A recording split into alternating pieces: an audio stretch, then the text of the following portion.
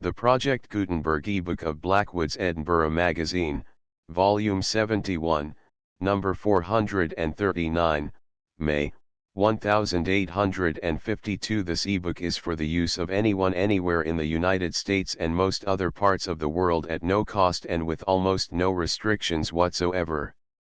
You may copy it, give it away or reuse it under the terms of the Project Gutenberg license included with this ebook or online at www.gutenberg.org.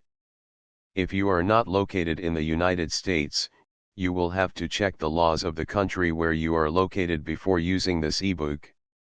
Title: Blackwood's Edinburgh Magazine, Volume 71, Number 439, May, 1852. Author, various release date, January 31, 2024. Ebook number 72837. Language, English. Credits, Richard Tunsing, Jonathan Ingram, Brendan O'Connor, and the online distributed proofreading team at https://www.pgdp.net.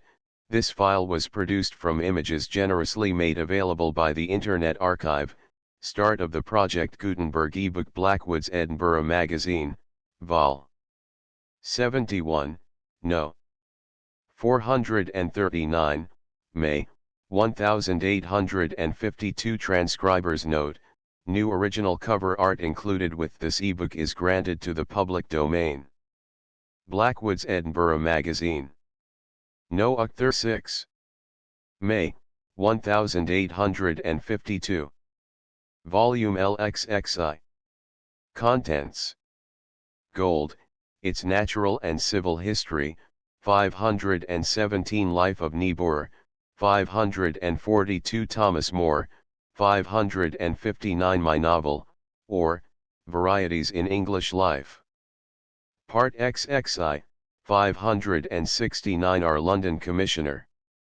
No. 2, 596. The Gold Finder, 607. The Vineyards of Bordeaux, 617. The Democratic Confederacy, 626. Edinburgh, William Blackwood Sons, 45, George Street, and 37, Paternoster Row, London. To whom all communications, postpaid, must be addressed. Sold by all the booksellers in the United Kingdom.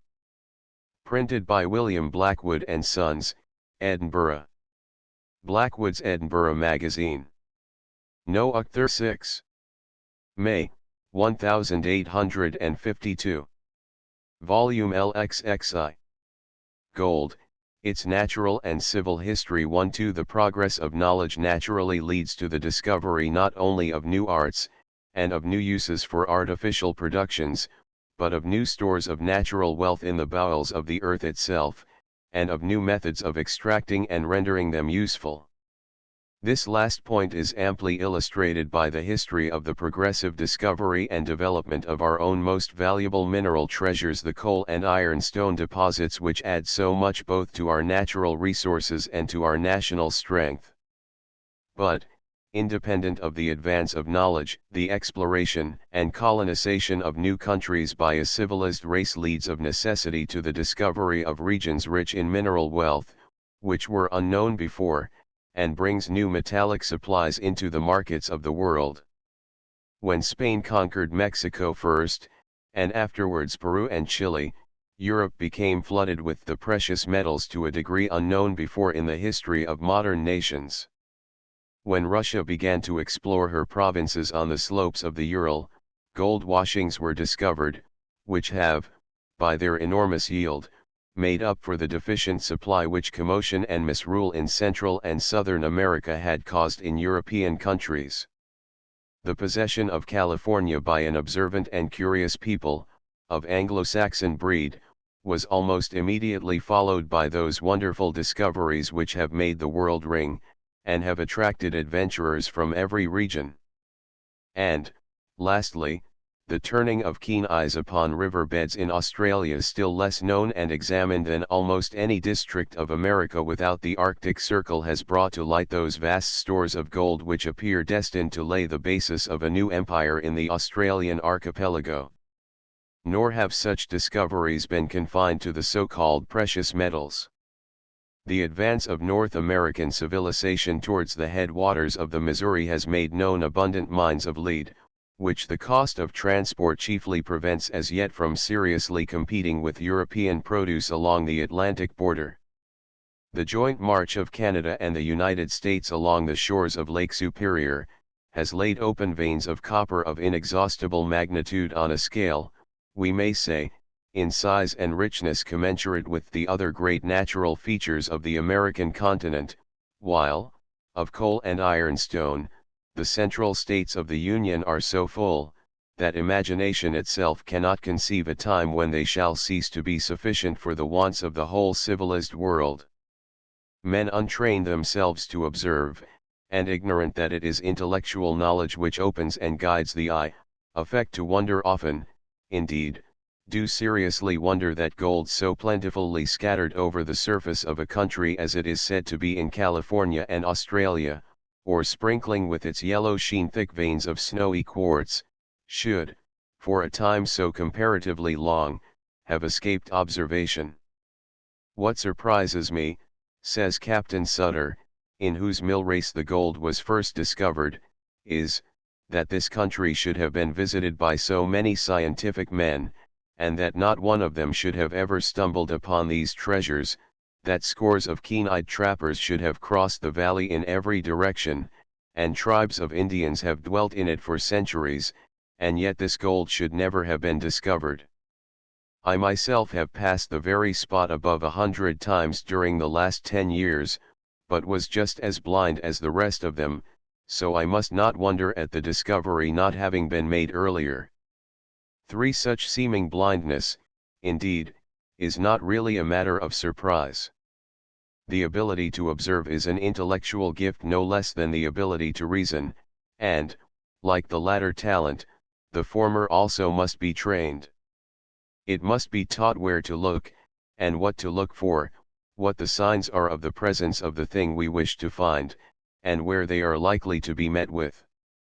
It is not, in truth, a just reproach to unsuspecting men, that they have not seen what they never imagined the presence of. It would scarcely have been so, had they failed to see in a given place what they were told was likely to be found. Many of our readers are familiar with the existence of black lines in the solar spectrum, many may have seen them, and justly wondered. Some may even recollect, when, years ago, Fraunhofer first announced their existence, how opticians everywhere mounted their most homogeneous prisms, and gazed at the spectrum eager to see them, and how many looked in vain. Of course, the failure was ascribed to the imperfection of their prisms, and not to their own defective skill. One philosopher we remember, then already distinguished, and whom now all delight to honor, of whom it was told that having obtained one of the beautifully perfect prisms of Fraunhofer's own manufacture, he was still unable to see the lines, but that another who had seen them came to his aid, instructed him how to look, and in an instant he not only clearly saw them, but exclaimed with wonder at his own blindness. Such were our own sensations also when first we saw them. Was it, then, a reproach to Sir Isaac Newton and his successors that these lines escaped them? The same reproach might be made to the predecessors of almost every discoverer in every walk of modern science. Many before him probably had looked from the same spot, with similar advantages for seeing, and had not seen. But they had gazed without any special object or previous instruction, and they had failed to discern what another coming after them, prepared to look for it, and knowing what it was like, and where likely to be, would have at once descried. Hence the discovery of most of the rich mines in past times was the result of some unlooked-for accident happening generally to naturally observant but ignorant men. Thus Jacob says of the mines in the Hartz, there are various conflicting opinions among the learned in antiquities respecting the discovery of the mineral wealth of the Hartz. The most probable accounts fix it in the 10th century, and the tradition is, that a hunter of the name of Ram, when engaged in the chase, had fastened his horse to a tree, who, by pawing with his feet, had scraped away the soil, and thereby discovered some minerals, that specimens of them were sent to the Emperor Otho, to whom all minerals, as regalities of the empire, belonged, and who sent expert miners to examine the district, from Franconia. Jacob, IP 254. And again of the mines of Saxony. The mines of Saxony were first discovered in the 10th century, when the whole district in which they are situated was covered with wood and without inhabitants. Some carriers from Halle, on their way to Bohemia, whither they carried salt, observing metallic substances in the tracks made by the wheels, some of these were taken up and sent to Goslar to be examined, when they were found to consist of lead with a considerable quantity of silver. This led to the establishments for mining, which have continued, with some variations in their products, from the year 1169 to the present day. Jacob, IP 252. And of the mines of Potosi in the latter end of the year 1545, the mines of the Cerro de Potosi were accidentally discovered. According to the account of Herrera, the discovery was owing to an Indian hunter, Diego Hualca, who, in pulling up a shrub, observed filaments of pure silver about the roots. On examination, the mass was found to be enormous, and a very great part of the population was thereby drawn to the spot and employed in extracting the metal. A city soon sprang up, though in a district of unusual sterility. The mountain was perforated on all sides, and the produce, in a few of the first years, exceeded whatever has been recorded of the richest mines in the world. Jacob, 2p57. And so with the discovery of the rich washings of California. As early as the time of Queen Anne, Captain Sheldrake, in command of an English privateer on the coast, discovered that the black sands of the rivers, such as the washers now find at the bottom of their rockers, yielded gold largely, and pronounced the whole country to be rich in gold. But it remained in the hands of the Indians and the Jesuit fathers till 1820, when California was made a territory of the Mexican Commonwealth, and a small party of adventurers came in. Captain Sheldrake and his published opinions had then been long forgotten for, and an accident made known again the golden sands in 1848, after the territory had been ceded to, and was already attracting adventurers from, the United States. The discoverer was Mr. Marshall, who, in September 1847, had contracted with Captain Sutter to build a sawmill near some pine woods on the American Fork, now a well-known feeder of the Sacramento River. In the spring of 1848 the sawmill was nearly ready, the dam and race being constructed, but, when the water was set onto the wheel, the tail race was found too narrow to let the water through quick enough. Mr. Marshall, to save work, let the water right into the race with a strong stream, so as to sweep the race wider and deeper. This it did, and a great bank of gravel and mud was driven to the foot of the race. One day, Mr. Marshall, on walking down the race to this bank, saw some glittering bits on the upper edge, and, having gathered a few, examined them and conjectured their value. He went down to Sutter's Fort and told the captain, and they agreed to keep it a secret until a certain grist mill of the captain's was finished.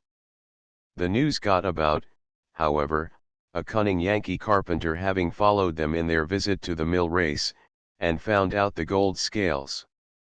Forthwith the news spread.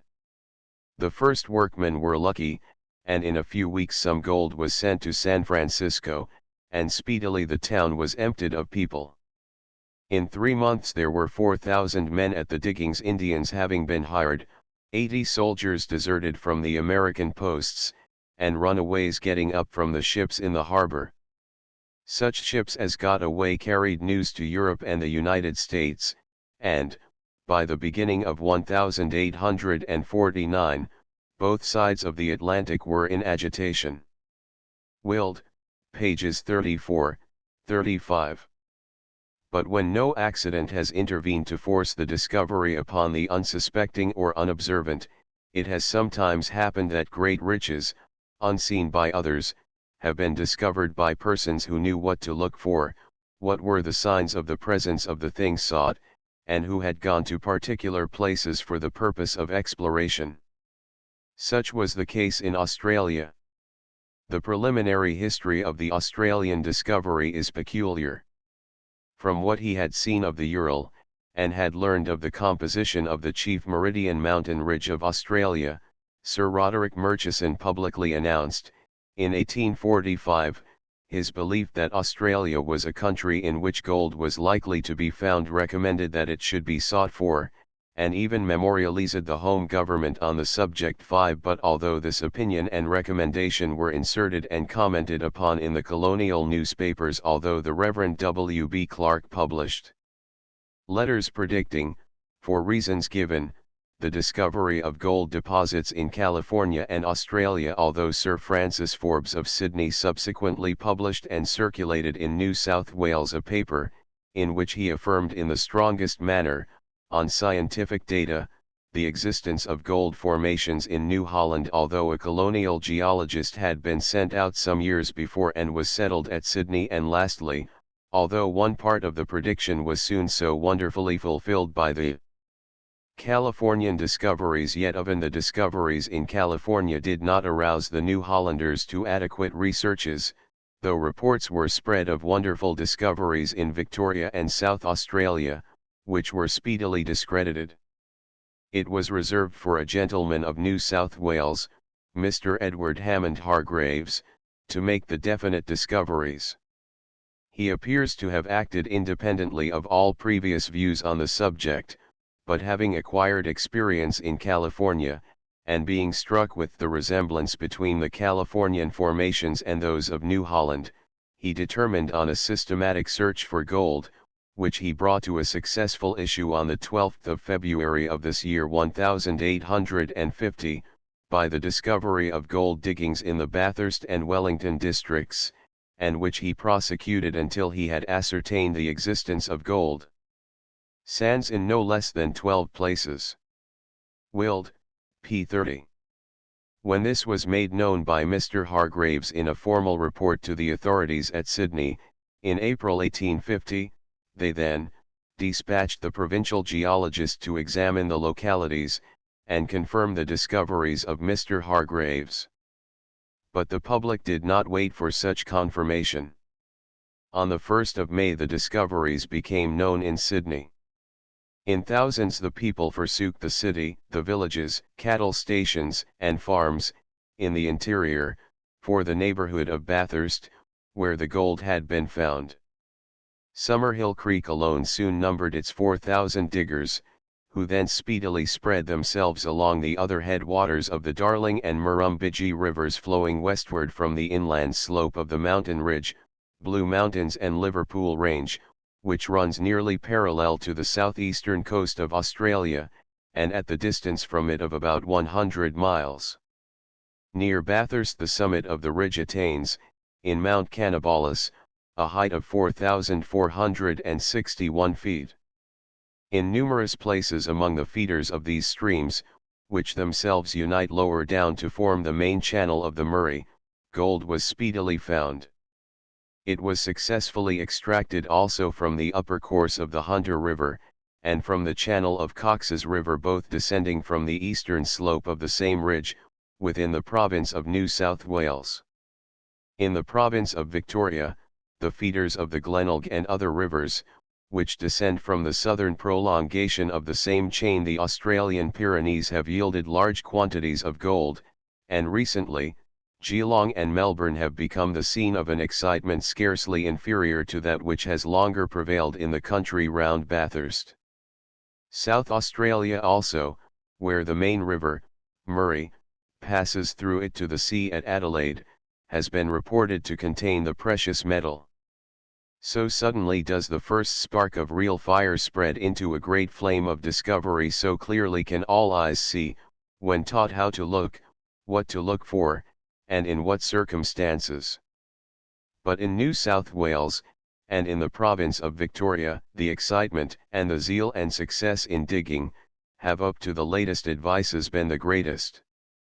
In the beginning of June 1850, the Governor-General had already bestowed a grant of £500 upon Mr. Hargraves, and an appointment of £350 a year, as acknowledgments of his services, acknowledgments he well deserved, but which might have been saved honourably to the colony, and creditably to science, had the recommendation made 5 years before by geologists at home, and by scientific colonists, been attended to. In the same month the Sir Thomas Arbuthnot sailed from Sydney for England with £4,000 worth of gold already among her cargo. The success of the explorers continues unchecked up to the latest arrivals from Australia. When I left, on the 10th of August 1851, says the captain of one of Her Majesty's ships of war, in a letter now before us, there was then weekly coming into Sydney £13,000 of gold. One lump has been found 106 pounds in weight. He adds, and we believe many are of this opinion, that it appears to be one immense gold field, and that California is already thrown into the shade. The news of 5 months later date only give additional strength to all previous announcements, anticipations, and predictions. Now, in reflecting on these remarkable and generally unexpected discoveries, an enlightened curiosity suggests such questions as these: what are the conditions, geographical, physical, or geological, on which the occurrence of gold deposits depends? Why has the ability to predict, as in the Australian case, remained so long unexercised, or been so lately acquired? What are the absolute extent, and probable productive durability, of the gold regions newly brought to light? What their extent and richness compared with those known at former periods, or with those which influence the market for precious metals now? What the influence they are likely to exercise on the social and financial relations of European countries? What the effect they will have on the growth and commerce of the states which border the Pacific, or which are washed by the Indian and Australian seas? In the present article we propose to answer a few of these questions. And, first, as to the geography of the question. There are no limits either in latitude or longitude, as used to be supposed, within which gold deposits are confined, none within which they are necessarily most abundant. In old times, the opinion was entertained that the precious metals favored most the hot and equatorial regions of the earth. But the mines of Siberia, as far north as 69 degrees of latitude, and the deposits of California, supposed to extend into Oregon, and even into Russian America, alone show the absurdity of this opinion.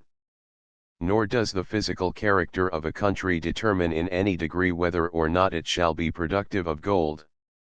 It may, like California, border the sea, or be far inland, like the Ural slopes, or the steppes of the Kyrgyz. It may be flat, and of little elevation, or it may abound in streams, in lakes, and in mountains. None of these conditions are necessarily connected with washings or veins of gold. It is true that mountain chains are usually seen at no great distance from localities rich in golden sands, and that metalliferous veins often cut through the mountains themselves. But these circumstances are independent of the mountains as mere physical features. It is not because there are mountains in a country that it is rich in gold, else gold mines would be far more frequent, and mountainous regions, like our own northern counties, would abound in mineral wealth.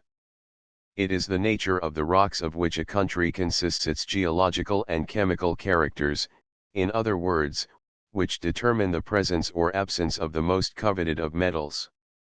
Humboldt, indeed, supposed, from his observations, that, to be productive of gold, the chain of mountains which skirt the country must have a meridional direction. But further research has shown that this is by no means a necessary condition, although hitherto, perhaps, more gold has been met with in the neighborhood of chains which have a prevailing north or south direction than of any other. We may safely say, therefore, that there are no known physical laws or conditions, by the application or presence of which the existence of gold can with any degree of probability be predicted.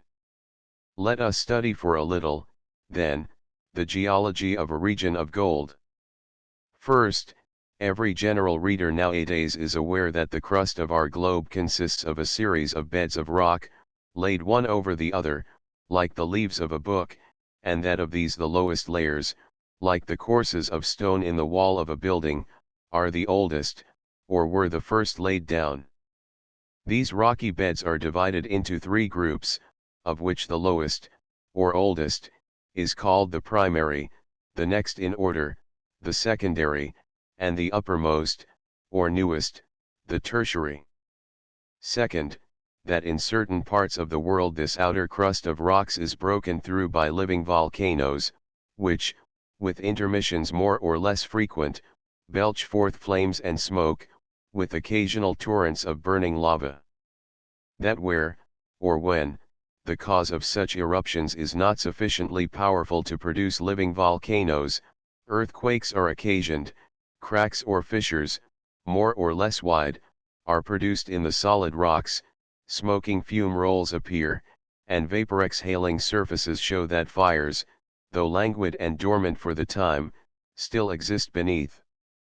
That besides the rocks of lava they have poured out, these volcanic agencies change the surface of a country more widely still by the alterations they gradually effect upon the previously existing slaty, calcareous, or sandstone rocks, converting limestone into marble, and baking sandstone into more or less homogeneous quartz, and common slates or hardened clays into mica slates, gneiss, and granite-like rocks.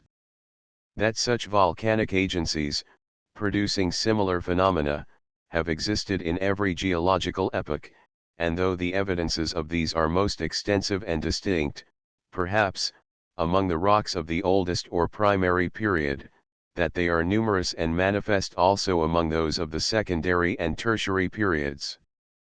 Third, that rocks of every age and kind, when exposed to the action of the air, the vicissitudes of the seasons, the beating of the rains, the force of flowing water, the dash of the inconstant sea, and other natural agencies, crumble down, wear away, or are torn asunder into fragments of every size.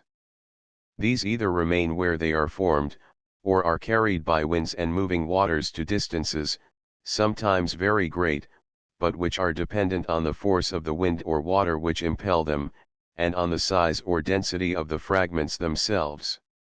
Thus are our shores daily worn away by the action of the sea, and the fragments distributed along its bottom by the tides and currents, and thus, from the far northern mountains of America, does the Missouri bring down detached fragments thousands of miles into the Gulf of Mexico, whence the Gulf Stream carries them even to the icy Spitzbergen.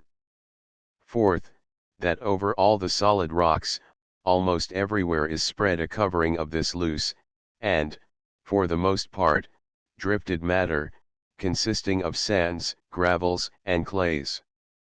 These overspread not only valleys and plains, but hillsides, and slopes, and sometimes even mountain tops, to a greater or less depth. There are comparatively few spots where these loose materials do not cover and conceal the native rocks, but in some localities, and especially in wide plains and deep river valleys, they are sometimes met with in accumulations of enormous depth. In our own island, a depth of 200 feet of such superficial sands, gravels, and clays, is by no means unusual. They are often sorted into beds alternately coarse and fine, evidently by the action of moving water, and while the great bulk of the fragments of which our English gravels consist can generally be traced to native rocks at no great distance from the spots on which they rest, yet among them are to be found fragments also, which must have been brought from Norway, and other places, many hundred miles distant. On the surface of these drifted masses we generally live, and from the soils they form we extract by tillage the means of life. Fifth, that these, occasionally thick, beds of drifted matter drift we shall for brevity call it are in some places cut through by existing rivers, the beds of which run between high banks of clay, sand, or gravel, which the action of the stream has gradually worn and washed away. This is seen in many of our own river valleys, and it is especially visible along the great rivers of North America. The effect of this wearing action is to remove, mix up, and redistribute, towards the river's mouth, the materials which have been scooped out by the cutting water, and thus to produce, on a small scale, along the river's bed, what had long before been done in the large, when the entire bed of drift through which the river flows was itself spread over the plain or valley by more mighty waters. These things being understood, a very wide geological examination of gold-bearing localities has shown first, that gold rarely occurs in available quantity in any of the stratified rocks, except in those which belong to the primary or oldest group, and in these only when or where they have been, more or less, disturbed or altered by ancient volcanic or volcanic-like action, by the intrusion, for example into cracks and hollows, of veins and masses of serpentine, granite, syenite, and other igneous rocks, in a melted or semi-fluid state. Second, that among these primary stratified rocks a subdivision, to which the name of Silurian was given by Sir Roderick Murchison, has hitherto, as a whole, proved by far the richest in this kind of mineral wealth, though the slate rocks below, and the sandstones and limestones above, in favorable circumstances, may be equally gold-bearing. Third, that the drifted sands and gravels, in which gold washing is profitable, occur only in the proximity, more or less near, of such ancient and altered, so-called metamorphic, rocks. They are, in fact, the fragments of such rocks broken up, pounded, and borne to their present sites by natural causes, operating long ages ago, but similar in kind to those which now degrade and carry away to lower levels the crumbling particles still torn off from our hardest mountains by the ceaseless tooth of time. Numerous as have been the deposits of gold found in various ages and countries, they all confirm the general geological conclusions above stated. The main and most abundant sources of gold which were known to the ancients, occurred among the sands of rivers, and amid the gravels and shingles which formed their banks. Such were the gold washings in the beds of the Phasis, the Pactolus, the Po, the Douro, the Tagus, and the mountain streams which descended from the alpine heights of Greece, of Italy, of America, of Asia Minor, and of many other countries. These rivers all descend from, or, early on their way, pass through or among, ancient rocks, generally old and altered Silurian strata, such as those we have spoken of, in which the gold originally existed, and from which the existing rivers, since they assumed their present channels, have in some few cases, and to a small amount, separated and brought it down.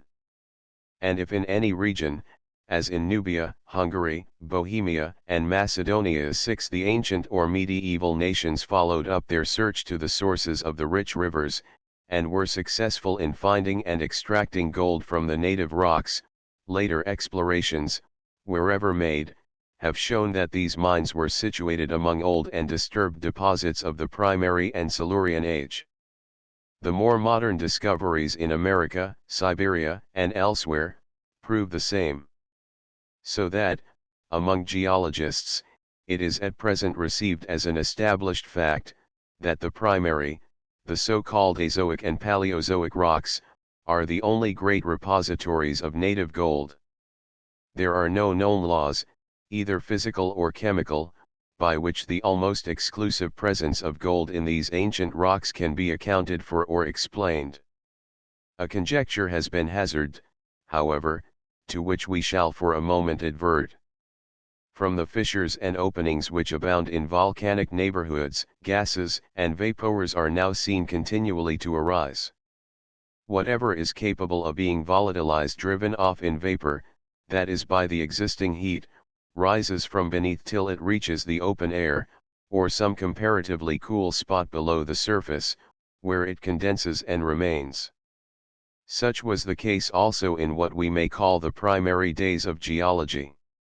Gold is one of the few metals which occur, for the most part, in the native or metallic and malleable state. But in this state it is not volatile, and could not have been driven up in vapor by ancient subterranean heat. But, as in the case of many other metals, the prevailing belief is, that it has been so volatilized not in the metallic state, however, but in some form of chemical combination in which it is capable of being volatilized. No such combinations are yet known, though their existence is not inconsistent with may in fact be inferred from our actual knowledge. It is further supposed that, at the period when the primary rocks were disturbed by intrusions of granites, porphyries, serpentines, greenstones, and which we have spoken of as volcanic-like phenomena, the elementary bodies, which, by their union with the gold, are capable of rendering it volatile, happened to exist more abundantly than at the period of any of those other disturbances by which the secondary and tertiary rocks were affected, and that this is the reason why signs of gold-bearing exhalations, and consequently gold-bearing veins, are rare in the rocks of the newer epochs. According to this view of the introduction of gold into the fissures and veins of the earliest rocks, its presence is due to what we may call the fortuitous and concurrent presence in the undercrust of other elementary substances along with the gold, which by uniting with it could make it volatile, rather than to the action or influence of any widely operating chemical or physical law. The explanation itself, however, it will be remembered, is merely conjectural, and, we may add, neither satisfactory nor free from grave objections. But from the geological facts we have above stated, several very interesting consequences follow, such as first, that wherever the rocks we have mentioned occur, and altered as we have described, the existence and discovery of gold are rendered probable. Physical conditions may not be equally propitious everywhere. Broad valleys and favorable river channels may not always coexist with primary rocks traversed by old volcanic disturbances, or the ancient sands and shingles with which the particles of abrade gold were originally mixed may, by equally ancient currents, have been scoured out of existing valleys, and swept far away. But these are matters of only secondary consideration, to be ascertained by that personal exploration which a previous knowledge of the geological structure will justify and encourage. Whenever the geology of a new country becomes known, therefore, it becomes possible to predict the presence or absence of native gold, in available quantities, with such a degree of probability as to make public research a national, if not an individual duty. This led Sir Roderick Murchison to foretell the discovery of gold in Australia, as we have already explained, and similar knowledge places similar predictions within the power of other geologists. We happen to have before us, at this present moment, a geological map of Nova Scotia. Two such maps have been published, one by Messrs. Alger and Jackson, of Boston, and another by Dr. Gessner, late colonial geologist for the province of New Brunswick. In these maps the northwestern part of the province is skirted by a fringe of old primary rocks, partly metamorphic, and sometimes fossiliferous, and resting on a background of igneous rocks, which cover, according to Gessner, the largest portion of this end of the province. Were we inclined to try our hand at a geological prediction, we should counsel our friends in the Vale of Annapolis to look out for yellow particles along the course of the Annapolis River, and especially at the mouths and up the beds of the cross streams that descend into the valley from the southern highlands. Nature, indeed, has given the Nova Scotians in this Annapolis Valley a miniature of the more famed valley of the Sacramento. Their north and south mountains represent respectively the Coast Range and the Sierra Nevada of the Sacramento Basin. The tributaries in both valleys descend chiefly from the hills on the left of the main rivers. The Sacramento and the Annapolis rivers both terminate in a lake or basin, and each finally escapes through a narrow chasm in the coast ridge by which its terminating basin communicates with the open sea. The Gut of Digby is, in the small, what the opening into the harbor of San Francisco now called the Golden Gate and the Narrows is in the large, and if the Sacramento has its plains of drifted sand and gravel, barren and unpropitious to the husbandman, the Annapolis River, besides its other poor lands, on which only the sweet fern luxuriates, has its celebrated Aylesford sand plain, or devil's goose pasture, a broad flat given up to the geese, who are so wretched that the foxes won't eat them, they hurt their teeth so bad. Then the South Mountains, as we have said, consist of old primary rocks, such as may carry gold disturbed, traversed by dikes, and changed or metamorphosed, as gold-bearing rocks usually are. Whether quartz veins abound in them we cannot tell, but the idle boys of Clare, Digby, Clements, Annapolis, Aylesford, and Horton, may as well keep their eyes about them, and the woodmen, as they hew and float down the pine logs for the supply of the Boston market. A few days spent with a long Californian Tom, in rocking the Aylesford and other sands and gravel drifts of their beautiful valley, may not prove labor in vain. What if the rich alluvials of Horton and Cornwallis should hide beneath more glittering riches, and more suddenly enriching, than the famed crops of which they so justly boast? Geological considerations also suggest that the streams which descend from the northern slopes of the Cobequid Mountains should not be overlooked. It may well be that the name given to Cap d'Or by the early French settlers 200 years ago, may have had its origin in the real, and not in the imaginary presence of glittering gold. But to return from this digression. Second, the same facts which thus enable us to predict or to suggest inquiry, serve also to test the truth or falsehood of ancient traditions regarding the former fruitfulness in gold of countries which now possess only the fading memory of such natural but bygone wealth. Our geological maps direct us to European countries, in which all the necessary geological conditions coexist, and in which, were the world still young, a geologist would stake a fair reputation on the hazard of discovering gold. But the art of extracting gold from auriferous sands is simple, and easily practiced. It is followed as successfully by the black barbarians of Africa as by the whitest savages of California. The longer a country has been inhabited, therefore, by a people among whom gold is valued, the less abundant the region is likely to be in profitable washings of gold. The more will it approach to the condition of Bohemia, where gold prevailed to a great extent, and was very productive in the Middle Ages, though it has been long worked out, and the very localities of its mines forgotten. 7. Were it to become, for example, a matter of doubtful tradition, which the historian was inclined to pass by, that in the reign of Queen Elizabeth 300 men were employed near Elvinsfoot not far, we believe, from Wanlock Head in Scotland at a place called the Gold Scour, in washing for the precious metal, who in a few summers collected as much as was valued at £100,000, or that in 1796, £10,000 worth of gold was collected in the alluvial soil of a small district in Wicklow. The geologist would come to his aid and assure him that the natural history of the neighborhood rendered the occurrence of gold probable, and the traditions, therefore, worthy of reliance.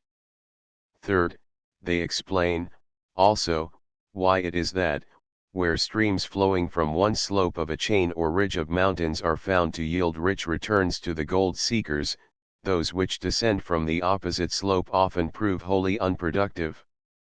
In the Ural, rich mines occur almost solely on the eastern, or Siberian slope of the great chain. On the western, or European slope, a few inconsiderable mines only are worked. So, as yet, in the Sierra Nevada in California, the chief treasures occur in the feeders of the Sacramento and San Joaquin rivers, which descend from its western side. The eastern slope, which falls towards the broad arid valley of the Mormons, is as yet unfamed, and may probably never prove rich in gold. These circumstances are accounted for by the fact that, in the Ural, the older rocks, of which we have spoken as being especially gold-bearing, form the eastern slope of the ridge only, the western flank of the range being covered for the most part by rocks of a more modern epoch. The same may be the case also with the Sierra Nevada, where it is still unexplored, and the Utah Lake, though remote, by its saltness lends probability to this conjecture. Fourth, and lastly, they make clear the distinction between the dry and wet diggings we read of in our Californian news, why in so many countries the beds of rivers have been deserted by the gold finders, and why the river banks, and even distant dry and elevated spots, have proved more productive than the channel itself. 8. Let us attempt to realize for a moment the condition of a country like California, at the period, not geologically remote, when the gold-bearing drift was spread over its magnificent valley. The whole region was covered by the sea to an unknown depth. The Snowy Ridge, Nevada, and probably the Coast Ridge, also formed lines of rocky islands or peaks, which withstood the fury of the waves, and, if they were covered with ice, the wearing and degrading action also of the moving glaciers. The spoils of the crumbling rocks sank into the waters, and were distributed by tides and currents along the bottom of the valley. The narrow opening through the coast chain, by which the Bay of San Francisco now communicates with the northern Pacific, would, at the period we speak of, prevent the debris of the Nevada rocks from being washed out into the main basin of the Pacific, and this would enable the metallic, as well as the other spoils of these rocks, to accumulate in the bottom, and along the slopes of what is now the Valley of California. By a great physical change the country was lifted out of the sea, either at once or by successive stages, and it presented then the appearance of a valley long and wide, covered almost everywhere by a deep clothing of sands, gravels, and shingles, with which were intermingled not without some degree of method, but at various depths, and in various proportions, the lumps and grains of metallic gold which had formerly existed in the rocks, of which the sands and shingles had formed a part. And now the tiny streams, which had formerly terminated their short courses in the sea itself, flowed down the mountain slopes, united their waters in the bottom, and formed large rivers. These gradually cut their way into the superficial sands, washed them as the modern gold washer does in his cradle, and collected, in certain parts of their beds, the heavier particles of gold which they happened to meet with in their descent. Hence the golden sands of the Sacramento and the San Joaquin, and of so many of the rivers celebrated in ancient story. But the beds of these rivers could never be the receptacle of all the gold of such a district. They derived nearly all their wealth from the sands and clays or gravels they had scooped out in forming their channels, and as these channels occupy only a small fraction of the surface of the bottoms and slopes of most river valleys, they could, or were likely to contain, only an equally small fraction of the mineral wealth of their several regions. The more ancient waters had distributed the gold throughout the whole drift of the country. The river, like a long tom, had cradled a small part of it, and proved its richness. The rest of the drift, if rocked by art, would prove equally, it might be even more, productive. It is in this old virgin drift, usually untouched by the river, that the so-called dry diggings are situated. The reader will readily understand that, while no estimate can be formed of the quantity of gold which an entire valley like that of the Sacramento and San Joaquin, or which wide sandy plains like those of Australia, may ultimately yield, yet it will require great sagacity to discover. It may even be that only accident and long lapse of time will reveal, in what spots and at what depths the gold is most abundantly accumulated, and where it will best pay the cost of extraction. We do not now advert to any of the other points connected with the history of gold on which our geological facts throw light. These illustrations are sufficient to show how rich in practical inferences and suggestions geological and chemical science is, in this as in many other special branches of mineral inquiry. Nor need we say much in answer to our question why the ability to predict, as in the Australian case, or generally to draw such conclusions and offer such suggestions and explanations, has remained so long unanswered, or been so lately acquired. Geology and chemistry are both young sciences, almost unknown till within a few years, rapidly advancing, and every day applying themselves more widely and directly to those subjects which affect the material prosperity and individual comforts of mankind.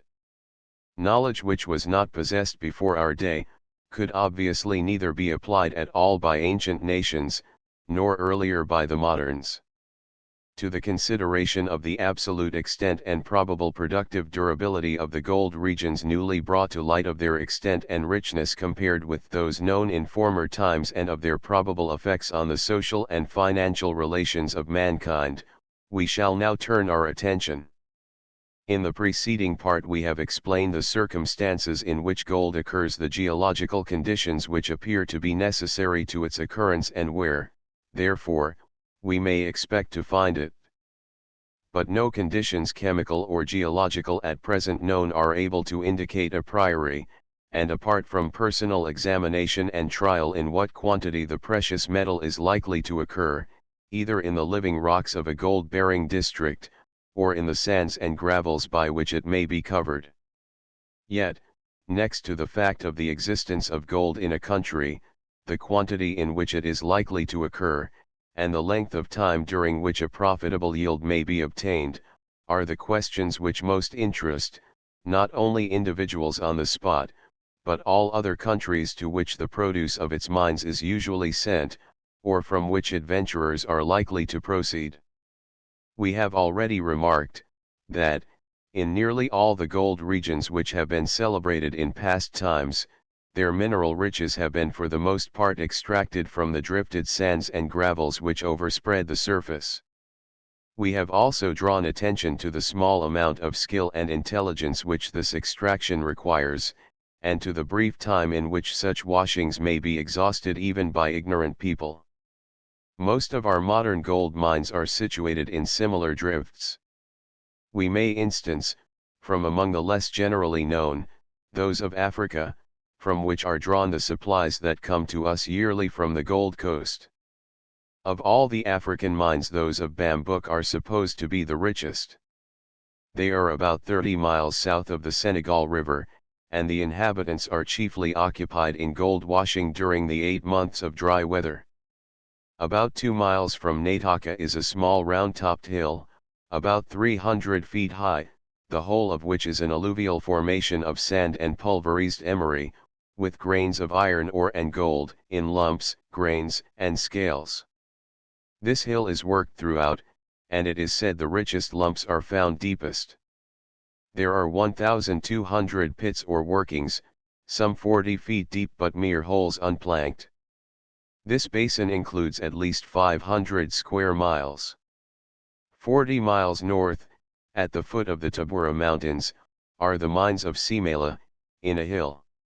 This is of quartz slate, and the gold is got by pounding the rock in large mortars. In the river Simela are alluvial deposits, containing emery impregnated with gold. The earth is washed by the women in calabashes. The mine of Nambia is in another part of the Tabora Mountains, in a hillock worked in pits. The whole gold district of Bambouk is supposed to extend over 10,000 square miles. Close to the Ashanti country is that of the Bunkatuas, who have rich gold workings, in pits at Bukanti and Kentis. Wild, p. 44. From this description we see that all the mines in the Senegal country are gold washings, with the exception of those of Simela, to which we shall hereafter allude. No skill is required to work them, and should European constitutions ever permit European nations to obtain an ascendancy in this part of Africa, Such mines may be effectually exhausted before an opportunity is afforded for the application of European skill. And so in California and Australia, should the gold repositories be all of the same easily explored character, the metal may be suddenly worked out by the hordes of all classes who have been rushing in, and thus the influence of the mines may die away after a few brief years of extraordinary excitement. When California first became famous, the popular inquiry everywhere was simply, what amount of immediate profit is likely to be realized by an industrious adventurer? What individual temptation, in other words, is there for me or my connections to join the crowd of eager emigrants? Passing over the inflated and suspicious recitals which found their way into American and European journals, such statements as the following, from trustworthy sources, could not fail to have a most stimulating effect. To give you an instance, however, of the amount of metal in the soil which I had from a miner on the spot, 3 Englishmen bought a claim, 30 feet by 100 feet, for $1,400. It had been twice before bought and sold for considerable sums, each party who sold it supposing it to be nearly exhausted. In 3 weeks the Englishmen paid their $1,400, and cleared $13 a day besides for their trouble. This claim, which is not an unusually rich one, though it has perhaps been more successfully worked, has produced in 18 months over $20,000, or £5,000 worth of gold.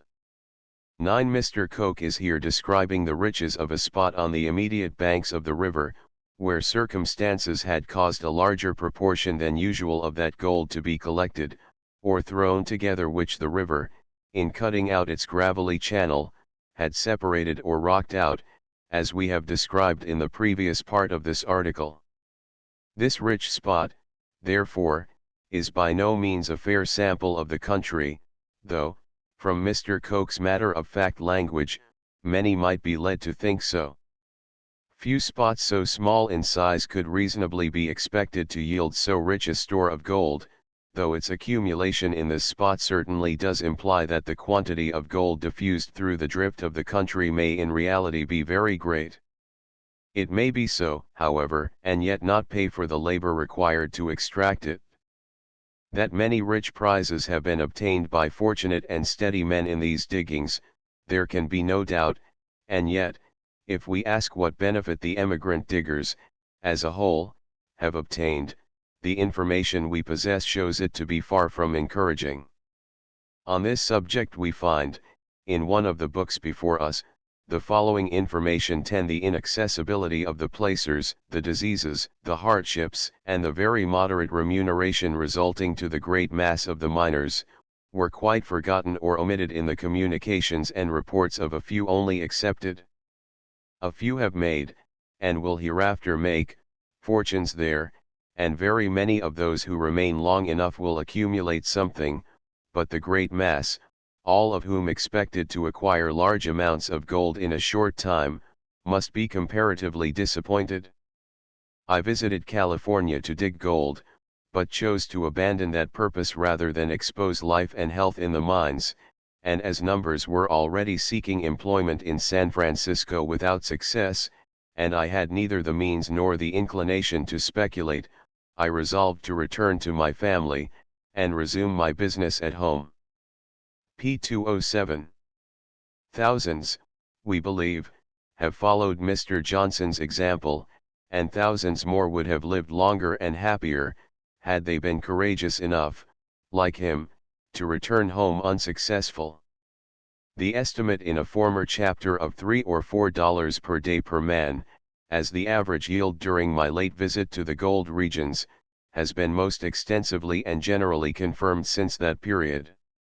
Innumerable letters, and persons lately returned from the diggings, including successful miners, now fix the average at from $3 to $4 per day for each digger during the season.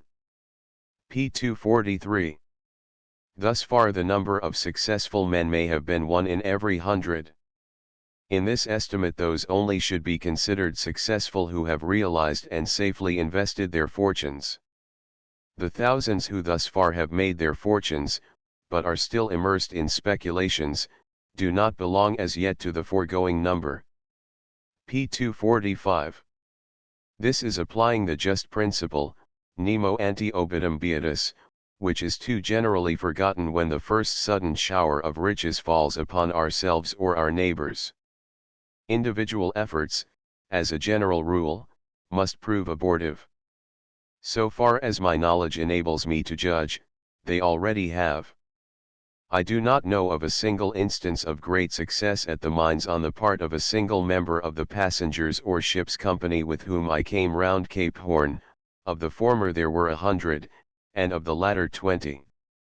Many have returned home, who can tell the truth. p. 249. This last extract does not contain Mr. Johnson's own experience, but that of a physician settled at San Francisco, from whose communication he quotes, and the same writer adds many distressing particulars, which we pass by, of the fearful misery to which those free men, of their own free will, from the thirst of gold, have cheerfully exposed themselves. Quid non mort alia pectora cogis ori sacra fames. The latest news from Australia contains a repetition of the Californian experience. A recent Australian and New Zealand gazette speaks thus of the gold hunters in all parts of the colony: labor is quitting its legitimate employment for the lottery of gold hunting, and, as a natural consequence, industrial produce is suffering. Abundant as is the metal, misery among its devotees is quite as abundant. The haggard look of the unsuccessful, returning disheartened in search of ordinary labor, is fully equalled by the squalor of the successful, who, the more they get, appear to labor the harder, amidst filth and deprivation of every kind, till their wasted frames vie with those of their less lucky neighbors. With all its results, gold finding is both a body and soul debasing occupation, and even amongst so small a body of men, the vices and degradation of California are being enacted, in spite of all wholesome check imposed by the authorities.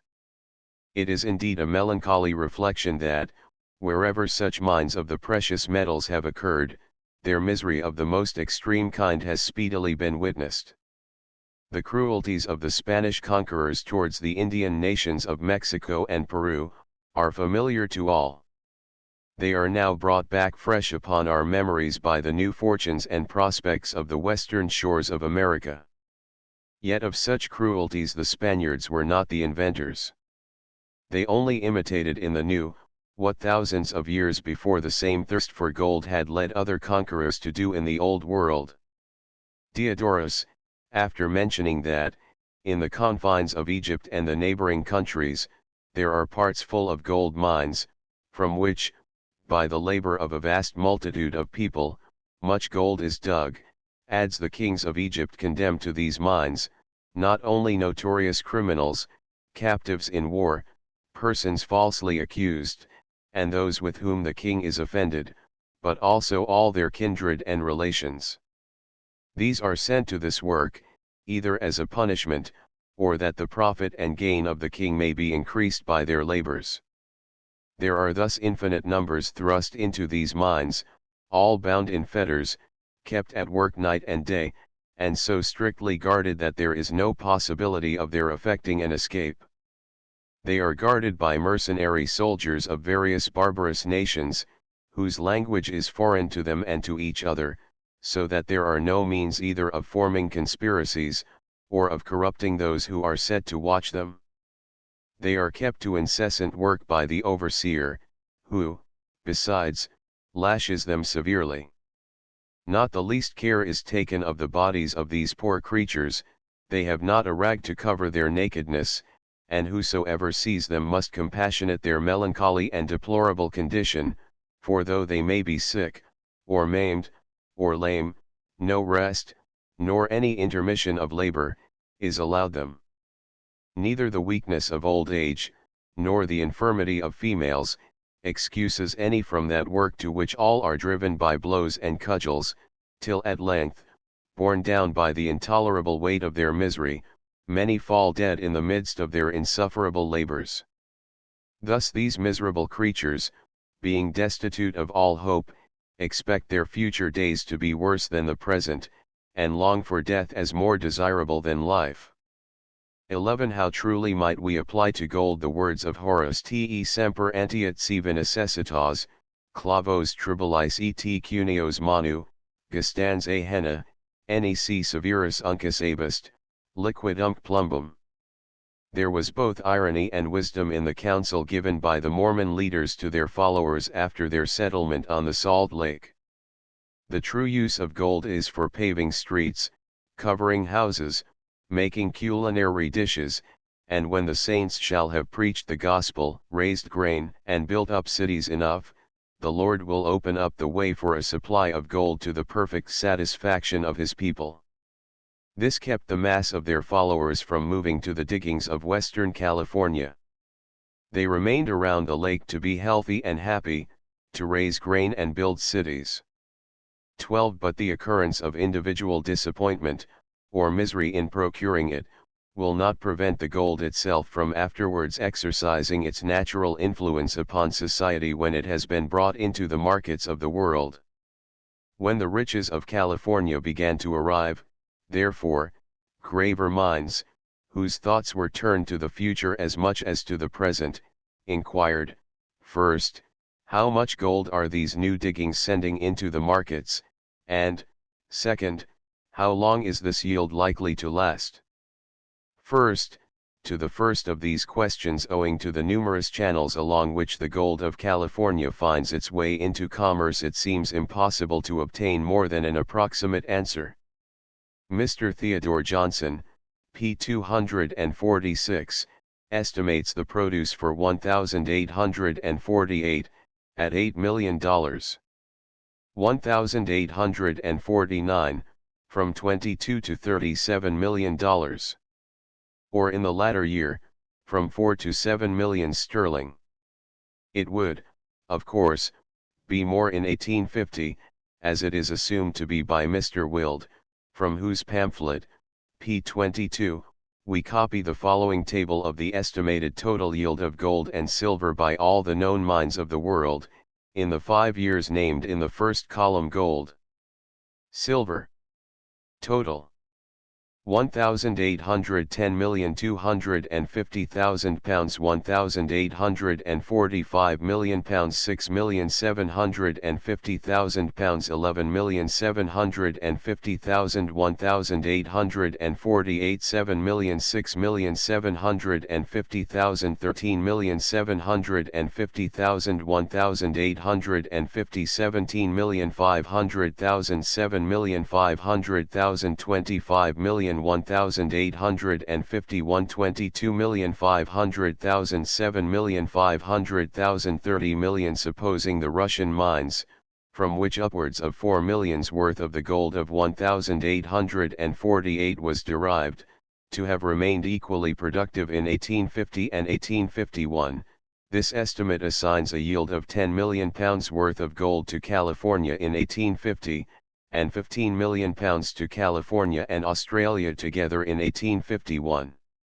The New York Herald, October 31, 1851, estimates the produce of the Californian mines alone, for the years 1850 and 1851, at $1,850, $68,587,000, or 13,717,000 pounds. 1851, 75 million, 15 million pounds. These large returns may be exaggerations, but they profess to be based on the custom house books, and may be quite as near the truth as the lower sums of Mr. Wild. But supposing either statement to contain only a tolerable guess at the truth, it may well induce us anxiously to inquire, in the second place, how long is such a supply to continue? 2d. Two different branches of scientific inquiry must be followed up in order to arrive at anything like a satisfactory answer to this second question. We must investigate both the probable durability of the surface diggings, and the probable occurrence of gold in the native rocks. Now, the duration of profitable gold washing in a region depends, first, on the extent of country over which the gold is spread, and the universality of its diffusion. Second, on the minimum proportion of gold in the sands which will pay for washing, and this, again, on the price of labor. The valley of the Sacramento and San Joaquin rivers, in California, is 500 miles long, by an average of 50 miles broad, comprehending an area, therefore, of 25,000 square miles. We do not know as yet over how much of this the gold is distributed, nor whether, after the richest and most accessible spots have been hunted out, and apparently exhausted, the surface of the country generally will admit of being washed over with a profit.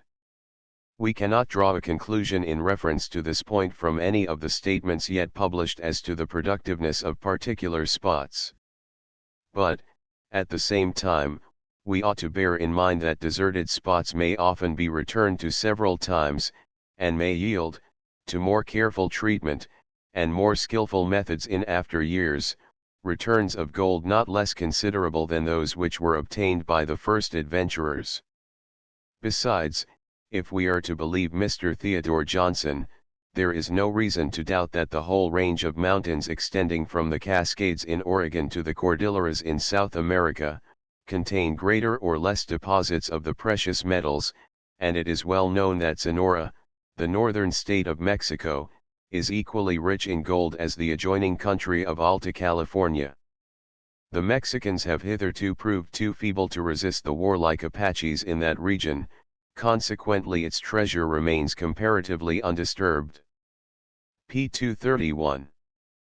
Passing by Mr. Johnson's opinion about the Oregon mountains, what he says of Sonora has probably a foundation in truth, and justifies us in expecting from that region a supply of gold which may make up for any falling off in the produce of the diggings of California for many years to come. The question as to the minimum proportion of gold in the sands of California, or in those of Australia, the state of society, the workmen, and the tools, in both countries being much the same which can be extracted with a profit, or the minimum daily yield which will make it worth extracting, has scarcely as yet become a practical one. As a matter of curiosity, however, connected with this subject, it is interesting to know what is the experience of other gold regions in these particulars. In Bohemia, on the lower part of the river Isar, there were formerly gold washings. The sand does not now yield more than 1 grain of gold in 100 weight, and it is supposed that so much is not regularly to be obtained. There are at present no people searching for gold, and there have been none for several centuries. 13. This, therefore, may be considered less than the minimum proportion which will enable washers to live even in that cheap country. In the famed gold country of Minas Gerais, in Brazil, where gangs of slaves are employed in washing, the net annual amount of gold extracted seems to be little more than 4 pounds a head, and in Colombia, where provisions are dearer, a mine, which employs 60 slaves, and produces 20 pounds of gold of 18 carats annually, is considered a good estate. 14. These also approach so near to the unprofitable point, that gold washing, where possible, has long been gradually giving way, in that country, to the cultivation of sugar and other agricultural productions. In regard to Siberia, Rose, in his account of his visit to the mines of the Ural and the Altai, gives the results of numerous determinations of the proportion of gold in the sands which are considered worth washing at the various places he visited.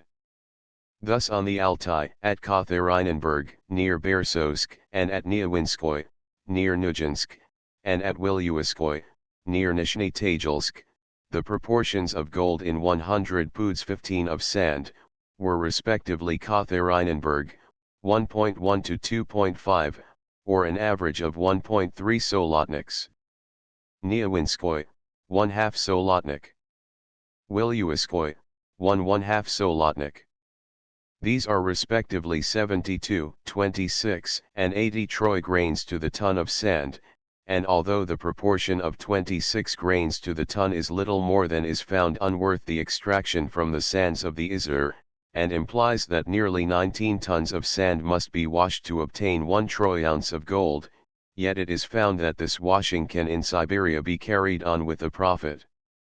In the gold washings of the eastern slopes of the Ural, near Mayask, the average of 14 mines in 1829 was about 1/18 solotniks to the 100 poods, or 60 grains to the ton of sand.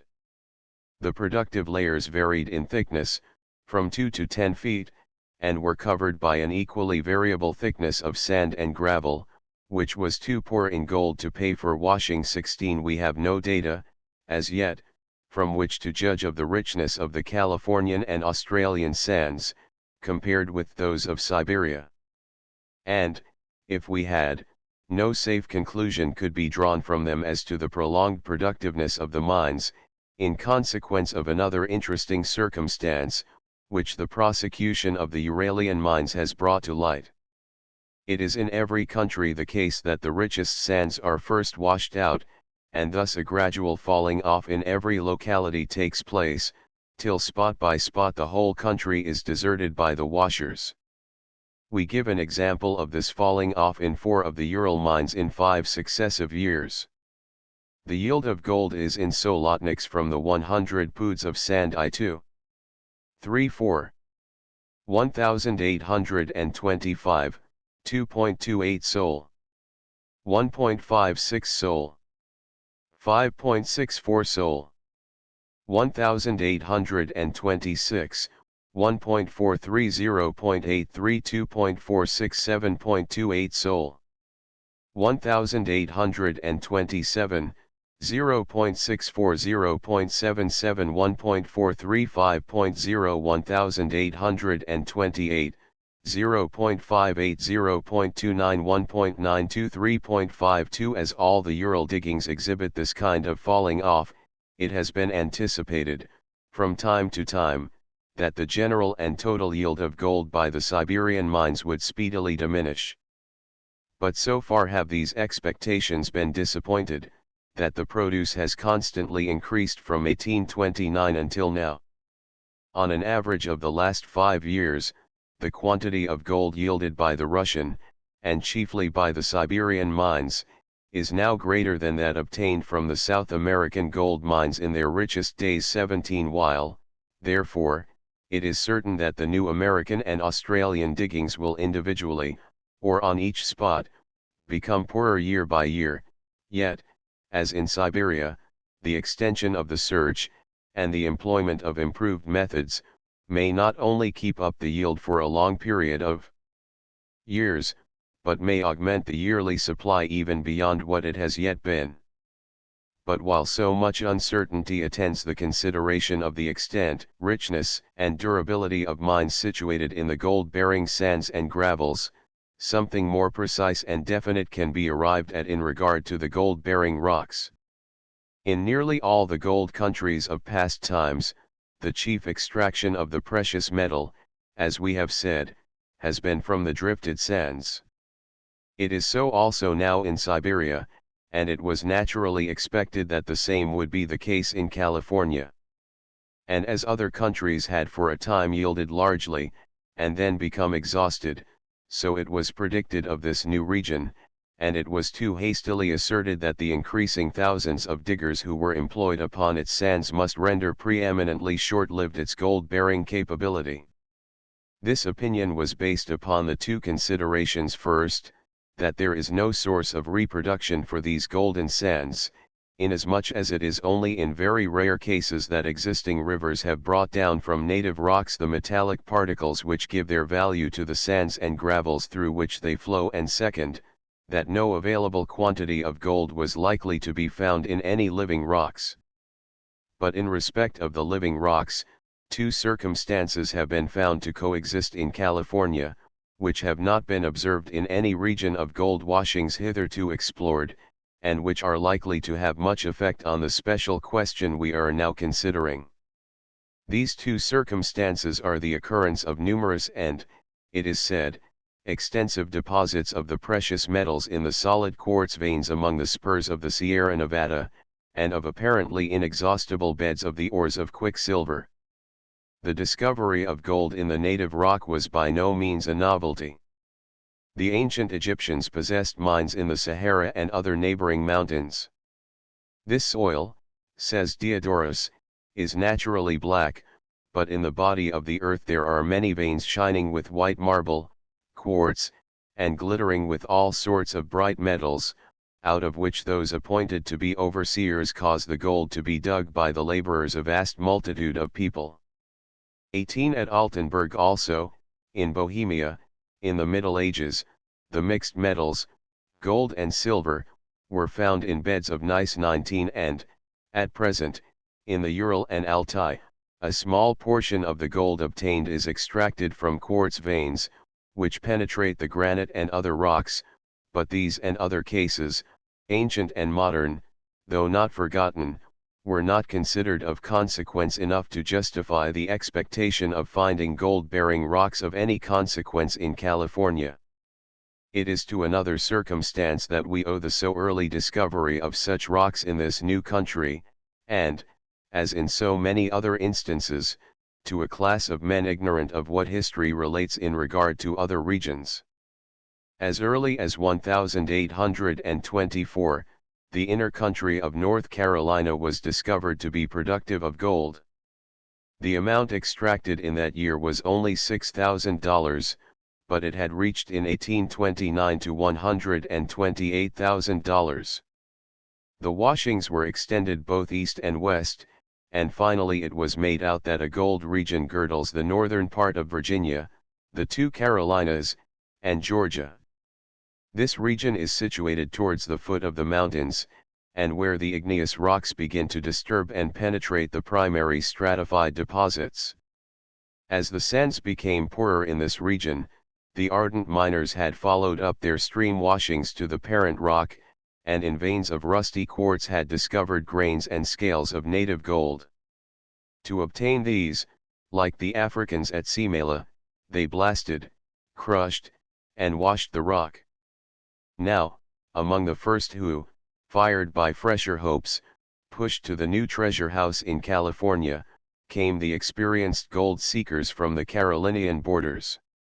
Following the gold trail into the gulches and ravines of the Snowy Ridge, some of them were able to fix their trained eyes on quartz veins such as they had seen at home, and, scattered through the solid rock, to detect sparkling grains of gold which might long have escaped less practiced observers. And through the same men, skilled in the fashion and use of the machinery found best and simplest for crushing and separating the gold, the necessary apparatus was speedily obtained and set to work to prove the richness of the new deposits. This richness may be judged of by the following statements. Some of the chief quartz workings are in Nevada and Mariposa counties, but the best known are on the rancho or large estate bought by Colonel Fremont from Alvarado, the Mexican governor.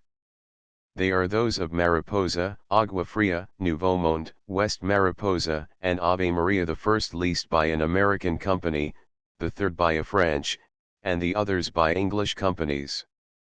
Some of the quartz has been assayed for 7,000 pounds in the ton of rock. A Mariposa specimen was in the Great Exhibition.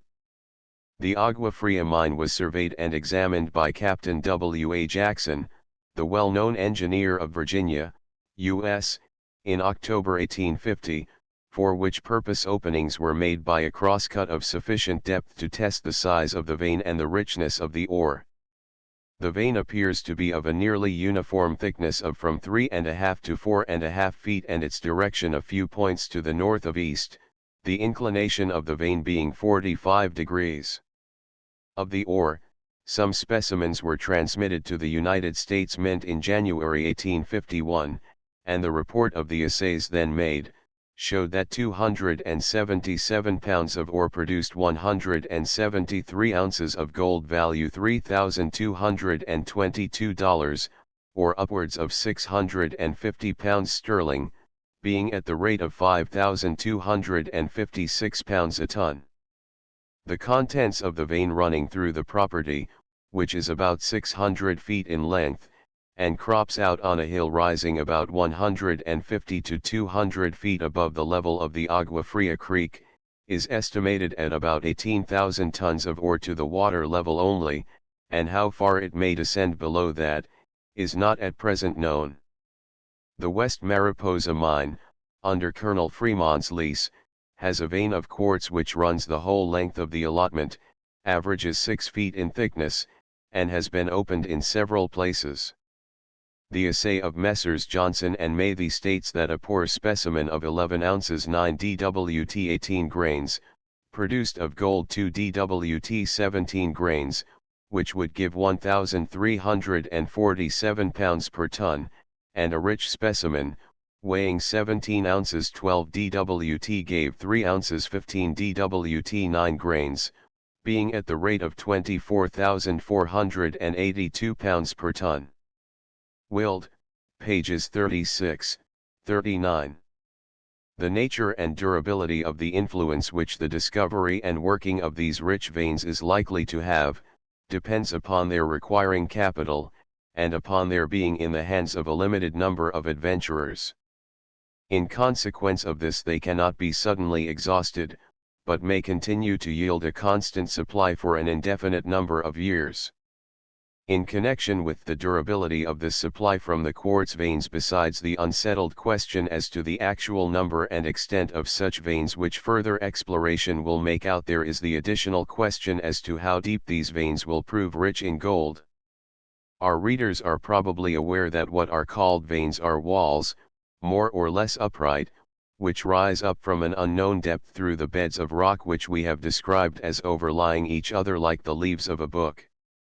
This wall generally consists of a different material from that of which the rocks themselves consist, and, where a cliff occurs, penetrated by such veins, can readily be distinguished by its color from the rocks through which it passes. Now, when these veins contain metallic minerals, it has been long observed that, in descending from the surface, the mineral value of the vein undergoes important alterations. Some are rich immediately under the surface of the ground, others do not become so till a considerable depth is reached, while in others, again, the kind of mineral changes altogether as we descend. In Hungary the richest minerals are met with at a depth of 80 or 100 fathoms. In Transylvania, veins of gold, in descending, become degraded into veins of lead. In Cornwall, some of the copper veins increase in richness the greater the depth to which the mine is carried, while others, which have yielded copper near the surface, have gradually become rich in tin as the depth increased 20. Now, in regard to the auriferous quartz veins, it is the result of past experience that they are often rich in the upper part, but become poorer as the explorations are deepened, and soon cease to pay the expense of working. In this respect it is just possible that the Californian veins may not agree with those of the Ural and of other regions, though this is a point which the lapse of years only can settle.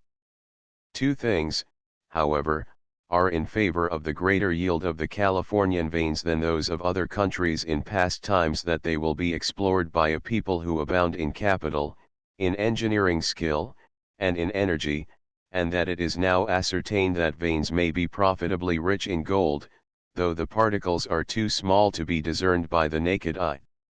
Thus, while all the explorations will be made with skill and economy, many veins will be mined into, which in other countries have been passed over with neglect, and the extraction of gold from all but especially from the poorer sands and veins will be aided by the second circumstance to which we have adverted as peculiar to California, the possession of vast stores of quicksilver. The most important, if not the most valuable, of the mineral products of this wonderful country, is its quicksilver. The localities of several mines of this metal are already known, but the richest yet discovered is the one called Forbes's Mines, about 60 miles from San Francisco, near San Jose. Originally discovered and denounced, according to the Mexican laws then in force, it fell under the commercial management of Forbes of Tepic, who also has some interest in it.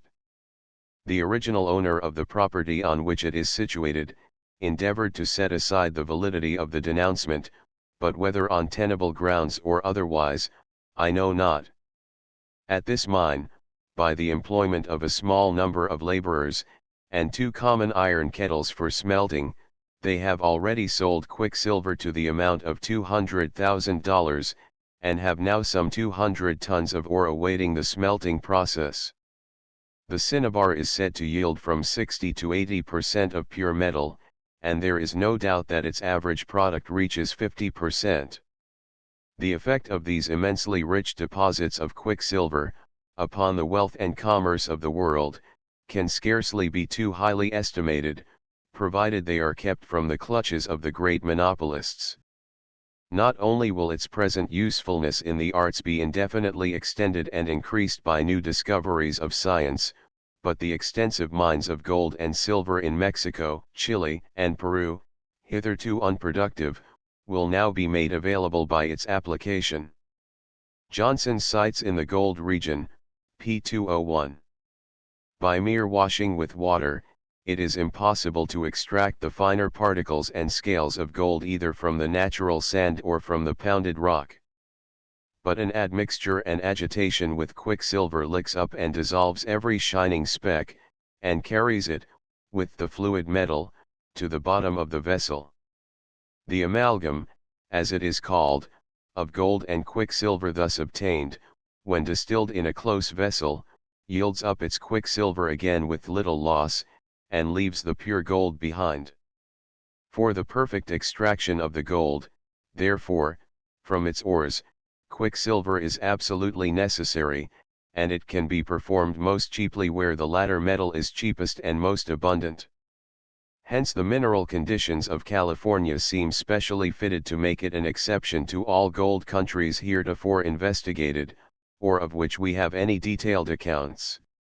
They promise it the ability to supply a large export of gold, probably long after the remunerative freshness of the diggings, properly so called, whether wet or dry, shall have been worn off. But both the actual yearly produce of gold, and the probable permanence of the supply, have been greatly increased by the still more recent discoveries in Australia. A wider field has been opened up here for speculation and adventure than northwestern America in its best days ever presented. We have already adverted to the circumstances which preceded and attended the discovery of gold in this country, and new research seems daily to add to the number of districts over which the precious metal is spread. It is impossible, however, even to guess over how much of this vast country the gold field may extend, and of richness enough to make washing possible and profitable. The basin of the River Murray, in the feeders of which gold has been found in very many places, has a mean length from north to south of 1,400 miles, and a breadth of 400, comprising an area of from 500,000 to 600,000 square miles. This is 4 times the area of California, and 5 times that of the British Islands, but whether the gold is generally diffused over this wide area, or whether it is confined to particular and limited localities, there has not as yet been time to ascertain. It is chiefly in the headwaters or feeders of the greater streams which flow through this vast basin that the metal has hitherto been met with, but the peculiar physical character of the creeks, and of the climate in these regions, suggests the probability that the search will be profitably extended downwards along the entire course of the larger rivers. Every reader of Australian tours and travels is aware of the deep and sudden floods to which the great rivers of the country are subject, and of the disastrous inundations to which the banks of the River Murray are liable. The lesser creeks or feeders of this river, in which the washings are now prosecuted, are liable to similar visitations. The Summerhill Creek, for example, at its junction with the Lewis River, is described as 50 or 60 yards wide, and the water as sometimes rising suddenly 20 feet. Now, supposing the gold drift to have been originally confined to the districts through which the upper waters of these rivers flow, the effect of such floods, repeated year by year, must have been to wash out from their banks and bottoms, and to diffuse along the lower parts of their channels, or of the valleys they flooded, the lighter portions, at least, of metallic riches in which the upper country abounded. The larger particles or lumps may have remained higher up, but all that the force of a deep stream in its sudden flood could carry down, may be expected among the sands and gravels, and in the wider river beds, and occasionally flooded tracts of the lower country. In other words, there is reason to believe that from its headwaters on the western slopes of the Australian Alps, to its mouth at Adelaide, the Murray will be found to some degree productive in gold, and more or less remunerative to future diggers. But there is in reality no reason to believe that the gold of the Great Australian Basin was ever confined, at least since the region became covered with drift, to the immediate neighborhood of the mountains, or to the valleys through which its mountain streams pursue their way. We have already fully explained that it is not to the action of existing rivers on the native gold-bearing rocks of the mountain, that the presence of the precious metal in their sands is generally due, but to that of numerous degrading causes, operating simultaneously and at a more ancient period, when the whole valley was covered deep with water. By these, the debris of the mountains here, as in California, must have been spread more or less uniformly over the entire western plain. This vast area, therefore, comprehending so many thousand square miles, may, through all its drifted sands and gravels, be impregnated with metallic particles. Dry diggings, consequently, may be hereafter opened at great distances from the banks of existing streams. Time alone, in fact, can tell over how much of this extensive region it will pay the adventurer to dig and wash the widespread depths of drift. Then there is the province of Victoria, south of the Australian Alps, in which gold is described as most plentiful. The streams which descend from the southern slope of these mountains are numerous, in consequence of the peculiarly large quantity of rain which falls on this part of Australia. 21 and over a breadth of 200 miles they are represented as all rich in gold. And besides, the country east of the meridian chain, between Bathurst and the sea, and all the still unknown portion of the Australian continent, have yet to add their stores to those of Victoria and of the basin of the Murray. And though we do not know to what extent quartz veins prevail in the mountains of New South Wales, we have authentic statements as to their existence not very remote from Bathurst, and as to their being rich in gold. Here also, therefore, as in California, there may be a permanent source of gold supply, which may continue to yield, after the washings have ceased, to be greatly remunerative, which may even augment in productiveness as that of the sands declines. On the whole, then, although it is impossible to form any estimate of the actual amount of gold which year by year the great new mining fields are destined to supply to the markets of the world, yet we think two deductions may be assumed as perfectly certain from the facts we have stated. First, that the average annual supply for the next 10 years is likely to be greater than it ever was since the commencement of authentic history, and second, that the supply, though the washings fall off, will be kept up for an indefinite period, by the exploration of the gold-bearing quartz veins in Australia and America. In the table we have copied from Mr. Wild, the produce of gold for 1,851 is estimated, guessed is a better word, at £22,500,000. Advices from Melbourne to the 22d of December state that the receipts of gold in that place in a single day had amounted to 16,333 ounces, that the total produce of the Ballarat and Mount Alexander diggings, from their discovery on the September 29 to the 17th of December, 2 months and a half, had been 243,414 ounces, valued at £732.42, that from 20,000 to 30,000 persons were employed at the diggings, and that the auriferous grounds, already known, which can be profitably worked, cannot be dug for years to come by any number of people that can by possibility reach them. Those from Sydney calculate the export from that place to have been at the rate of 3 millions sterling a year, while the report of the Government Commissioners, on the extent and capability of the mines in New South Wales, gives it as their unanimous opinion, that they offer a highly remunerative employment to at least 100,000 persons, 4 times the number now employed. With these data, there appears no exaggeration in the estimate now made in the colony, that the yearly export of gold will not be less than 7 or 8 million sterling. With this more accurate knowledge of the capabilities of Australia than was possessed when Mr. Wilde's estimate was made, and with the hopes and rumours that exist as to other new sources of supply, are we wrong in guessing that the total produce of gold alone, for the present and some succeeding years, cannot be less than £25 million to £30 million sterling?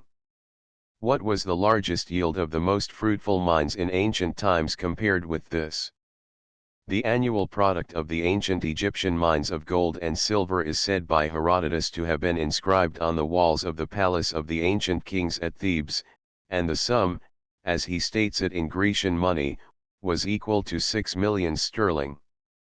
This Jacob 22 considers to be a gross exaggeration, but he believes, nevertheless, that the produce of the mines of that country, together with that of the other countries whose gold and silver was deposited there, far exceeded the quantity drawn from all the mines of the then known world in subsequent ages, down to the discovery of America. And what did America yield after the discovery by Columbus, 1492, and the triumphs of Cortés and Pizarro?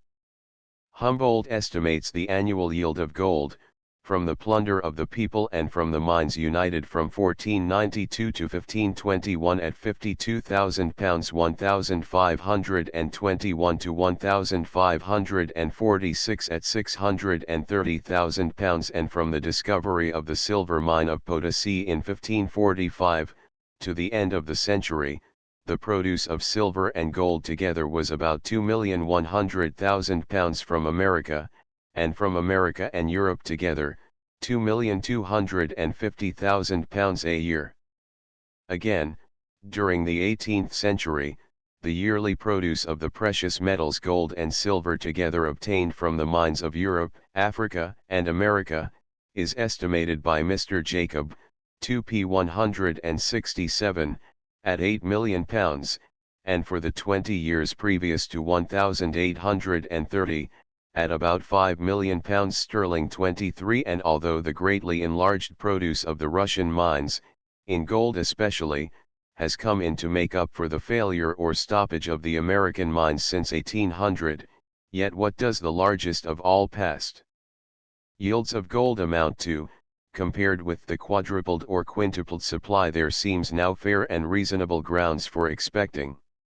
And what are to be the consequences of the greatly augmented supply of gold which these countries promise? Among the first will be to provoke and stimulate the mining industry of other countries to new activity and new researches, and thus, by a natural reaction, to add additional intensity to the cause of change. Such was the effect of the discovery of America upon mining in Europe, and especially in Germany. In 14 years after 1516, not less than 25 noble veins were discovered in Joachimsthal in Bohemia, and in 60 years they yielded 1,250,000 marks of silver. 24. And the discovery of America, and of the mines it contained, says Mr. Jacob, seems to have kindled a most vehement passion for exploring the bowels of the earth in search of gold in most of the countries of Europe, but in no part of it to so great an extent as in the bishopric of Salzburg. The inhabitants of that country seem to think themselves within reach of the apple of the Hesperides and of the golden fleece, and about to find in their streams the Pactolus of antiquity. Between the years 1538 and 1562 25 more than 1,000 leases of mines were taken. The greatest activity prevailed, and 1 or 2 large fortunes were made. Jacob, IP 250. This impulse has already been felt as the consequence of recent discovery. The New York papers have just announced the discovery of new deposits of gold in Virginia, equal to the richest in California. In Queen Charlotte's Island gold is said to have been found in great abundance. In New Caledonia and New Zealand it is spoken of, and the research after the precious metal is at the present moment propagating itself throughout the civilized world.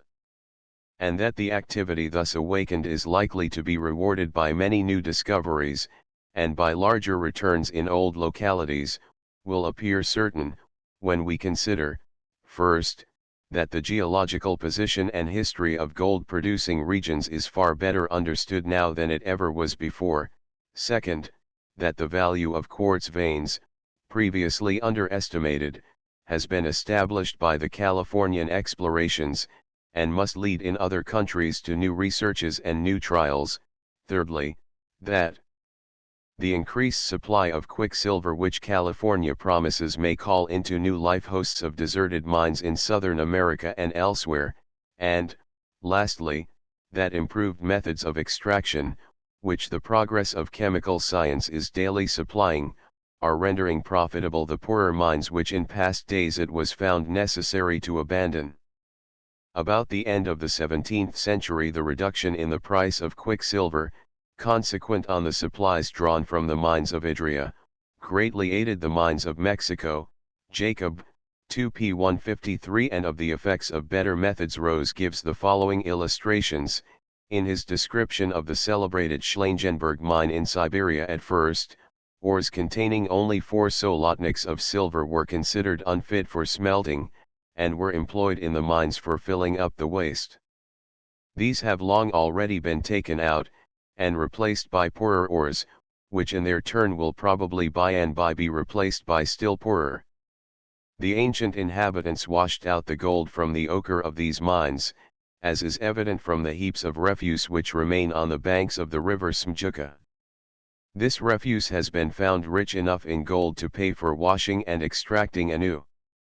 26. The history of all mining districts, and of all smelting and refining processes. 27. Present us with similar facts, and the aspects of applied science, in our day, are rich in their promise of such improvements for the future. If, therefore, to all the considerations we have presented we add those from which writers like M. Kulloch 28 had previously anticipated an increased supply of the precious metals, such as the pacification of Southern America, and the application of new energy to the mines of that country, and probably under the direction of a new race, the calmest and coolest of our readers will, we think, coincide with us in anticipating from old sources, as well as from new, an increased and prolonged production of the precious metals. Of the social and political consequences of these discoveries, the most striking and attractive are those which are likely to be manifested in the immediate neighborhood, using the word in a large sense, of the countries in which the new gold mines have been met with. The peopling of California and Australia, the development of the boundless traffic which Western America and the islands of the Australasian, Indian, and Chinese seas are fitted to support the annexation of the Sandwich Islands. The establishment of new and independent dominions on the great islands to the south and west, the throng of great ships and vessels of war we can in anticipation see dotting and overawing the broad Pacific, the influence, political and social, of these new nations on the old dominions and civilization of the fabled East, and of still mysterious China and hidden Japan. We may almost speak of this forward vision, as Playfair has written of the effect upon his mind of Hutton's expositions of the past. The mind seemed to grow giddy by looking so far back into the abyss of time, and while we listened with earnestness and admiration to the philosopher, who was now unfolding to us the order and series of these wonderful events, we became sensible how much further reason may sometimes go than imagination can venture to follow. But its influence, though less dazzling, will be as deep and perceptible upon the social relations of the older monarchies of Europe. Our own richly commercial and famed agricultural country, and its dependencies, will be especially affected. Prices will nominally rise, commerce and general industry will be stimulated, and a gilding of apparent prosperity will overspread class interests, which would otherwise languish and decline. How far this is likely to be favorable to the country, on the whole to interfere with, disguise, or modify the effect of party measures we have recently discussed in previous articles, and shall for the present pass by. Perhaps that portion of its influence which, in this country of great money fortunes, and in some of the continental states, is attracting most attention, is the change likely to be produced by it in the bullion market, especially in the relative values of gold and silver, and even, should this not materially alter, in consequence of an enlarged produce from the silver mines, in the real value of annuities, stock, and bonds of every description. It has occasionally happened in ancient times, that by a sudden large influx of gold the comparative value of that metal has been lowered in an extraordinary degree.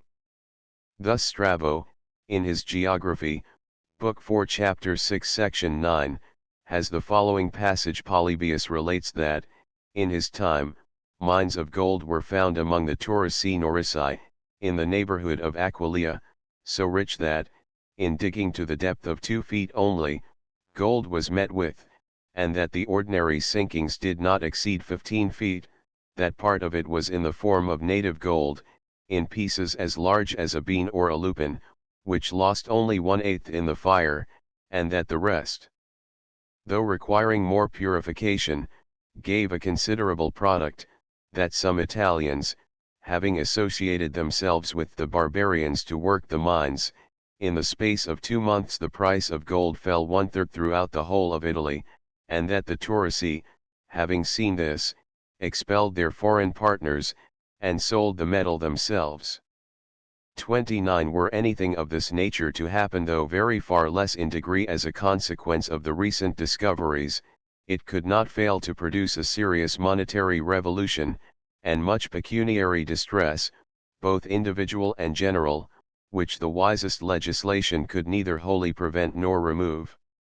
Such a sudden and extreme effect many have actually anticipated from them, and measures have, in consequence, been taken, even by continental governments, such as are detailed in the following passage from Mr. Wilde's pamphlet. Among the many extraordinary incidents connected with the Californian discoveries, was the alarm communicated to many classes, which was not confined to individuals, but invaded governments. The first announcement spread alarm, but, as the cargoes of gold rose from $100,000 to $1 million, bankers and financiers began seriously to prepare for an expected crisis. In England and the United States the panic was confined to a few, but, on the continent of Europe, every government, rich and poor, thought it needful to make provision against the threatened evils. The governments of France, Holland, and Russia, in particular, turned their attention to the monetary question, and, in 1850, the government of Holland availed itself of a law, which had not before been put in operation, to take immediate steps for selling off the gold in the banks of Amsterdam, at what they supposed to be the then highest prices, and to stock themselves with silver. This operation was carried on concurrently with a supply of bullion to Russia for a loan, a demand for silver in Austria, and for shipment to India, and it did really produce an effect on the silver market. The particular way in which the Netherlands operations were carried out was especially calculated to produce the greatest disturbance of prices. The 10 florin gold pieces were sent to Paris, coined there into Napoleons, and silver 5-franc pieces drawn out in their place. At Paris, the premium on gold, in a few months, fell from nearly 2% to a discount, and at Hamburg a like fall took place. In London, the great silver market, silver rose between the autumn and the new year, from 5s per ounce to 5s. 1/5 D per ounce, and Mexican dollars from 4s. 10 1/2 D to 4s. 11/5 D per ounce, nor did prices recover until towards the end of the year 1851, when the fall was as sudden as the rise. Wilde, pages 20, 21. Now, without identifying ourselves with any unreasonable fears, or partaking of the alarms occasionally expressed, either at home or abroad, we cannot shut our eyes to the certainty of a serious amount of influence being exercised upon monetary and financial affairs, by a long continuance of the increased supplies of gold which are now pouring into the European and American markets.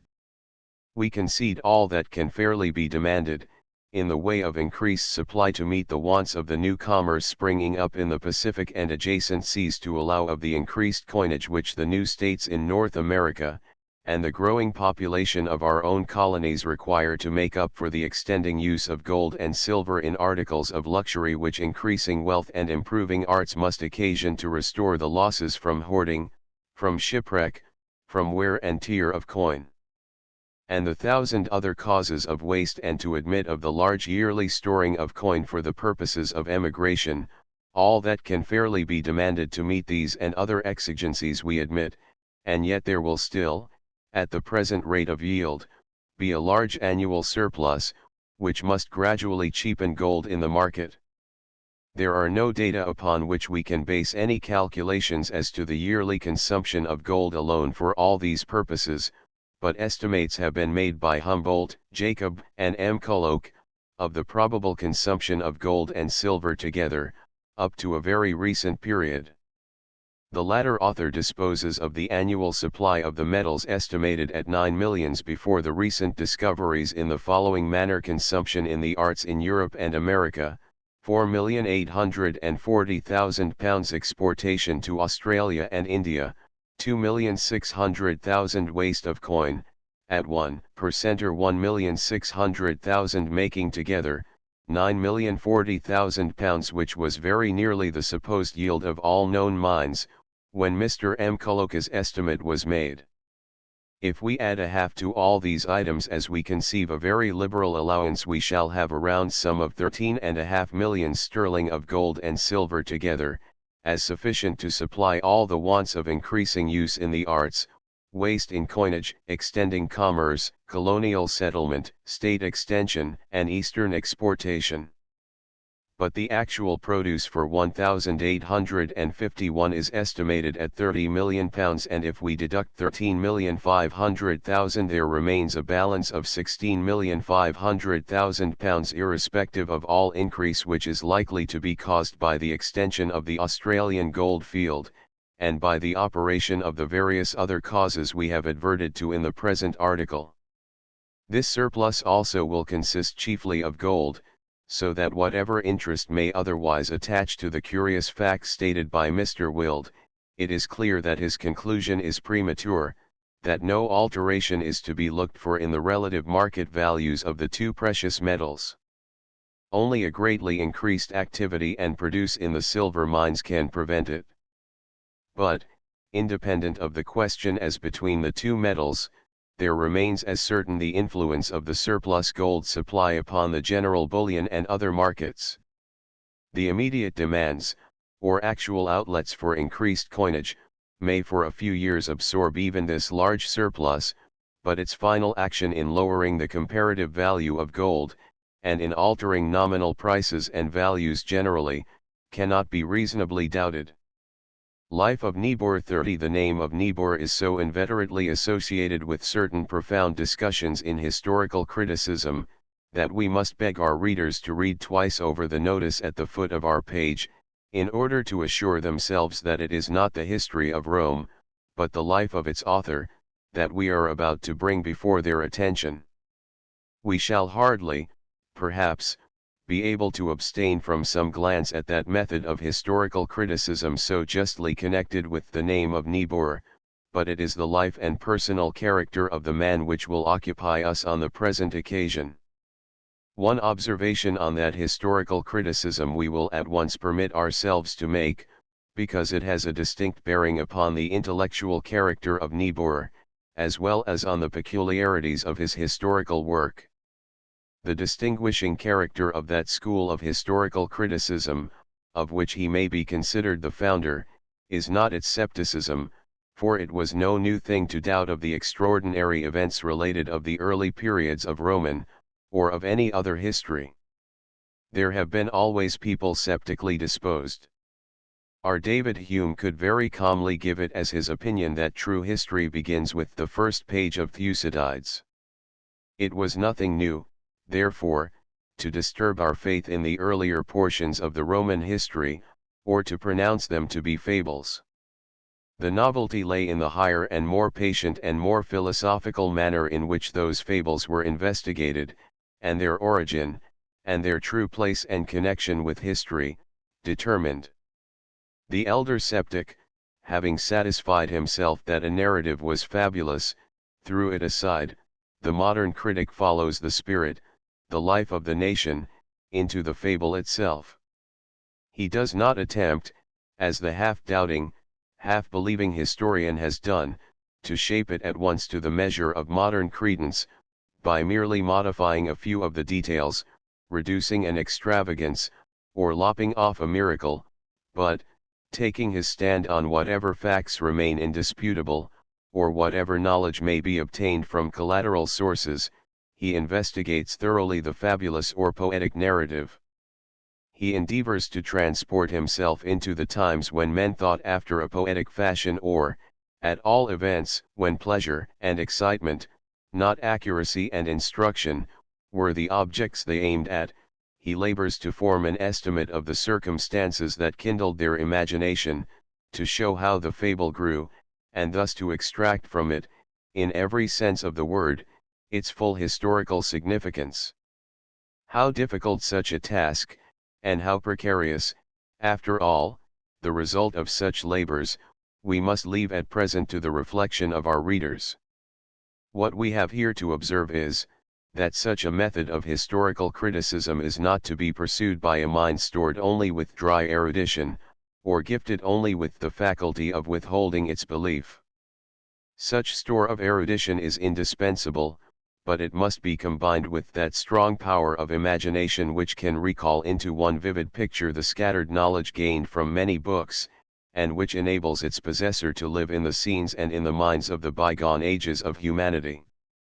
Accordingly, it is this combination of ardent imagination with most multifarious erudition that we meet with in Niebuhr, and it is not the life of a dry pedant, or of one of cold sceptical understanding, or of a mere philologer, that we have here presented to us.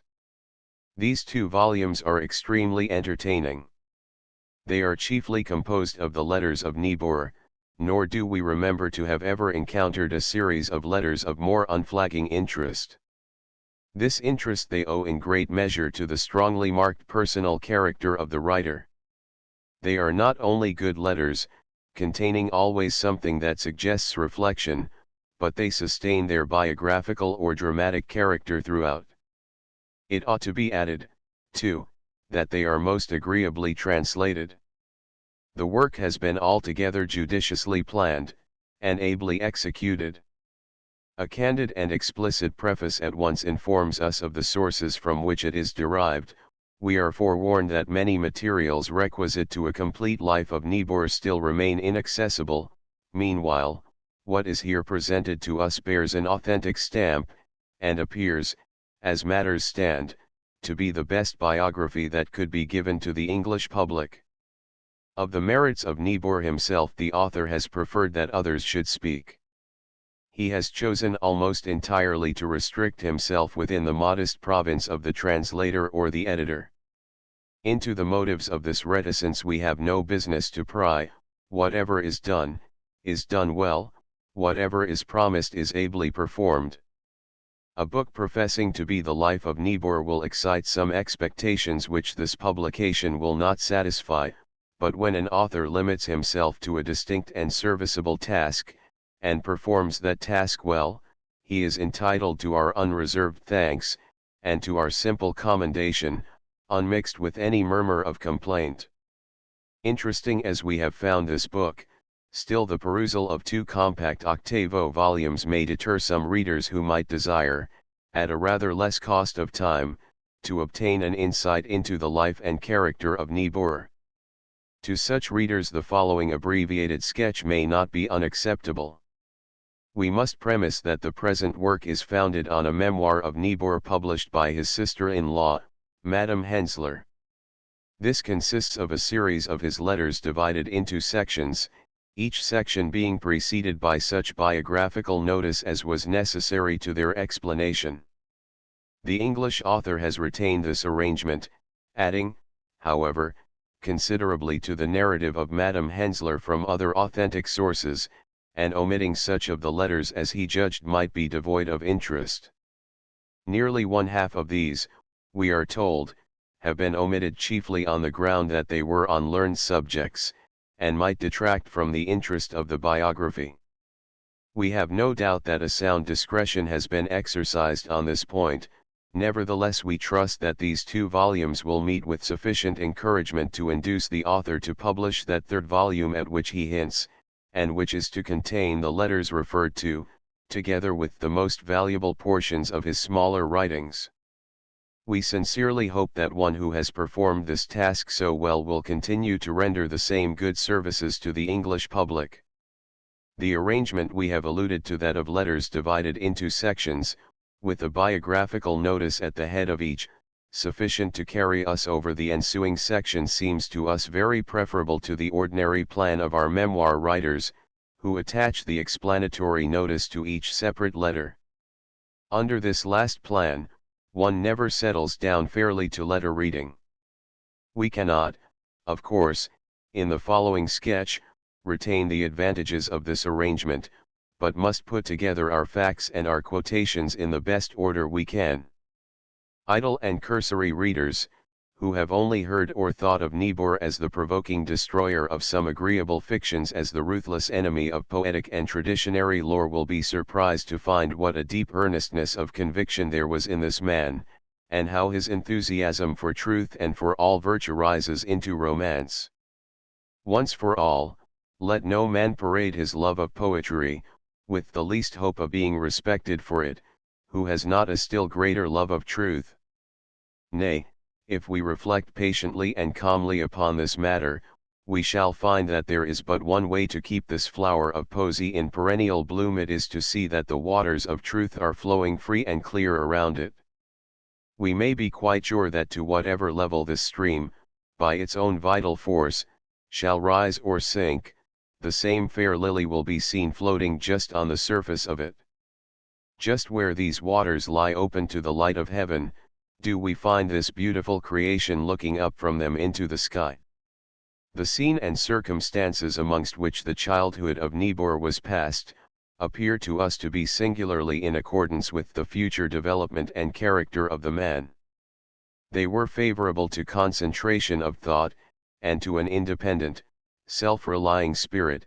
They were favorable to the exercise of an imagination which was fed continually by objects remote from the senses, and by knowledge obtained from books, or else from conversation with his father, who was both a learned man and a great traveler.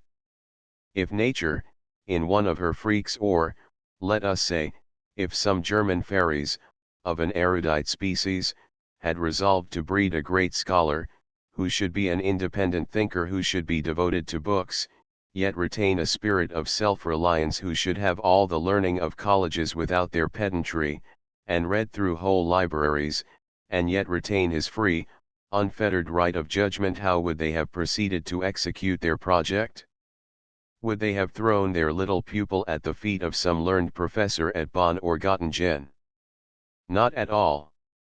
They would have carried their changeling into some wild tract of country, shut him up there with his books, and given him for his father a linguist and a traveler. They would have provided for him just those circumstances into which young Niebuhr was thrown. His childish imagination was no sooner kindled than he found himself wandering in all quarters of the globe, and listening to the stories of the most remote ages. This father of our historian Carsten Niebuhr was himself a remarkable man, full of energy, of great perseverance, and of strong feelings.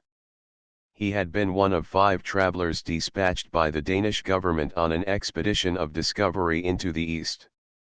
In crossing the deserts of Arabia, his 4 companions sank under the hardships and calamities they encountered. This was in the first year of their journey.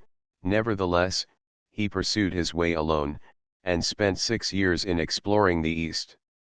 He had returned to Copenhagen, and was on the point, says our biography, of undertaking a journey into the interior of Africa, when he fell in love with a young orphan lady, the daughter of the late physician to the King of Denmark.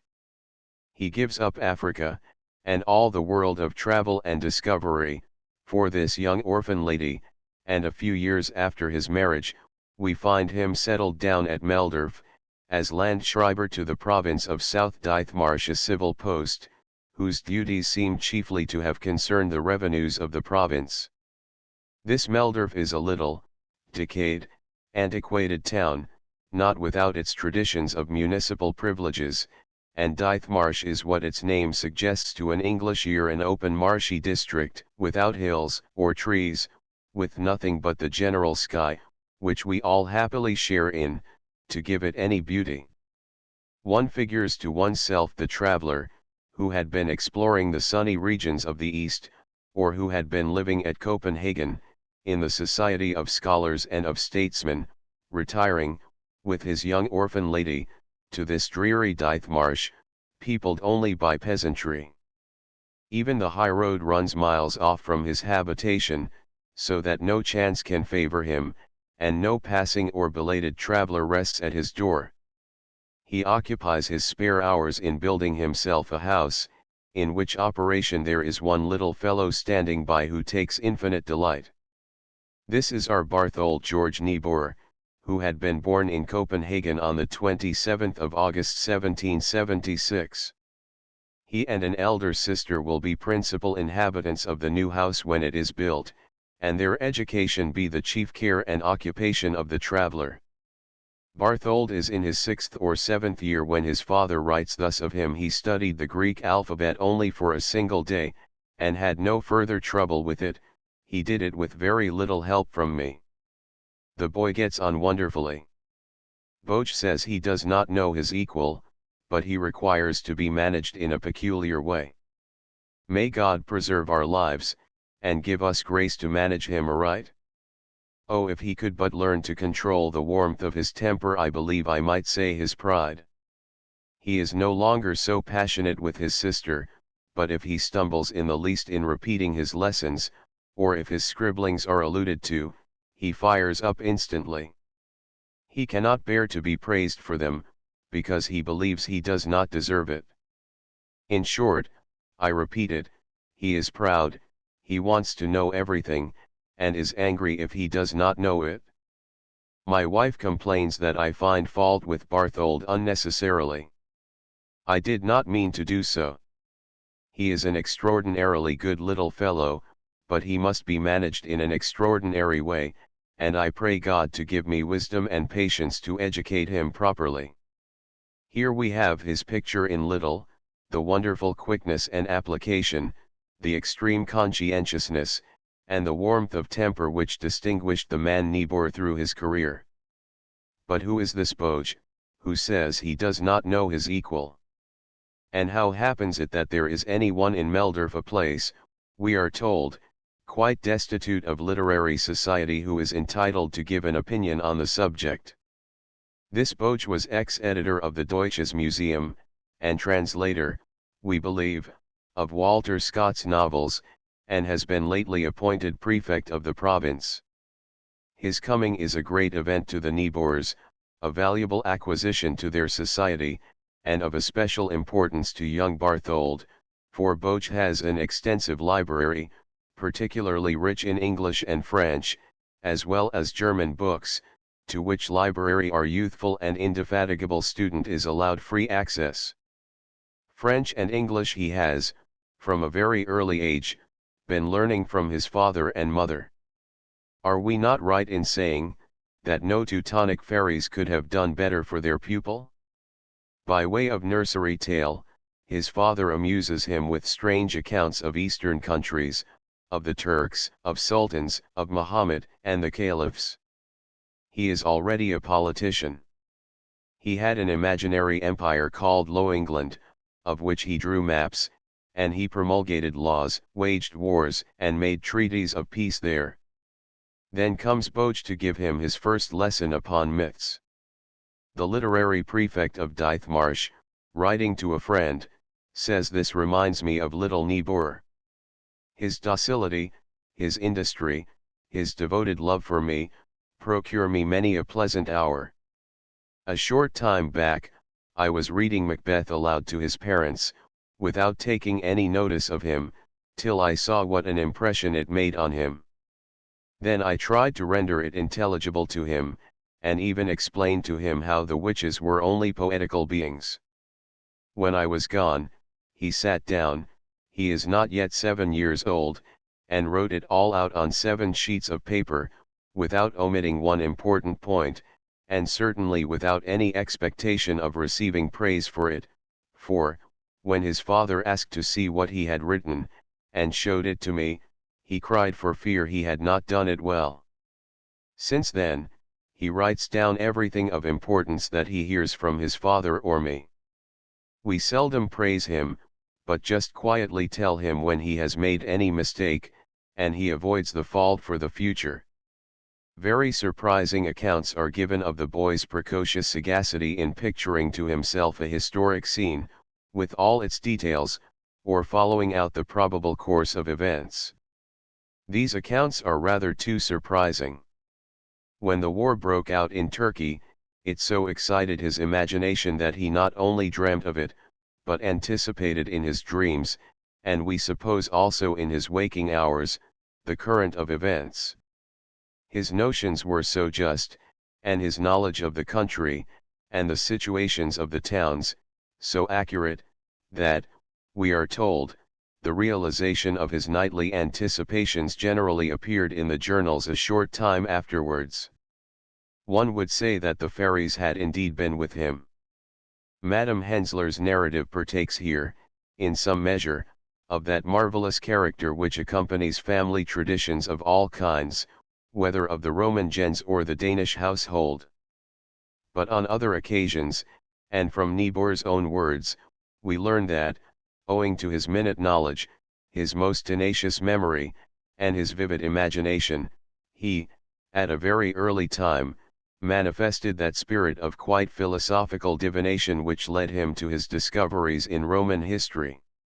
We say quite philosophical divination, for we do not suppose that Niebuhr claimed for himself, or his friends for him, any mysterious intuition into the course of events, but there is occasionally, both in the memoir and in the letters, a vagueness of expression on this subject which might lead to misapprehension, and which one wishes had been avoided.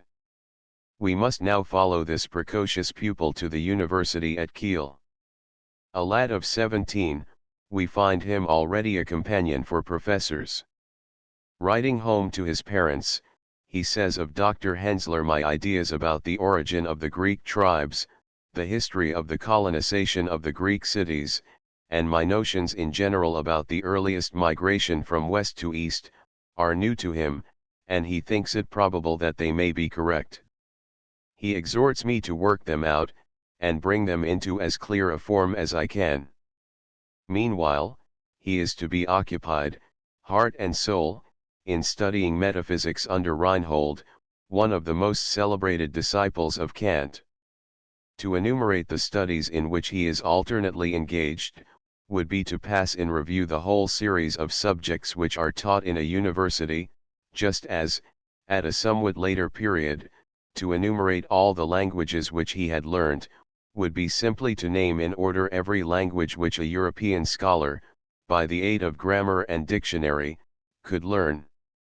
His father, with a very excusable pride, makes out, in one of his letters, a list of his son's attainments of this kind. He was, more or less, master of some 20 languages. In this philologist, however, there was no want of poetic feeling or vivid imagination. When reading the ancients, he completely lived in their world and with them. He once told a friend who had called on him and found him in great emotion, that he often could not bear to read more than a few pages at a time in the old tragic poets, he realized so vividly all that was said and done and suffered. He could see Antigone leading her blind father, the aged Oedipus, entering the grove. He could catch the music of their speech. Neither in this youth, so stored, so fed with books, was there any deadness of heart towards the living friend? We have some letters full of a painful sensitiveness at the apprehension that his correspondent had forgotten or grown cold towards him. The gravest fault in his character was too quick a temper, but if this led him to take offence unjustly, he was always sufficiently just and generous to seek for reconciliation. Least of all had his erudition or his erudite labours quenched the moral enthusiasm of his nature. From childhood up to manhood, from manhood to his latest day, the same high sense of moral rectitude pervaded all his judgments, and influenced all his actions.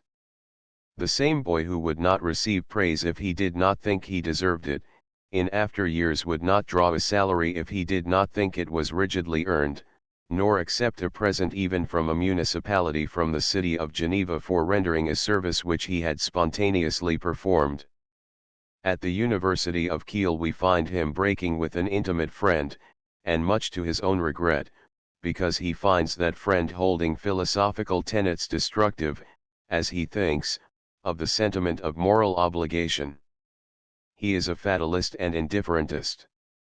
I subscribe to Kant's principles with all my heart. I have broken with M, not from any dispute we have had, but on account of the detestable conclusions which necessarily follow from his opinions, conclusions that absolutely annihilate morality. I really loved him notwithstanding, but, with such principles, I could not be his friend. Considering the singular and precarious tenure by which a Kantian holds his faith in the freedom of the will, this was rather severe dealing, not a quite perfect example of philosophical toleration, but it shows, at least, that the heart was in the right place. Up to this moment have not the fairies done well? But now comes a new element into the calculations, a new phase of the drama, with which no fairies condescend to deal. Young Niebuhr, like the rest of us, must live, must earn the wherewithal, must choose his career, his profession. Here the fairies forsake him. Here, in more true and prosaic style, he is unfaithful to himself. We cannot but regard it as the great and continuous error of his life, that he did not devote himself to learning as his profession. He could have done so. At the very same time there came an offer of a professorship, and a proposal to be the private secretary of Count Schimmelmann, the Danish Minister of Finance. He chose the latter. That the professorship offered to him was connected with but slender emolument, can have had little to do with the determination, because other and more eminent and more lucrative professorships would have speedily been open to him, and because the mere love of money was never a strong inducement in the mind of Niebuhr. Political ambition seems to have been the motive that turned the scale. Looking now at his life as an accomplished, completed career, it is impossible not to regret this choice. We see 10 of the most precious years of his early manhood wasted in financial and other public business, which 100 others could have transacted as well. It is, in fact, a mere fragment of his life that is exclusively or uninterruptedly devoted to letters. He is more frequently at the head of some national bank, or revenue department, than in the professor's chair, and the author of the Roman history has to say of himself, that calculations are my occupation, merchants, Jews, and brokers, my society.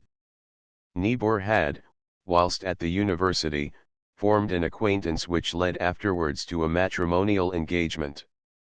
Amelia Behrens, younger sister of Madame Hensler, who was the daughter-in-law of the Professor Hensler previously mentioned, seems from the first to have thoroughly appreciated the high character and great attainments of the young student. She herself must have been a woman of very superior mind, she had great sweetness of temper, and was in every way calculated for the wife of the ardent, generous, hasty, but affectionate Niebuhr. The first mention that is made of Miss Behrens is not very auspicious. In a letter to his father, he has been lamenting his painful timidity and bashfulness before ladies, and thus continues: however much I may improve in other society, I am sure I must get worse and worse every day in their eyes, and so, out of downright shyness, I scarcely dare speak to a lady, and as I know, once for all, that I must be insupportable to them, their presence becomes disagreeable to me. Yesterday, however, I screwed up my courage, and began to talk to Miss Behrens and young Mrs. Hensler. Now, in gratitude and candour, I must confess that they were sociable enough towards me to have set me at my ease, if my shyness were not so deeply rooted. But it is of no use. I avoid them, and would rather be guilty of impoliteness, by avoiding them, than by speaking to them, which I should now feel to be the greatest impoliteness of all. Circumstances, however, after he had left the University of Kiel, brought him into social and unreserved communication with the family of the Barons, and this lady whom he avoided, dreading her precisely because she did interest his youthful imagination, became his betrothed. Here the biography takes a very eccentric course. Niebuhr not only comes to England on foreign travel, which is precisely what we should expect of such a person, but he settles himself down at Edinburgh as a student. The life seems to go back. After having entered on official duties, engaged himself to be married, and thus pledged himself to the real business of life, we see this erudite youth, with his tale of 20 languages nearly complete, entering the classes at Edinburgh, and writing about them as if he were recommencing his university career. If this work of Madame Hensler were one of old date, and we felt authorized to exercise upon it that conjectural criticism so fashionable in our times, we should boldly say that the authoress, deceived by the similarity of name, had intercalated into her series some letters of another Niebuhr. We should dispute the identity of the Niebuhr who writes from the University of Edinburgh, with him who passed through the University of Kiel, and was afterwards, for a short time, secretary to Count Scamelman. Such conjectural emendations being, however, altogether inadmissible, we must accept the facts and the letters as they are here given us. Niebuhr's motives for this residence in Scotland were, according to Madame Hensler's account, of a very miscellaneous description. Besides the advantages to be derived from visiting a foreign land, he was to brace up and strengthen both his mental and physical energies in preparation for active life. Why this should be better accomplished as a student in Edinburgh than as a citizen in Copenhagen, we do not apprehend, nor what there was in the air of Denmark that had enfeebled the spirit of self-reliance or of enterprise. But we are told that he had become too dependent on the little details of life. He felt that he stood, so to speak, outside the world of realities. Therefore he sets himself down for a year as a student at Edinburgh. London, of course, is first visited. He speaks highly of the English. Throughout his life he entertained a predilection for our countrymen, and extols the integrity and honesty of the national character. We feel a certain bashfulness, a modest confusion, when we hear such praises, but, as national characters nowhere stand very high, we suppose we may accept the compliment. Occasionally we sell our patriotic votes, as at St. Albans and elsewhere. Occasionally we fill our canisters of preserved meats with poisonous offal, and there is not a grocer's shop in all England where some adulterated article of food is not cheerfully disposed of. Nevertheless, it seems we are a shade more honest than some of our neighbors. The compliment does not greatly rejoice us. However, it is not all praise that we receive. He finds that true warm-heartedness is extremely rare amongst us. We shall be happy to learn that it is commonly to be met with in any part of the world. He laments, too, the superficiality and insipidity of general conversation. That narrative and commonplaces form the whole staple of conversation, from which all philosophy is excluded, that enthusiasm and loftiness of expression are entirely wanting, depresses me more than any personal neglect of which, as a stranger, I might have to complain. I am, besides, fully persuaded that I shall find things very different in Scotland. Of this I am assured by several Scotchmen whom I already know. In this full persuasion he sets forth to Scotland. We have an account of his journey, which, read in these railroad times, is amusing enough. The translator of the letters has evidently been determined that we should not miss the humor of the contrast. Niebuhr gives his absent Amelia as minute a description of the mode of travelling as if he were writing from China. After describing the post-chaises, very pretty half-coaches, holding two, and the Royal Mail, rapid, but inconvenient from the smallness of its build, and particularly liable to be upset, he proceeds to the old-fashioned stagecoach. In travelling by this, you have no further trouble than to take your place in the office for as far as you wish to go, for the proprietor of the coach has, at each stage, which are from 10 to 15 English miles at most from each other, relays of horses, which, unless an unusual amount of travelling causes an exception, stand ready harnessed to be put to the coach. 4 horses, drawing a coach with 6 persons inside, 4 on the roof, a sort of conductor beside the coachman, and overladen with luggage, have to get over 7 English miles in the hour, and, as the coach goes on without ever stopping, except at the principal stages, it is not surprising that you can traverse the whole extent of the country in so few days. But, for any length of time, this rapid motion is quite too unnatural. You can only get a very piecemeal view of the country from the windows, and, with the tremendous speed with which you go, can keep no object long in sight. You are unable also to stop at any place. After 3 days travelling at this tremendous speed, he reached Newcastle, from which the above letter was dated. The rest of the journey was also performed with the same unnatural rapidity. By some chance he made acquaintance with a young medical student, and the two together commenced housekeeping in Edinburgh on a very frugal and sensible plan. The letters which Niebuhr wrote to his parents from Edinburgh, and which contained his observations on the graver matters of politics and of learning, were unfortunately burnt. Those which were addressed to his betrothed have been alone preserved, and these chiefly concern matters of a domestic and personal nature. We hear, therefore, very little of the more learned society into which, doubtless, Niebuhr occasionally entered. With Professor Playfair he formed an intimacy which was afterwards renewed at Rome. Other names are mentioned, but no particulars are given. The subjects which he principally studied in Edinburgh were mathematics and physical sciences.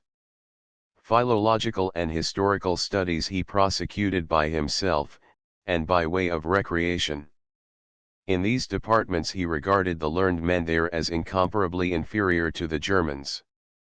A Mr. Scott, an old friend of his father's, and to whom he brought letters of introduction, was the most intimate acquaintance he possessed.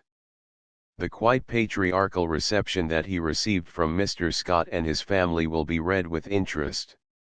As to his impressions of the Scotch, as a people, these are extremely various.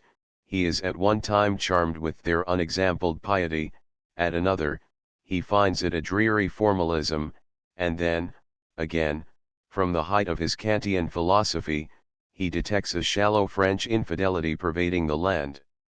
Such inconsistencies are natural and excusable in a young man writing down his first impressions in a most unreserved correspondence. But there would be very little gained by quoting them here at length. We pass on from this episode in the life, and now proceed with the main current of events.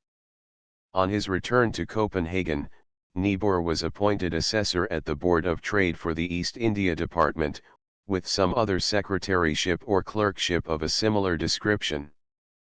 Thereupon he married, May 1800, and in some letters written soon after this event, he describes himself as in a quite celestial state of happiness. Amelia's heavenly disposition, and more than earthly love, raise me above this world, and as it were separate me from this life. Then come official promotion and increased occupation. Nevertheless, his favorite studies are never altogether laid aside. The day might be spent at his office or in the exchange, in drawing up reports, in correspondence, or in interviews with most uninteresting people, and when the night came he was often exhausted both in body and in mind, yet, if he got engaged at once in an interesting book or conversation, he was soon refreshed, and would then study till late at night. Towards the end of 1805 a distinguished Prussian statesman, whose name is not here given, and who was then at Copenhagen on a mission from his government, sounded Niebuhr on his willingness to enter the Prussian service in the Department of Finance. After much hesitation and some correspondence, Niebuhr finally accepted a proposal made to him of the joint directorship of the first bank in Berlin, and of the Seehandlung, a privileged commercial company, as a note of the editor informs us, for the promotion of foreign commerce. Such were the labors to which Niebuhr was willing to devote the extraordinary powers of his mind, such were the services which his contemporaries were willing to accept from him. But we have only to glance at the date of these transactions to call to mind that we are traversing no peaceful or settled times. We are, in fact, in the thick of the war. Whilst Niebuhr was working at his assessorship in Copenhagen, that city was bombarded by the English, and now that he goes to take possession of his directorship in Berlin, he has to fly with royalty itself before the armies of Napoleon. The Battle of Jena, and many other battles, have been fought and lost, and the French are advancing on the capital. Flight to Memel, ministerial changes, alternate rise and fall of von Stein and Count Hardenberg, in all these events poor Niebuhr was now implicated. When peace is made with Napoleon, we find him dispatched to Holland to negotiate a Dutch loan, the Prussian government being in great distress for money to pay the contributions imposed upon them by the French. Then follows some misunderstanding with Count Hardenberg, who has succeeded to power, which happily interrupts for a time the official career of our great scholar. He is appointed professor of history in the University of Berlin. In Michaelmas 1810 the university reopened, and Niebuhr delivered his first course of lectures on the history of Rome.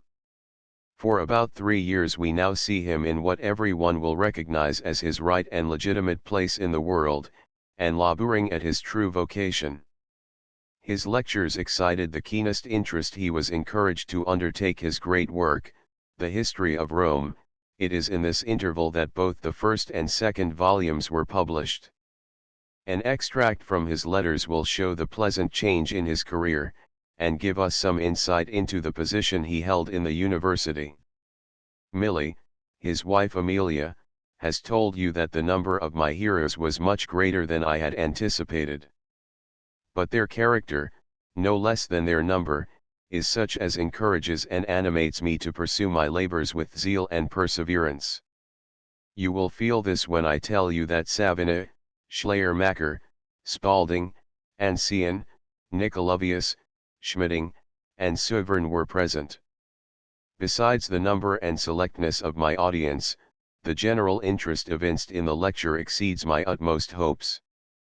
My introductory lecture produced as strong an impression as an oration could have done, and all the dry erudition that followed it, in the history of the old Italian tribes, which serves as an introduction to that of Rome, has not driven away even my unlearned hearers. The attention with which Savina honors me, and his declaration that I am opening a new era for Roman history, naturally stimulates my ardent desire to carry out to the full extent the researches which one is apt to leave half finished as soon as one clearly perceives the result to which they tend, in order to turn to something fresh. With a little more quiet, my position would be one more completely in accordance with my wishes than I have long ventured even to hope for. There is such a real mutual attachment between my acquaintances and myself, and our respective studies give such an inexhaustible interest to conversation, that I now really possess in this respect what I used to feel the want of, for intercourse of this kind is quickening and instructive. The lectures themselves, too, are inspiriting, because they require persevering researches, which, I venture to say, cannot remain unfruitful to me, and they are more exciting than mere literary labors, because I deliver them with the warmth inspired by fresh thoughts and discoveries, and afterwards converse with those who have heard them, and to whom they are as new as to myself. This makes the lectures a positive delight to me, and I feel quite averse to bring them to a close. What I should like, would be to have whole days of perfect solitude, and then an interval of intercourse with the persons I really like, but not to remain so many hours together with them as is customary here. It would be scarcely possible to have less frivolity and dullness in a mixed society. Schleiermacher is the most intellectual man amongst them. The complete absence of jealousy among these scholars is particularly gratifying. It is not long we are allowed to pause upon this agreeable and fruitful era of intellectual activity. 2 volumes, however, are published of that history of which it is not here our purpose to speak, of which we would not wish to speak lightly or inconsiderately, which we admire and would cordially applaud, but which, we feel, has not yet received its exact place or value in the historical literature of Europe. We have not the time, nor will we lay claim to the profound erudition requisite, to do full justice to Niebuhr's history of Rome. We do not regret, therefore, that the present occasion calls for no decided verdict, and that it does not devolve on us to draw the line, and show where just, and bold, and discriminating criticism terminates, and where ingenious and happy conjecture begins to assume the air and confidence of history. On one point there can be no dispute that his work exercised a great, and, upon the whole, a most salutary influence on historical criticism. It is not too much to say, that no history has been written since its appearance in which this influence cannot be traced. Both volumes were received in a most cordial and encouraging manner by his friends and by the public, and materials for a 3rd volume were being collected, when suddenly we hear that our professor is drilling for the army. Napoleon's disastrous campaign in Russia has given hope to every patriotic German to throw off the degrading yoke of France. Niebuhr, though by his father's side of Danish extraction, was, in heart, wholly a German. When the Landwehr was called out he refused to avail himself of the privilege of his position to evade serving in it. He sent in his name as a volunteer, and prepared himself by the requisite exercises.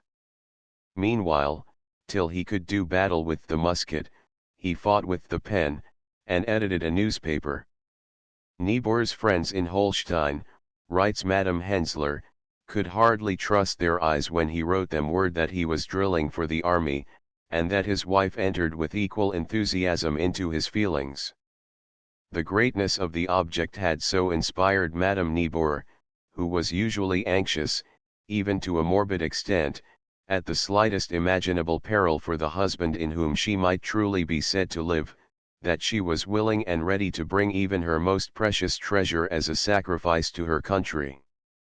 French troops were now constantly passing through Berlin, on their way from the fatal plains of Russia. The dreadful sufferings which they had manifestly endured did not fail to excite a general compassion, but their appearance excited still more the patriotic hopes of the citizens to liberate themselves from the degrading domination of France. Berlin was evacuated by the French. Then came the Cossacks, following in the route of the common enemy. They bivouac, says a letter of Niebuhr, with their horses in the city.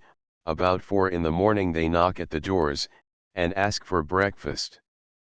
This is a famous time for the children, for they set them on their horses, and play with them. Here is an extract that will bring the times vividly before us. Niebuhr is writing to Madame Hensler: I come from an employment in which you will hardly be able to fancy me engaged, namely, exercising. Even before the departure of the French, I began to go through the exercise in private, but a man can scarcely acquire it without a companion. Since the French left, a party of about 20 of us have been exercising in a garden, and we have already got over the most difficult part of the training. When my lectures are concluded, which they will be at the beginning of next week, I shall try to exercise with regular recruits during the morning, and, as often as possible, practice shooting at a mark. By the end of a month, I hope to be as well drilled as any recruit who is considered to have finished his training. The heavy musket gave me so much trouble at first, that I almost despaired of being able to handle it, but we are able to recover the powers again that we have only lost for want of practice. I am happy to say that my hands are growing horny, for as long as they had a delicate bookworm's skin, the musket cut into them terribly. I mentioned to you a short time since, my hopes of getting a secretaryship on the General Staff. With my small measure of physical power, I should have been 1,000 times more useful in that office than as a private soldier. The friend I have referred to would like me to enter the ministry. Perhaps something unexpected may yet turn up. Idle, or busy about anything but our liberation, I cannot be now. It is impossible to read the account of these stirring times just now, without asking ourselves whether it is probable that our own learned professors of Oxford and Cambridge may ever have their patriotism put to a similar trial. Perhaps, even under similar circumstances, they would act the wiser part by limiting themselves to patriotic exhortations to the youth under their control or influence.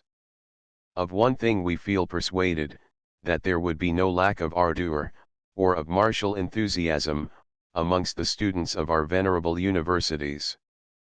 After a few months drilling and practicing, there would be raised such a corps of riflemen from Oxford and Cambridge as fields of battle have not often seen. How intelligence tells, when you put a musket in its hands, is as yet but faintly understood. We, for our own part, hope that the voluntary principle will here arouse itself in time, and do its bidding nobly. For as to that ordinary militia, which is neither voluntary service nor thorough discipline, where there is neither intelligence, nor ardor, nor professional spirit, nor any one good quality of a soldier, we have no confidence in it whatever, we would not willingly trust our hencoops to such a defense, there is neither body nor soul in it. As a reserve force from which to recruit for the regular army, it may be useful. But to drill and train a set of unwilling servitors like these, with the intention of taking the field with them, would be a fatal mistake, for it would lull the nation into a false sense of security. But a regiment of volunteers of the spirited and intelligent youth of England, we would match with entire confidence against an equal number of any troops in the world. Why should not there be permanent rifle clubs established in every university, and in every town? These, and our standing army, increased to its necessary complement, would constitute a safe defense. Volunteers, it is said, cannot be kept together except in moments of excitement.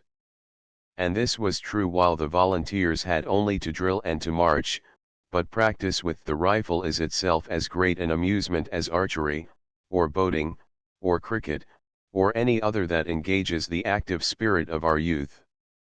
There is a skill to be acquired which would prompt emulation. There is an art to learn.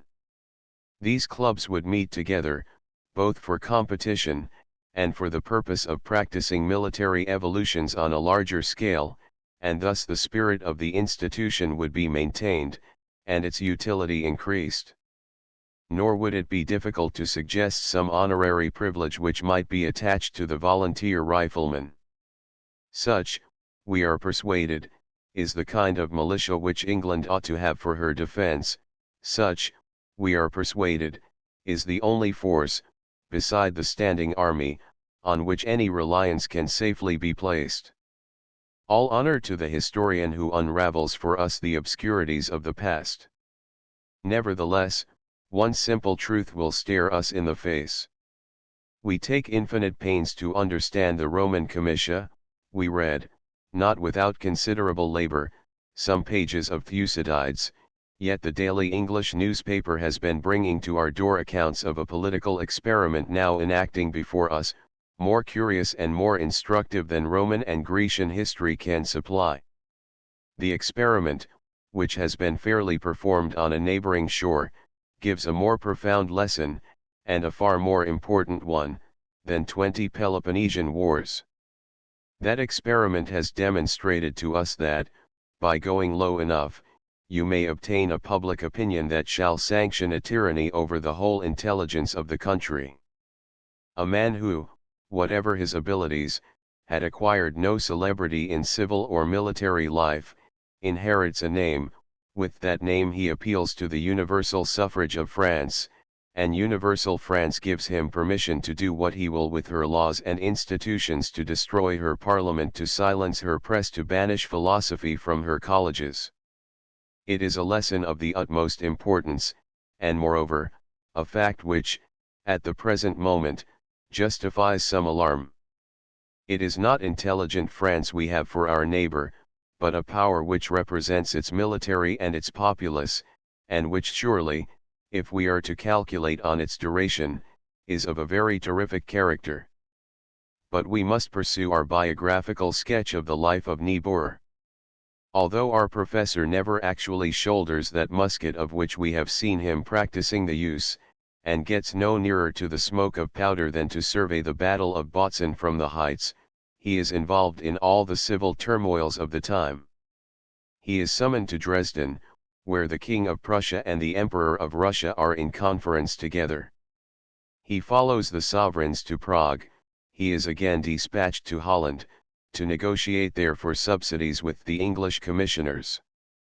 Saddest event of all, his domestic happiness receives a fatal blow in the death of his wife. She must have been a woman of tender spirit and elevated character. She entered ardently into all the pursuits, and shared all the fame, of her husband.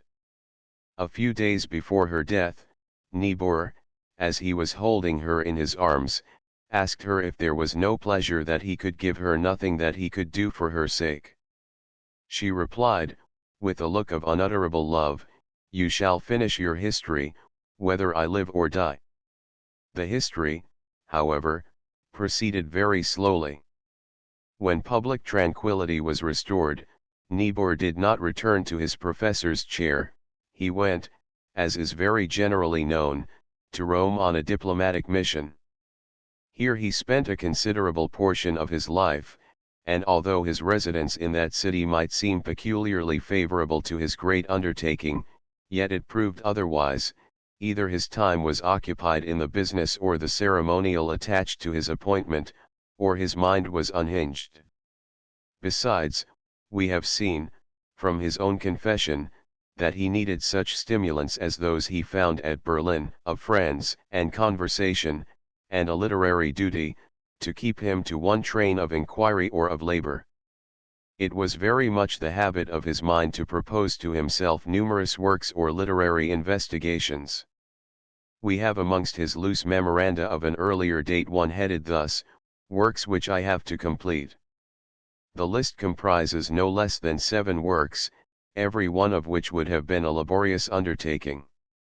No scheme or outline of these several projected books was to be found, but the writer of the memoir before us remarks that we are not to infer from this that such memoranda contain mere projects, towards whose execution no step was ever taken.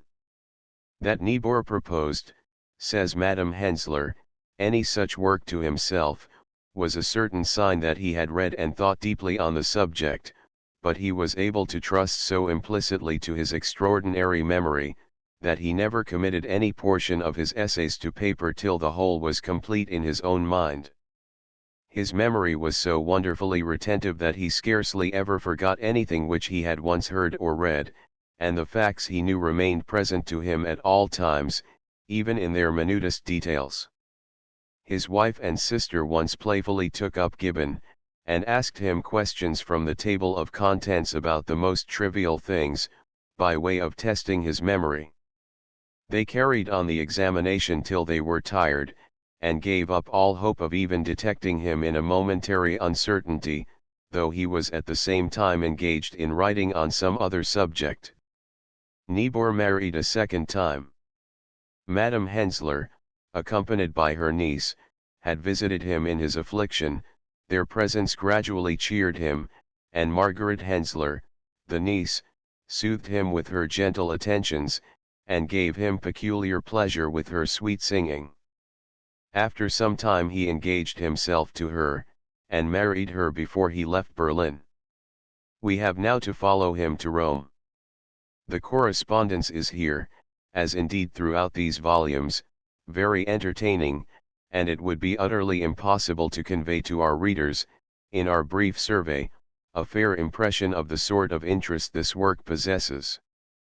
The memoir may be regarded as merely explanatory of the letters, and the letters themselves are not distinguished so much by remarkable passages as by a constantly sustained interest. They are not learned, for the erudite portion of the correspondence has been omitted, but they are never trivial, they perpetually suggest some topic of reflection, and are thoroughly imbued with the character and personality of the writer.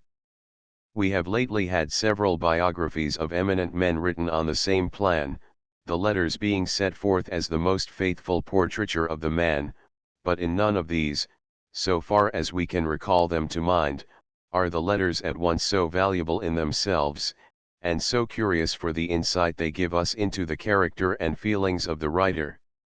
In reading Niebuhr's letters from Italy, we must always bear in mind that they are written by one of warm and somewhat irascible temper, and who has a standard of moral excellence which would be thought of a most inconvenient altitude by the people of any country in Europe. He is honest as the day, but open to receive very sudden and much too strong impressions. We must also look at the date of his letters, and ask ourselves what changes may have taken place since Niebuhr wrote. With these precautions, they will be found to convey many very instructive hints. From his first entrance into Italy to the last hour of his residence, he expresses the same opinion of the low standard of intellectual culture amongst its educated classes.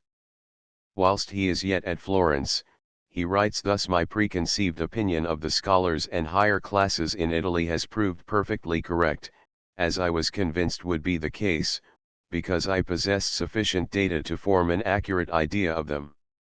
I have always allowed the existence of individual exceptions, as regards erudition, but even in these cases, there is not that cultivation of the whole man which we demand and deem indispensable.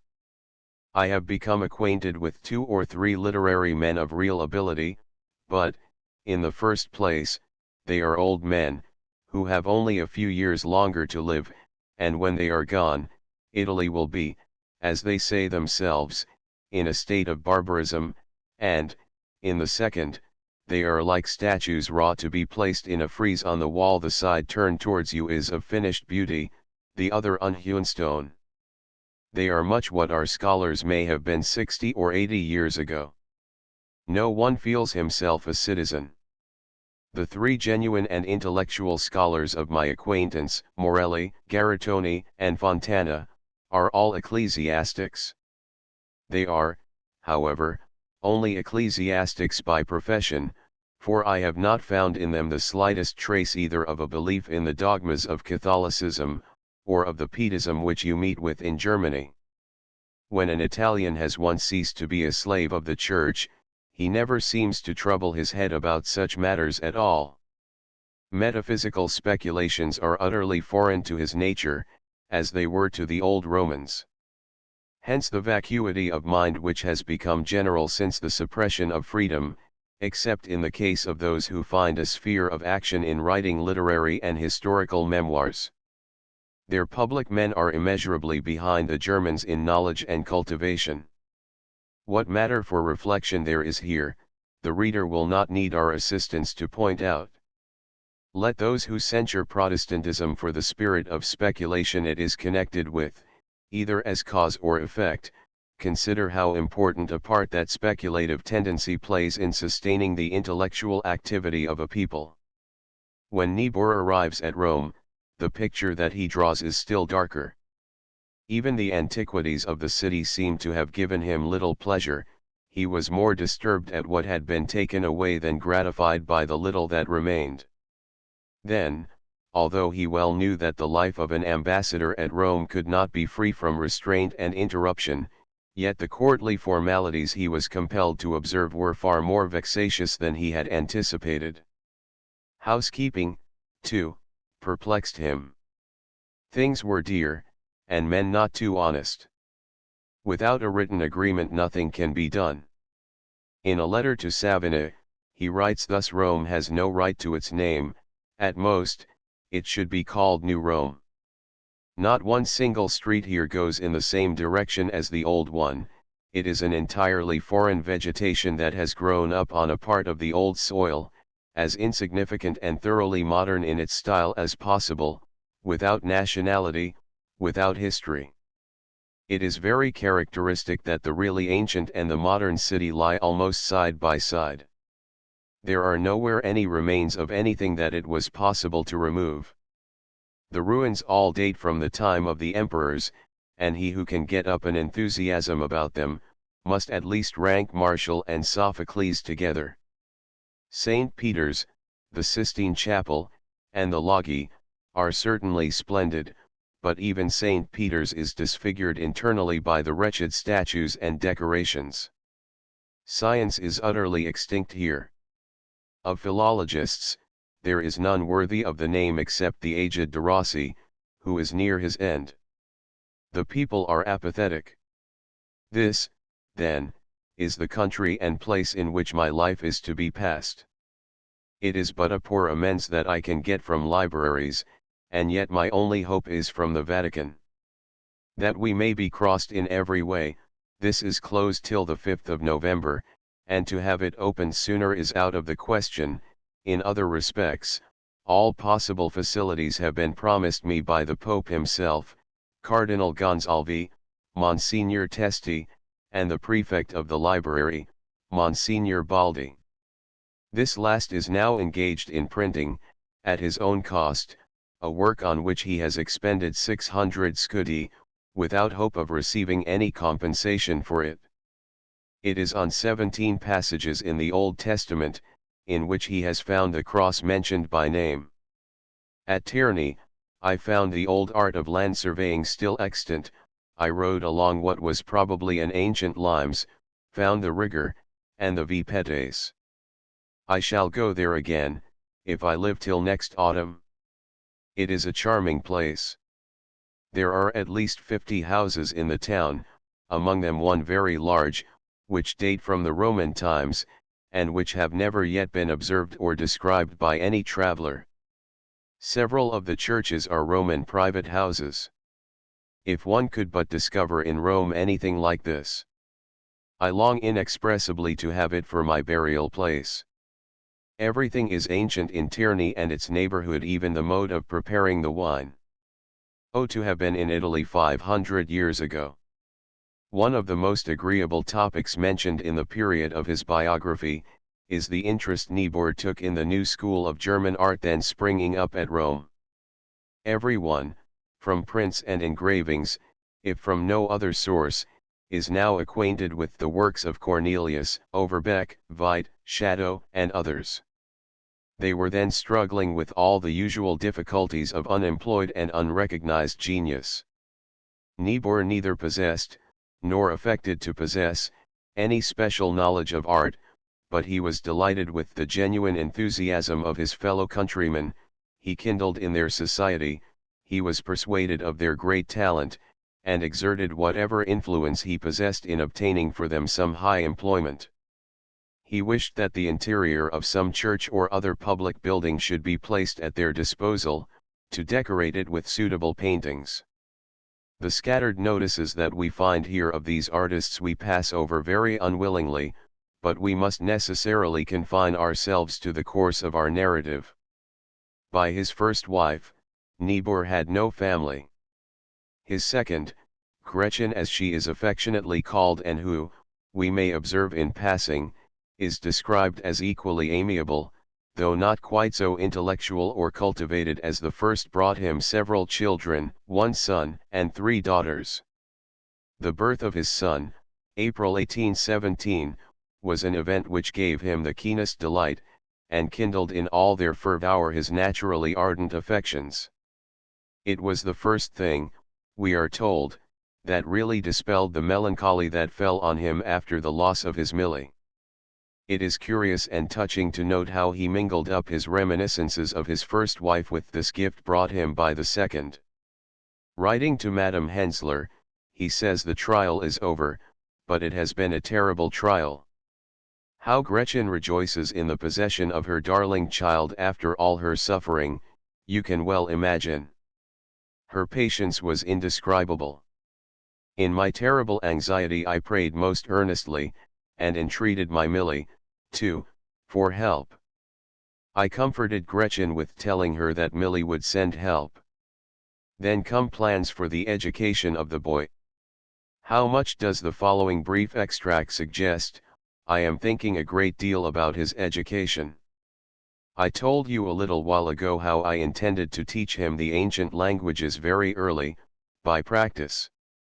I wish the child to believe all that is told him, and I now think you right in an assertion which I have formerly disputed, that it is better to tell children no tales, but to keep to the poets. But while I shall repeat and read the old poets to him in such a way that he will undoubtedly take the gods and heroes for historical beings, I shall tell him, at the same time, that the ancients had only an imperfect knowledge of the true God, and that these gods were overthrown when Christ came into the world.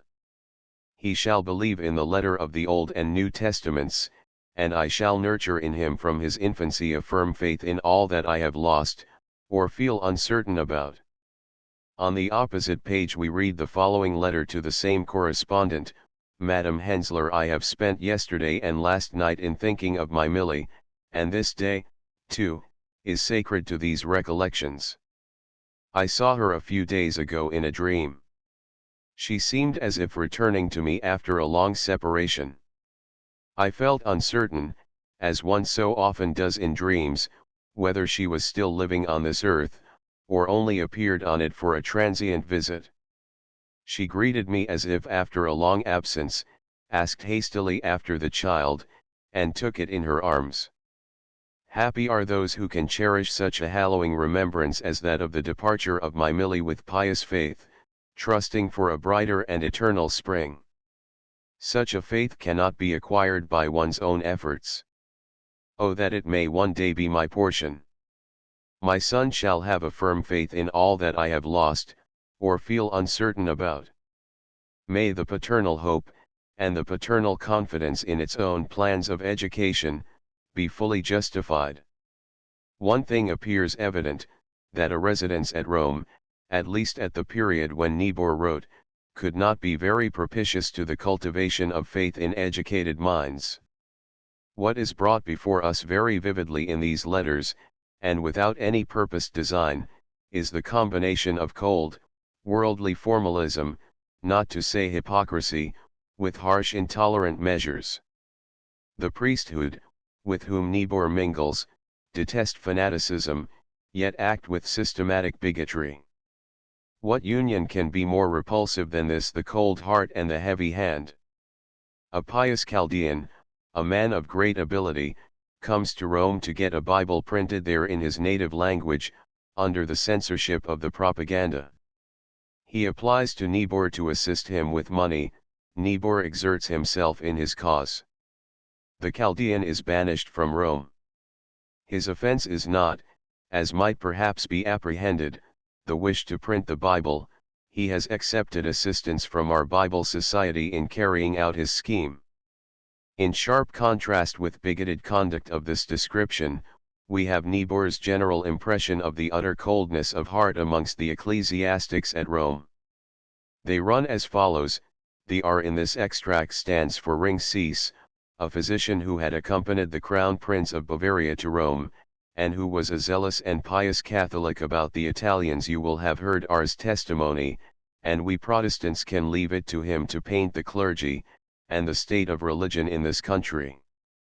In fact, we are all cold and dead compared to his indignation. His society has been a great pleasure to us all, even to our reserved friend Becker, who in general turns pale at the very thought of popery, and finds me far too indulgent. With an enthusiast so full of heart as are you can get on, between such a luxuriance of fancy and the unshackled reason, there is much such an analogy as subsists between science and art, whilst, on the contrary, the slavish subjection to the Church is ghastly death. The most superficial prophet of so-called enlightenment cannot have a more sincere aversion to enthusiasm than the Roman priesthood, and, in fact, their superstition bears no trace of it. Little as the admirers of Italy care for my words, I know that I am perfectly correct in saying, that even among the laity you cannot discover a vestige of piety. Meanwhile the years pass on, and the education of the little boy really begins. Niebuhr says he succeeds in the task better than he could venture to hope. Our readers cannot but be curious to know what was the course of instruction the great historian pursued. Marcus already knows no inconsiderable number of Latin words, and he understands grammar so well that I can now set him to learn parts of the conjunctions without their teasing him like dead matter. He derives many of the forms from his own feeling.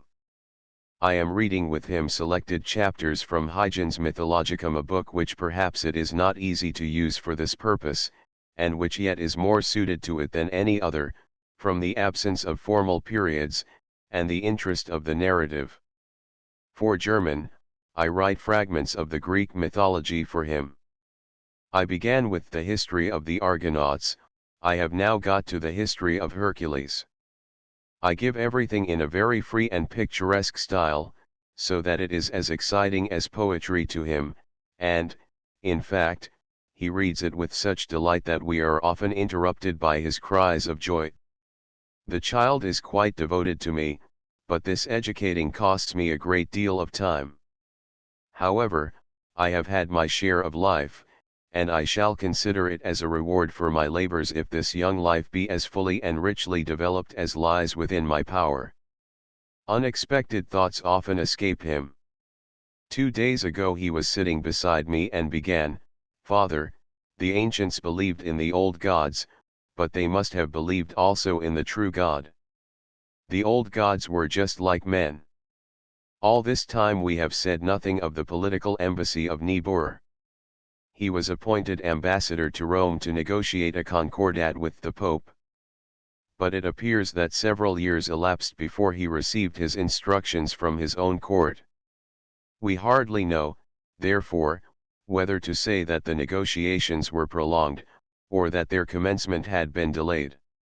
Niebuhr always speaks in high terms of the Pope, Pius VII, as a man every way estimable. Between them a very friendly feeling seems to have subsisted. There does not appear, therefore, to have been any peculiar or vexatious delay on the part of the Holy See. After Niebuhr had been in Rome more than 4 years, Count Hardenberg, the Prussian minister, who had been attending the conference at Laybach, made his appearance on the scene. To him, as we gather from the very brief account before us, was attributed with some unfairness the merit of concluding the negotiations. However this might be, the terms of this concordat were at length agreed upon, and Niebuhr had no longer any peculiar mission to detain him at Rome. Shortly afterwards he petitioned for leave of absence, and returned to Germany.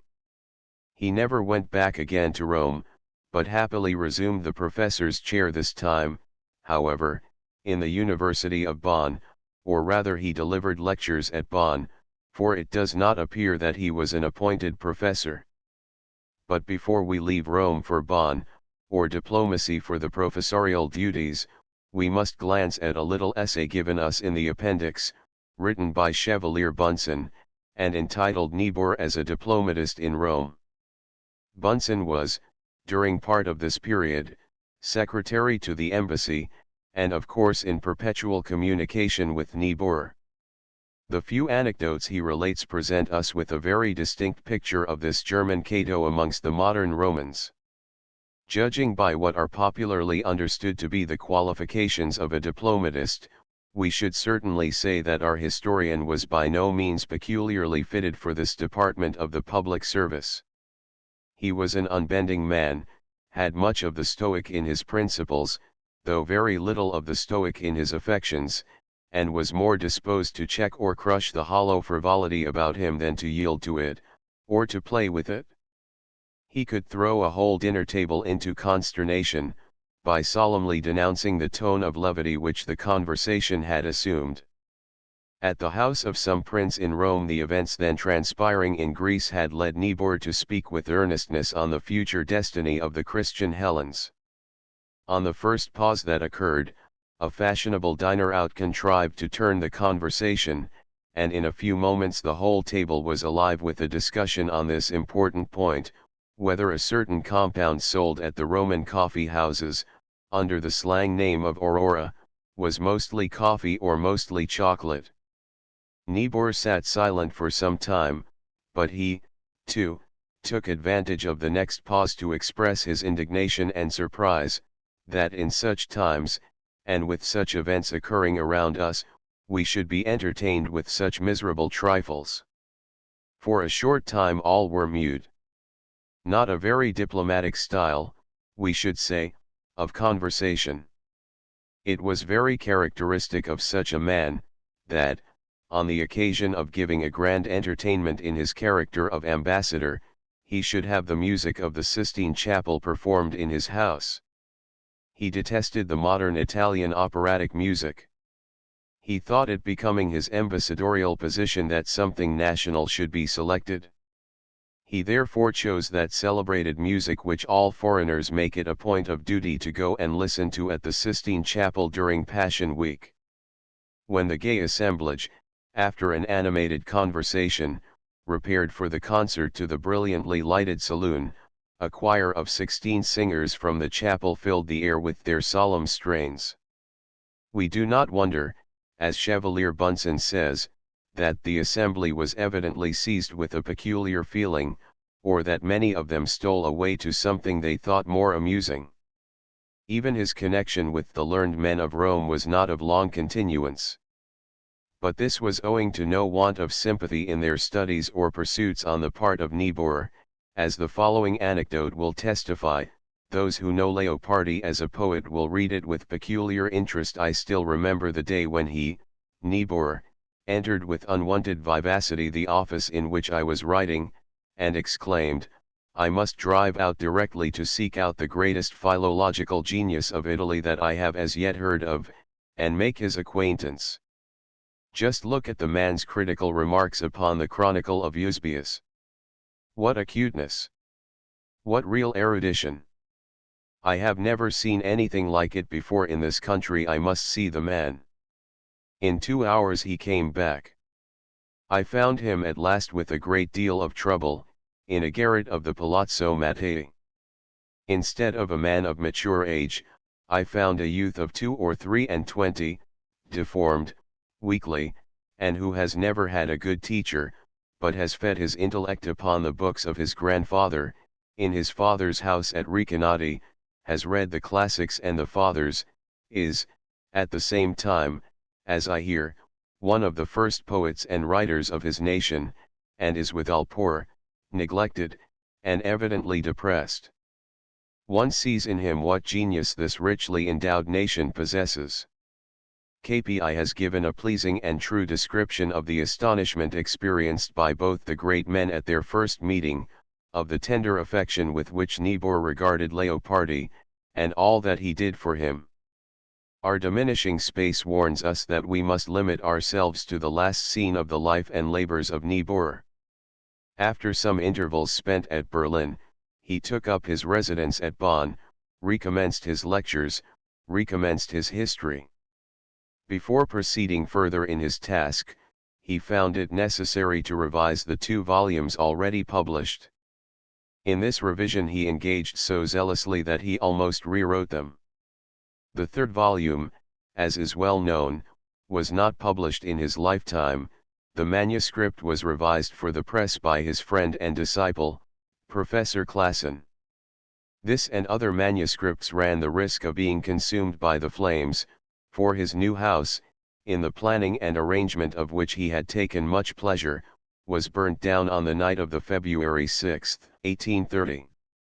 It was indeed a misfortune, he said, but he did not feel as he felt that night when he was near headquarters at the Battle of Botzen, and believed the cause of his country to be, if not lost, in the most imminent peril. But though much else was destroyed, the books and papers were preserved, and there was great rejoicing when here and there a precious treasure was found again, which had been looked on as lost, and the reappearance of the longed-for manuscript of the second volume of the history, then going through the press, was greeted with hearty cheers. The prospect of public affairs, now embroiled by the French Revolution of 1830, seems to have disturbed him more than the loss of his house. From the selfishness of the governing party, and the rashness of their opponents, he was disposed to predict the saddest results: loss of freedom, civil and religious. In 50 years, he says in one place, and probably much less, there will be no trace left of free institutions, or the freedom of the press, throughout all Europe, at least on the continent. In this enforced darkness, Protestantism would, of course, have no chance against her great antagonist. Wherever the spirit of mental freedom decays, the Roman Catholic must triumph. He says, already, all the old evils have awakened to full activity, all the priestcraft, all, even the most gigantic plans for conquest and subjugation, and there is no doubt that they are secretly aiming at, and working towards, a religious war, and all that tends to bring it on. The interest which Niebuhr took in the public events of Europe was indirectly the cause of his last illness. One evening he spent a considerable time waiting and reading in the hot newsroom, without taking off his thick fur cloak, and then returned home through the cold frosty night air, heated in mind and body. He looked in, as he passed, on his friend Klassen, to unburden some portion of his fervid cares for the universal commonwealth. "But," said he, "I have taken a severe chill, I must go to bed." And from the couch he then sought he never rose again. On the afternoon of the 1st of January 1830, thus concludes the account of his last days which we have from the pen of Professor Klassen, he sank into a dreamy slumber. Once, on awakening, he said that pleasant images floated before him in sleep. Now and then he spoke French in his dreams, probably he felt himself in the presence of his departed friend de Serra. As the night gathered, consciousness gradually faded away, he woke up once more about midnight. When the last remedy was administered, he recognized in it a medicine of doubtful operation, never resorted to but in extreme cases, and said in a faint voice, "What essential substance is this? Am I so far gone?" These were his last words. He sank back on his pillow, and within an hour his noble heart had ceased to beat. Any attempt at the final estimate of Niebuhr as a historian, we have already said we shall not make. The permanence of the structure that he has reared must be tested by time and the labors of many scholars. Indeed, where a reputation like this is concerned, old Father Time will be slow in his operations. He is along while trimming the balance and shuffling the weights. Perhaps new weights are to be made. Niebuhr's great and salutary influence in historical literature, we repeat, is undeniable, and this signal merit will always be accorded to him.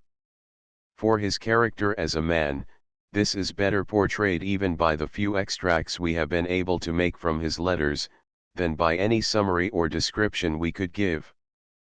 But these extracts have necessarily been brief, and are unavoidably taken, here and there, from letters which it would have been much more desirable to quote in extenso, and therefore we recommend every reader who can bestow the leisure, to read these volumes for himself.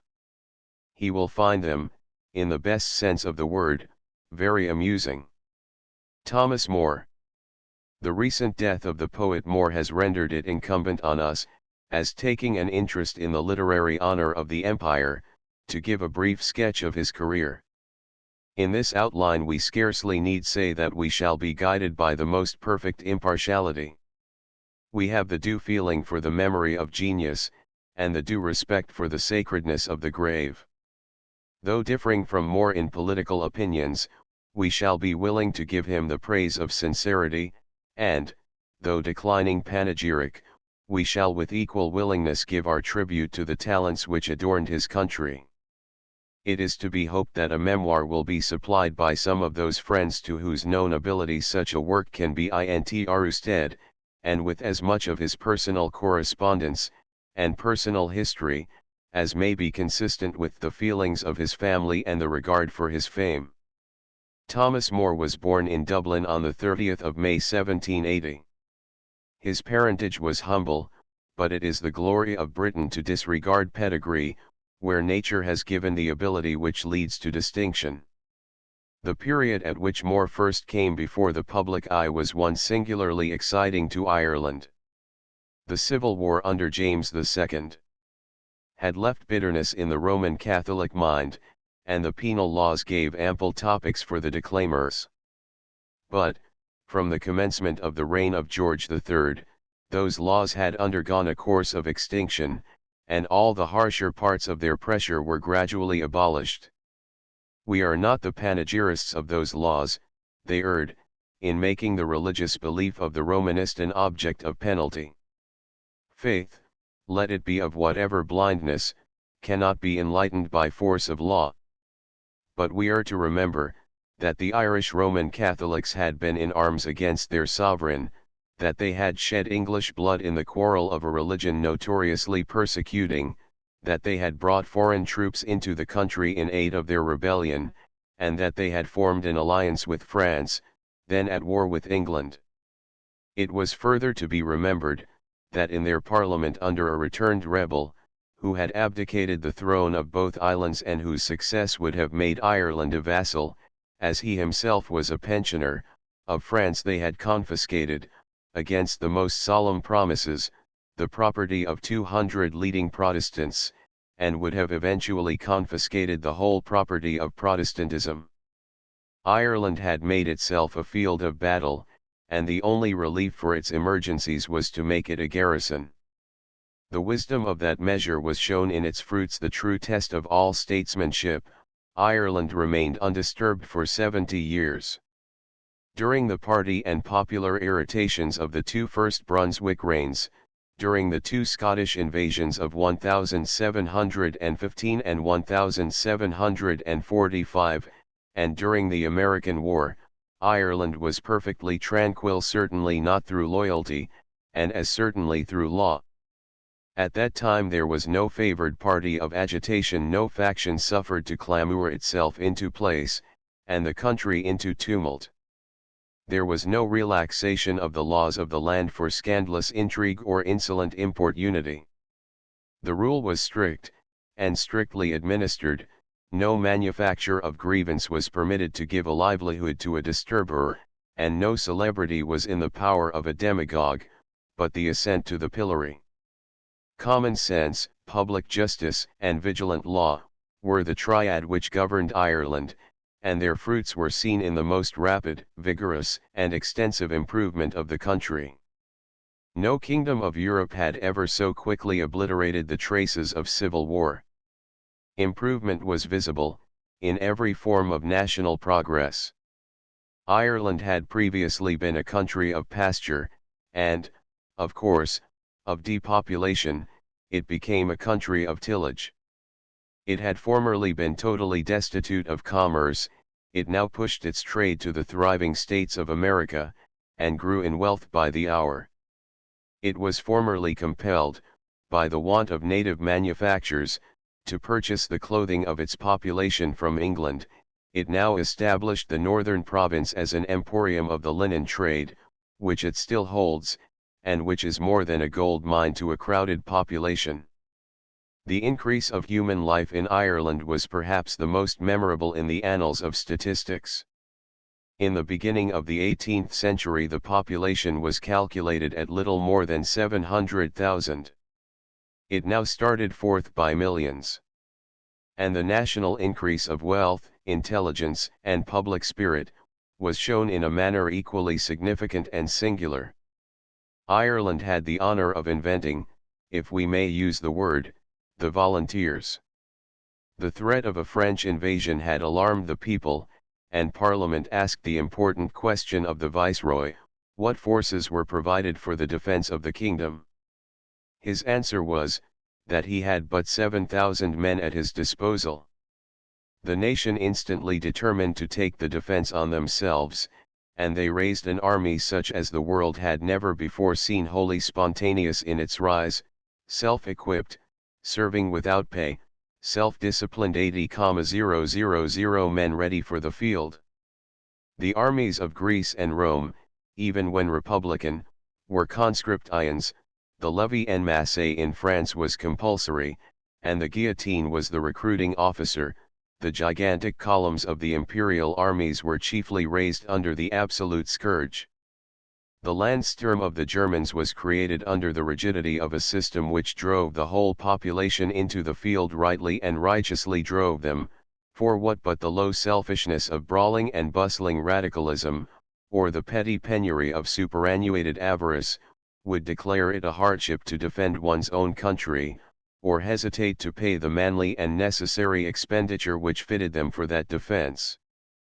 But Ireland, without hesitation, and without stipulation, without the pitiful pusillanimity of a weaver's soul and body, or the shrinking selfishness of a pawnbroker in the shape of a legislator, rushed to arms, and scared away invasion.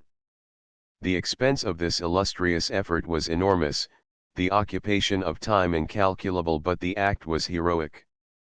And let what will come, whether Ireland is to have a career worthy of her natural powers, or to perish under the ascendancy of her deadly superstition, that act will form the brightest jewel in her historic diadem, as it will the noblest inscription on her tomb.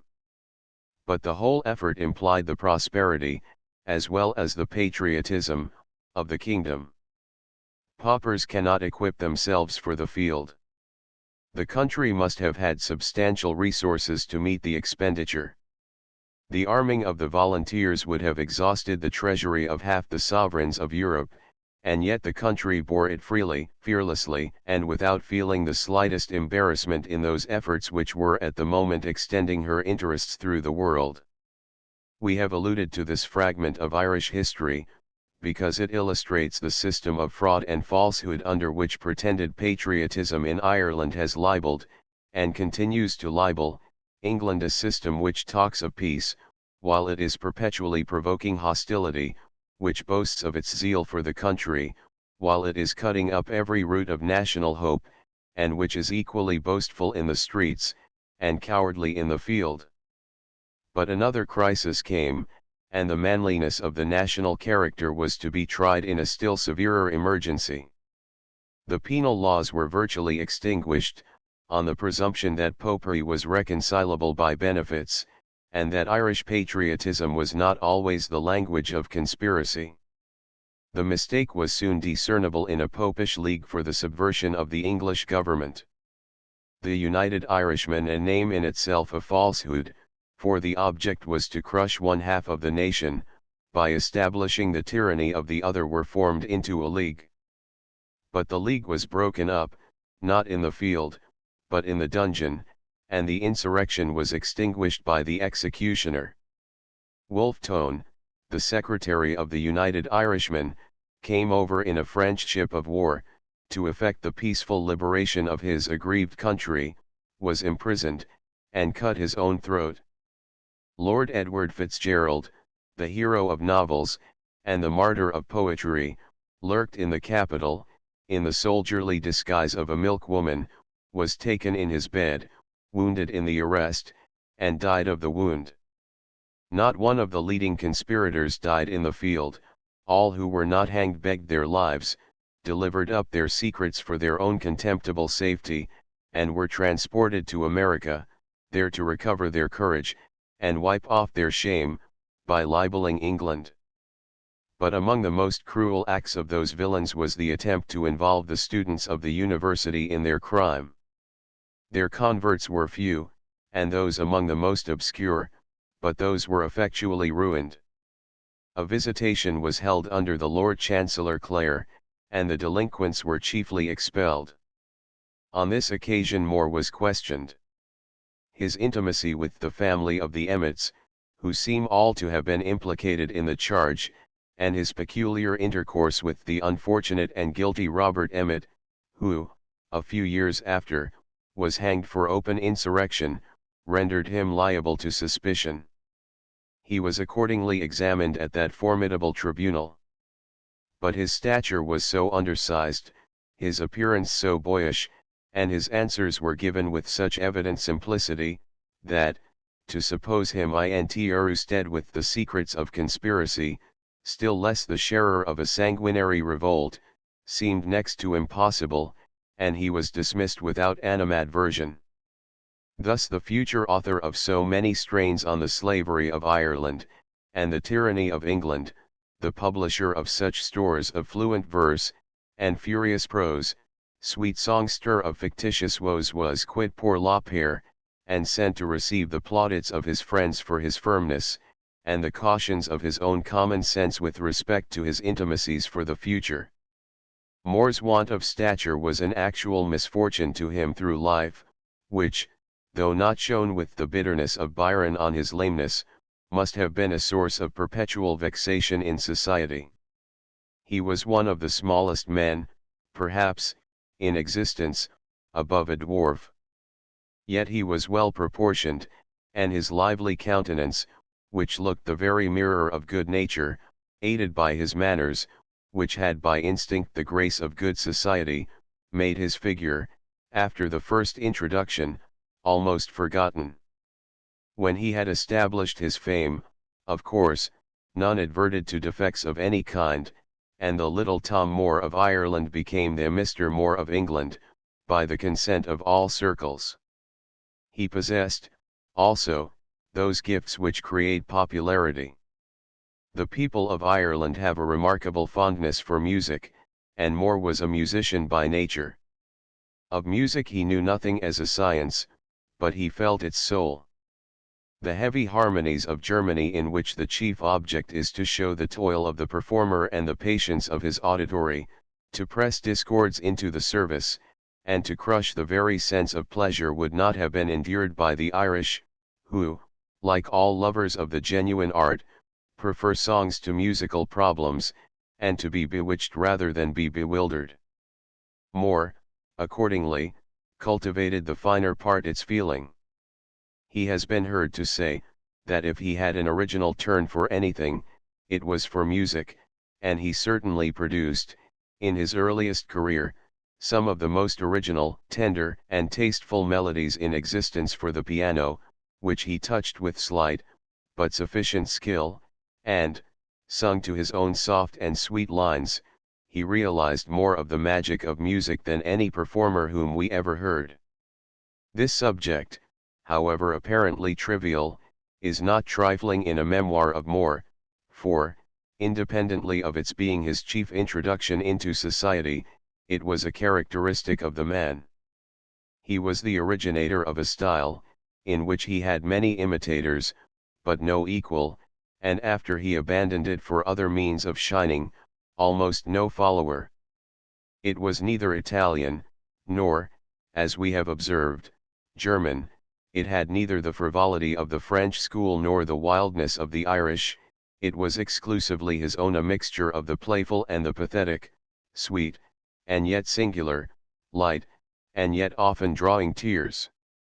This effect, the finest in music, for what taste would compare a sinfonia to a song, he accomplished by the admirable management of a sweet voice, though but of small compass, accompanied by a few chords of the instrument, rather filling up the intervals of the voice than leading them, the whole rather an exquisite recitation than a song, the singer more the minstrel than the musician. This description of his early powers, however extravagant it may seem to strangers, will be recognized as literally true by those who heard him in Ireland, and in the budding of his talent. He was an inventor, his art required the united taste of the composer and the poet, and this accounts for its having perished with him. But a larger field was soon to open before Moore. The rebellion of 1798 was a death blow to the hopes of all those sanguine speculators who longed to become presidents of the new republic. It drained the national resources, it disgusted the national understanding, it made Ireland disunited, and England at once contemptuous of Irish feeling, and suspicious of Irish loyalty. The safety of the empire obviously rendered it impossible to leave in its rear a nation which might throw itself, at a moment's notice, into the arms of France, Spain, or America, which had actually solicited a French army, and which still carried on transactions amounting to treason at home, and alliance abroad.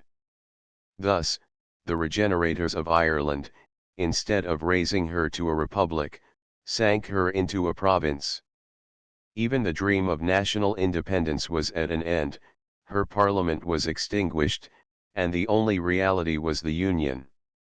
Still, though the national pride was deeply hurt by the measure, the graver judgment of the nation acquiesced in the extinction of the legislature. This was the fruit of those concessions which had been made by the ignorance of government, and demanded by the intrigues of the opposition. From the period of lowering the franchise to the Roman Catholic 40-shilling freeholder, the votes of the Romish peasantry became to the government a terror, to the opposition a snare, and to both, the sources of a new policy. In a few sessions more, the Parliament must have become almost totally papist. Thus, after much declamation in the clubs, and much murmuring in the streets, after threats of declaring the mover of the measure an enemy to his country, and after a duel between the celebrated Grattan, the head of the opposition, and Corry, the Chancellor of the Irish Exchequer, the diadem was taken off the head of Ireland, and quietly lodged in Whitehall. England thenceforth became the field of Irish ambition, and the mart of Irish ability. More came to London apparently for the purpose of commencing his studies as a barrister. Whether his volatile and fanciful spirit would have relished the details of a profession demanding so much labor in its rudiments, and so much perseverance in its pursuit, is now not worth a question, for he probably never opened a book of law, but he had brought with him a book of a more congenial kind, a translation of Anacreon, to be published by subscription, and dedicated by permission to the Prince of Wales, George IV, an honor obtained, like all his early popularity, through his musical accomplishments. More was not a scholar, in the sense of a Markland or a Bentley, but he had the best part of scholarship, the spirit of his author. The elegance of this versification of the old Greek lover of smiles and wine was universally acknowledged. All former translations of Anacreon were poor and pedantic, to the richness and grace of the volume then offered to the public eye. Whether the original was the work of Ionia or Athens, whether one half of the odes were not imitations in later Greek, with Gregory Nazianzen and a dozen others for their authors, whether Polycrates or Hipparchus was their patron, in short, the questions which still perplex Oxford, and break the rest of Cambridge, which drive both into the logomachies of Teutonic criticism, and waste English pens and patience on the imported drudgeries of the Leipzig press, were matters which gave the translator but slight trouble. Nature had created him for the translation. The praises of wine and beauty, of flowers and sunshine, were a language of his own, they formed his style through the greater part of his life, and Cupid and Bacchus never had a laureate more devoted, and more successful. After lingering for some years in London, fated by the great and followed by the little, More was appointed to an office in the West Indies. Thus was harshly hazarded the life of a man of genius, and the talent which was destined to distinguish his country was sent to take its chance of the yellow fever. The guest of princes and the favorite of fashion must have felt many a pang at finding himself consigned to Bermuda.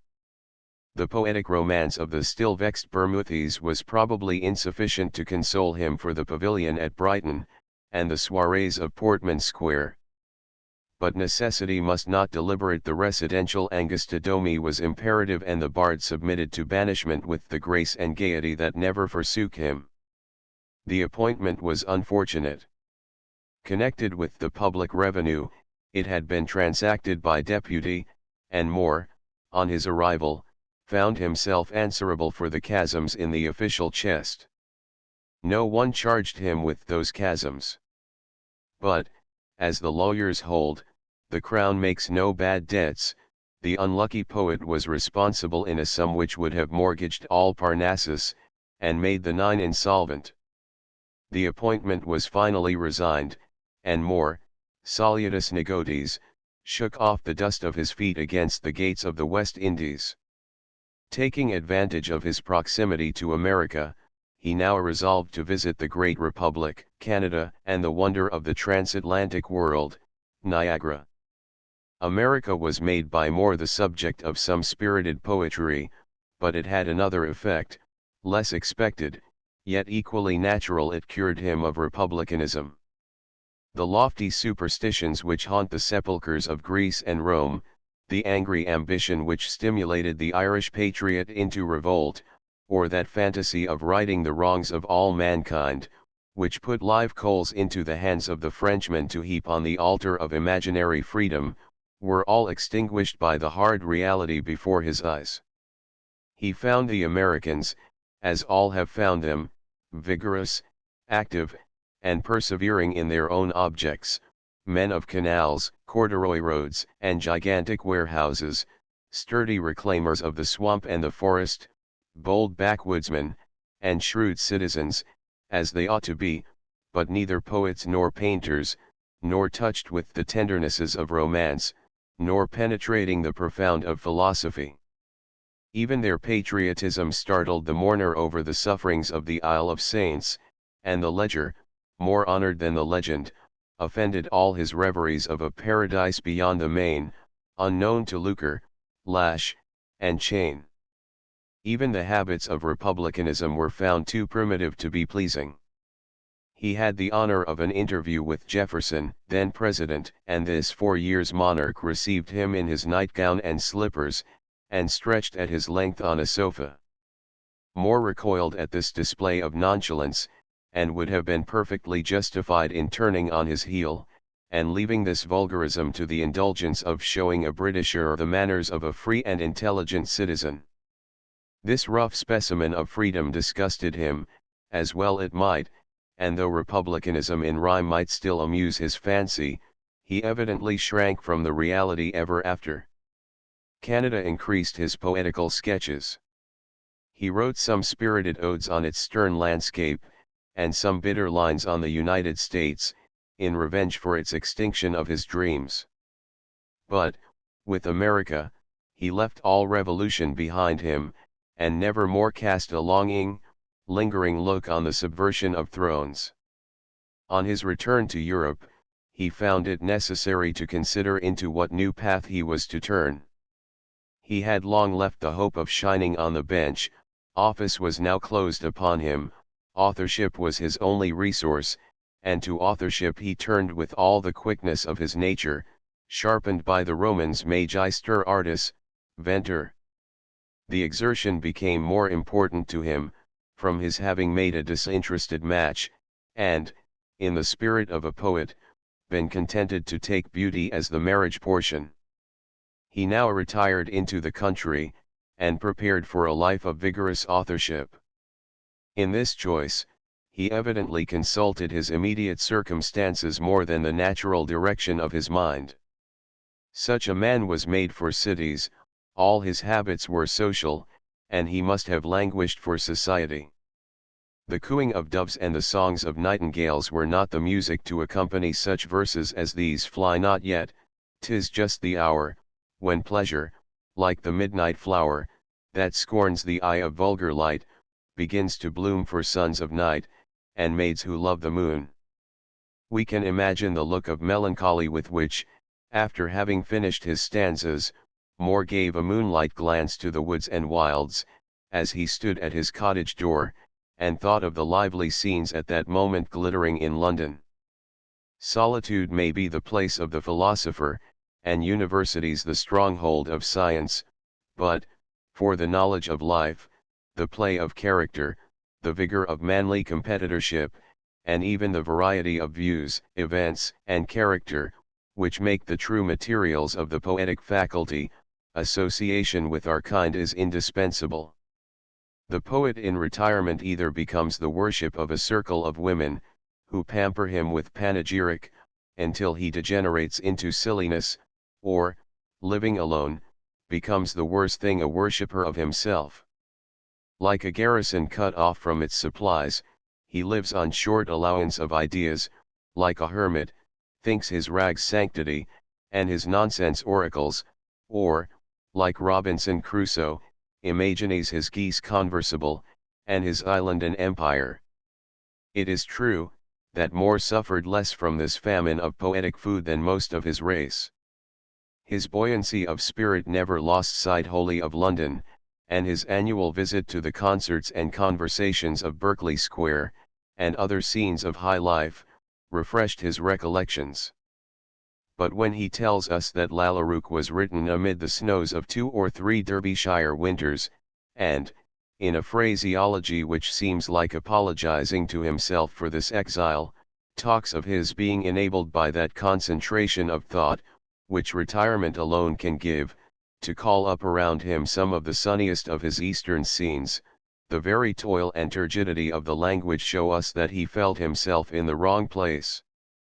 In fact, now that naked necks, turned down shirt collars, and dishevelled hair, no longer make poets à la Byron, when even the white waistcoats of young England are no longer proof of chivalry, we wish to save the innocent hearts and fantastic heads of the rising generation from the experiment which Don Quixote performed so little to the satisfaction of Sancho Panza in the desert. We never heard of a great poet living 100 miles from a metropolis. Contiguity to the world of men and women was essential. All the leaders of the tribe lived as near London as they could. Cowley lived within a walk, Pope within a drive, Milton within sight of the walls. Shakespeare saw London Bridge every day of his life. Dryden lived in the Grecian coffee house. Byron, with his own goodwill, never would have stirred out of Bond Street, and when the newspapers and doctors' commons at length drove him abroad, he nestled down in Venice, instead of singing among the slopes of the Apennines, or acting distraction among the pinnacles of the Alps. It is even not improbable that the last few and melancholy years of Moore's life owed some of their depression to the weariness of this unnatural solitude. On his return from America in 1803, we lose sight of him for a while. He was then probably harassed by government transactions connected with his luckless appointment, but in 1805 he gave unhappy evidence of his revival by the publication of poems by Mr. Thomas Little. We have no desire to speak of this work. Perhaps his poverty, but not his will, was in fault. He made some kind of apology at the time, by attributing the performance to an imagination which had become the slave of the passions, and subsequently he made the better apology of excluding it from his collected volumes. Yet, in this work, he did less harm to society than injustice to himself. The graver classes, of course, repelled it at once. The fashionable world took but little notice of a book which could not be laid in their drawing rooms, and the profligate could be but little excited by its babyisms, for Moore's amatory poems were always babyish. They wanted, in a remarkable degree, the fervency of passion. They prattled rather than felt, they babbled of lips and eyes like an impudent child.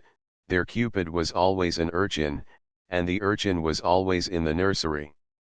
His verses of this school were flowing, but they never rose above prettiness.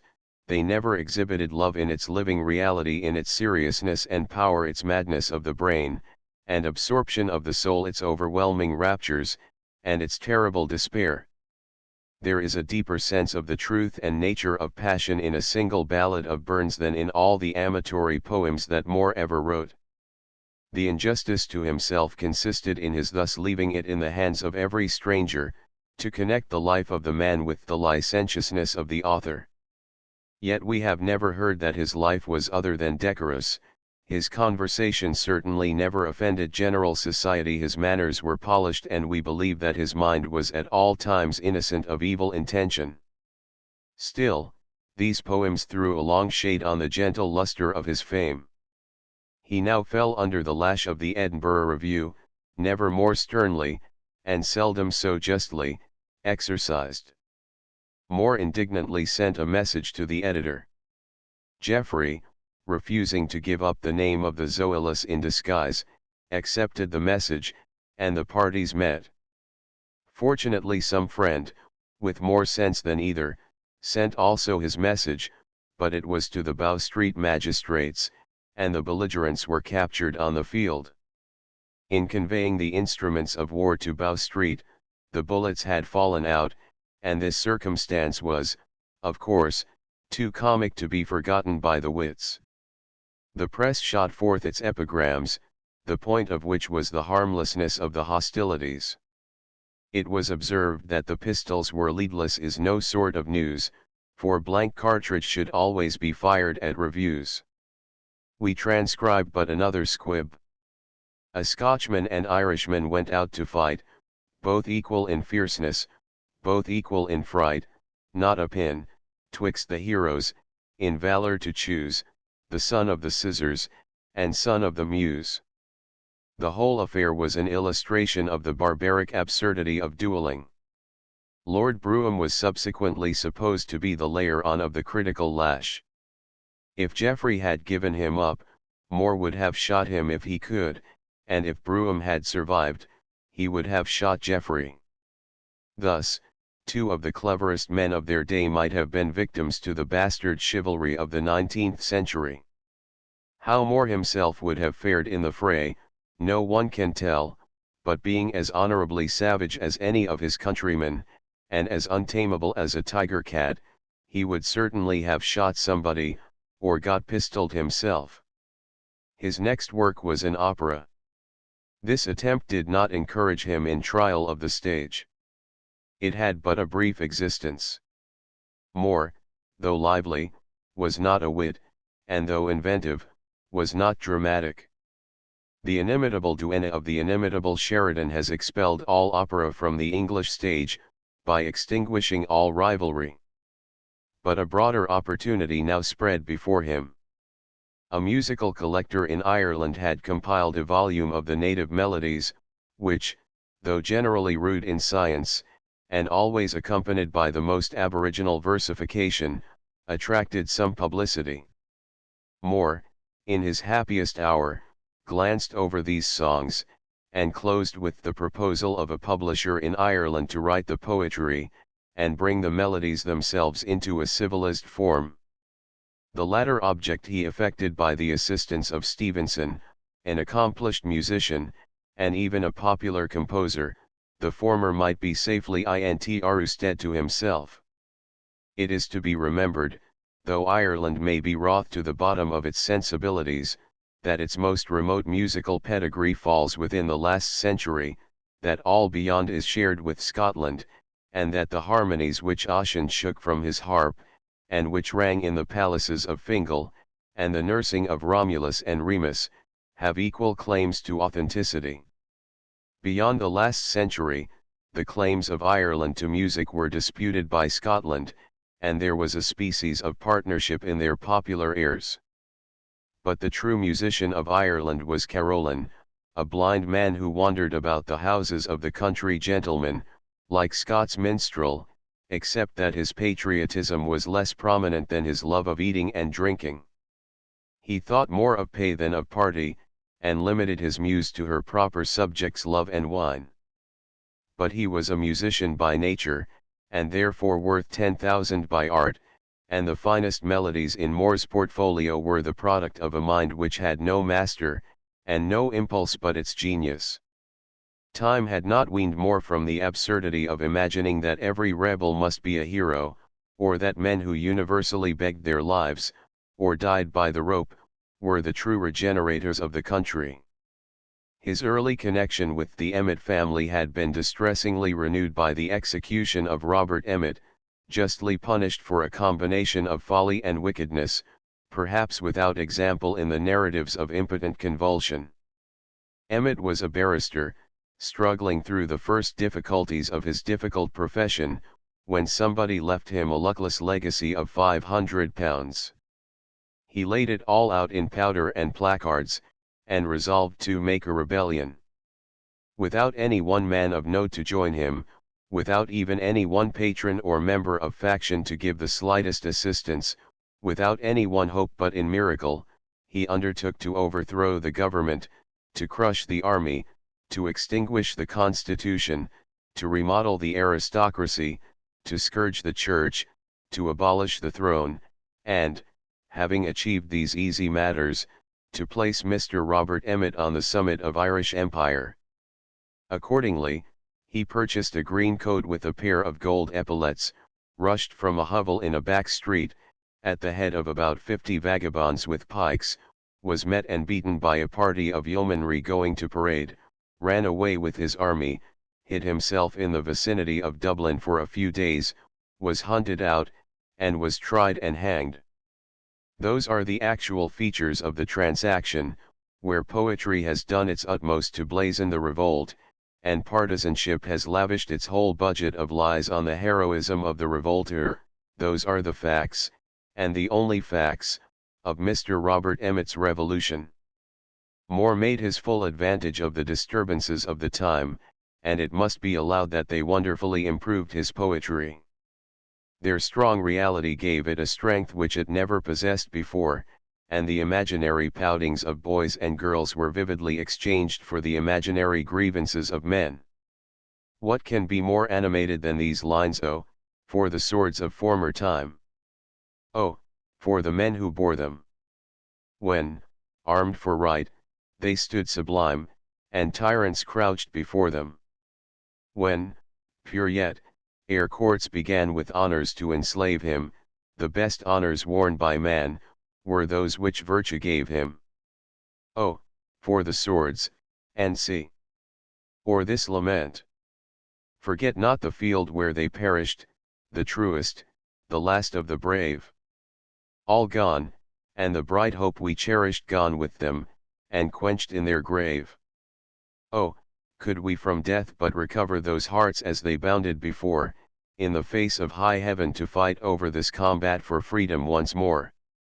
The phrase used in the speeches of the late agitator, till it grew ridiculous by the repetition, will be found in the following fine lines. Remember thee, yes, while there's life in this heart, it shall never forget thee, all lorn as thou art, more dear in thy sorrow, thy gloom, and thy showers, than the rest of the world in their sunniest hours.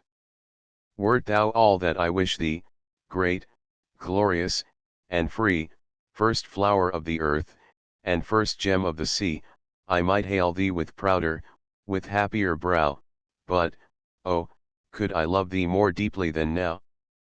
No. Thy chains, as they rankle, thy blood, as it runs, but make thee more painfully dear to thy sons, whose hearts, like the young of the desert bird's nest, drink love in each life drop that flows from thy breast. It would be cruel to ask for the evidence of all this tyranny a link of the chains that rankle on the limbs of Ireland, or a drop of the blood that so perpetually oozes from her wounds.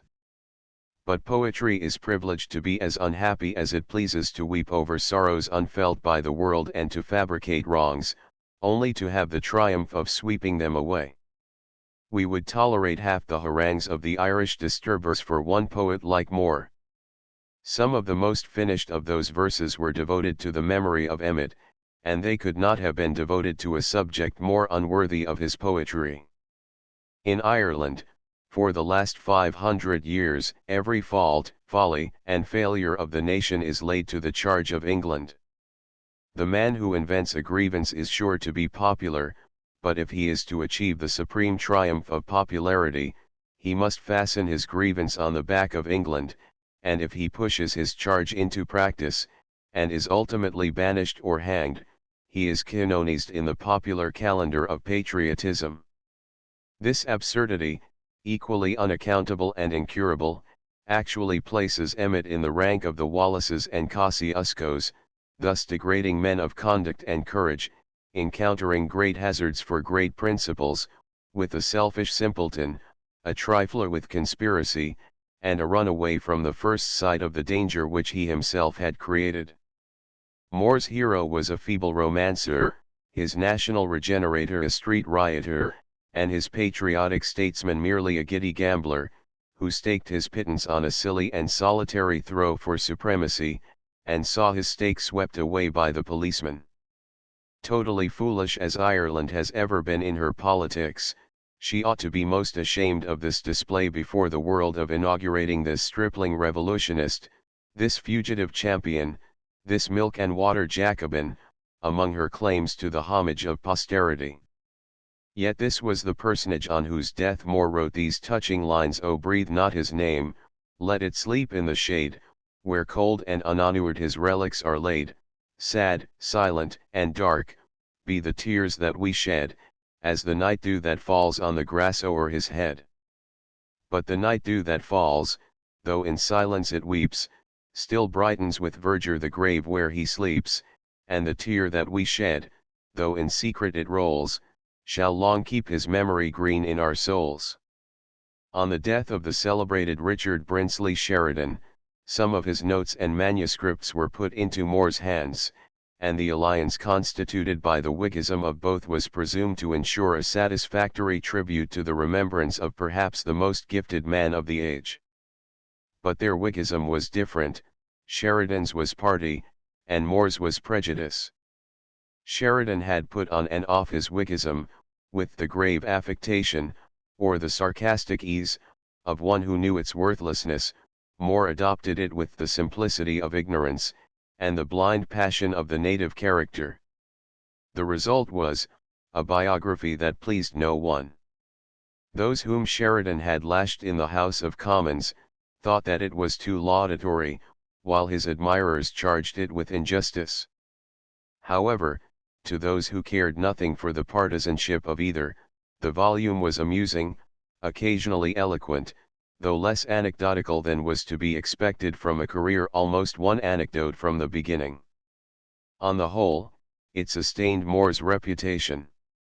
His Life of Byron, at a later period, had an increased popularity. The subject was singularly difficult.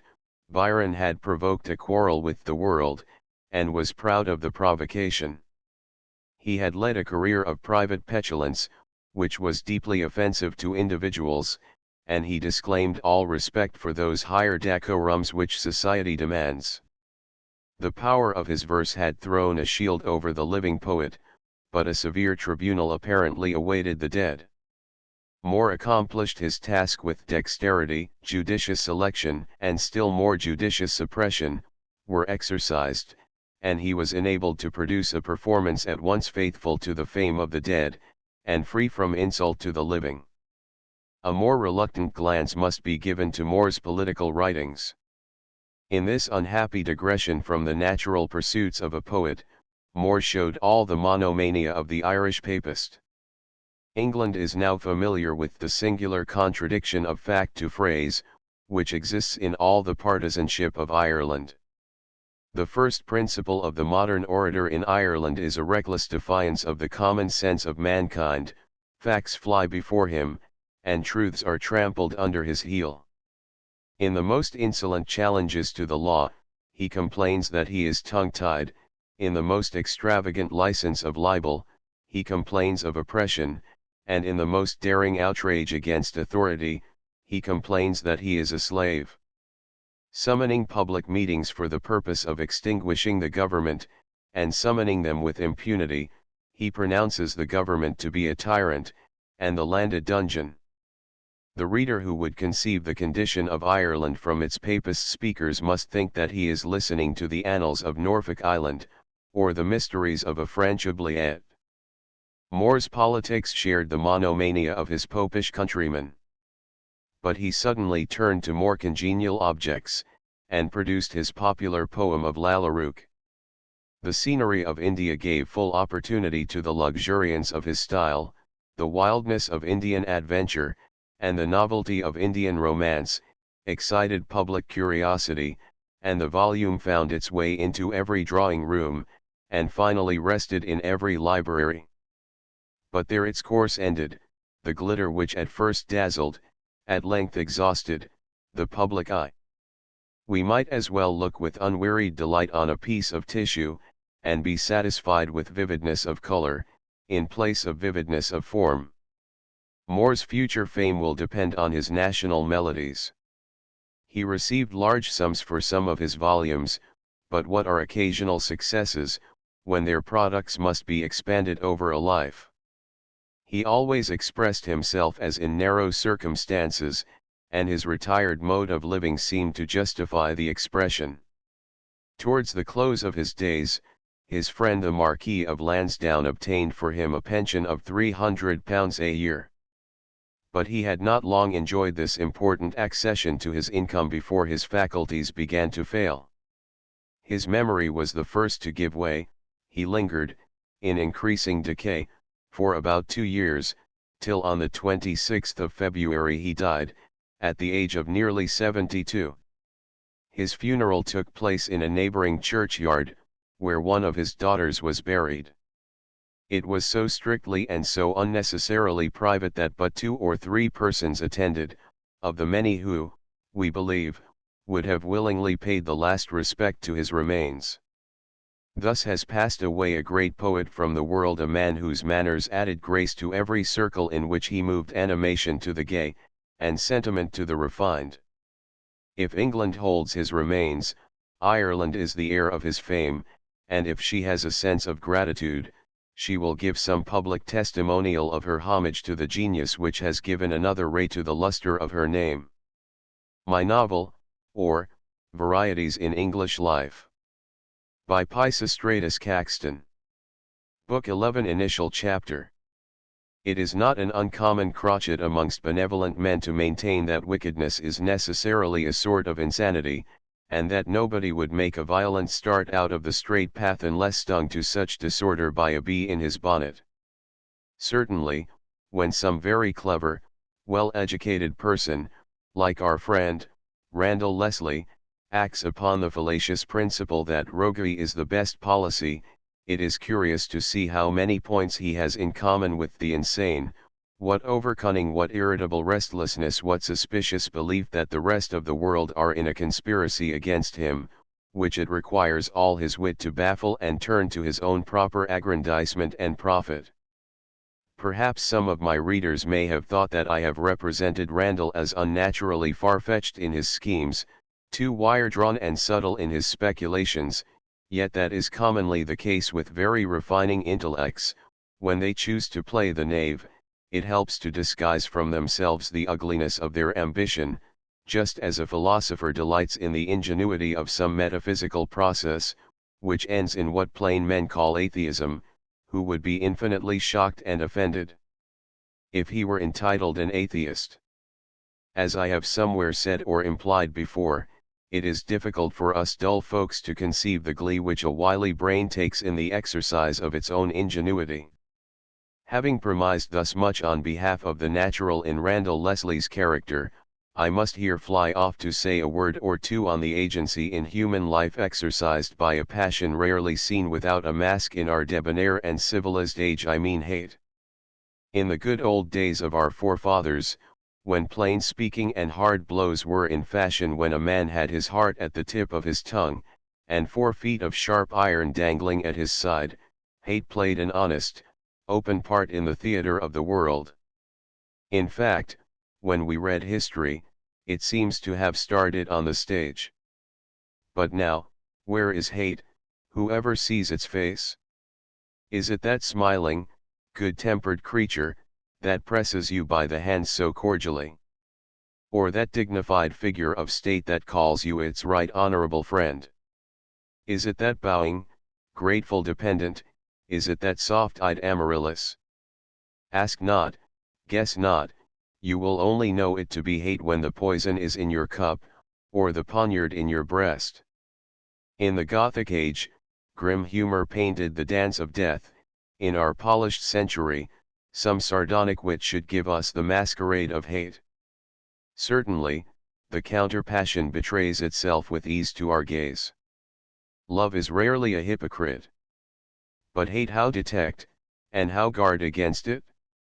It lurks where you least suspect it, it is created by causes that you can the least foresee, and civilization multiplies its varieties, whilst it favors its disguise, for civilization increases the number of contending interests, and refinement renders more susceptible to the least irritation the cuticle of self-love. But hate comes covertly forth from some self-interest we have crossed, or some self-love we have wounded, and, dullards that we are, how seldom we are aware of our offense. You may be hated by a man you have never seen in your life, you may be hated as often by one you have loaded with benefits, you may so walk as not to tread on a worm, but you must sit fast on your easy chair till you are carried out to your bier, if you would be sure not to tread on some snake of a foe. But, then, what harm does the hate do us? Very often the harm is as unseen by the world as the hate is unrecognized by us. It may come on us, unawares, in some solitary byway of our life, strike us in our unsuspecting privacy, thwart us in some blessed hope we have never told to another, for the moment the world sees that it is hate that strikes us, its worst power of mischief is gone. We have a great many names for the same passion: envy, jealousy, spite, prejudice, rivalry, but they are so many synonyms for the one old heathen demon. When the death-giving shaft of Apollo sent the plague to some unhappy Achaean, it did not much matter to the victim whether the god were called Helios or Smintheus. No man you ever met in the world seemed more raised above the malice of hate than Audley Egerton. Even in the hot war of politics he had scarcely a personal foe, and in private life he kept himself so aloof and apart from others that he was little known, save by the benefits the waste of his wealth conferred. That the hate of any one could reach the austere statesman on his high pinnacle of esteem, you would have smiled at the idea. But hate is now, as it ever has been, an actual power amidst the varieties of life, and, in spite of bars to the door, and policemen in the street, no one can be said to sleep in safety while there wakes the eye of a single foe. Chapter 2. The glory of Bond Street is no more. The title of Bond Street lounger has faded from our lips. In vain the crowd of equipages and the blaze of shops, the renown of Bond Street was in its pavement, its pedestrians. Art thou old enough, O reader, to remember the Bond Street lounger and his incomparable generation? For my part, I can just recall the decline of the grand era. It was on its wane when, in the ambition of boyhood, I first began to muse upon high neckcloths and Wellington boots. But the ancient habitués, the magnanomines umbri contemporaries of Brummel in his zenith, boon companions of George IV, in his regency, still haunted the spot. From 4 to 6 in the hot month of June, they sauntered stately to and fro, looking somewhat mournful even then, foreboding the extinction of their race. The Bond Street lounger was rarely seen alone, he was a social animal, and walked arm in arm with his fellow man. He did not seem born for the cares of these ruder times, not made was he for an age in which Finsbury returns members to Parliament. He loved his small talk, and never since then has talk been so pleasingly small. Your true Bond Street lounger had a very dissipated look. His youth had been spent with heroes who loved their bottle. He himself had perhaps supped with Sheridan. He was by nature a spendthrift, you saw it in the roll of his walk. Men who make money rarely saunter, men who save money rarely swagger. But saunter and swagger both united to stamp prodigal on the Bond Street lounger. And so familiar as he was with his own set, and so amusingly supercilious with the vulgar residue of mortals whose faces were strange to Bond Street. But he is gone. The world, though sadder for his loss, still strives to do its best without him, and our young men, nowadays, attend to model cottages, and incline to tractarianism. I mean those young men who are quiet and harmless, as a Bond Street lounger was of old redensitania regna. Still the place, to an unreflecting eye, has its brilliancy and bustle. But it is a thoroughfare, not a lounge. And adown the thoroughfare, somewhat before the hour when the throng is thickest, passed two gentlemen of an appearance exceedingly out of keeping with the place. Yet both had the air of men pretending to aristocracy, an old-world air of respectability and stake in the country, and church and statism. The bullier of the two was even rather a beau in his way. He had first learned to dress, indeed, when Bond Street was at its acme, and Brummel in his pride. He still retained in his garb the fashion of his youth, only what then had spoken of the town, now betrayed the life of the country.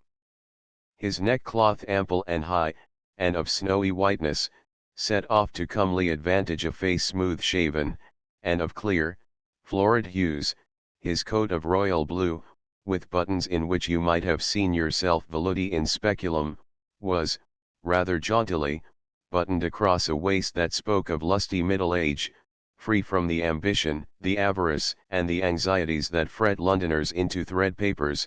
His small clothes of greyish drab, loose at the thigh and tight at the knee, were made by Brummel's own breeches maker, and the gaiters to match, thrust halfway down the calf, had a manly dandyism that would have done honour to the beau ideal of a county member.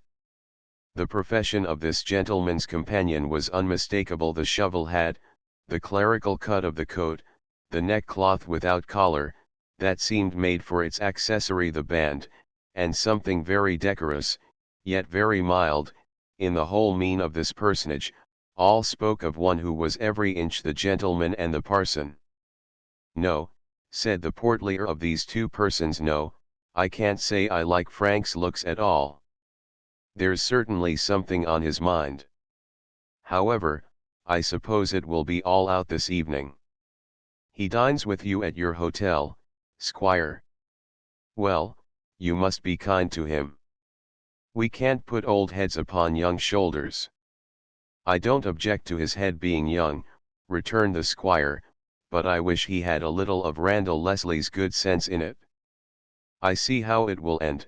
I must take him back into the country, and if he wants occupation, why, he shall keep the hounds, and I'll put him into Brooksby Farm."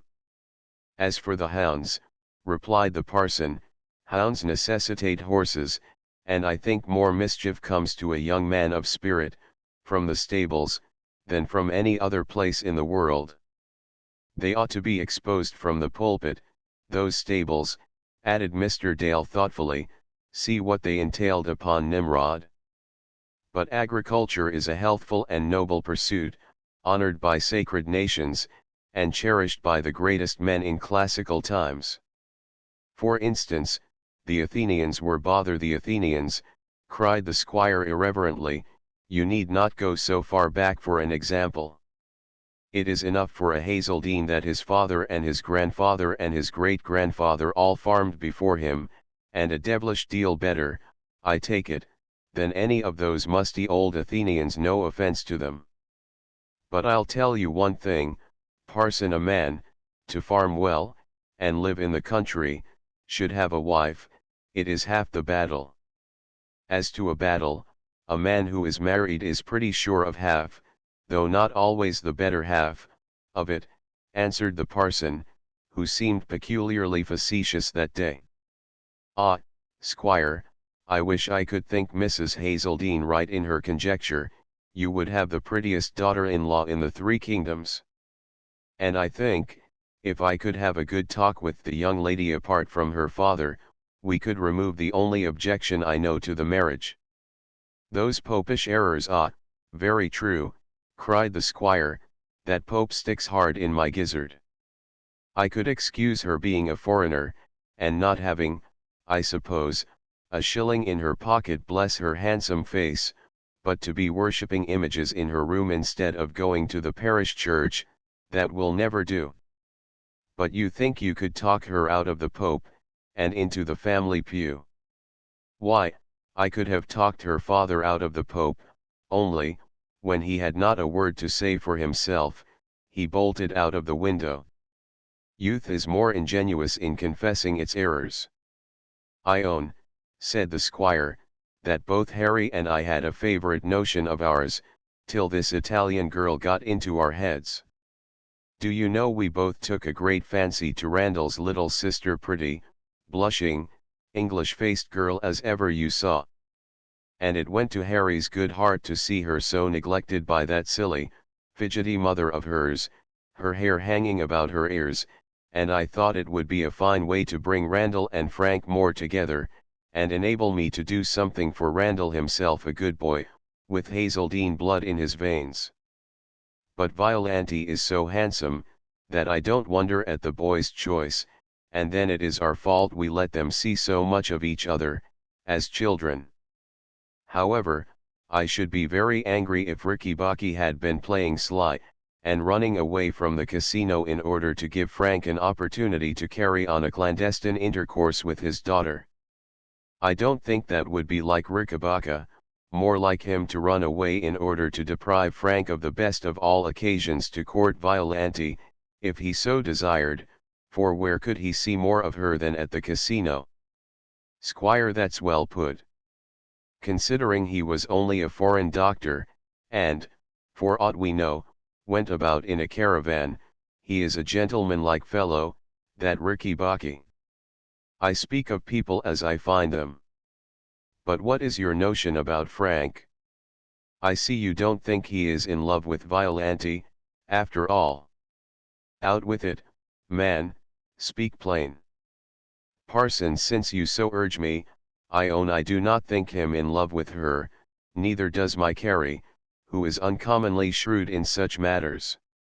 Squire, your Carrie, indeed, as if she were half as shrewd as my Harry. Carrie, nonsense. Parson, reddening. I don't want to make invidious remarks, but, Mr. Hazeldine, when you sneer at my Carrie, I should not be a man if I did not say that. Squire, interrupting. She was a good little woman enough, but to compare her to my Harry. Parson, I don't compare her to your Harry, I don't compare her to any woman in England, sir. But you are losing your temper, Mr. Hazeldine.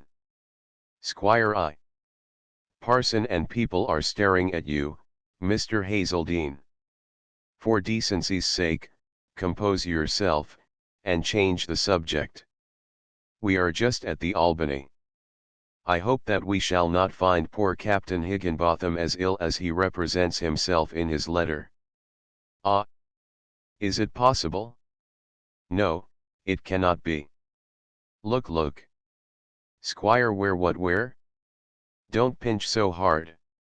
Bless me, do you see a ghost? Parson, there, the gentleman in black. Squire, gentleman in black? What, in broad daylight? Nonsense.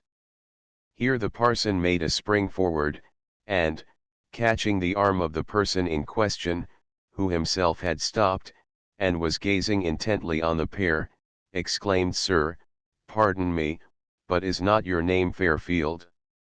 Ah, it is Leonard, it is, my dear boy. What joy! So altered, so improved, but still the same honest face. Squire, come here, your old friend, Leonard Fairfield. And he wanted to persuade me, said the squire, shaking Leonard heartily by the hand, that you were the gentleman in black, but, indeed, he has been in strange humours and tantrums all the morning. Well, Master Lenny, why, you are grown quite a gentleman. The world thrives with you at. I suppose you are head gardener to some grandee. Not that, sir, said Leonard, smiling. But the world has thriven with me at last, though not without some rough usage at starting. Ah, Mr. Dale, you can little guess how often I have thought of you and your discourse on knowledge, and, what is more, how I have lived to feel the truth of your words, and to bless the lesson. Parson, much touched and flattered. I expected nothing less of you, Leonard. You were always a lad of great sense, and sound judgment. So you have thought of my little discourse on knowledge, have you? Squire, hang knowledge. I have reason to hate the word. It burned down 3 ricks of mine, the finest ricks you ever set eyes on, Mr. Fairfield. Parson, that was not knowledge, Squire, that was ignorance. Squire, ignorance. The deuce it was. I'll just appeal to you, Mr. Fairfield. We have been having sad riots in the shire, and the ringleader was just such another lad as you were. Leonard, I am very much obliged to you, Mr. Hazeldine. In what respect? Squire, why, he was a village genius, and always reading some cursed little tract or other, and got mighty discontented with king, lords, and commons, I suppose, and went about talking of the wrongs of the poor, and the crimes of the rich, till, by Jove, sir, the whole mob rose one day with pitchforks and sickles, and smash went Farmer Smart's thrashing machines, and on the same night my ricks were on fire. We caught the rogues, and they were all tried, but the poor deluded laborers were let off with a short imprisonment. The village genius, thank heaven, is sent packing to Botany Bay. Leonard, but, did his books teach him to burn ricks, and smash machines? Parson, no, he said quite the contrary, and declared that he had no hand in those misdoings. Squire, but he was proved to have excited, with his wild talk, the boobies who had. Gad, sir, there was a hypocritical Quaker once, who said to his enemy, I can't shed thy blood, friend, but I will hold thy head under water till thou art drowned. And so there is a set of demagogical fellows, who keep calling out, Farmer, this is an oppressor, and Squire, that is a vampire. But no violence. Don't smash their machines, don't burn their ricks. Moral force, and a curse on all tyrants. Well, and if poor Hodge thinks moral force is all my eye, and that the recommendation is to be read backwards, in the devil's way of reading the Lord's Prayer, I should like to know which of the two ought to go to Botany Bay, Hodge who comes out like a man, if he thinks he is wronged, or Tother, sneaking chap, who makes use of his knowledge to keep himself out of the scrape. Parson, it may be very true, but when I saw that poor fellow at the bar, with his intelligent face, and heard his bold clear defense, and thought of all his hard struggles for knowledge, and how they had ended, because he forgot that knowledge is like fire, and must not be thrown amongst flax, why, I could have given my right hand to save him. And, oh Squire, do you remember his poor mother's shriek of despair when he was sentenced to transportation for life? I hear it now. And what, Leonard, what do you think had misled him? At the bottom of all the mischief was a tinker's bag. You cannot forget Sprott.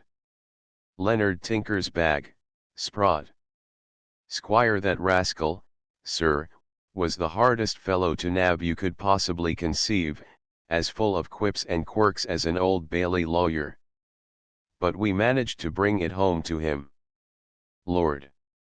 His bag was choke-full of tracts against every man who had a good coat on his back, and as if that was not enough, cheek by jowl with the tracts were lucifers, contrived on a new principle, for teaching my ricks the theory of spontaneous combustion.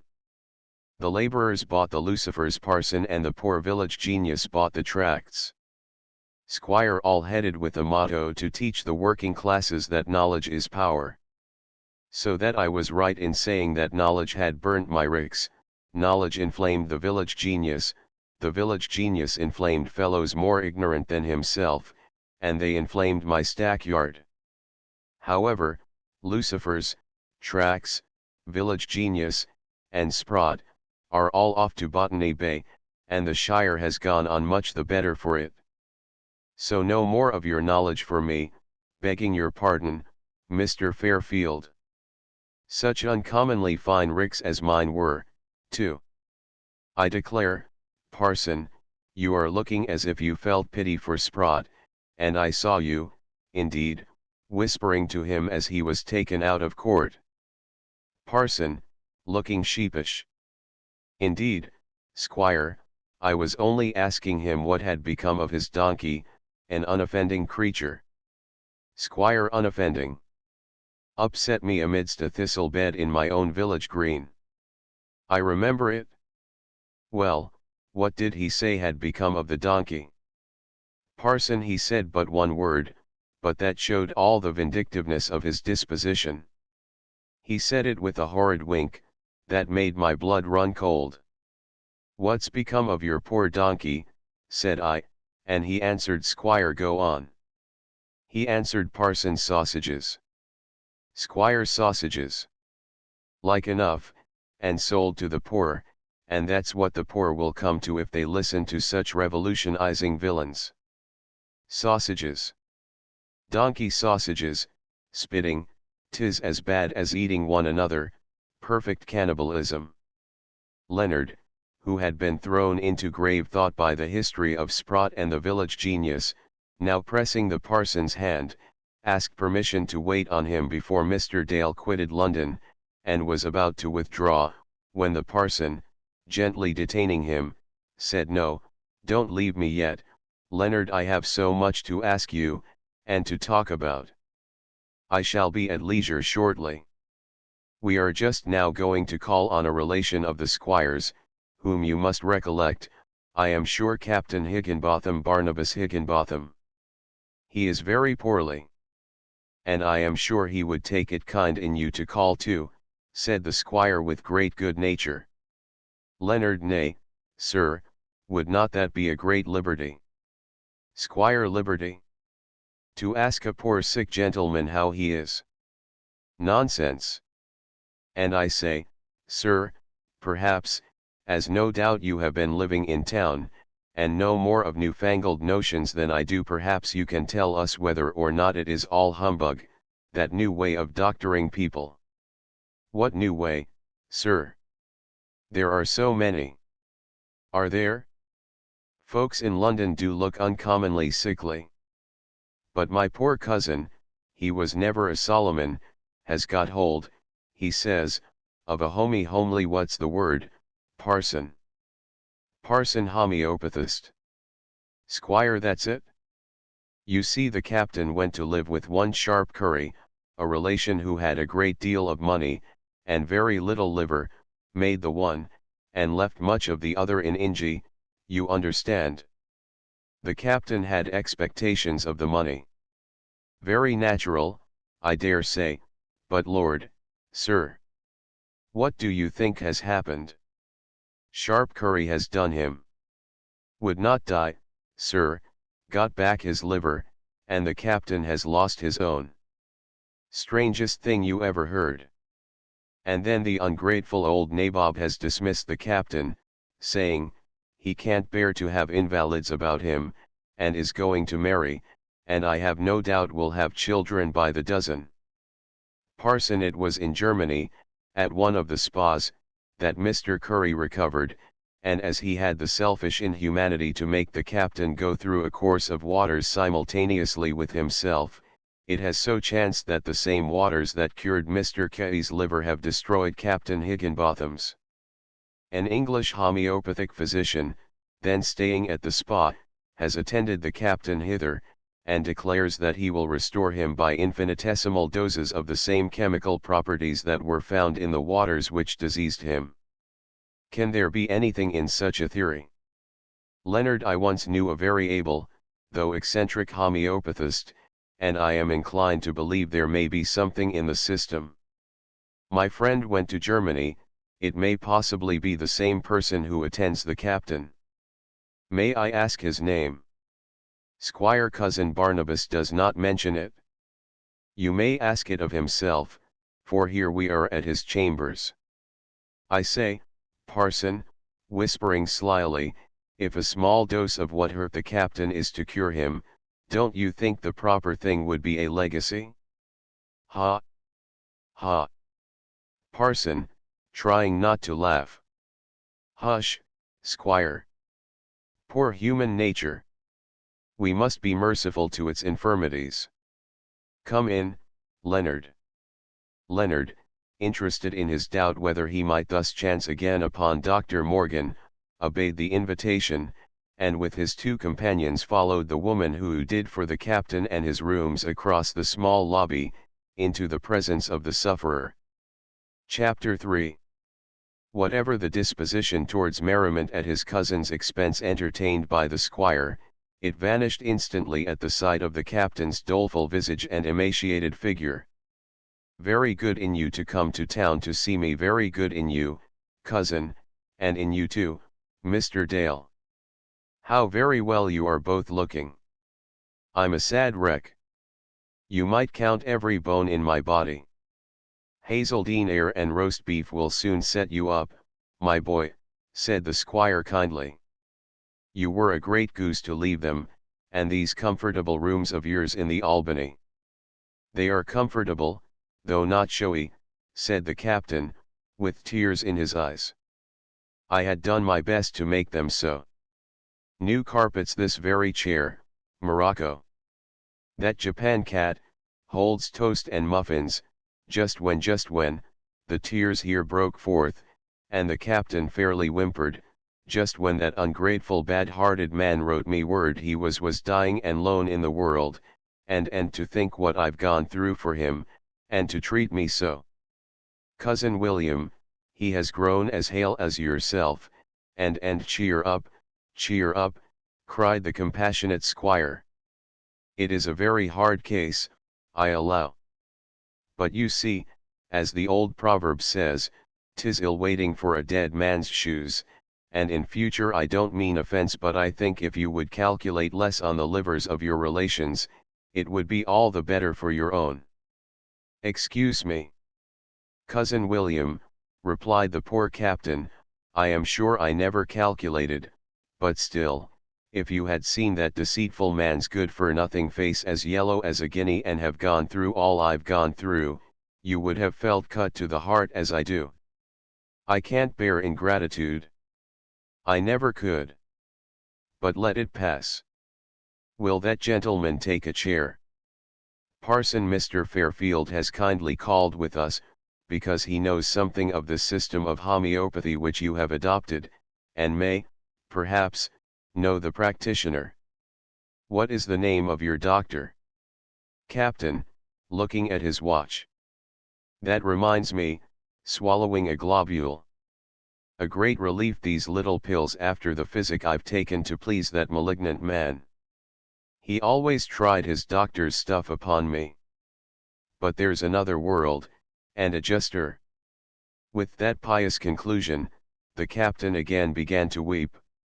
Touched, muttered the squire, with his forefinger on his forehead. You seem to have a good tidy sort of nurse here, cousin Barnabas. I hope she's pleasant and lively and don't let you take on so. Hist, don't talk of her. All mercenary, every bit of her fawning. Would you believe it? I give her 10 shillings a week, besides all that goes down of my pats of butter and rolls, and I overheard the jade saying to the laundress that I could not last long, and she'd expectations. Ah, Mr. Dale, when one thinks of the sinfulness there is in this life. But I'll not think of it. No, I'll not. Let us change the subject. You were asking my doctor's name? It is here. The woman with expectations threw open the door, and suddenly announced Dr. Morgan. Chapter 4. The parson started, and so did Leonard. The homeopathist did not at first notice either. With an unobservant bow to the visitors, he went straight to the patient, and asked, How go the symptoms? Therewith the captain commenced, in a tone of voice like a schoolboy reciting the catalogue of the ships in Homer. He had been evidently conning the symptoms, and learning them by heart. Nor was there a single nook or corner in his anatomical organization, so far as the captain was acquainted with that structure, but what some symptom or other was dragged therefrom, and exposed to day. The squire listened with horror to the morbific inventory, muttering at each dread interval, Bless me! Lord bless me. What, more still? Death would be a very happy release.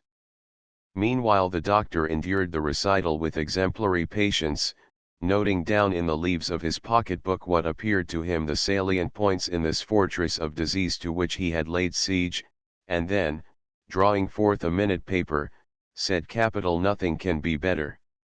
This must be dissolved in 8 tablespoonfuls of water, 1 spoonful every 2 hours. Tablespoonful. Tablespoonful. Nothing can be better, did you say, sir?"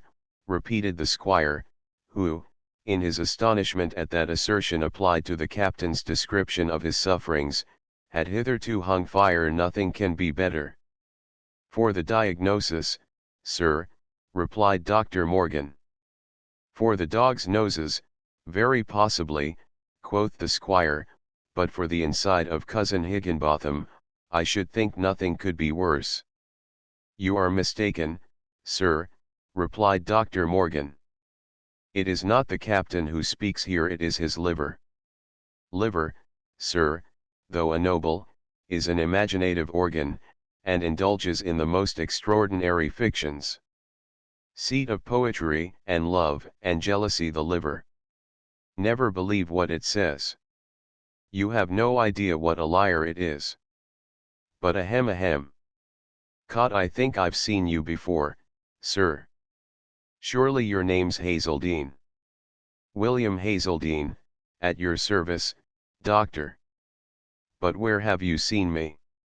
"On the hustings at Landsmere." "You were speaking on behalf of your distinguished brother, Mr. Egerton." "Hang it," cried the squire, "I think it must have been my liver that spoke there, for I promised the electors that that half-brother of mine would stick by the land, and I never told a bigger lie in my life." Here the patient, reminded of his other visitors, and afraid he was going to be bored with the enumeration of the squire's wrongs, and probably the whole history of his duel with Captain Dashmore, turned, with a languid wave of his hand, and said, "Doctor, another friend of mine, the Reverend Mr. Dale, and a gentleman who is acquainted with homeopathy." "Dale? What, more old friends?" cried the doctor, rising, and the parson came somewhat reluctantly from the window nook, to which he had retired. The parson and the homeopathist shook hands. "We have met before on a very mournful occasion," said the doctor, with feeling. The parson held his finger to his lips, and glanced towards Leonard. The doctor stared at the lad, but he did not recognize in the person before him the gaunt careworn boy whom he had placed with Mr. Prickett, until Leonard smiled and spoke. And the smile and the voice sufficed. "Caught, and it is the boy," cried Dr. Morgan, and he actually caught hold of Leonard, and gave him an affectionate Welsh hug. Indeed, his agitation at these several surprises became so great that he stopped short, drew forth a globule aconite good against nervous shocks, and swallowed it incontinently. "Gad," said the squire, rather astonished, "'tis the first doctor I ever saw swallow his own medicine. There must be something in it." The captain now, highly disgusted that so much attention was withdrawn from his own case, asked in a querulous voice, "And as to diet? What shall I have for dinner?" "A friend," said the doctor, wiping his eyes. "Zounds," cried the squire, retreating, "do you mean to say, sir, that the British laws, to be sure, they are very much changed of late, allow you to diet your patients upon their fellow men? Why, parson, this is worse than the donkey sausages." "Sir," said Dr. Morgan, gravely, "I mean to say, that it matters little what we eat, in comparison with care as to whom we eat with.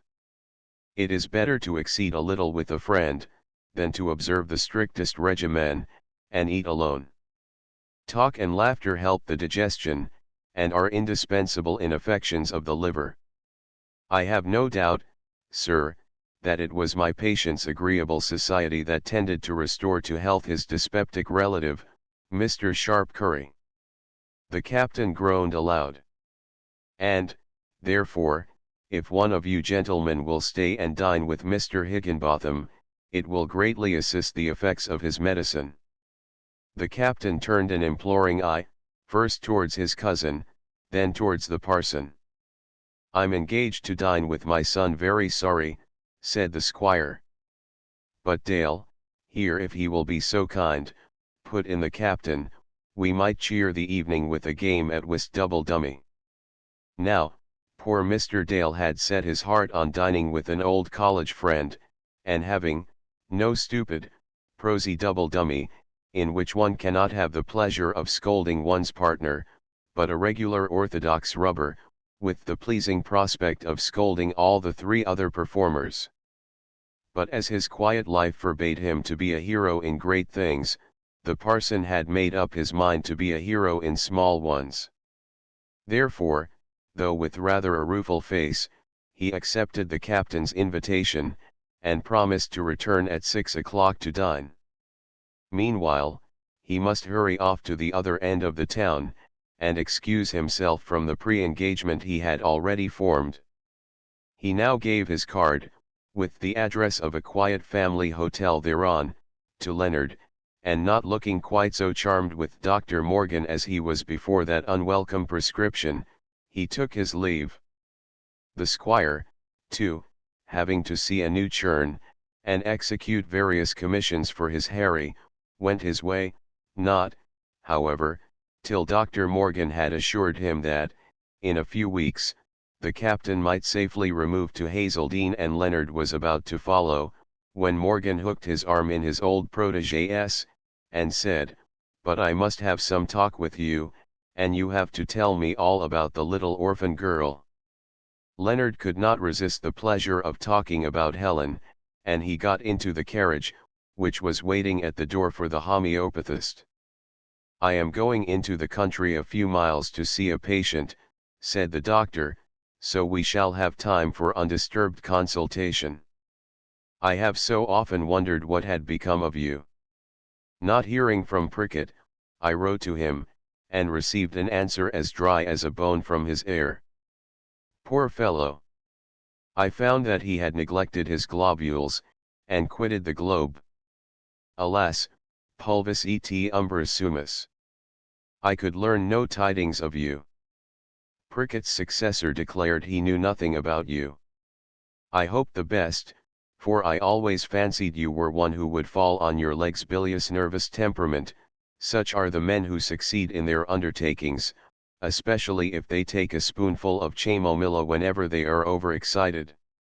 So now for your history. And the little girl's pretty little thing never saw a more susceptible constitution, nor one more suited to pulsatilla. Leonard briefly related his own struggles and success, and informed the good doctor how they had at last discovered the nobleman in whom poor Captain Digby had confided, and whose care of the orphan had justified the confidence. Dr. Morgan opened his eyes at hearing the name of Lord L'Estrange. "I remember him very well," said he, "when I practiced murder as an allopathist at Landsmere. But to think that wild boy, so full of whim and life and spirit, should become staid enough for a guardian to that dear little child, with her timid eyes and pulsatilla sensibilities. Well, wonders never cease. And he has befriended you too, you say? Ah, he knew your family. So he says. Do you think, sir, that he ever saw my mother?" Your mother, Nora," exclaimed the doctor quickly, and, as if struck by some sudden thought, his brows met, and he remained silent and musing a few moments, then, observing Leonard's eyes fixed on him earnestly, he replied to the question. "No doubt he saw her, she was brought up at Lady Landsmere's." "Did he not tell you so?" No, a vague suspicion here darted through Leonard's mind, but as suddenly vanished. His father? Impossible. His father must have deliberately wronged the dead mother.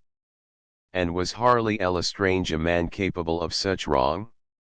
And had he been Harley's son, would not hardly have guessed it at once, and so guessing, have owned and claimed him. Besides, Lord L'Estrange looked so young, old enough to be Leonard's father, he could not entertain the idea. He roused himself, and said falteringly, "You told me you did not know by what name I should call my father.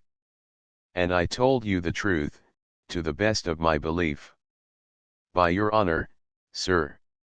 "By my honor, I do not know it." There was now a long silence. The carriage had long left London, and was on a high road somewhat lonelier, and more free from houses than most of those which form the entrances to the huge city.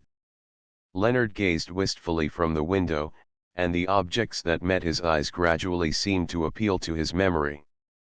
Yes. It was the road by which he had first approached the metropolis, hand in hand with Helen and hope so busy at his poet's heart. He sighed deeply.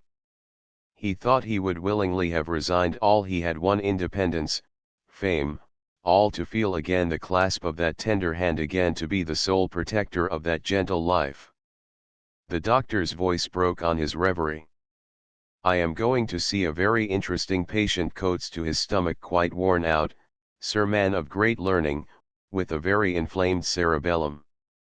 I can't do him much good, and he does me a great deal of harm." "How harm?" asked Leonard, with an effort at some rejoinder. "Hits me on the heart, and makes my eyes water. Very pathetic case. Grand creature, who has thrown himself away.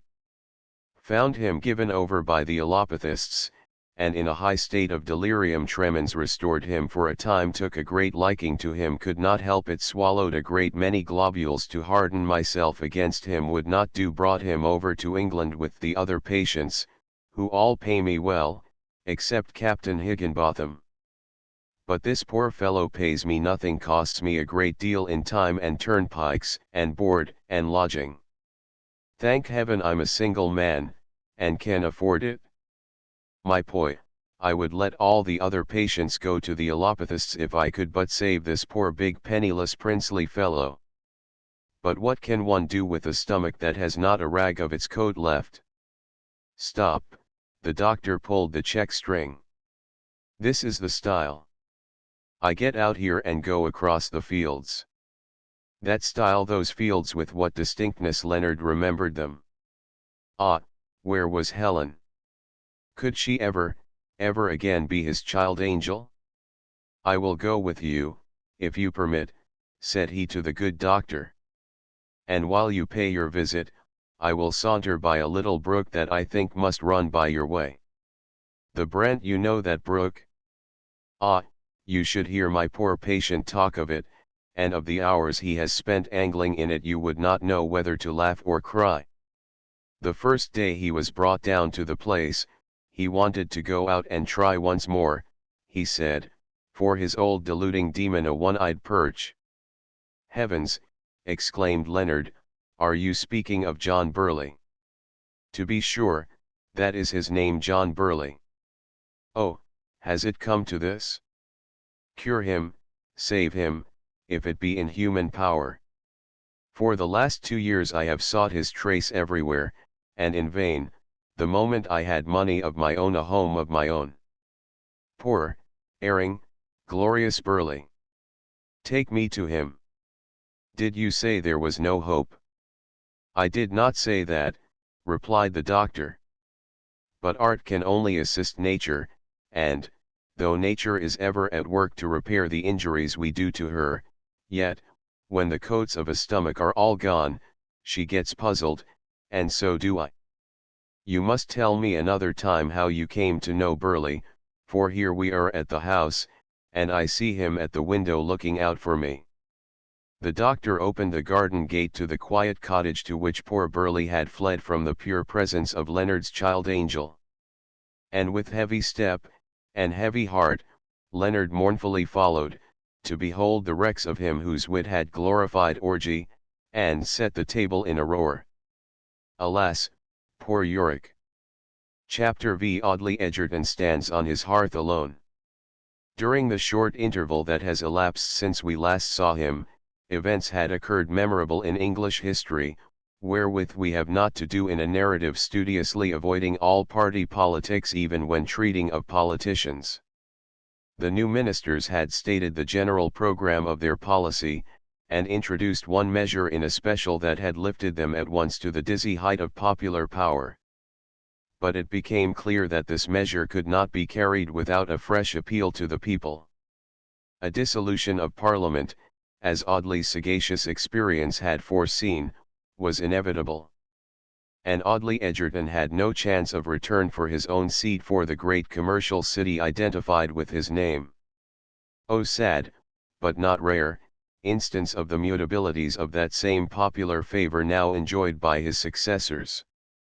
The great commoner, the weighty speaker, the expert man of business, the statesman who had seemed a type of the practical steady sense for which our middle class is renowned, he who, not 3 years since, might have had his honoured choice of the largest popular constituencies in the kingdom, he, Audley Egerton, knew not one single town, free from the influences of private property or interest, in which the obscurest candidate, who bawled out for the new popular measure, would not have beaten him hollow.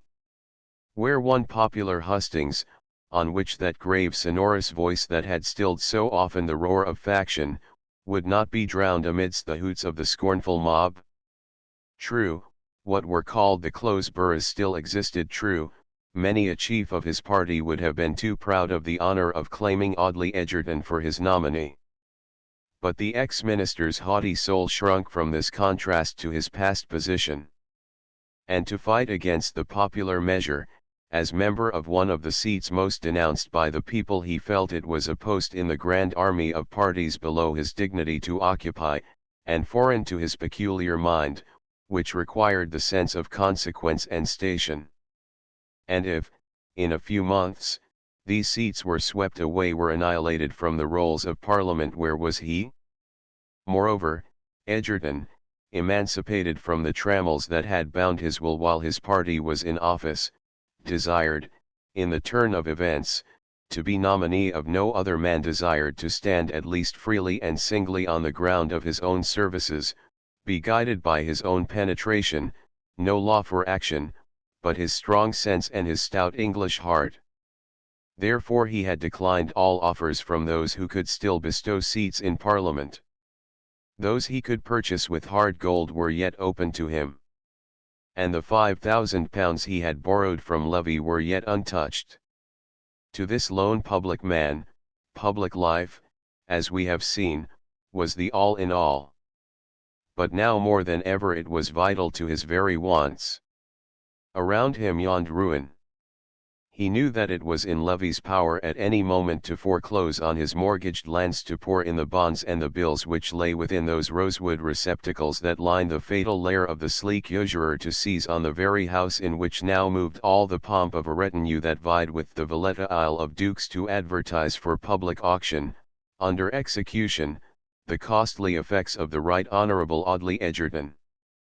But, consummate in his knowledge of the world, Egerton felt assured that Levy would not adopt these measures against him while he could still tower in the van of political war, while he could still see before him the full chance of restoration to power, perhaps to power still higher than before, perhaps to power the highest of all beneath the throne. That Levy, whose hate he divined, though he did not conjecture all its causes, had hitherto delayed even a visit, even a menace, seemed to him to show that Levy still thought him one to be helped, or, at least, one too powerful to crush. To secure his position in Parliament unshackled, unfallen, if but for another year new combinations of party might arise, new reactions take place, in public opinion. And, with his hand pressed to his heart, the stern firm man muttered, "If not, I ask but to die in my harness, and that men may not know that I am a pauper, until all that I need from my country is a grave." Scarce had these words died upon his lips ere 2 quick knocks in succession resounded at the street door. In another moment Harley entered, and, at the same time, the servant in attendance approached Audley, and announced Baron Levy. Beg the Baron to wait, unless he would prefer to name his own hour to call again, answered Egerton, with the slightest possible change of colour. You can say I am now with Lord L'Estrange. I had hoped you had done for ever with that deluder of youth, said Harley, as soon as the groom of the chambers had withdrawn. I remember that you saw too much of him in the gay time, ere wild oats are sown, but now surely you can never need alone, and if so, is not Harley L'Estrange by your side? Egerton, my dear Harley, doubtless he but comes to talk to me of some borough. He has much to do with those delicate negotiations. Harley and I have come on the same business. I claim the priority. I not only hear in the world, but I see by the papers, that Josiah Jenkins, Esq., known to fame as an orator who leaves out his H's, and young Lord Willoughby Whitgolin, who is just now made a Lord of the Admiralty, because his health is too delicate for the army, are certain to come in for the city which you and your present colleague will as certainly vacate. That is true, is it not? Egerton, my old committee now vote for Jenkins and Whitgolin. And I suppose there will not be even a contest. Go on. So my father and I are agreed that you must condescend, for the sake of old friendship, to be once more member for Landsmeer. Harley, exclaimed Egerton, changing countenance far more than he had done at the announcement of Levy's portentous visit. Harley, no, no, no. But why? Wherefore such emotion? Asked L'Estrange, in surprise.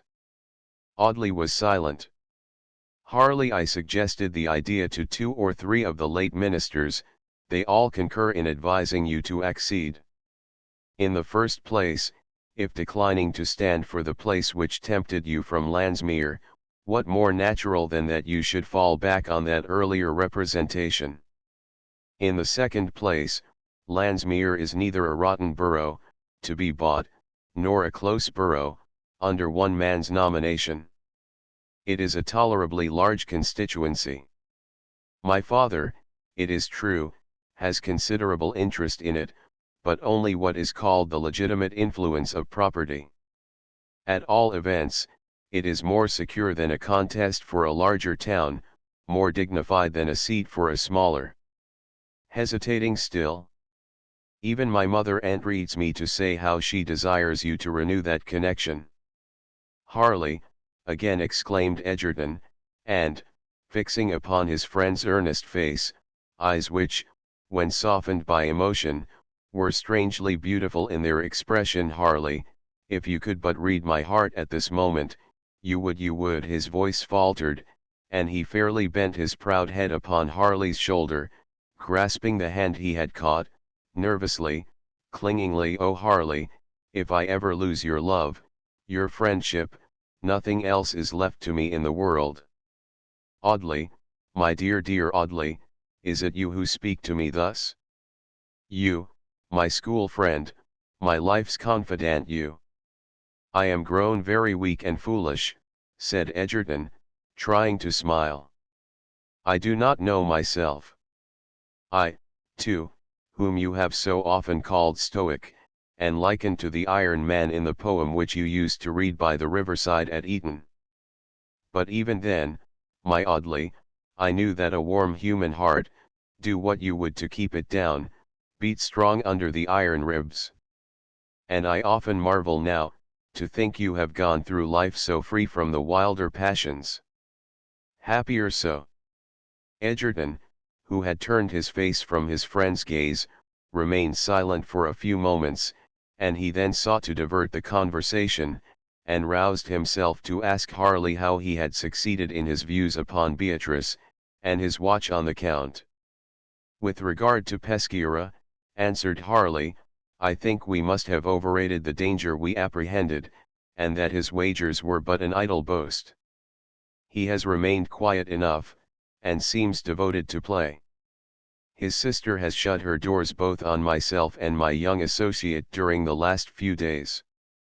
I almost fear that, in spite of very sage warnings of mine, she must have turned his poet's head, and that either he has met with some scornful rebuff to incautious admiration, or that he himself has grown aware of peril, and declines to face it, for he is very much embarrassed when I speak to him respecting her. But if the Count is not formidable, why, his sister is not needed, and I hope yet to get justice for my Italian friend through the ordinary channels.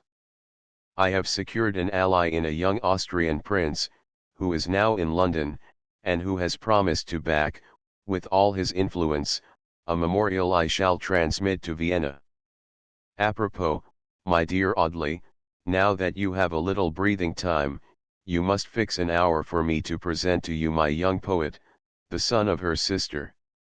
At moments the expression of his face is so like hers.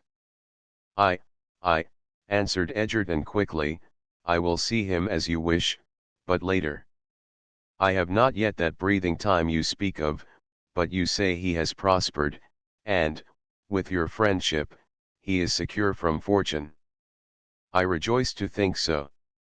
And your own protégé, this Randall Leslie, whom you forbid me to dislike hard task, what has he decided? To adhere to my fate. Harley, if it please heaven that I do not live to return to power, and provide adequately for that young man, do not forget that he clung to me in my fall. If he still cling to you faithfully, I will never forget it. I will forget only all that now makes me doubt him. But you talk of not living, Audley. Pooh, your frame is that of a predestined octogenarian. Nay, answered Audley, I was but uttering one of those vague generalities which are common upon all mortal lips. And now farewell, I must see this baron. Not yet, until you have promised to consent to my proposal, and be once more member for Landsmeer. Tut! Don't shake your head. I cannot be denied. I claim your promise in right of our friendship, and shall be seriously hurt if you even pause to reflect on it. Well, I know not how to refuse you, Harley, but you have not been to Landsmeer yourself since that sad event. You must not revive the old wound, you must not go, and I own it, Harley, the remembrance of it pains even me.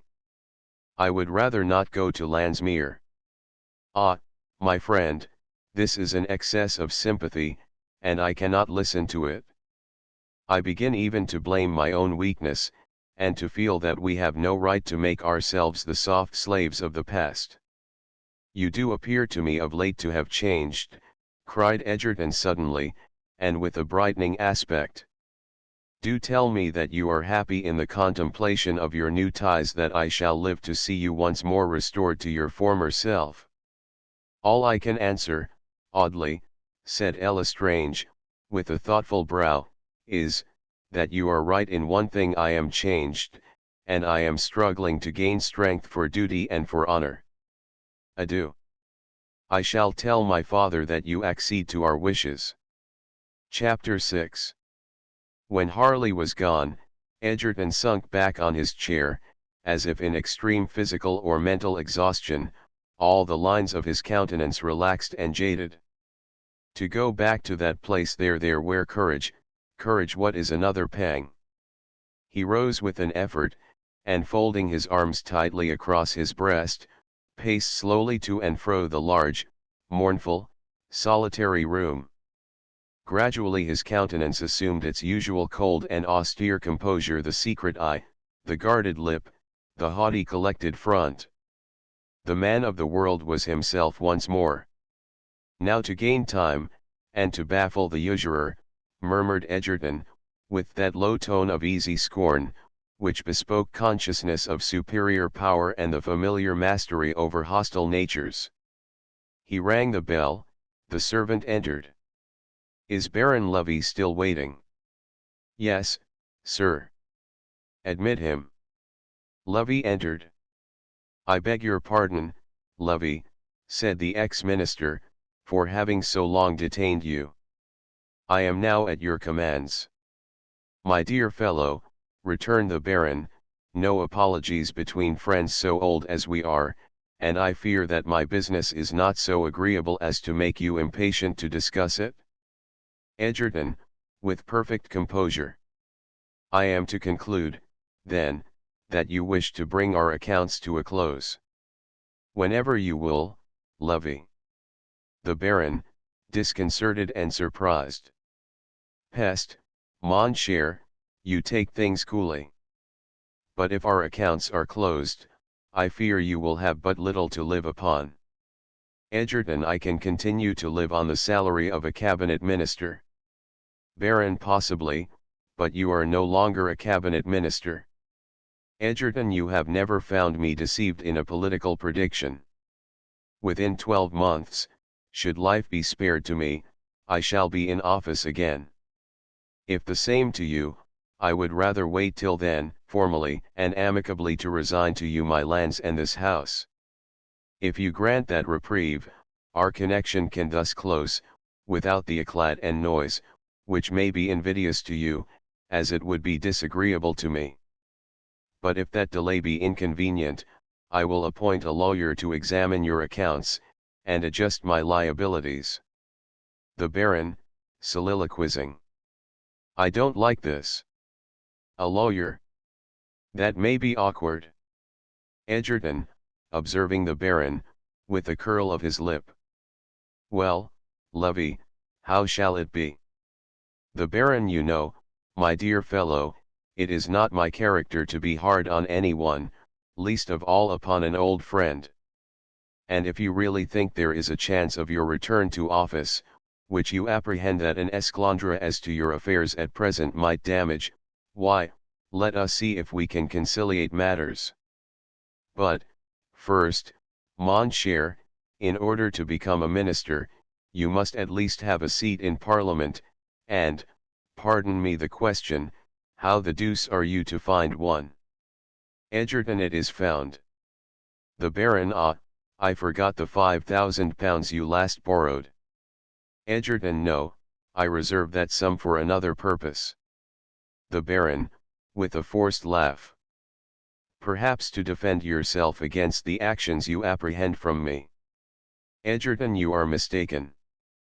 But to soothe your suspicions, I will tell you plainly, that finding any sum I might have insured on my life would be liable to debts pre-incurred, and, as you will be my sole creditor, might thus at my death pass back to you, and doubting whether, indeed, any office would accept my insurance, I appropriate that sum to the relief of my conscience.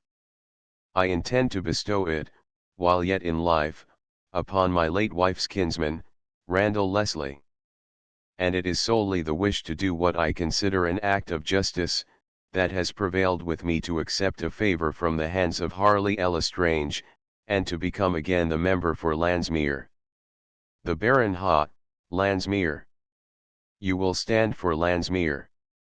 Egerton, wincing. I propose to do so. The Baron, I believe you will be opposed, subjected to even a sharp contest. Perhaps you may lose your election. Egerton, if so, I resign myself, and you can foreclose on my estates. The Baron, his brow colouring.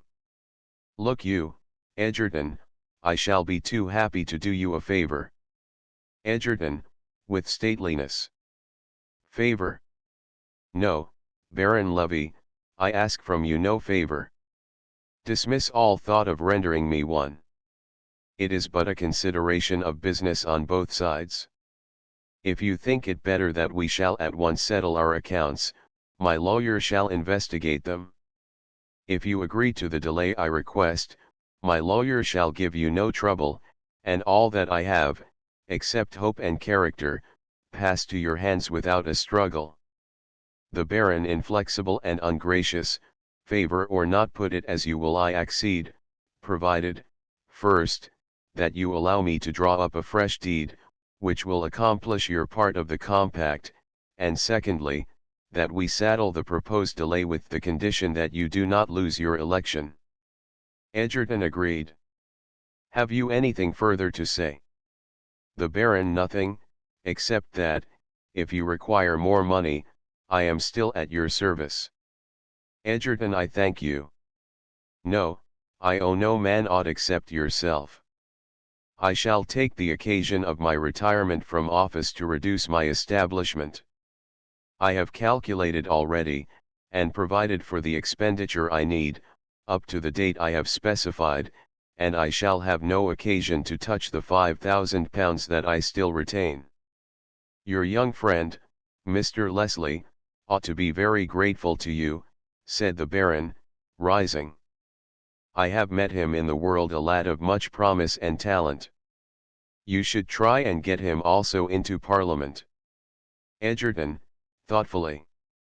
You are a good judge of the practical abilities and merits of men, as regards worldly success.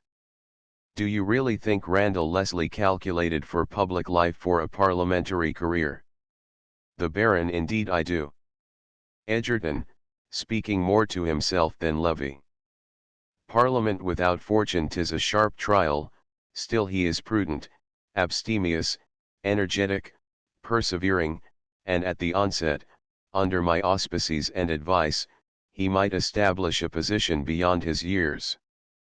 The Baron, it strikes me that we might possibly get him into the next Parliament, or, as that is not likely to last long, at all events into the Parliament to follow, not for one of the boroughs which will be swept away, but for a permanent seat, and without expense.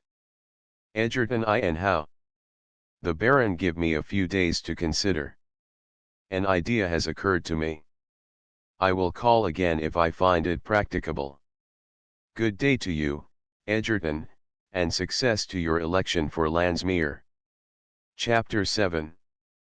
Peschiera had not been so inactive as he had appeared to Harley and the reader. On the contrary, he had prepared the way for his ultimate design, with all the craft and the unscrupulous resolution which belonged to his nature. His object was to compel Ricabacca into assenting to the Count's marriage with Violante, or, failing that, to ruin all chance of his kinsman's restoration. Quietly and secretly he had sought out, amongst the most needy and unprincipled of his own countrymen, those whom he could suborn to depose to Ricabacca's participation in plots and conspiracies against the Austrian dominions. These his former connection with the Carbonari enabled him to track in their refuge in London, and his knowledge of the characters he had to deal with fitted him well for the villainous task he undertook. He had, therefore, already collected witnesses sufficient for his purposes, making up in number for their defects in quality. Meanwhile, he had, as Harley had suspected he would, set spies upon Randall's movements, and the day before that young traitor confided to him Violante's retreat, he had, at least, got scent of her father's. The discovery that Violante was under a roof so honoured, and seemingly so safe as Lord Landsmere's, did not discourage this bold and desperate adventurer. We have seen him set forth to reconnoitre the house at Knightsbridge. He had examined it well, and discovered the quarter which he judged favourable to a coup de main, should that become necessary. Lord Landsmere's house and grounds were surrounded by a wall, the entrance being to the high road, and by a porter's lodge. At the rear there lay fields crossed by a lane or by-road. To these fields a small door in the wall, which was used by the gardeners in passing to and from their work, gave communication. This door was usually kept locked, but the lock was of the rude and simple description common to such entrances, and easily opened by a skeleton key. So far there was no obstacle which Peschiera's experience in conspiracy and gallantry did not disdain as trivial. But the Count was not disposed to abrupt and violent means in the first instance. He had a confidence in his personal gifts, in his address, in his previous triumphs over the sex, which made him naturally desire to hazard the effect of a personal interview, and on this he resolved with his wonted audacity. Randall's description of Violante's personal appearance, and such suggestions as to her character and the motives most likely to influence her actions, as that young lynx-eyed observer could bestow, were all that the Count required of present aid from his accomplice. Meanwhile we return to Violante herself. We see her now seated in the gardens at Knightsbridge, side by side with Helen. The place was retired, and out of sight from the windows of the house. Violante, but why will you not tell me more of that early time? You are less communicative even than Leonard. Helen, looking down, and hesitatingly. Indeed there is nothing to tell you that you do not know, and it is so long since, and things are so changed now. The tone of the last words was mournful, and the words ended with a sigh. Violante, with enthusiasm. How I envy you that past which you treat so lightly. To have been something, even in childhood, to the formation of a noble nature, to have borne on those slight shoulders half the load of a man's grand labor. And now to see genius moving calm in its clear career, and to say inly, of that genius I am a part. Helen, sadly and humbly. A part. Oh, no. A part? I don't understand you. Violante, take the child Beatrice from Dante's life, and should we have a Dante? What is a poet's genius but the voice of its emotions?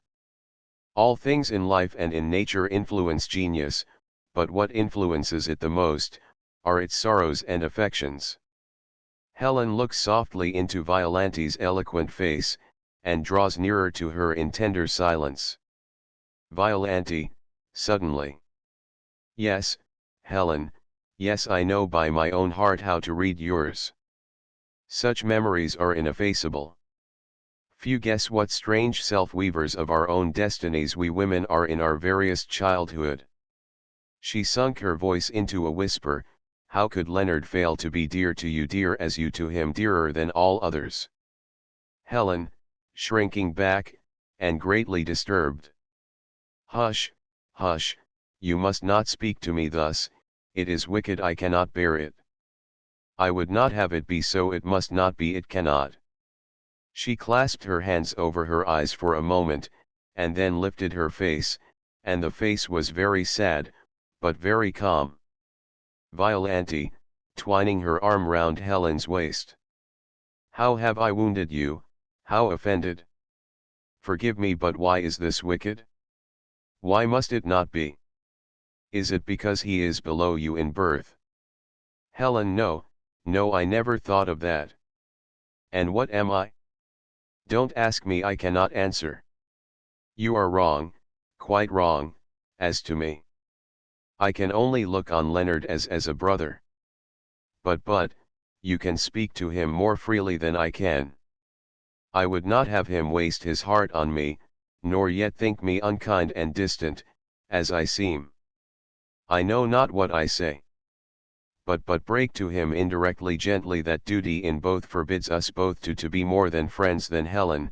Helen, cried Violante, in her warm, generous passion, your heart betrays you in every word you say. You weep, lean on me, whisper to me, why is this? Do you fear that your guardian would not consent? He not consent? He who Helen sees. Violante, what? You can fear Harley Lord L'Estrange? Fie, you do not know him. Helen, rising suddenly. Violante, hold, I am engaged to another. Violante rose also, and stood still, as if turned to stone, pale as death, till the blood came, at first slowly, then with suddenness from her heart, and one deep glow suffused her whole countenance. She caught Helen's hand firmly, and said, in a hollow voice, another. Engaged to another. One word, Helen, not to him, not to Harley, to I cannot say, I must not. I have promised, cried poor Helen, and as Violante let fall her hand, she hurried away. Violante sate down, mechanically. She felt as if stunned by a mortal blow. She closed her eyes, and breathed hard. A deadly faintness seized her, and when it passed away, it seemed to her as if she were no longer the same being, nor the world around her the same world, as if she were but one sense of intense, hopeless misery, and as if the universe were but one inanimate void. So strangely immaterial are we really, we human beings, with flesh and blood, that if you suddenly abstract from us but a single, impalpable, airy thought, which our souls have cherished, you seem to curdle the air, to extinguish the sun, to snap every link that connects us to matter, and to benumb everything into death, except woe. And this warm, young, southern nature, but a moment before was so full of joy and life, and vigorous, lofty hope. It never till now had known its own intensity and depth. The Virgin had never lifted the veil from her own soul of woman. What, till then, had Harley Lestrange been to Violante? An ideal, a dream of some imagined excellence, a type of poetry in the midst of the common world. It had not been Harley the man, it had been Harley the phantom. She had never said to herself, "He is identified with my love, my hopes, my home, my future." How could she? Of such, he himself had never spoken. An internal voice, indeed, had vaguely, yet irresistibly, whispered to her that, despite his light words, his feelings towards her were grave and deep. Oh, false voice! How it had deceived her! Her quick conviction seized the all that Helen had left unsaid. And now suddenly she felt what it is to love, and what it is to despair. So she sate, crushed and solitary, neither murmuring nor weeping, only now and then passing her hand across her brow, as if to clear away some cloud that would not be dispersed, or heaving a deep sigh, as if to throw off some load that no time henceforth could remove. There are certain moments in life in which we say to ourselves, "All is over, no matter what else changes, that which I have made my all is gone evermore, evermore." And our own thought rings back in our ears, "Evermore, evermore." Chapter 8. As Violante thus sate, a stranger, passing stealthily through the trees, stood between herself and the evening sun. She saw him not.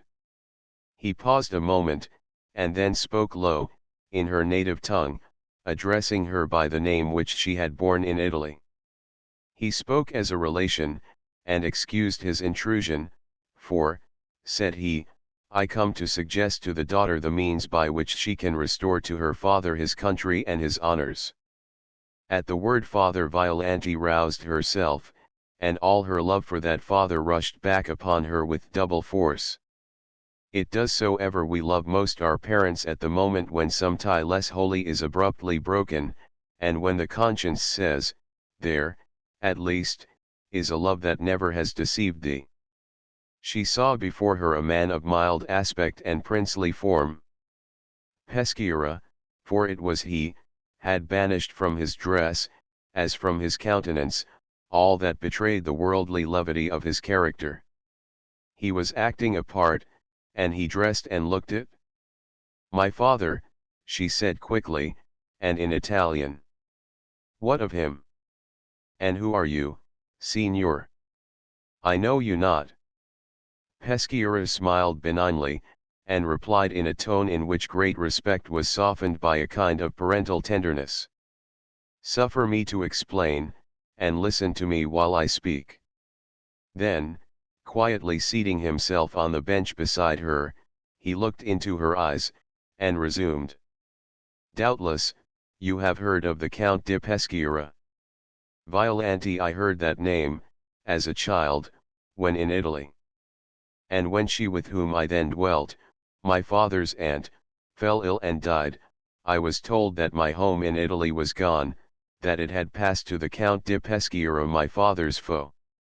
Peschiera and your father, since then, has taught you to hate this fancied foe." Violante, nay, my father did but forbid me ever to breathe his name. Peschiera, alas, what years of suffering and exile might have been saved your father, had he but been more just to his early friend and kinsman, nay, had he but less cruelly concealed the secret of his retreat. "Fair child, I am that Giulio Franzini, that Count di Peschiera. I am the man you have been told to regard as your father's foe. I am the man on whom the Austrian emperor bestowed his lands. And now judge if I am in truth the foe. I have come hither to seek your father, in order to dispossess myself of my sovereign's gift. I have come but with one desire, to restore Alfonso to his native land, and to surrender the heritage that was forced upon me. Violante my father, my dear father. His grand heart will have room once more. Oh! This is noble enmity, true revenge. I understand it, Signor, and so will my father, for such would have been his revenge on you. You have seen him. Peschiera no, not yet. I would not see him till I had seen yourself, for you, in truth, are the arbiter of his destinies, as of mine. Violante I count? I arbiter of my father's destinies? Is it possible? Peschiera, with a look of compassionate admiration, and in a tone yet more emphatically parental. How lovely is that innocent joy, but do not indulge it yet. Perhaps it is a sacrifice which is asked from you, a sacrifice too hard to bear. Do not interrupt me. Listen still, and you will see why I could not speak to your father until I had obtained an interview with yourself. See why a word from you may continue still to banish me from his presence. You know, doubtless, that your father was one of the chiefs of a party that sought to free northern Italy from the Austrians. I myself was at the onset a warm participator in that scheme. In a sudden moment I discovered that some of its more active projectors had coupled with a patriotic enterprise schemes of a dark nature, and that the conspiracy itself was about to be betrayed to the government. I wished to consult with your father, but he was at a distance. I learned that his life was condemned. Not an hour was to be lost. I took a bold resolve, that has exposed me to his suspicions, and to my country's wrath. But my main idea was to save him, my early friend, from death, and my country from fruitless massacre. I withdrew from the intended revolt. I sought at once the head of the Austrian government in Italy, and made terms for the lives of Alfonso and of the other more illustrious chiefs, which otherwise would have been forfeited. I obtained permission to undertake myself the charge of securing my kinsman in order to place him in safety, and to conduct him to a foreign land, in an exile that would cease when the danger was dispelled. But unhappily he deemed that I only sought to destroy him. He fled from my friendly pursuit. The soldiers with me were attacked by an intermeddling Englishman. Your father escaped from Italy concealing his retreat, and the character of his flight counteracted my efforts to obtain his pardon. The government conferred on me half his revenues, holding the other at its pleasure. I accepted the offer to save his whole heritage from confiscation. That I did not convey to him, what I pined to do, viz., the information that I held but in trust what was bestowed by the government, and the full explanation of what seemed blamable in my conduct was necessarily owing to the secrecy he maintained. I could not discover his refuge, but I never ceased to plead for his recall. This year only I have partially succeeded. He can be restored to his heritage and rank, on one proviso, a guarantee for his loyalty. That guarantee the government has named. It is the alliance of his only child with one whom the government can trust. It was the interest of all Italian nobility, that the representation of a house so great falling to a female, should not pass away wholly from the direct line, in a word, that you should ally yourself with a kinsman. But one kinsman, and he the next in blood, presented himself. Brief Alfonso regains all that he lost on the day in which his daughter gives her hand to Giulio Franzini, Count di Peschiera. Ah, continued the Count, mournfully, you shrink, you recoil. He thus submitted to your choice is indeed unworthy of you. You are scarce in the spring of life. He is in its waning autumn. Youth loves youth. He does not aspire to your love.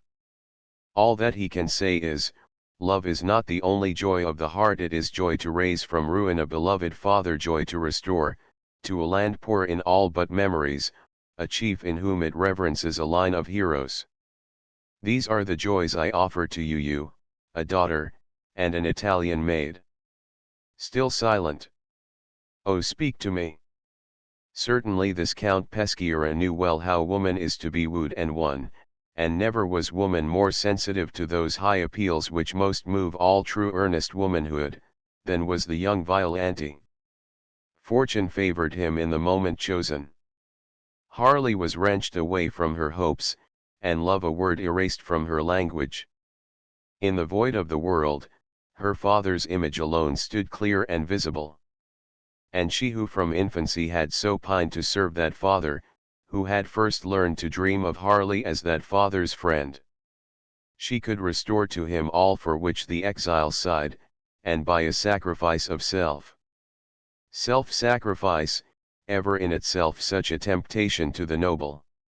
Still, in the midst of the confusion and disturbance of her mind, the idea of marriage with another seemed so terrible and revolting, that she could not at once conceive it, and still that instinct of openness and honor, which pervaded all her character, warned even her inexperience that there was something wrong in this clandestine appeal to herself.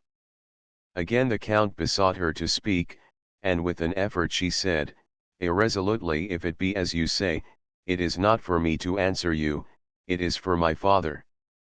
Nay, replied Peschiera. Pardon, if I contradict you.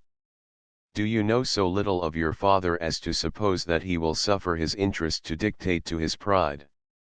He would refuse, perhaps, even to receive my visit to hear my explanations, but certainly he would refuse to buy back his inheritance by the sacrifice of his daughter to one whom he has deemed his foe, and whom the mere disparity of years would incline the world to say he had made the barter of his personal ambition. But if I could go to him sanctioned by you, if I could say your daughter overlooks what the father might deem an obstacle, she has consented to accept my hand of her own free choice, she unites her happiness, and blends her prayers, with mine, then, indeed, I could not fail of success, and Italy would pardon my errors, and bless your name. Ah! Signorina, do not think of me save as an instrument towards the fulfillment of duties so high and sacred, think but of your ancestors, your father, your native land, and reject not the proud occasion to prove how you revere them all. Violante's heart was touched at the right chord. Her head rose, her color came back to her pale cheek, she turned the glorious beauty of her countenance towards the wily tempter. She was about to answer, and to seal her fate, when at that instant Harley's voice was heard at a little distance, and Nero came bounding towards her, and thrust himself, with rough familiarity, between herself and Peschiera. The Count drew back, and Violante, whose eyes were still fixed on his face, started at the change that passed there. One quick gleam of rage sufficed in an instant to light up the sinister secrets of his nature. It was the face of the baffled gladiator. He had time but for few words. I must not be seen here, he muttered, but tomorrow in these gardens about this hour. I implore you, for the sake of your father, his hopes, fortunes, his very life, to guard the secret of this interview, to meet me again. Adieu. He vanished amidst the trees, and was gone noiselessly, mysteriously, as he had come. Chapter 9. The last words of Peschiera were still ringing in Violante's ears when Harley appeared in sight, and the sound of his voice dispelled the vague and dreamy stupor which had crept over her senses. At that voice there returned the consciousness of a mighty loss, the sting of an intolerable anguish. To meet Harley there, and thus, seemed impossible. She turned abruptly away, and hurried towards the house. Harley called to her by name, but she would not answer, and only quickened her steps. He paused a moment in surprise, and then hastened after her. Under what strange taboo am I placed, said he gaily, as he laid his hand on her shrinking arm. I inquire for Helen, she is ill, and cannot see me. I come to sun myself in your presence, and you fly me as if gods and men had set their mark on my brow. Child, child, what is this? You are weeping. Do not stay me now, do not speak to me, answered Violante through her stifling sobs, as she broke from his hand and made towards the house. Have you a grief, and under the shelter of my father's roof? A grief that you will not tell to me? Cruel, cried Harley, with inexpressible tenderness of reproach in his soft tones. Violante could not trust herself to reply. Ashamed of her self-betrayal, softened yet more by his pleading voice, she could have prayed to the earth to swallow her. At length, checking back her tears by a heroic effort, she said, almost calmly, "Noble friend, forgive me. I have no grief, believe me, which I can tell to you. I was but thinking of my poor father when you came up, alarming myself about him, it may be, with vain superstitious fears, and so even a slight surprise, your abrupt appearance, has sufficed to make me thus weak and foolish, but I wish to see my father, to go home. Your father is well, believe me, and pleased that you are here. No danger threatens him, and you, here, are safe." "I safe, and from what?" Harley mused irresolute. He inclined to confide to her the danger which her father had concealed, but had he the right to do so against her father's will? "Give me," he said, "time to reflect, and to obtain permission to entrust you with a secret which, in my judgment, you should know. Meanwhile, this much I may say, that rather than you should incur the danger that I believe he exaggerates, your father would have given you a protector even in Randall Leslie." Violante started.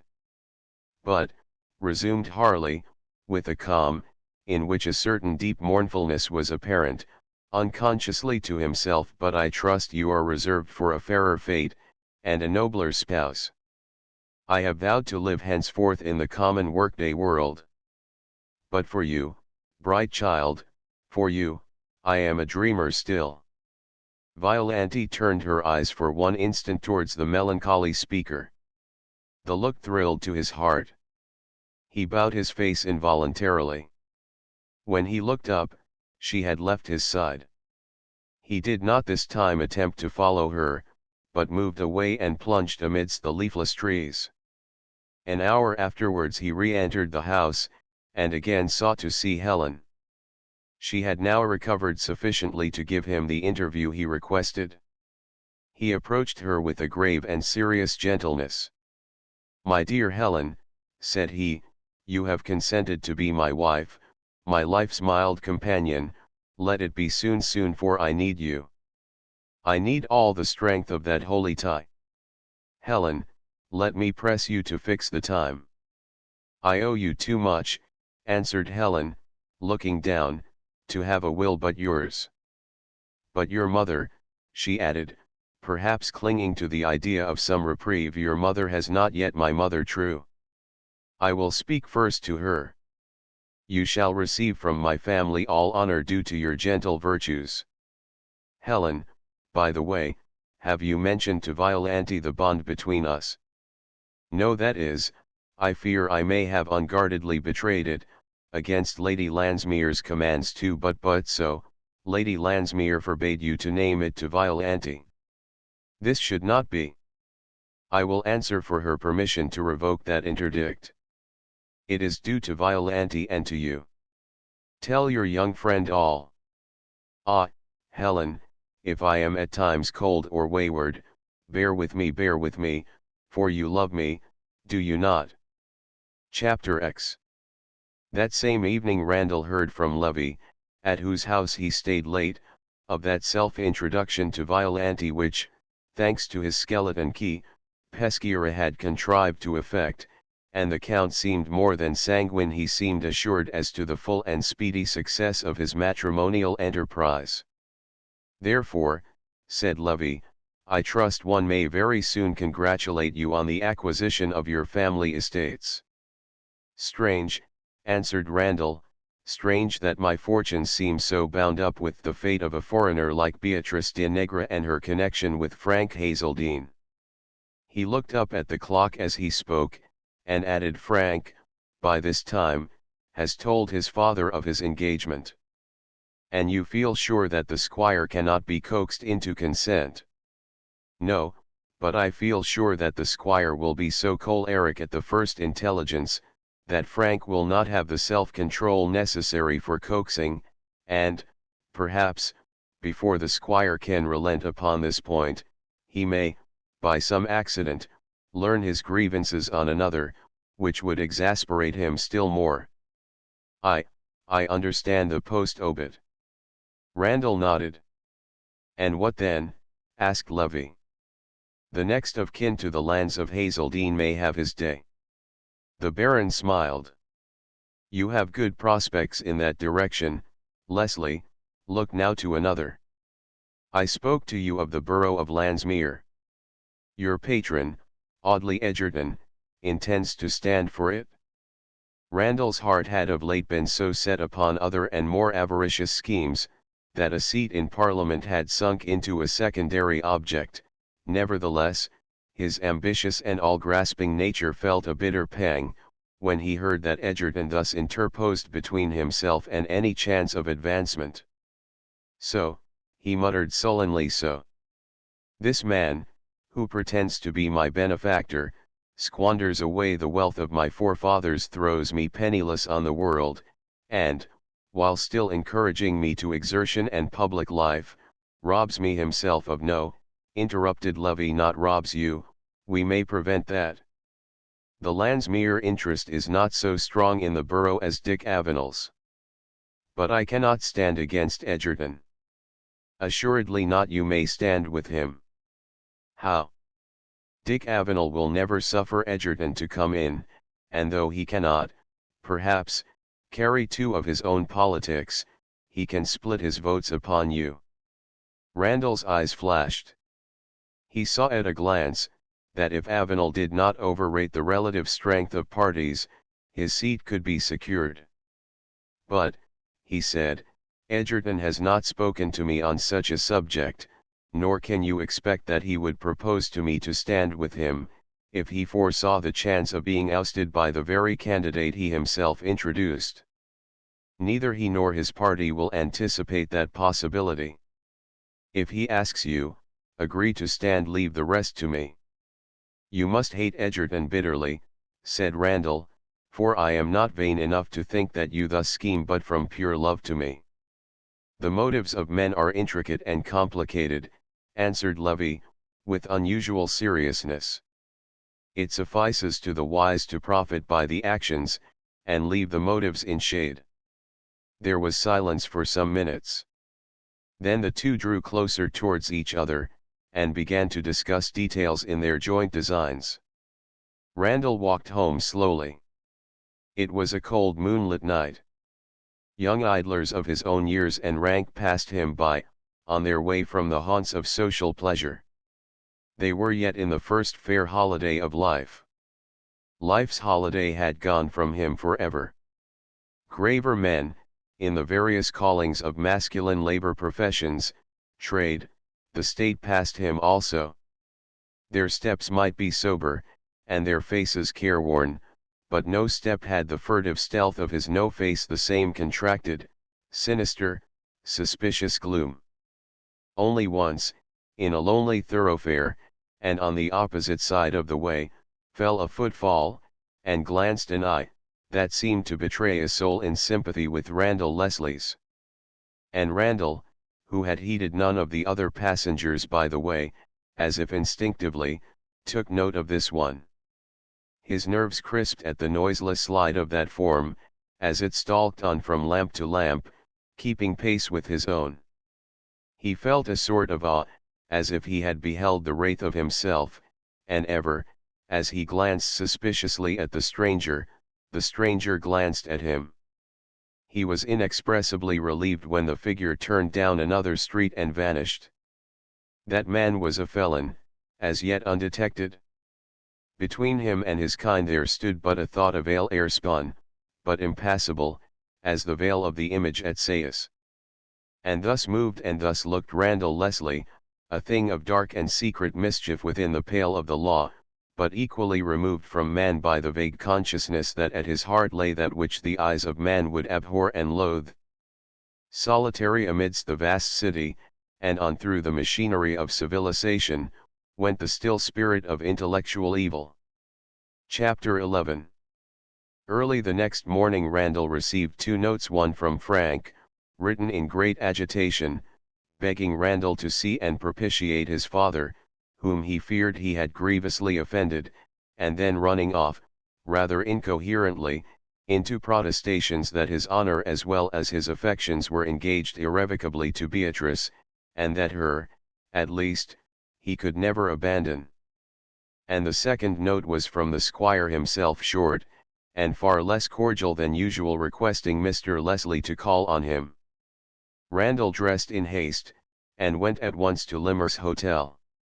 He found the parson with Mr. Hazeldine, and endeavoring in vain to soothe him. The squire had not slept all night, and his appearance was almost haggard. "Oh ho! Mr. young Leslie," said he, throwing himself back in his chair as Randall entered, "I thought you were a friend, I thought you were Frank's adviser." "Explain, sir, explain." "Gently, my dear Mr. Hazeldine," said the parson. "You do but surprise and alarm Mr. Leslie. Tell him more distinctly what he has to explain." "Squire, did you or did you not tell me or Mrs. Hazeldine, that Frank was in love with Violante Ricky-Bocchi?" Randall, as in amaze. "I never, sir. I feared, on the contrary, that he was somewhat enamored of a very different person. I hinted at that possibility. I could not do more, for I did not know how far Frank's affections were seriously engaged. And indeed, sir, Mrs. Hazeldine, though not encouraging the idea that your son could marry a foreigner and a Roman Catholic, did not appear to consider such objections insuperable, if Frank's happiness were really at stake." Here the poor squire gave way to a burst of passion, that involved, in one tempest, Frank, Randall, Harry herself, and the whole race of foreigners, Roman Catholics, and women. While the squire himself was still incapable of hearing reason, the parson, taking aside Randall, convinced himself that the whole affair, so far as Randall was concerned, had its origin in a very natural mistake, and that while that young gentleman had been hinting at Beatrice, Mrs. Hazeldine had been thinking of Violante. With considerable difficulty he succeeded in conveying this explanation to the squire, and somewhat appeasing his wrath against Randall. And the dissimulator, seizing his occasion, then expressed so much grief and astonishment at learning that matters had gone as far as the parson informed him that Frank had actually proposed to Beatrice, been accepted, and engaged himself, before even communicating with his father, he declared so earnestly, that he could never conjecture such evil that he had had Frank's positive promise to take no step without the sanction of his parents, he professed such sympathy with the squire's wounded feelings, and such regret at Frank's involvement, that Mr. Hazeldine at last yielded up his honest heart to his consoler, and griping Randall's hand, said, "Well, well, I wronged you, beg your pardon. What now is to be done?" "Why, you cannot consent to this marriage." "Impossible," replied Randall, "and we must hope therefore to influence Frank by his sense of duty." "That's it," said the squire, "for I'll not give way. Pretty pass things have come to, indeed. A widow too, I hear. Artful jade thought, no doubt, to catch a Hazeldine of Hazeldine. My estates go to an outlandish papistical set of mongrel brats. No, no, never. But," said the parson, mildly, "perhaps we may be unjustly prejudiced against this lady. We should have consented to Violante, why not to her? She is of good family. Certainly, said Randall. And good character. Randall shook his head, and sighed. The squire caught him roughly by the arm. Answer the parson, cried he, vehemently. Indeed, sir, I cannot speak ill of the character of a woman, who may, too, be Frank's wife, and the world is ill-natured, and not to be believed. But you can judge for yourself, my dear Mr. Hazeldine. Ask your brother whether Madame de Negre is one whom he would advise his nephew to marry. My brother, exclaimed the squire furiously. Consult my distant brother on the affairs of my own son.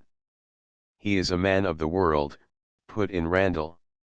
And of feeling and honor, said the parson, and, perhaps, through him, we may be enabled to enlighten Frank, and save him from what appears to be the snare of an artful woman. Meanwhile, said Randall, I will seek Frank, and do my best with him. Let me go now, I will return in an hour or so. I will accompany you, said the parson. Nay, pardon me, but I think we two young men can talk more openly without a third person, even so wise and kind as you. Let Randall go, growled the squire. And Randall went. He spent some time with Frank, and the reader will easily divine how that time was employed. As he left Frank's lodgings, he found himself suddenly seized by the squire himself. I was too impatient to stay at home and listen to the parson's prosing, said Mr. Hazeldine, nervously. I have shaken Dale off. Tell me what has passed. Oh!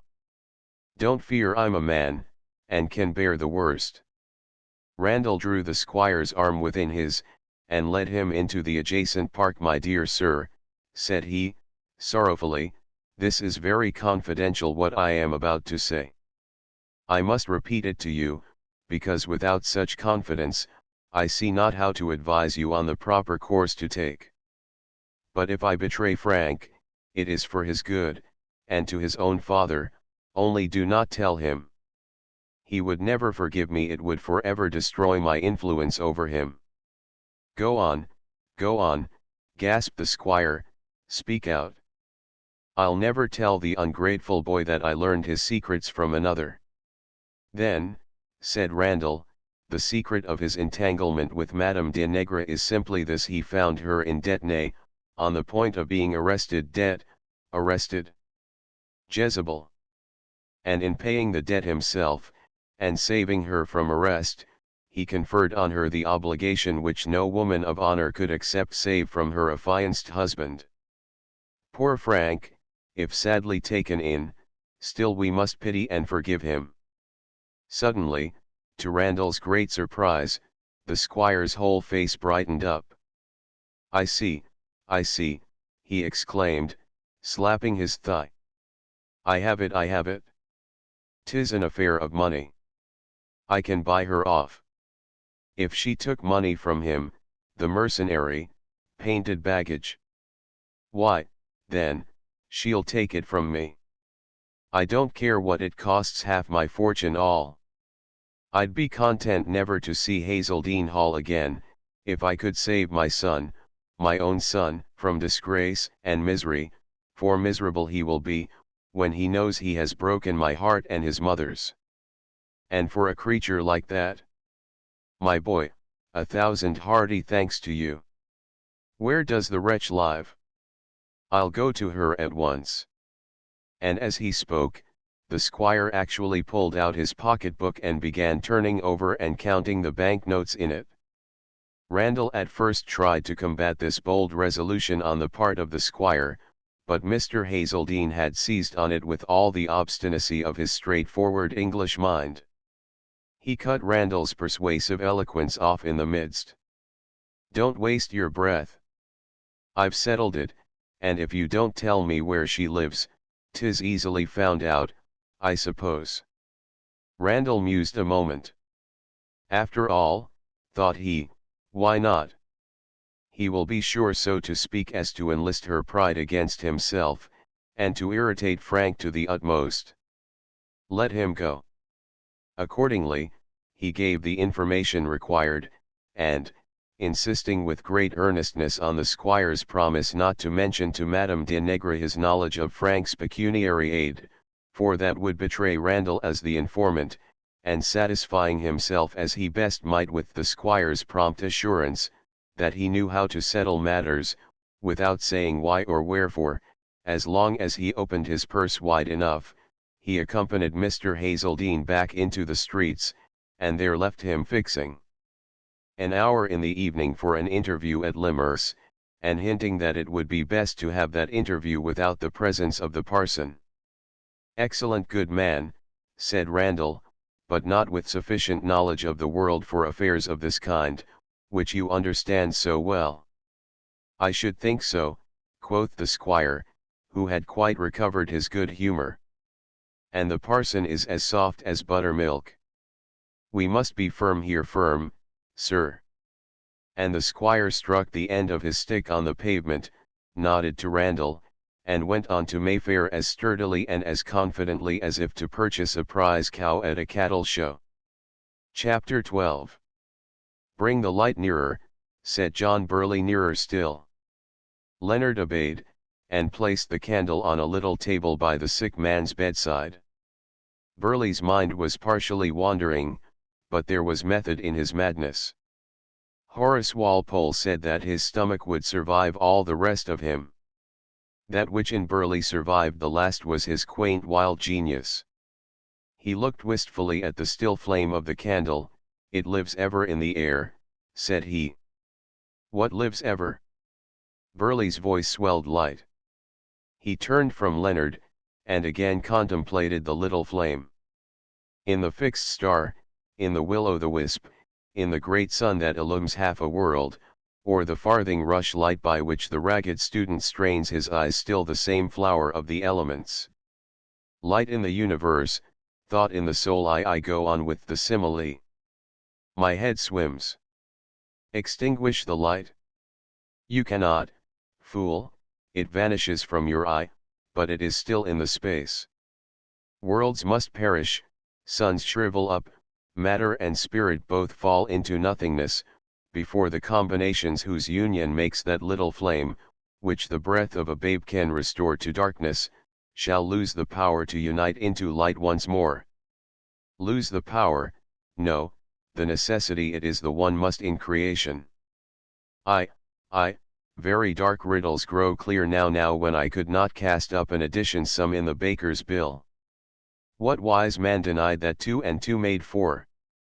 Do they not make 4? I can't answer him. But I could answer a question that some wise men have contrived to make much knottier." He smiled softly, and turned his face for some minutes to the wall. This was the second night on which Leonard had watched by his bedside, and Burley's state had grown rapidly worse. He could not last many days, perhaps many hours. But he had evinced an emotion beyond mere delight at seeing Leonard again. He had since then been calmer, more himself. "I feared I might have ruined you by my bad example," he said, with a touch of humor that became pathos as he added, "that idea preyed on me." No, you did me great good." "Say it often," said Burley, earnestly, "it makes my heart feel so light." He had listened to Leonard's story with deep interest, and was fond of talking to him of little Helen. He detected the secret at the young man's heart, and cheered the hopes that lay there, amidst fears and sorrows. Burley never talked seriously of his repentance. It was not in his nature to talk seriously of the things which he felt solemnly.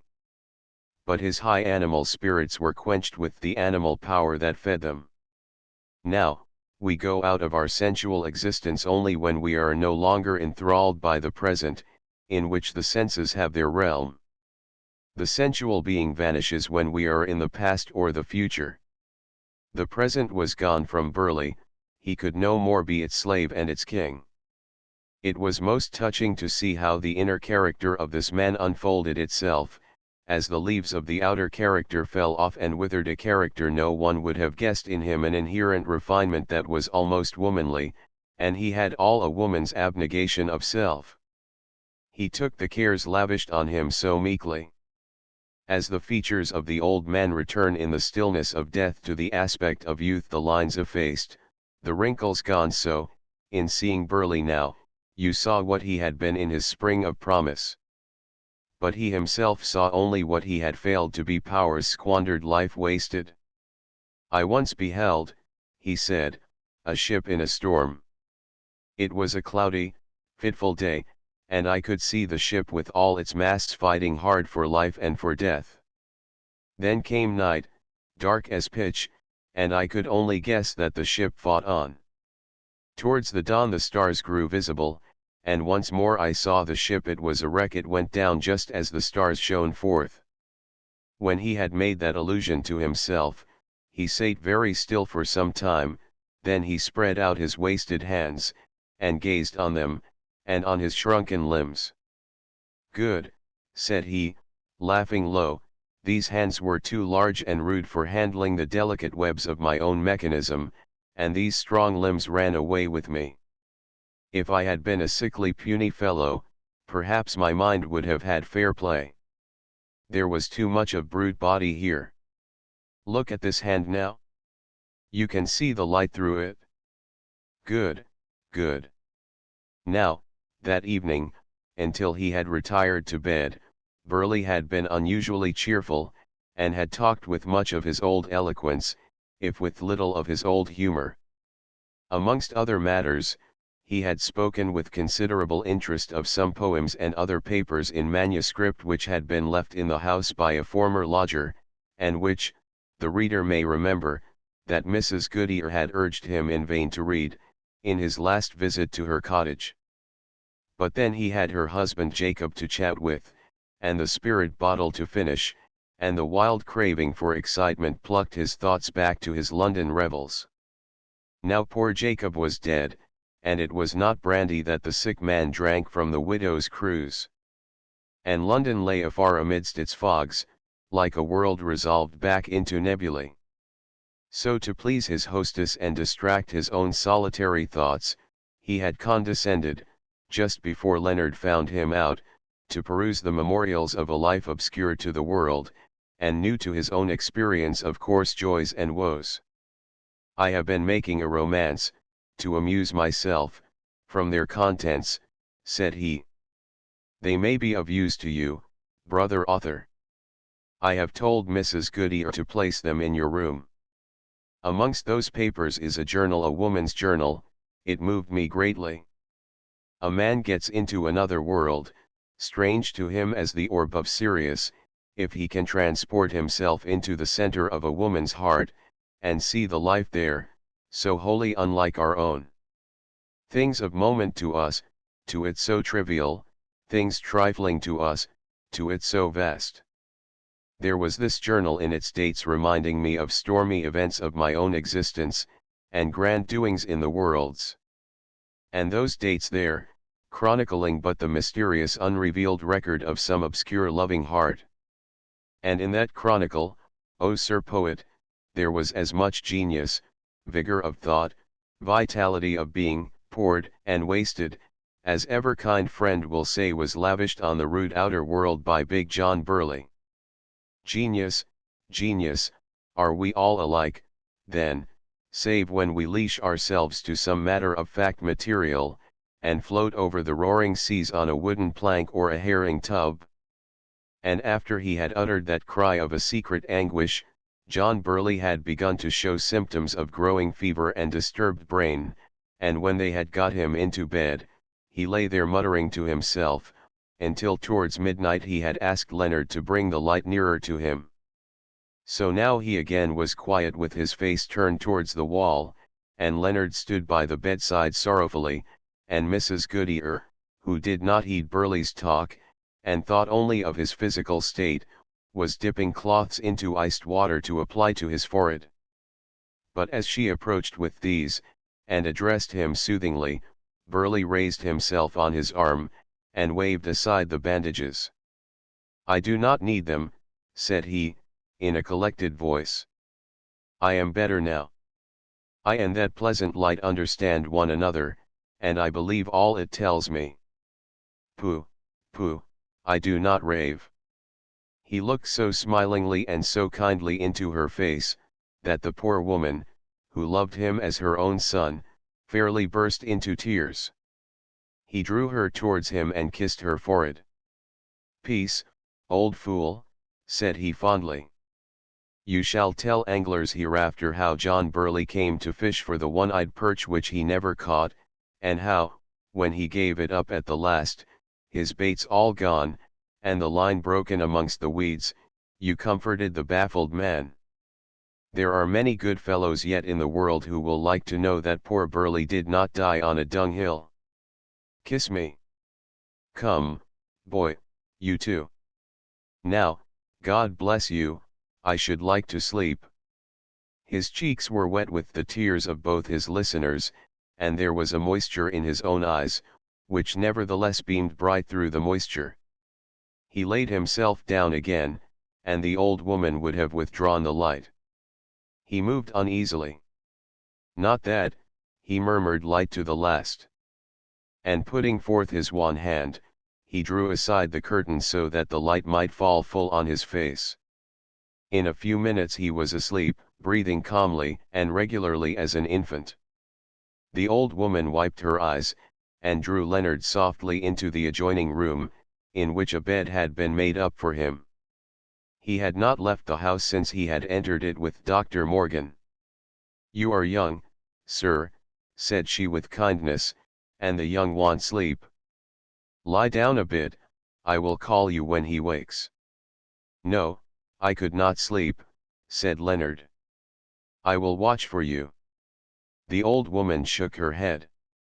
"I must see the last of him, sir, but I know he will be angry when his eyes open on me, for he has grown very thoughtful of others." "Ah, if he had but been as thoughtful of himself," murmured Leonard, and he seated himself by the table, on which, as he leaned his elbow, he dislodged some papers placed there. They fell to the ground with a dumb, moaning, sighing sound. "What is that?" said he, starting. The old woman picked up the manuscripts and smoothed them carefully. "Ah, sir, he bade me place these papers here. He thought they might keep you from fretting about him, in case you would sit up and wake. And he had a thought of me, too, for I have so pined to find out the poor young lady, who left them years ago. She was almost as dear to me as he is, dearer perhaps until now when I am about to lose him." Leonard turned from the papers, without a glance at their contents. They had no interest for him at such a moment. The hostess went on. "Perhaps she is gone to heaven before him, she did not look like one long for this world. She left us so suddenly. Many things of hers besides these papers are still here, but I keep them aired and dusted, and strew lavender over them, in case she ever come for them again. You never heard tell of her, did you, sir?" she added, with great simplicity, and dropping a half curtsy. "Of her, of whom? Did not Mr. John tell you her name, dear, Mrs. Bertram?" Leonard started, the very name so impressed upon his memory by Harley Lestrange. "Bertram," he repeated. "Are you sure?" "Oh yes, sir." "And many years after she had left us, and we had heard no more of her, there came a packet addressed to her here, from oversea, sir. We took it in, and kept it, and John would break the seal, to know if it would tell us anything about her, but it was all in a foreign language like we could not read a word. Have you the packet? Pray show it to me. It may be of the greatest value. Tomorrow will do. I cannot think of that just now. Poor Burley."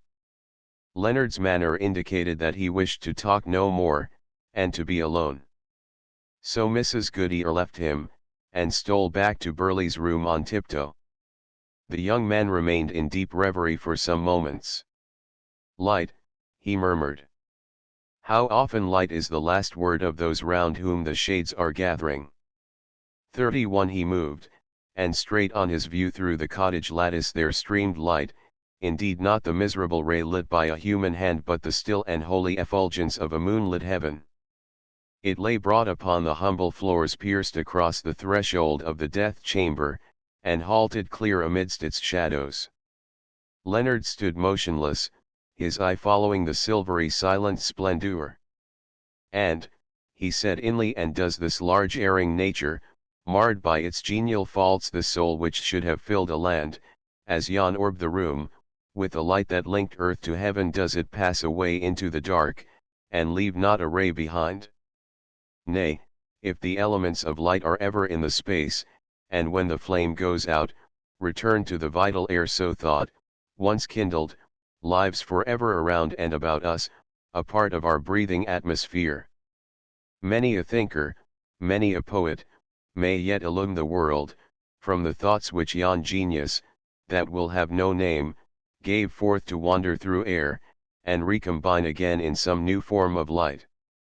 Thus he went on in vague speculations, seeking, as youth enamoured of fame seeks too fondly, to prove that mind never works, however erratically, in vain, and to retain yet, as an influence upon earth, the soul about to soar far beyond the atmosphere where the elements that make fame abide. Not thus had the dying man interpreted the endurance of light and thought. Suddenly, in the midst of his reverie, a low cry broke on his ear. He shuddered as he heard, and hastened forebodingly into the adjoining room. The old woman was kneeling by the bedside, and chafing Burleigh's hand, eagerly looking into his face. A glance sufficed to Leonard. All was over. Burleigh had died in sleep calmly, and without a groan. The eyes were half open, with that look of inexpressible softness which death sometimes leaves, and still they were turned towards the light, and the light burned clear. Leonard closed tenderly the heavy lids, and, as he covered the face, the lips smiled a serene farewell. "Our London Commissioner?" "No. 2 In the northern outskirt of London, there is a dingy-looking, ill-shaped building, on the bank of a narrow canal, where at one time, not very long ago, real water fell in sparkling cascades, Trafalgars were fought in veritable vessels, and, triumphant over all, radiant in humor and motley, with wit at his fingers' ends, and ineffable character in his feet, laughed, hobbled, jeered, flouted, and pirouetted the clown, Joseph Grimaldi. The audiences, in those days, were partial to beer. Tobacco was a pleasant accompaniment to the wonders of the scene. Great effect was produced by farces of a very unsentimental kind, and the principal effort of the author was to introduce as much bustle and as many kicks into his piece as he could. A bloody nose secured 3 rounds of applause, a smack on the cheek was a successful repartee, a coarse oath was only emphatic, nobody blushed, everybody swore. There were fights in the pit, and the police office was near at hand. It was the one place of entertainment for a poor and squalid district. Poverty and dirt went there to forget themselves, and came away unimproved. It was better, perhaps, than the beer shop, certainly better than the prize fight, but not so good as the tea garden and hop. This building is now the Theatre Royal, Sadler's Wells, presided over by one of the best actors on the English stage, and ringing, night after night, to the language of Shakespeare and Massinger. How does the audience behave? Better than young gentlemen of the Guards at a concert of sacred music, better than young ladies of fashion at a scientific lecture. They don't yawn, they don't giggle, they don't whisper to each other at the finest passages, but there is intense interest, eyes, heart, mind, all fixed on the wondrous evolvement of the story. They stay, hour by hour, silent, absorbed, attentive, answering the touch of the magician's wand, warming into enthusiasm, or melting into tears, with as fine an appreciation of the working of the play as if they had studied the Greek drama, and been critics all their days. Are they the same people, or the same class of people, who roared and rioted in the pit in the days of the real water? Exactly the same. The boxes are 3 shillings, the pit a shilling, the gallery a sixpence. There are many fustian jackets in the pit, and in the gallery a sprinkling of shirt sleeves. Masters of trades, and respectable shopkeepers, and professional men, and their families are in the boxes, and Mr. Phelps is as great a benefactor to that neighborhood as if he had established a public park, or opened a lyceum for education. There is a perceptible difference, we are told, in the manners of the district. You can't raise a man in any one department without lifting him up in all. Improve his mind, you refine his character, teach him even mathematics, he will learn politeness, give him good society, he will cease to be coarse, introduce him to Shakespeare, Johnson, Beaumont, Massinger, and Webster, he will be a gentleman. A man with friends like these will not go to the tap of the Black Dog. Better spend his sixpence at Sadler's Wells, and learn what was going on in Rome in the time of Coriolanus, or learn the thanklessness of sycophantic friends in the Athenian Timon. With the bluff and brutal Henry VIII. They are quite familiar, and form a very tolerable idea of a certain pinchbeck cardinal's pride, from the insolence of the overweening Wolsey. That energy and honor overcome all impediments, they have long discovered from the story of the Lady of Lyons, and the grandeur of self-devotion in the noble aspirations of Ion. A world like this opening to their eyes, reflects a pleasant light on the common earth they inhabit. One touch of nature makes the whole world kin. The same sentiment brings a big sob into their rough throats, and swells the gentle bosom of the delicate young lady in the front row of the dress circle. If the Queen were there, there would be a quivering of the royal lip. Jack Wiggins, the tinman, cries as if he were flogged. Let us off to see Sadler's Wells, where a new play is to be acted, with our old friend James VI. For its hero. A pretty hero for a play, the pedantic, selfish, ambitious, and cowardly son of Mary Stuart, who kissed the hand reeking with his mother's blood, and held out the Scottish crown to be an alms dish, into which Elizabeth disdainfully threw her niggard charity, like an old maid depositing a farthing in the plate at the Magdalen Hospital door. This play is improperly called a tragedy, because a few people happen to be killed in the course of it. The foundation is decidedly comic, horribly, grotesquely comic. There the laughter tries in vain to banish the shudder, and between them a compound is created which we believe to be new to the stage. The conventional tyrant of tragedy is entirely done away with. There are no knittings of brows and crossings of elbows, starts and struttings, such as we generally see made the accompaniments of revenge and hatred. There is a low, selfish, cruel nature, disguised in ludicrous repartee and jocular conversation, a buffoon animated by the soul of Richard III, a harlequin's laugh tipped with deadly poison, our ordinary ideas turned topsy-turvy, and Polonius running his sword through Hamlet behind the arras. Whether this historical view of James be correct or not, does not matter to the play.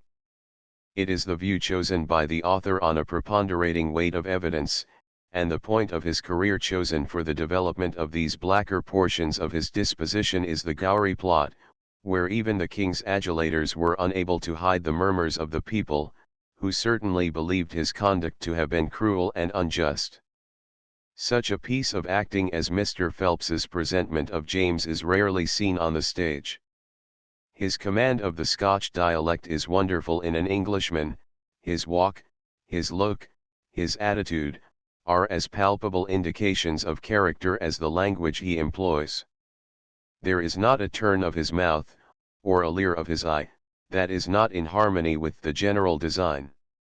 His pride, terror, abasement, doubt, triumph, and final despair, are all given with a marvelous versatility, which yet never trenches on the identity of the actor's creation. But touches are here and there added, some to soften, some to darken, till the whole is like a Dutch picture laboriously minute in all its details, and perfect as a finished whole. The English envoy, Sir John Ayloffe, has been sent by Elizabeth with an answer to a demand made by James, that she should proclaim him her successor on the English throne.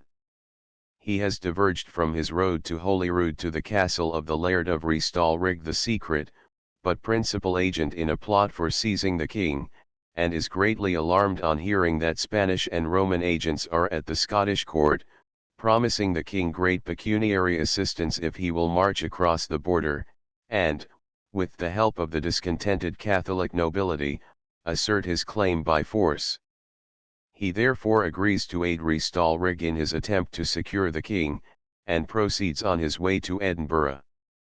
Lord Gowrie, with his brother, is on a visit to the laird, Gowrie being, of course, in love with his daughter, and is easily worked on to aid the plot by hearing of certain indignities which had been offered to his mother in his absence by the minions of the king. He also goes to Edinburgh, and here we are introduced to his mother, the widowed countess, who urges him to revenge her wrongs, and vindicate his honor by confronting the oppressor.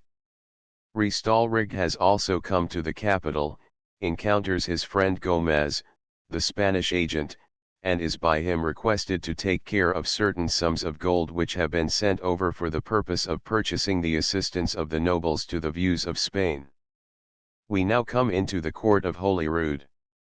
James gabbles, and storms, and flees, and goes through the most strange, yet natural evolutions. Here's a negative reply from England delivered by Sir John Ayloffe, is startled by the apparition of Gowrie Drayest in his father's arms, and dismisses the court with a threat of vengeance against all his opponents, especially the heirs of his old enemy, Lord Ruthven. The interest of the plot hangs on the intellectual combat between the wily and sagacious laird, and the truculent and relentless king. With some of the gold obtained from the Spaniard, Restalrig induces James to move the court to Falkland, in order to be more easily seized when in the vicinity of Gowrie's house, but James carries his design farther, and goes into the mansion of the Gowries, having arranged with his train to follow him, and make themselves masters of his hosts. When Restalrig's triumph in the success of his plan and the imprisonment of the king is at its height, a chivalrous sense of honor in the young earl has disconcerted the whole design, by restoring James to liberty, and admitting his followers. Slaughter then takes place, but while James is rejoicing in his gratified revenge, and the destruction of his enemies, it is announced to him that Restalrig, at the head of the men of Perth, is at the gate. They are clamorous for vengeance, the alarm bells are ringing, strange yells of an outraged populace are heard. James, in an agony of cowardly remorse, blames the instruments of his cruelty, and the curtain falls, leaving him in immediate expectation of being torn to pieces in punishment of his useless crime. The performers have little to do in this play, except to bring out the peculiarities of the king. Restalrig is played with a rough humor, and appreciation of the part, by Mr. Bennet, but the effect of the young earl, upon whom a great deal depends in the scene of the release, is entirely destroyed by the unfortunate voice and feebleness of the actor. As an exhibition, however, of how one great performer can vivify a whole play in spite of all drawbacks, we pronounce the acting of Mr. Phelps in some respects without a parallel on the modern stage. In the good old comedy of The Man of the World, he is no less remarkable in his delineation of Sir Pertinax Maxicophant. His power over the Scotch dialect is the same, and it is only a less powerful performance, from the character itself being less diversified, and the tragic element being entirely omitted. Disagreeable characters both, from their hardness and selfishness, and we should like to see the same art applied to some softer and more captivating specimens of the Scottish species.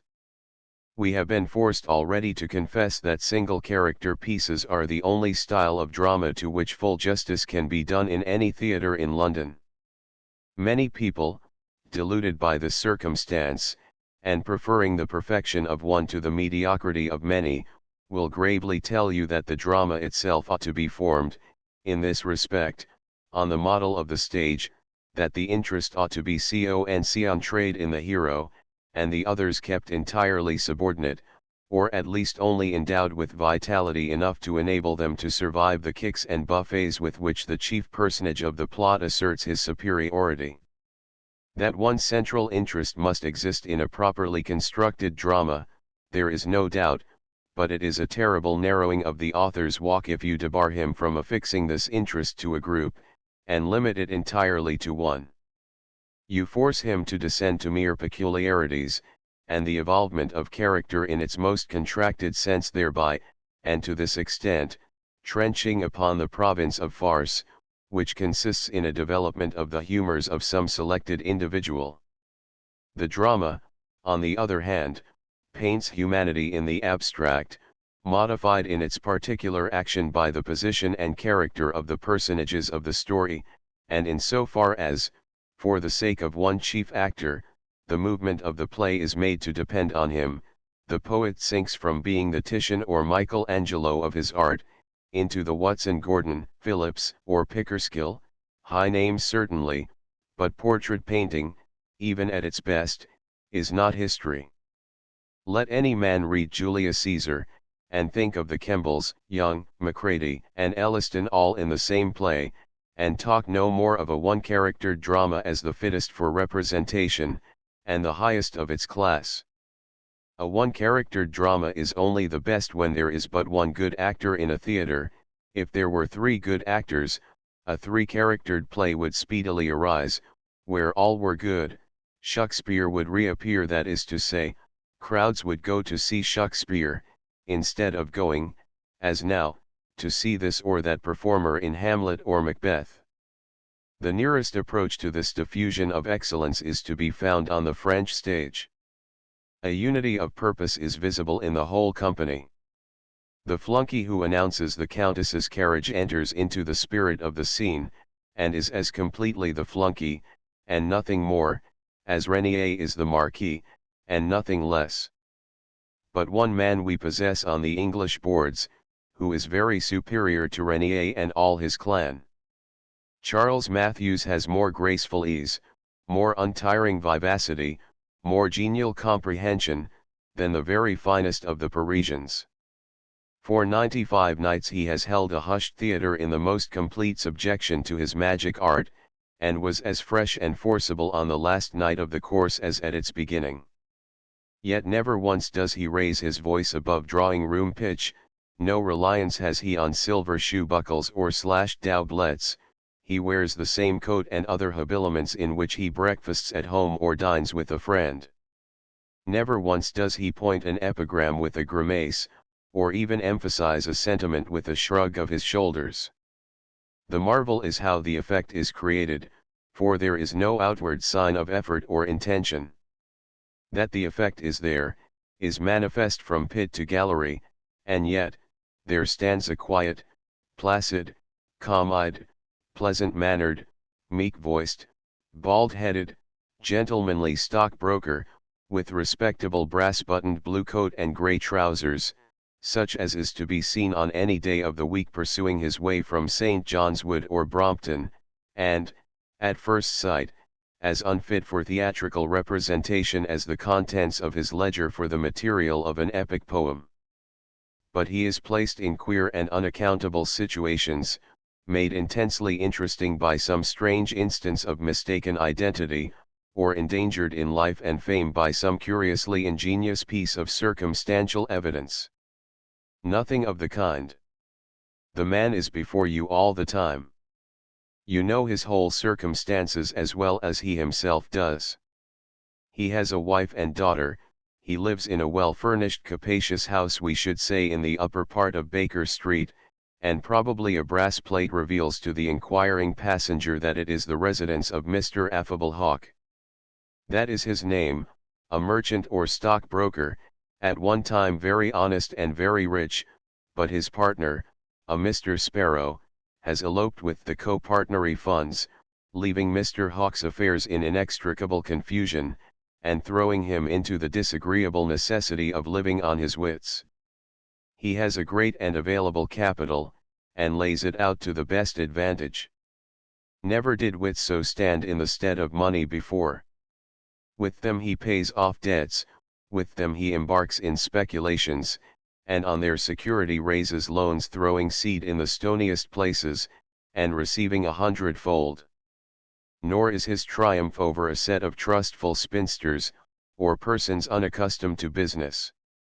He does not live upon pigeons, but, like the lovers in Boccaccio, makes an excellent dinner on a sharp-beaked falcon. Mr. Hardcore will stand no more nonsense. He rushes into the house, hat on head, stick in hand. He will have his money, or issue a writ at once. With a gentlemanly motion towards his head, Mr. Affable convicts him silently of ill-breeding and impertinence, and the hat is instantly removed. With the utmost suavity, he requests the irate creditor to write to his clerk to stop farther proceedings, and to add, in a postscript, a cheque for £200. The man is staggered by the immensity of the impertinence. But the calm superiority of his debtor makes itself felt in spite of his utmost efforts. Certain shares in a brilliant speculation have been secured by Mr. Hawke for his friend at a very low premium. The letter to the clerk is written. But the cheque for £200. Sir Harry Lester, a rich baronet, is about to marry Mr. Hawke's daughter. All debts are to be paid by the enraptured son-in-law, a fitting breakfast must be given, a few trinkets, a few dresses. You wouldn't have such a glorious prospect spoiled by the want of such a trifle? Hardcore writes the cheque, and rushes off to secure the depreciated shares. Another comes in who throws himself on the charity of his debtor, pleads poverty, distress, even starvation. How can the polished and humane Mr. Hawke resist so touching an appeal? He can't. He doesn't. He goes for £3, as an installment of which it appears he has already paid 9, making a remarkably good return on the loan of our penurious friend, Mr. Earthworm. That gentleman rejoices in the success of his dodge, and appears triumphant in his conquest over the feelings of Mr. Hawke. But the benevolent debtor now returns, pays the 3 sovereigns, and hurries his visitor off to make way for Mr. Grossmark, who is about to purchase shares in a speculation of Mr. Hawke's, which is to yield 300 per cent. How much is required, says the miserable earthworm. £300. He thinks he can raise the sum. A friend who is very rich will help him, he will advance the money. But the £400 are required at once. Is it 400? A bow from Mr. Hawke. Well, my friend will not stick at that. And the £500 will set the matter afloat, said Mr. Hawke, but go, there's a good fellow, for I hear Grossmark's step, and the shares are promised to him. Earthworm's disguise is seen through, and falls off like the traveller's cloak before the heat of the sun. Here's the money, he cries, puts a pile of notes into Mr. Hawke's reluctant hand, and the bargain is closed. Prosperity once more seems an inhabitant of Baker Street. He has received £700, and can now provide a trousseau, and furnish forth a wedding breakfast. £20,000 he has settled on his daughter, but they are any 20,000 he may be able to extract from the uncountable riches of his son-in-law. This noble specimen of Hibernian honour rejoices in a double name, one being Sir Harry Lester, with which to tickle the ears of the millionaires of Baker Street, and the other his workday appellation, under which he enacts the distinguished part of a stag in railways, and a defaulter in other speculations. His interview with Mr. Hawke would be diamond cut diamond if the strength and brilliancy weren't all on one side. Preliminaries are settled, the amount of marriage portion agreed upon, a description of the Lester estates, including a salt marsh taken on trust, and all things verging towards a satisfactory fulfillment. The salt marsh instantly suggests to the ingenious hawk a perfect California of speculation, divided into shares, market rigged, property realized, and no other inquiries are made. But the course of true love never did run smooth.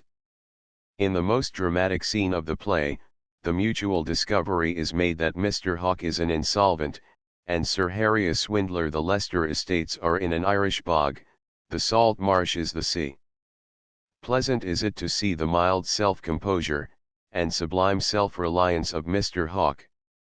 For some years he has softened his creditors' hearts, and amused their hopes with reports of the return of his runaway partner Mr. Sparrow, with all the funds of the firm, and a vast increase of capital by successful trade in the East. That expedient has been tried so often that it begins to lose its effect. The creditors laugh when he mentions Sparrow's name.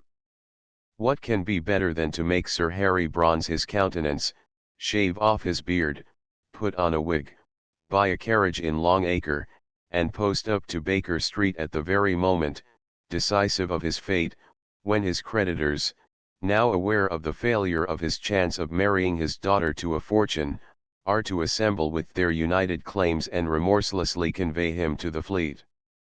Sir Harry agrees. Hawk retires to mature his plans, but Mrs. Hawk, radiant with some unexpected good news, hurries in, stops Sir Harry from the execution of his infamous plot, and waits in happy expectation the denouement of the piece.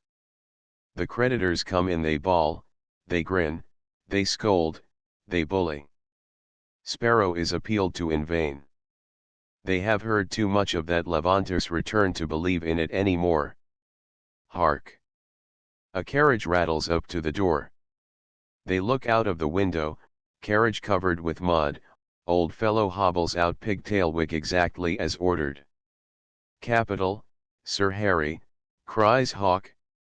Now, then, gentlemen, will you be persuaded?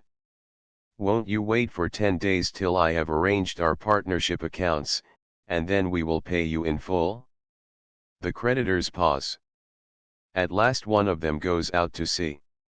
He comes back with a check for the amount of his debt. Hawk stands aghast. Another goes out, and comes in holding up a bank post bill for £10,000. More and more confounded.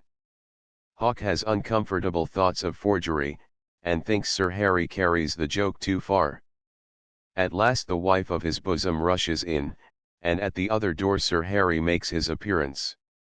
This is magic, witchcraft, sorcery, for still the creditors go out, and still come back with all their claims discharged. The real Sparrow has indeed returned, and, having thus made the amend, is in a position to solicit an interview with his injured partner, and that sagacious and now thoroughly honorable gentleman concludes the series of his dodges with a solemn declaration in favor of probity and fair dealing, which would have been more edifying if he could have appealed to his own conduct in illustration of what he said. There was no occasion for any piece of hypocrisy like this at the end. His life was a sermon. We have heard an objection made to the moral of this play, that it invests swindling with dignity, and so unites dishonesty with wit, ease, grace, and fascinating manner, as to make dishonesty itself far from a repulsive object. Have you ever reflected, O critic, that the creditors here are the helots of the scene, to be a disgust and warning to others, and, in the midst of their apparent respectabilities, are shown to be the dishonest workers of their own losses, that Mr. Hawk is far less the tempter of those city gentlemen, than the creation of the style of speculation in which they are all engaged. Without earthworms and hard course there would be no possible existence for our easy, pleasant, buoyant friend Hawk. The whole play may be called Rochefoucauld's Maxims Dramatist, for a better satire on the selfishness, meanness, and gullibility of the animal man is not to be found in the whole range of literature or philosophy. What little is to be done by Mr. Roxby, as Sir Harry, is done excellent well. There is a very praiseworthy obtuseness to the rascality of his conduct, and calm consideration of his claims, which is very edifying as contrasted with the thorough appreciation of him instantaneously arrived at by his intended father-in-law. The principal creditors also are very adequately represented, especially the miserable begging impostor, by Mr. Frank Matthews.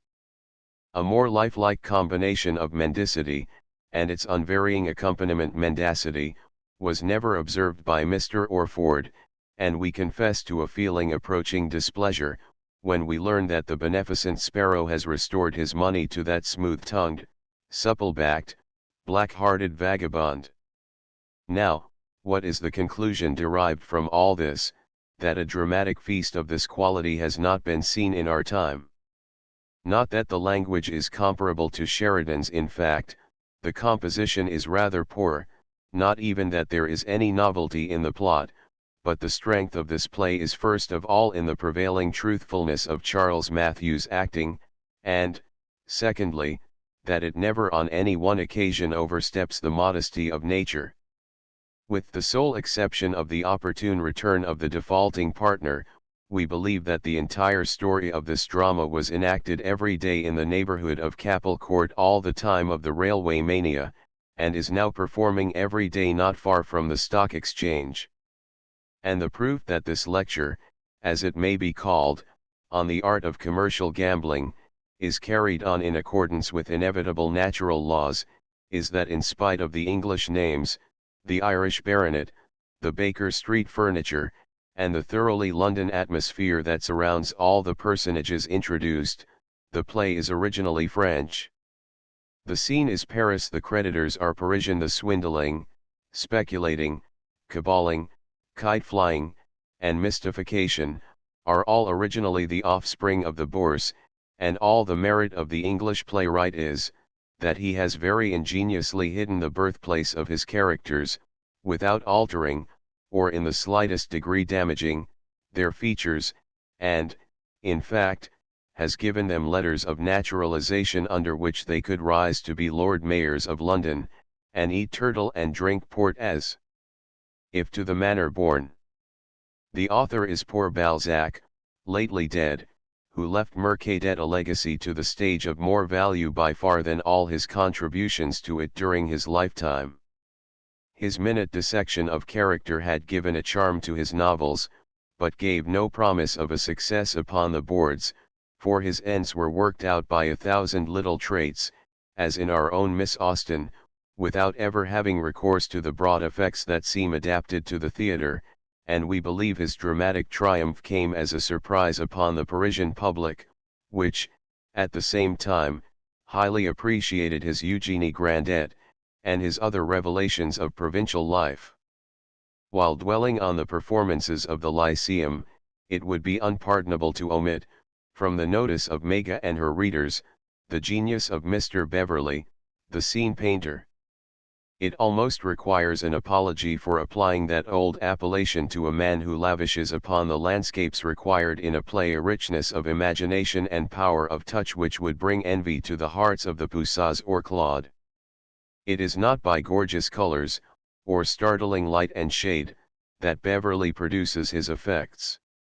With a severe adherence to his original design, he works out a scene, so perfect in its parts, and so combined as a whole, that it is difficult to realize to the mind the gigantic scale, or the coarse touches, with which it is painted. You gaze on it as on a finished picture by some great artist, who has devoted months to its elaboration in the solitude of his studio, and wonder not less at the taste, and fancy, and sentiment of those extraordinary works, than at the rapidity with which they are produced, and the inexhaustible resources of the mind that gives them birth. It rests with Mr. Beverley himself, whether to follow his illustrious predecessors, Roberts and Stanfield, to the highest honors of the Academy, or to continue an exhibition of his own, where the applause of shouting theatres testifies nightly to his artistic powers, and ample room and verge enough is given for his highest conceptions, which would, perhaps, object to find themselves cramped within the limits of an ordinary frame, and subjected to the tender mercies of a hostile hanging committee. Whichever way he decides, the arts will infallibly be the gainers. If he descends to ordinary canvas, and places infinite riches in a little room, he will take rank in after ages with the masters who have ennobled the English school. If he continues where he is, not less useful will his efforts be in diffusing a love of beauty and a knowledge of effect. The Lyceum, like its Athenian prototype, will become a lecture hall, and from his lessons and examples, new Wilsons and Turners, new Calcotts and Constables, may arise to maintain the supremacy of British landscape against all competitors. Our readers must remember a very spirited account of an ascent of Mont Blanc by Mr. Albert Smith. Very spirited, and very interesting it was, but you should go and hear the author give his viva voce version of it, illustrated by Beverley's views. When we say the descriptions are funny, we are not correct, though certainly there is a great deal of whim and fun in the course of his address. When we say the narrative is grave, startling, entrancing, we are not correct, though, undoubtedly, there are passages that take away the auditor's breath, and hair-breadth escapes that make him shudder, but the true description of the whole 2 hours' entertainment is, that it is a remarkable combination of talent, humor, lucid narrative, and personal adventure, which everybody ought to go and hear, and a succession of scenes and paintings which everybody ought to go and see. The deaf man will be delighted, the blind man will be amazingly pleased, but people in the full enjoyment of eyes and ears will be inexcusable, if they refuse them so great a treat as the united efforts of two such artists will afford. Saturday and the week's inspection has come to a close.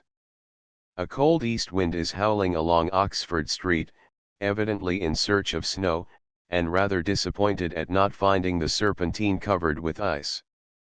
The almanac tells us it is April, but our extremities have private information that it is December.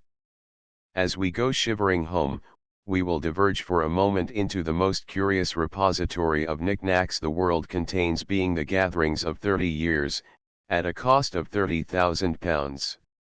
We call in Argyle Street, and are civilly received by Mr. Hertz, the proprietor of the collection.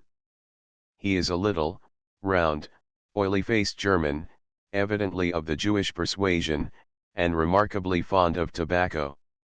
His room is like a pawnbroker's shop, only all his customers must have been possessors of picture galleries, and have brought themselves into difficulties by cultivating a taste. There are wardrobes richly inlaid, with a genealogy as carefully kept as the pedigree of a racehorse. He will tell you how it came into the hands of Louis XIV, and how it ornamented a chamber in the Tuileries during the Empire, or a ring will be shown you, with the hair of Julius Caesar under the glass.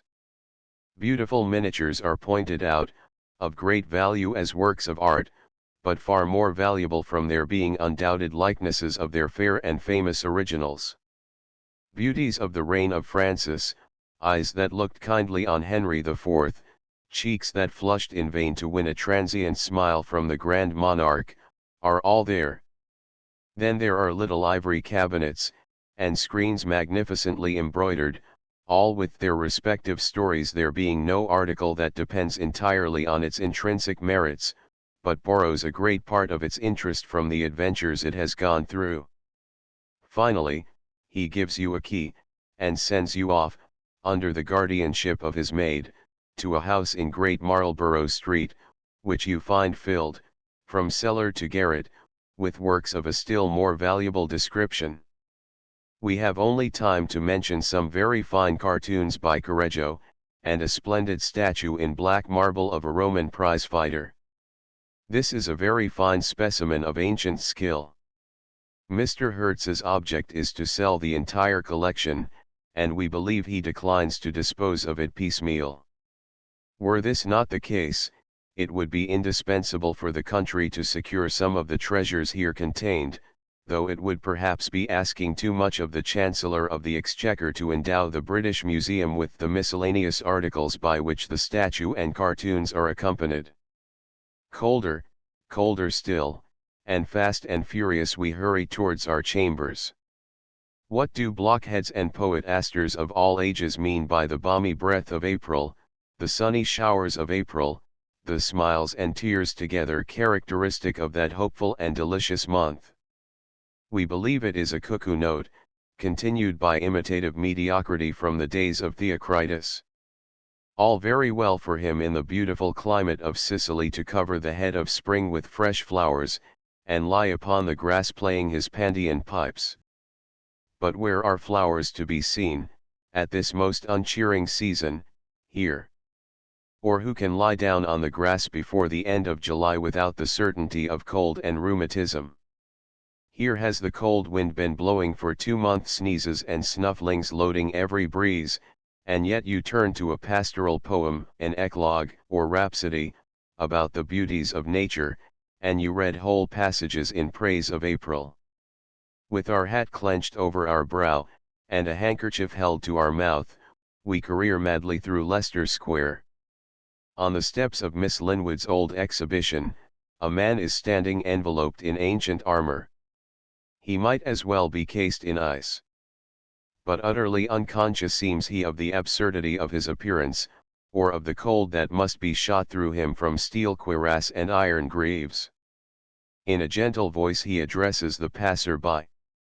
It is useless to observe, he says, that all intelligent individuals will be gratified by a sight of the strongest man in the world. This is so different from the usual style of those touters, that we involuntarily slacken our pace.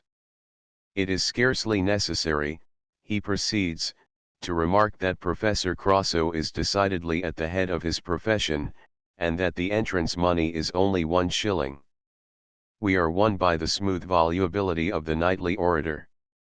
Who is Professor Crosso, and what is his profession?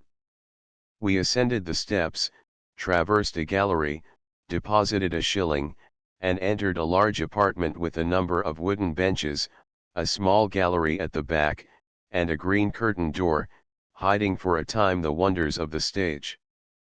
3 fiddlers strung their instruments with most unholy discord, the company gradually dropped in, principally foreigners, the gas gave a leap of increased light, a tune began, and the curtain rose. Oh, earth and sky! What is this we behold? A tableau vivant of the death of Hector. Old Priam, venerable from the length of his beard, is the central figure, around him sit the maids and matrons of Troy. Hector lies dead in front, and to slow music, the stage on which they stand is whirled round so as to give a variety of views of the same group, and great applause rewards the display. There is certainly a great scarcity of drapery about the principal figures, but nothing to be found fault with on the score of decorum or propriety, but we read in a small handbill that the artistes are all German, and we gaze with great curiosity on the development of the Teutonic form. The round hilarious faces, the flat noses, and prominent chins, would prove, to the entire satisfaction of Professor Owen, that our Bavarian friends were lineal descendants of the Kaffirs at the Cape. There was not a single one of the Trojan ladies who did not look well practiced in asking the inhabitants to buy a broom.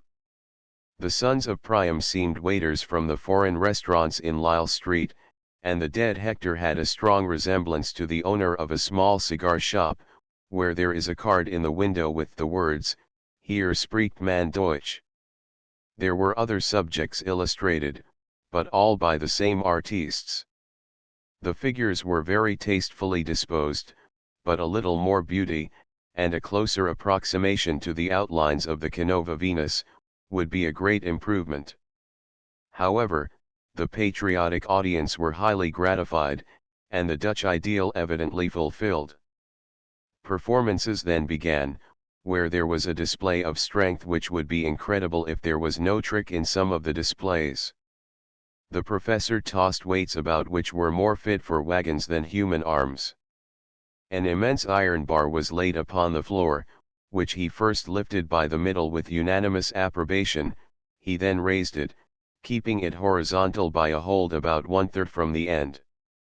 He then laid it down, and grasping one end of it, certainly succeeded in raising the other end from the ground, while the minutest observation could detect no hair suspended from the ceiling, nor other means by which he could be assisted in the feat, but the crowning performance, which was preceded by a long pause, to enable the yellow-haired and blue-eyed Saxons to recover from their surprise, was called the harmless guillotine, and consisted in cutting off a girl's head, without doing her any harm. The professor walked in leading his victim by the hand. She was probably one of the Trojan maidens, and by no means so favorable a specimen of female charms as the Arge of Helen. With a vast amount of guttural and other splutter, the professor addressed the audience in German, and was interpreted by one of the fiddlers for the benefit of any untraveled Englishman who might be present. The object of the speech was to beg the ladies not to be alarmed at what they are about to see, for though the head appeared to be cut off, he assured them, on his own word as a gentleman and a Christian, that it was mere deception, and that he was by no means the murderer he appeared. He then led away his victim, and placed her on a kind of sofa bed at the back of the stage, and drew the curtains round her. He next advanced, and asked whether the company would have the execution done behind the curtain or in front. There was a unanimous answer to this, that we wished to see the operation, whereupon he drew the curtain, waved a sword 2 or 3 times, and appeared to saw away at the girl's neck, till finally the head came off, and in a triumphant manner he held it up for popular applause. It was a failure. The stage was so dark, the figure so indistinct, the preparation so clumsy, that we could not by any means entertain the feelings of horror and astonishment he intended to produce.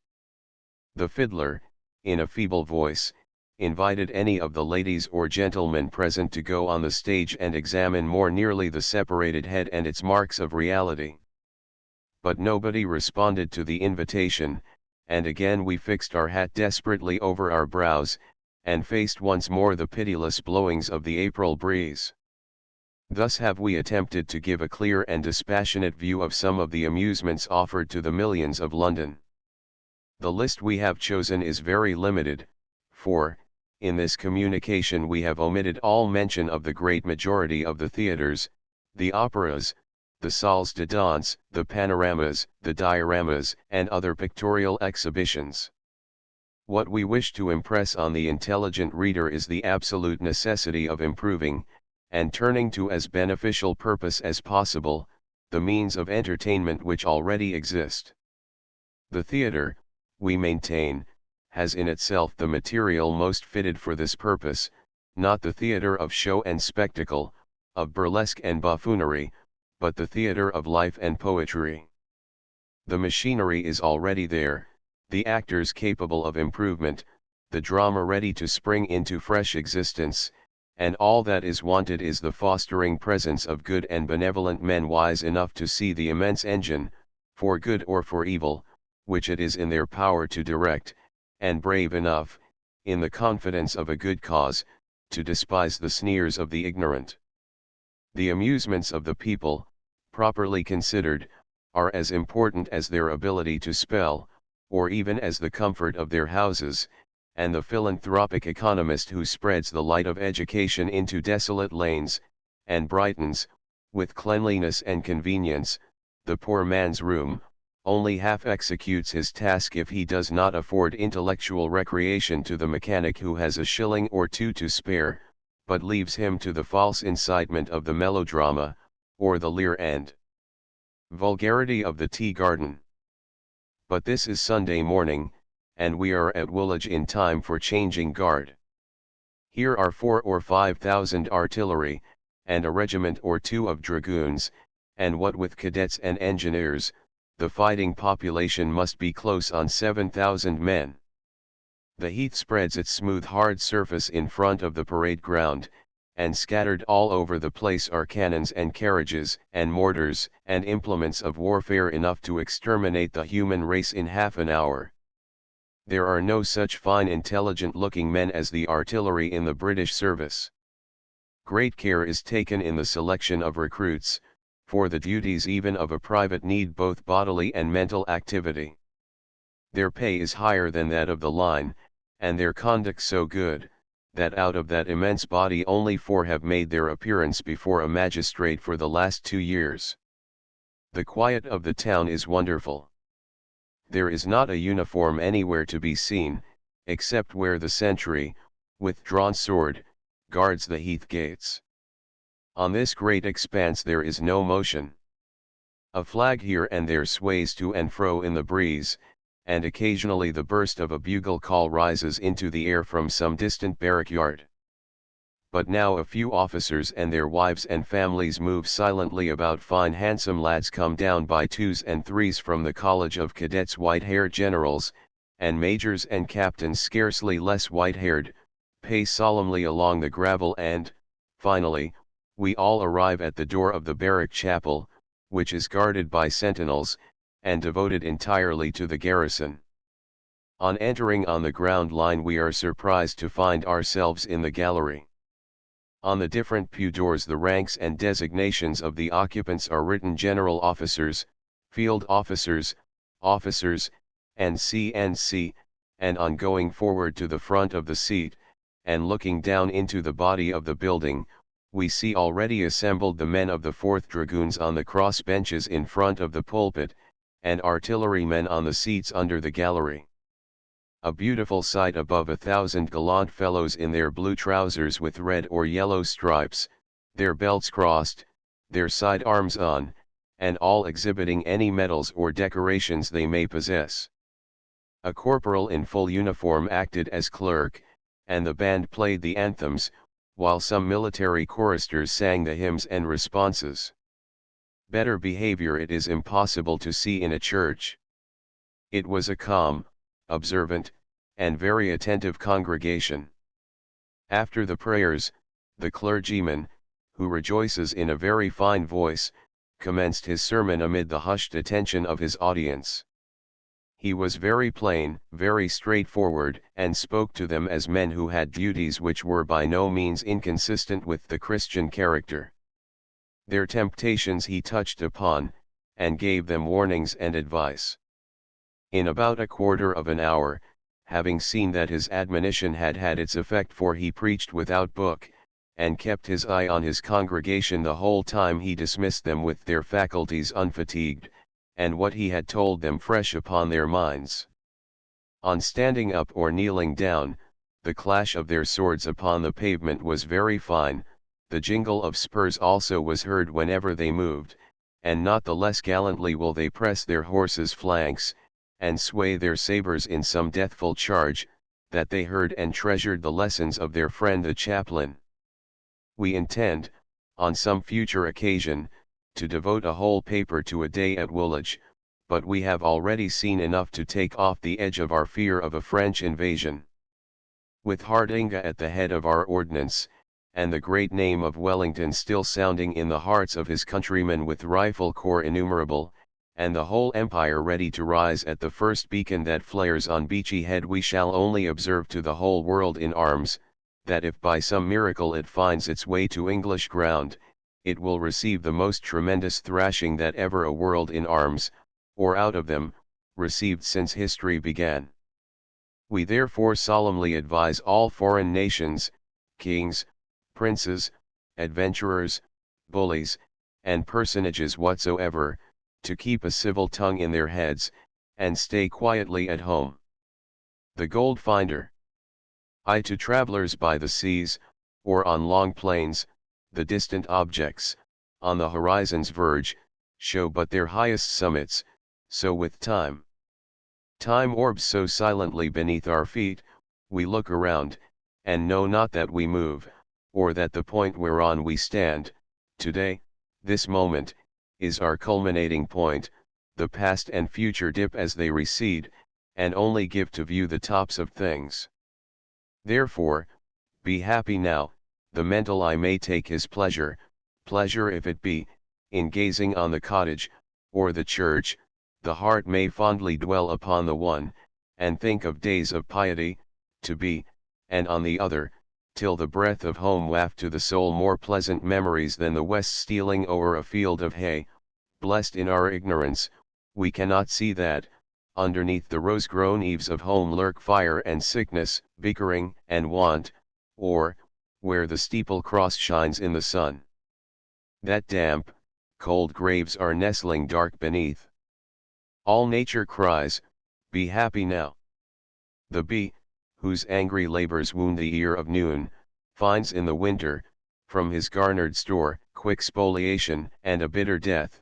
The light-winged butterfly, with truer scope, ranges, all summer, through the garden beds, and, ignorant of darker days to come, enjoys a lifelong holiday. The man who spake as never man did, bade us view the untended lilies of the desert plain. They toil not, said he, neither do they spin, and yet I say to you that Solomon, in all his glory, was not clad like these. Michael de Moss knew not this holy truth, alas. His thought was ever of the morrow, and yet he was no foolish homesick swain, such as, amid the perils of the strife, the conflict of existence, pine and sigh to flee to some ideal resting place, to feed on contemplation, or to woo some simple Thestylus in beechen groves. To him the cry of subjugate despair rang, like a trumpet of encouragement, and brave resistance did but seem to him another step that led him to the heights. 10 years had poured their various gifts on earth of death and life, of sunshine and of shade, since Michael left his little school disgraced by acts of lawless violence, and went back to a ruined parent's ruined home, to feed his heart on innutritious dreams and idle scorn of those he would not know. Once when the lights of English autumn time, clear, vigorous, spirit-cheering, morning lights, were dancing on 1,000 trees, were streaming on 1,000 fertile fields, and smoking on 100 cottage tops, he felt that these, once his, were his no more. A stranger ploughed his very garden plots. The halls, where his forefathers fed the shire, were fallen, and the stones and timbers sold. 1/10 of all the house, 100th part of the broad lands, and how much less part still of the respect and power that graced the name, would cleave to him the heir. So slow had been the gradual alienation, that till now he had not felt it fully, but that morn, 'twas Sabbath, they had been to worship God, and even in the very church, where once the service stayed for them, and bells rang until good Sir Marmaduke, in coach of state, drawn by 6 solemn Flanders steeds, and girt by a full score of stalwart serving men, approaching, gave the signal to begin. Even there a London scrivener, with his brood of pale and purse-proud children of the fog, sate in their ancient place, beneath the crest which black Sir Walter wore at Agincourt, aye, over the cold stones, where lies at peace the knight who fell at Naseby, by his king, there sate his steward's grandson. Ah, thought Michael, the desolate abomination stands most proudly where it ought not. 'Tis not these I blame, but gold, the cursed cause of all, gold that o'erthrew my fathers, and raised these, and why not me also, till he swore that gold, and gold alone, should be his God, as who alone rewards its worshippers. Therefore, he said, dear idol, I to thee from henceforth pay my vows, thou who dost raise the beggar, till the princes of the earth bow low to kiss his stirrup, who dost give power and distinction, virtue and renown. My name shall be among the fortunate, for I am of those whose will is destiny. And then, perhaps, when victory shall be mine, my Margaret will not turn away from me, as now, methinks, even she must wish to do.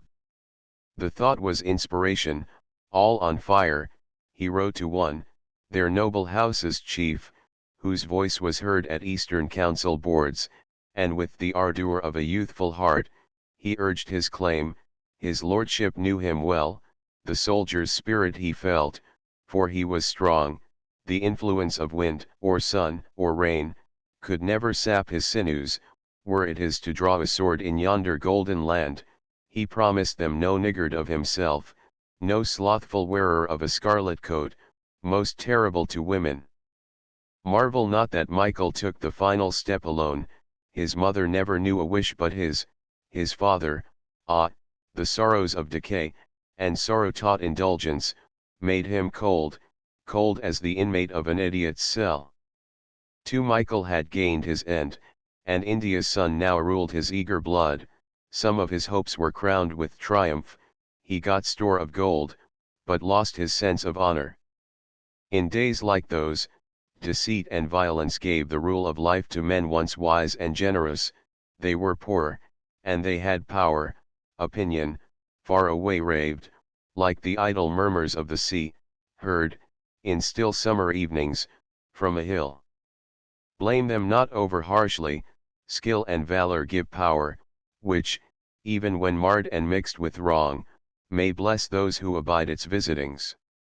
When autumn nights are moonless, and thick clouds have hid the friendly faces of the stars, the storm may bring keen lightnings, here and there some wretch, whose hour was come, may gain by them immunity from other lingering deaths, and that may seem an evil, yet the air, purged by those very bolts, grows sweet and clear, and feeds the corn, the oil, the parched vine, and gives to men, for many and many a day, prosperity and pleasure, so with these, God's chosen messengers to work his will.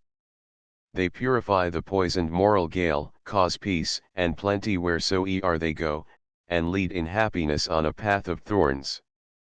Among the foes of the English settlers, one was ever foremost, he by what arts one boots not to trace had made a friend of Michael, who grew in power and riches day by day. But purer times were coming, there were heard deserved, though little looked for then from those, themselves not pure who raised them, murmurings, surmise grew into knowledge, Michael's friends were few, men stained as he pronounced his doom. Still there was hope, he never knew despair, the Raja he had served should shelter him, and he would lead his armies, he foresaw more wealth, more power, more means of growing great. 3. He passed from low Bengal's unbroken green, that, like a harlot, smiles but to betray, and with a troop of chosen cavaliers, came to the holy land of Hindustan, wearily wandering, whether the strong sun parched the wide champaign, and the furnace blasts came howling, hot and dry, whirling the sand in dense and overwhelming canopy, so that, for hours, the dark was palpable, or whether, under the moist star of eve, the village slumbered peaceful, great old trees intensely still, and immemorial pools silently shining, save where, now and then, the alligator glided from the bank, warned by the chill of evening, or the girls with tinkling bangles, and the ringing laugh of youth, and happiness and unrestraint, in coming down for water, scared away the timid monster of two elements. Once, as they halted in an ancient grove, set by some hospitable hand, of old, and consecrate to travellers, now too near the fortress of a wild Maratha prince, the weary band were throwing by their arms, and, gathered in their separate brotherhoods, prepared for evening's rest, some made in earth their simple ovens, some set up the tents, some slew the bleeding kid, some kneeling, turned their faces to the west, their prophet's shrine, and with much prostrate bending, prayed to him who made the morning and the eventide. Suddenly came upon them, unawares, the soldiers of the castle, bound their arms, and drove them, harshly, o'er the plain, on foot, weary and terror-stricken, through the gate, into the presence hall, where sate their chief. Sternly he questioned Michael of his wealth, and with what hope he, from a foreign land, was wandering, thus attended, who, in scorn, answered him nothing, till away with him. Bind him there on the housetop, that the moon shed curses on his face, pale as her own, and our strong sun burn up his alien blood, and straightly search, and bring me all his gold. They laid him on a low, unfurnished couch, and left him, bound, alone. He could but look up to the sky, his head so fast was set, and so he lay, and strove to rest himself, but vainly. The sharp cords entered his flesh, the dew sank on his shuddering skin, the moon rose, like a fire, among the mango boughs, and, slowly wending on her westward way, smote him with deadly influence. So night passed, a night as long as three. The chilly dawn came, grey, and weakly struggling with the moon, then threw a red flush over all the east, whereat the moon turned white, and hid herself, while the great orb that is her Lord arose, and swiftly mounted high. His pain increased, his body streamed, his brain was agonized, his sense was reeling. Suddenly there came a tingling stillness on his ears, his eyes closed, and he scarcely knew of one who said, "Let be, unbind him, 'tis a warrior good." Long days the fever lasted, but his strength, nursed by the breezes of a hardier clime, would not desert him, so that he arose, a bold, refreshed young giant. Then the chief spoke soothing words, and Michael hid his wrath, and answered calmly, till they made them terms, that Michael gave the service of his skill to tame those wild Marathas, ruling them to discipline, that they might grow more fierce, like dogs, that wreak on foes their master's wool. For time held his course, the strong-willed man of blood prospered in all he undertook, and throve, and gathered stores, and seemed to casualize a happy child of fortune. Yet there burned two unextinguished furnaces of woe within him, lust of gold and of revenge, for his was not a spirit that could yield, or ever cease to think upon its wrongs. And therefore watched he, many days and years, how he might compass his employer's ruin, and yet not risk his fortunes. The last spark of holier fire, his love for that fair girl, that cottage flower of purity and truth, Margaret, the sister of his boyhood's friend, that spark still smouldered in some inmost nook of his sin-darkened bosom, for the fumes of thought debased, rose ever, like a smoke, dimming the smiles of nature. The carouse, the fierce extremes of dalliance and of blood, had almost made him something less than man. At length came round the time he waited for. The fraud and rapine of the prince he served rose to such height, as seemed, to the English chiefs a source of fear, if not at once abridged, and thereupon, they issued words of war. Full long the Rajah treated, hoping still, by terms, to pacify the alien power which, even then, was growing terrible, but each concession, made a day too late, drew forth fresh claims of power and land and gold, for, in those days, the illusion of the East had not yet vanished. Like the peasant boy who deems that London streets are paved with gold, men, old in all the arts of peace and war, dreamed that a land whose poverty they saw, might harbor still the treasures of romance. At last, grown desperate, he stood at bay, and, hoping that the neighboring potentates, whose crooked policy still left in doubt which side they meant to favor, when they saw their countrymen but once victorious, would join to drive the usurper to the sea, resolved to stand the hazard of a fight. The season was the later Indian rains. The sorrowing sky, bereaved of her lord, was dark and full of weeping, and the heart of Michael, though a bold one, had been trained in its cold native island, to a love of the bright beams of summer, and the sun, even when it dealt destruction, gave him joy. And now he drooped, and felt an inward dread, such as the priests of old Jerusalem felt, when they heard the sighing gust that swept, from the dark shrine to the gate beautiful, upon the fatal night before the storm, when the Shechinah left them audibly. Long mused he, while the chill damp night came on, and starting, after dark, trooped with sad thoughts, felt fear and wonder that he was alone. Around his tent he heard the mighty waters plash in the wet, and hiss upon the dry. Within, the congregated insect life monotonously hummed. He made 2 turns, then, calling for his torch, took an old book, brass-bound and weather-wasted, the last gift of a dear mother, given to him with sobs, and murmured blessings, when he left his home. He opened it, and face to face arose the dead old years he thought to have escaped, all chronicled in letters.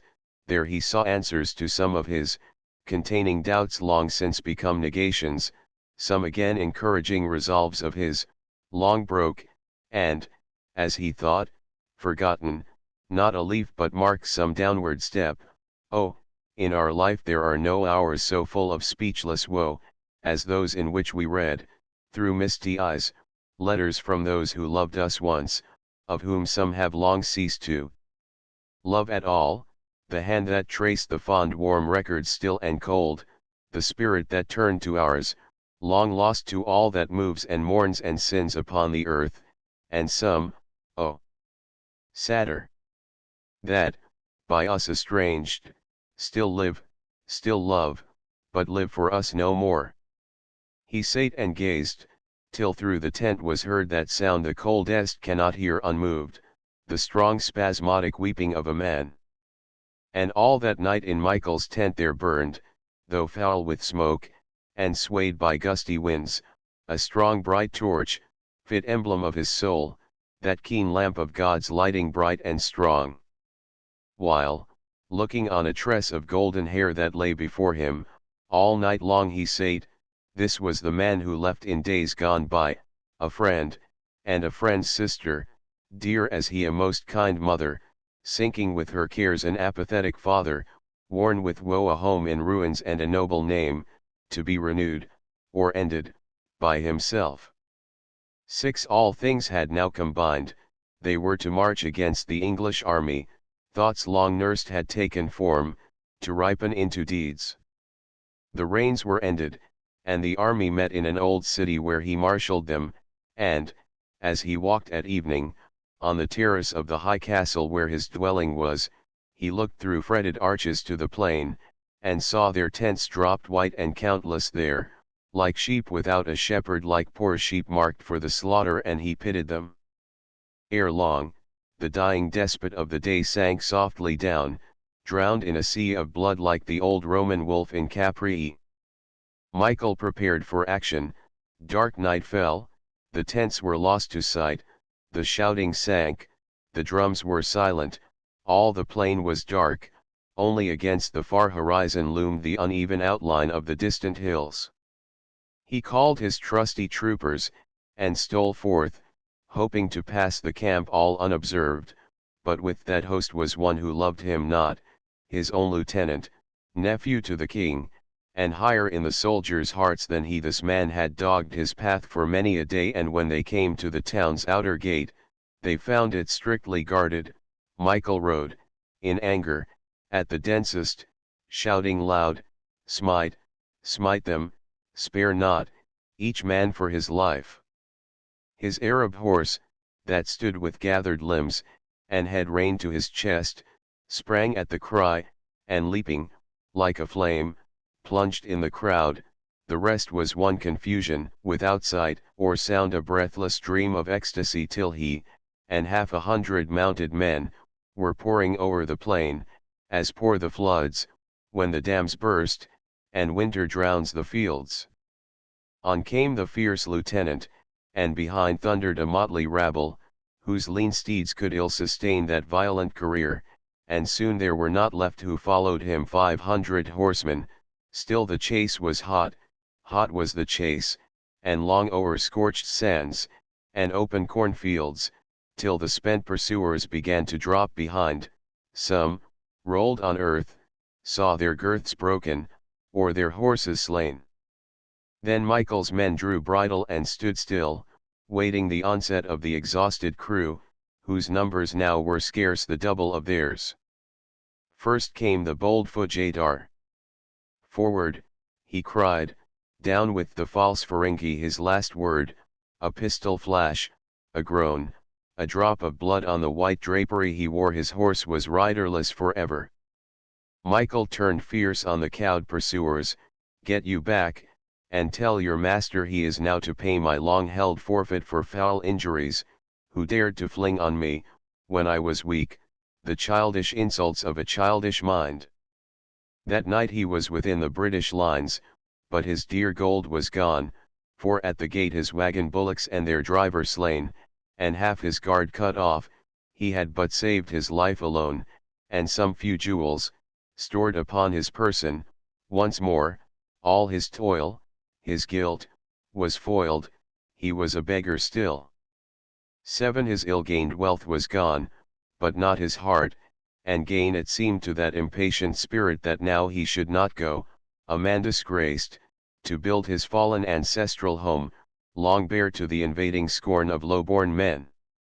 He would sail eastward, with what yet remained, touch at some island of the tropic seas, and take a freight of spices, then set sail for the rich ports of China, there to trade, and see the wonders of that unknown land, thence o'er the broad Pacific, and so down by Panama, and Valparaiso, home by the cold land of fire.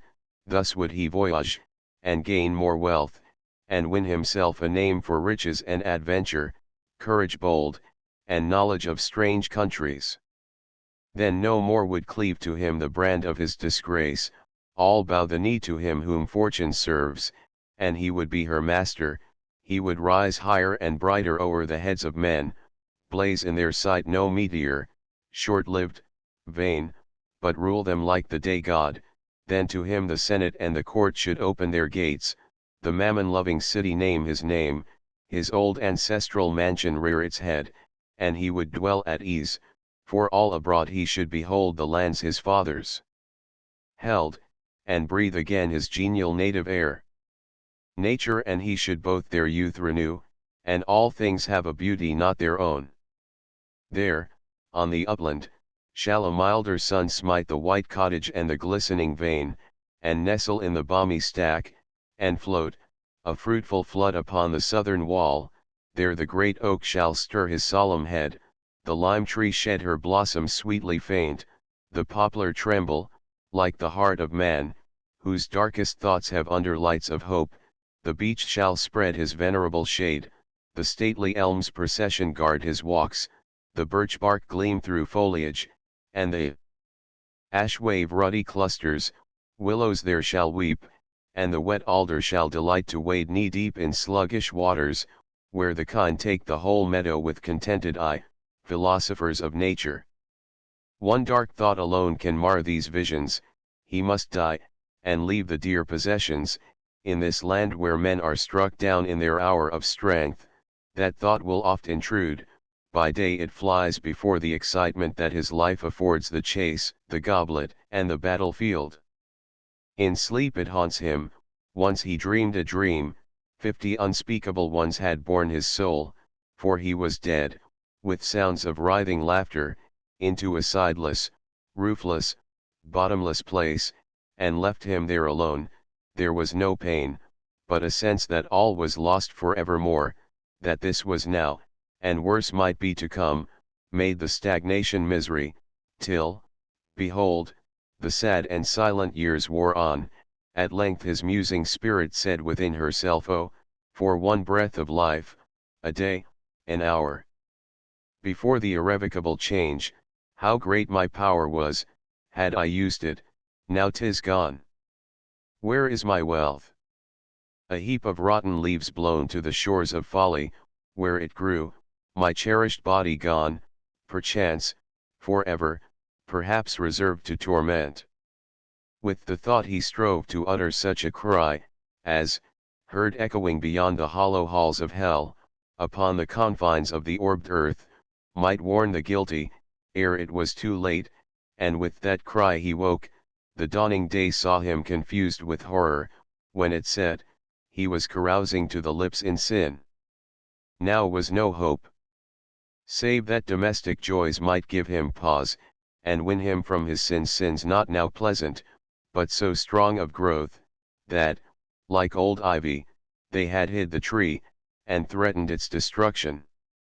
There was one, although he dared not name her, who had been a cottage light, still seen, though far away, in the dark, stormy wilderness of life, her love should win him yet, for he had heard that she was still unwed, and he knew her woman's heart, in blessed ignorance, might still be true to that which he had been.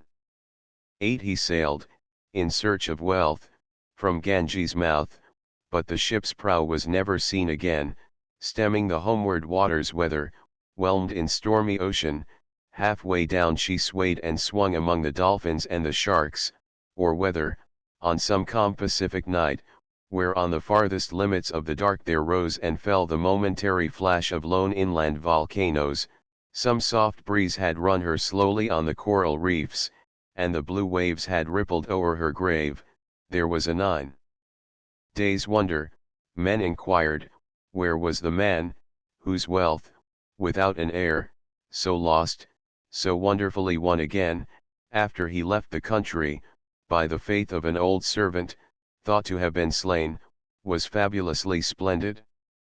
And some said there was a will, all he might have was left to strangers to a lady he had loved. It was the year that filled the century from Michael's birth, when he was seen again. A Ventura's band had wandered in the west, till far from towns, or any haunt of men, they came upon a region by the sea. Rock-bound and bare it lay, and all the storms that hurled the ancient, white-topped, weary waves on California, since the world began, had, day by day, and year by untold year, heaped all their violence on its patient side, and wasted it unhindered, such salt herbs, such dwarf and barren trees as the keen air gave sufferance to, but rendered still more grim the stony desolation of the place. Yet was that soil not barren, or the men had never sought its distant boundaries, for they were of the eager Saxon race, and their rude and weather-wasted garb bore mark of civilized life. No foot of man, said one, has trod these wastes from everlasting. Brothers, the land is virgin, part we here, and in the evening let us meet again, there, by the mouth of yonder natural cave, and share the general labors of the day. See, Edward, even now you tripped on gold. They parted. In the evening, when they met, their leader wore a sad and solemn look, and with few words he led them up the rocks, into a stern wild scene. Far as they looked, cliff heaped on cliff, and stone on fragment stone, the land's brown ribs extended, here and there steep chasms it had, declining to the sea. Some were the beds of streams, that evermore washed down the golden grain, and in a year paid to the treasury of the insatiate flood more than the subjects of the richest kings yield to their despots in a century, but some of them were dry, and choked with stones and logs of rotting timber, and deep sand, here, with the lumps of ore. Heaped high around they found a human skeleton, hard by, a rusty cutlass, such as mariners use, whereon was rudely graven, and half effaced, the words Michael de Moss, and underneath, I die of want upon a bed of gold. The vineyards of Bordeaux. 32. It is no easy matter nowadays, for a tourist, whether he travels for pleasure, health, or information, to throw his notes and memoranda into such a shape as shall excite the interest of the reading public. Nothing new is to be picked up by traversing the beaten highways of Europe. We know all about Madrid, and Stockholm, and St. Petersburg, and Vienna, and Rome, and Naples. Not only the banks of the Danube and the Rhine, but the coasts of Brittany and the fjords of Norway have been deflowered of all their legends. There exists not as much virgin romance in this quarter of the globe as would furnish a decent excuse for the perpetration of 3 octavo volumes. Then, as to observations upon men and manners, a line which earnest-minded travelers, who have an eye to the regeneration of the human race, most commonly adopt, we shall fairly confess that we take little interest, and repose less faith, in their fancied discoveries. Your regenerator is almost invariably an ass, ignorant, garrulous, and as easy to be gulled as the last convert to the papacy. At every table d'hote he makes a violent effort to increase his stores of knowledge by inveigling his nearest neighbor into a discussion upon some point of grand social importance, and, In 9 cases out of 10, the result is, that he has to pay for the whole of the liquor consumed, without being any wiser than before.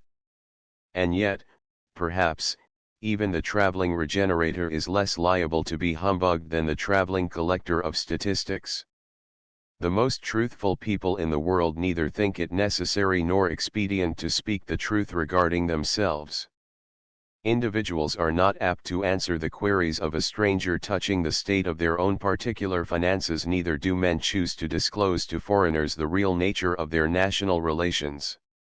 We are all in the habit of fibbing most egregiously, when the honor, the pride, or the interest of our country is in any degree concerned. Why should we scruple to confess that, on various occasions, we made statements to confiding foreigners, under a solemn pledge of secrecy, which, when afterwards printed, the inevitable fate of all such confidential statements have greatly tended to the renown of this portion of the United Kingdom? Our rule has always been to act upon the principle professed by Caleb Balderstone, and never to stick at trifles when the credit of the family was involved.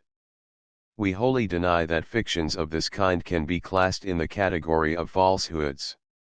They arise from a just and honorable estimate of the value of national diplomacy, and no one but an arrant idiot would hesitate to contribute his humble quota towards the exaltation of his race.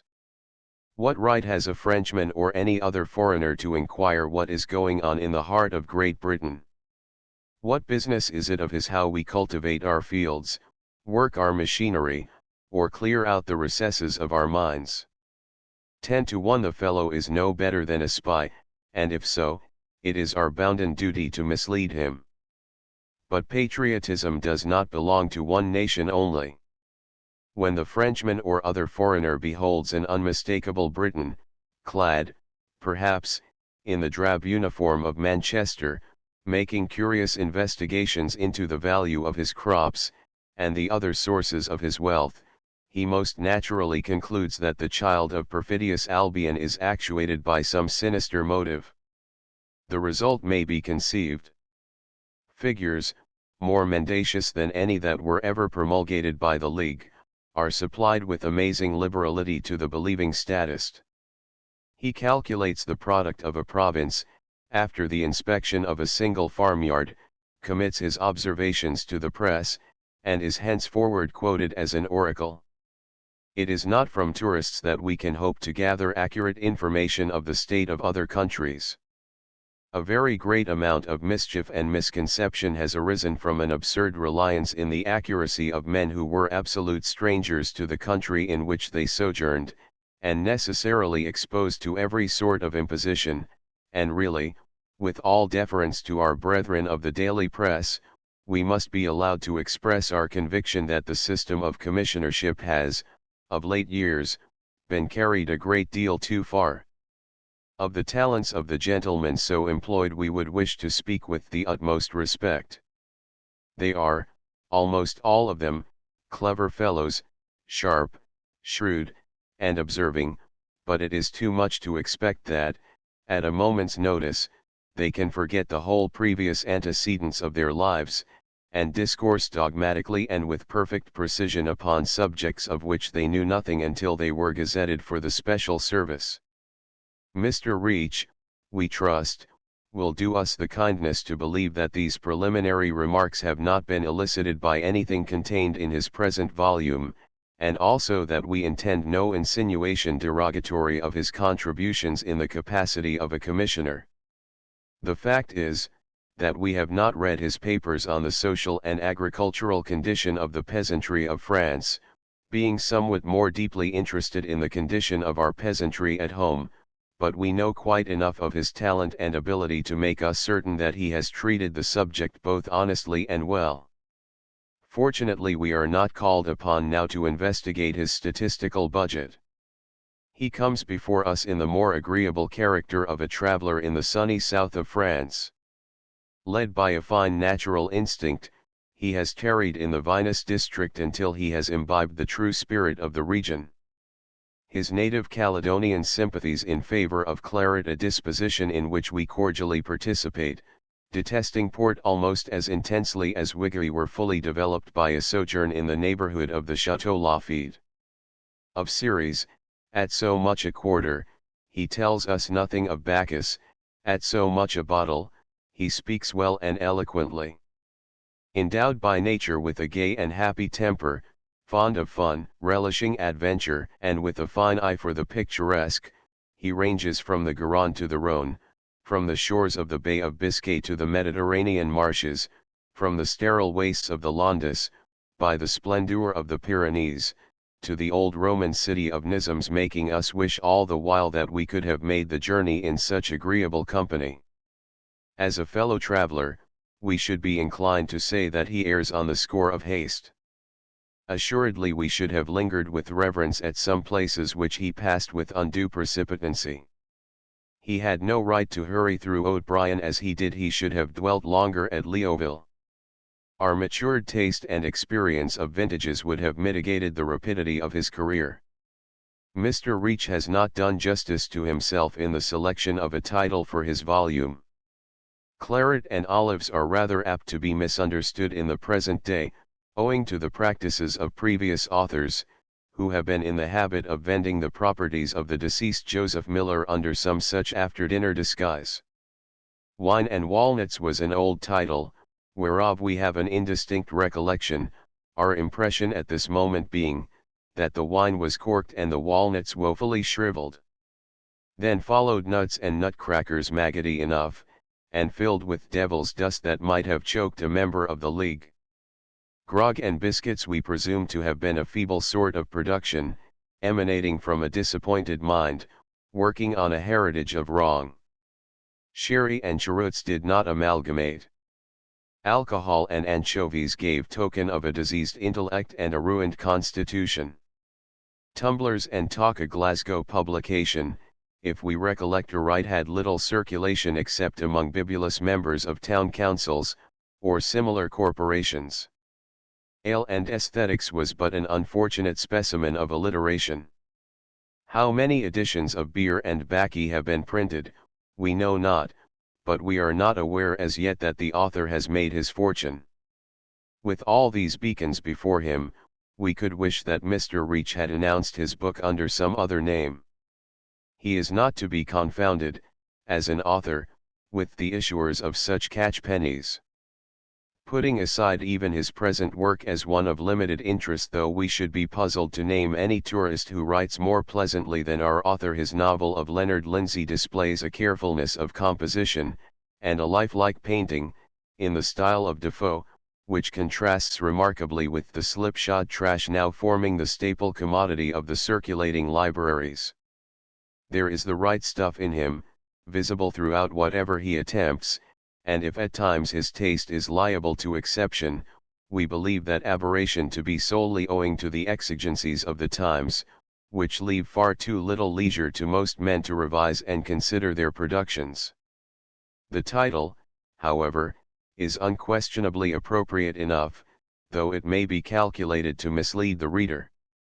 In his wanderings he has visited the home domain both of the vine and the olive. At least he has passed from the sanctuary of the one to the outskirts of the other, but we could really wish that he had not profaned the goodly vintage by reminding us of those lumps of vegetable fatness which sometimes, even now, are served up at an octogenarian symposium, in honor of the goddess Dyspepsia. We honor oil like the Sultan Saladin, and could wish to see it brought into more general use in this country, but there is something revolting to us in the sight and color of the olive, which has neither the freshness of youth nor the fine hue of maturity. The last man whom we remember to have seen eating olives was an eminent manufacturer of Stalybridge, who helped himself to the fruit of Minerva with his short stubby fingers, descanting all the while on the propriety of the enactment of a bill for augmenting the hours of infant labor. He died, if we recollect aright, about a fortnight afterwards, perhaps in consequence of the olives. If so, we are not disposed to deny that at times they may be served up with advantage. Mr. Reach, however, loathes the olive as much as we do, and therefore there is no difference of opinion between us. We like the fine enthusiasm with which he does justice to the taste of our mother country, a taste which we are certain will not decay so long as Leith flourishes, and the house of Bell and Ranny continues to maintain its pristine ascendancy in claret. With us in the north, we are glad to say there is no recognized medium between Glenlivat and Bordeaux. Either have in the hot water, or produce your 34, nobody will thank you for that port which you bought last week at an auction, and which you are desirous to represent as having been bottled for your use about the era of the Reform Bill. It may be both curious and crusted, as you say it is, but you had better have it set aside to make sauce for wild ducks. Indeed, curious port is, for many reasons, a thing to be avoided.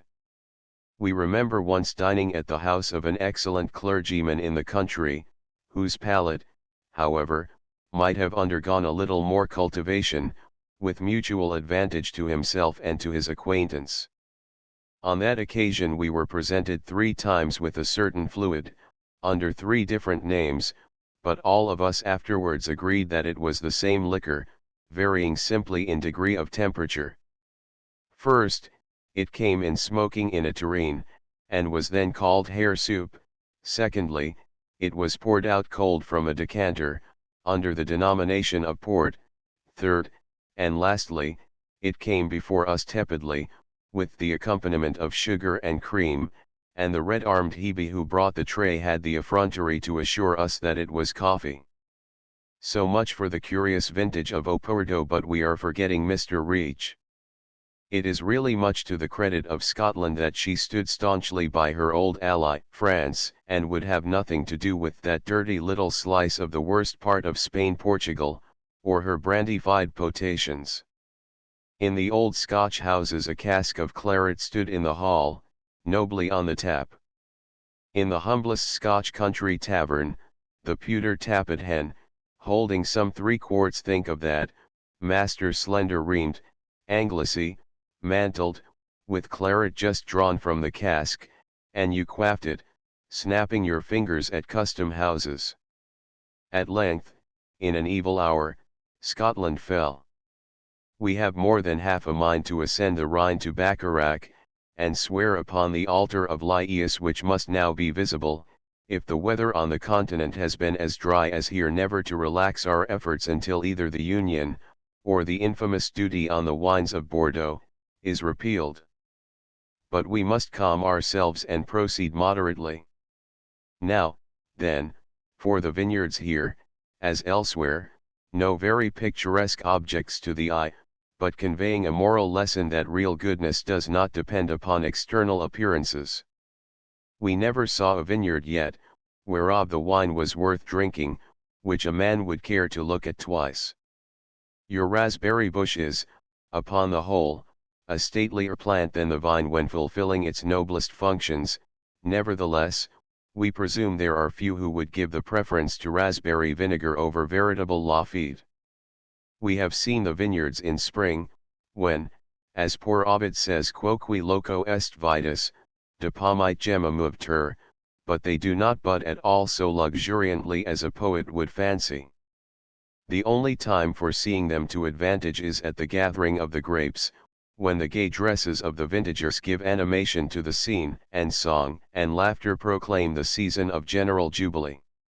There is nothing in our northern climates to compare with it, especially of late years, since the harvest home brings no certainty of added wealth. Just fancy Mr. Cobden at a kern. Why, at the very sight of him the Twassome reel would stop of its own accord, the blind old fiddler, scenting some unholy thing, would mitigate the ardour of his bow, and the patriarch of the parish, brewing punch, would inevitably drown the miller. Lucky for the intruder if he made his escape without being immersed in a tub of sowens. We shall let Mr. Reach speak for himself, as to the complexion of his favourite vineyards.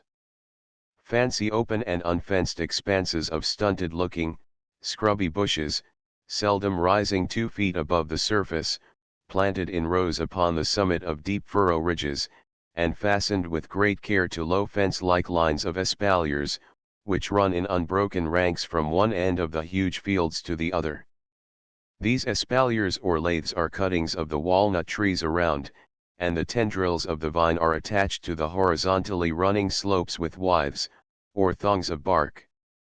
It is curious to observe the vigilant pains and attention with which every twig has been supported without being trained, and how things are arranged, so as to give every cluster as fair a chance as possible of a goodly allowance of sun.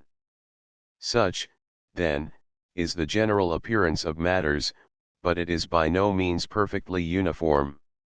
Now and then you find a patch of vines unsupported, drooping, and straggling, and sprawling, and intertwisting their branches like beds of snakes, and again, you come into the district of a new species of bush, a thicker, stouter affair, a grenadier vine, growing to at least 6 feet, and supported by a corresponding stake.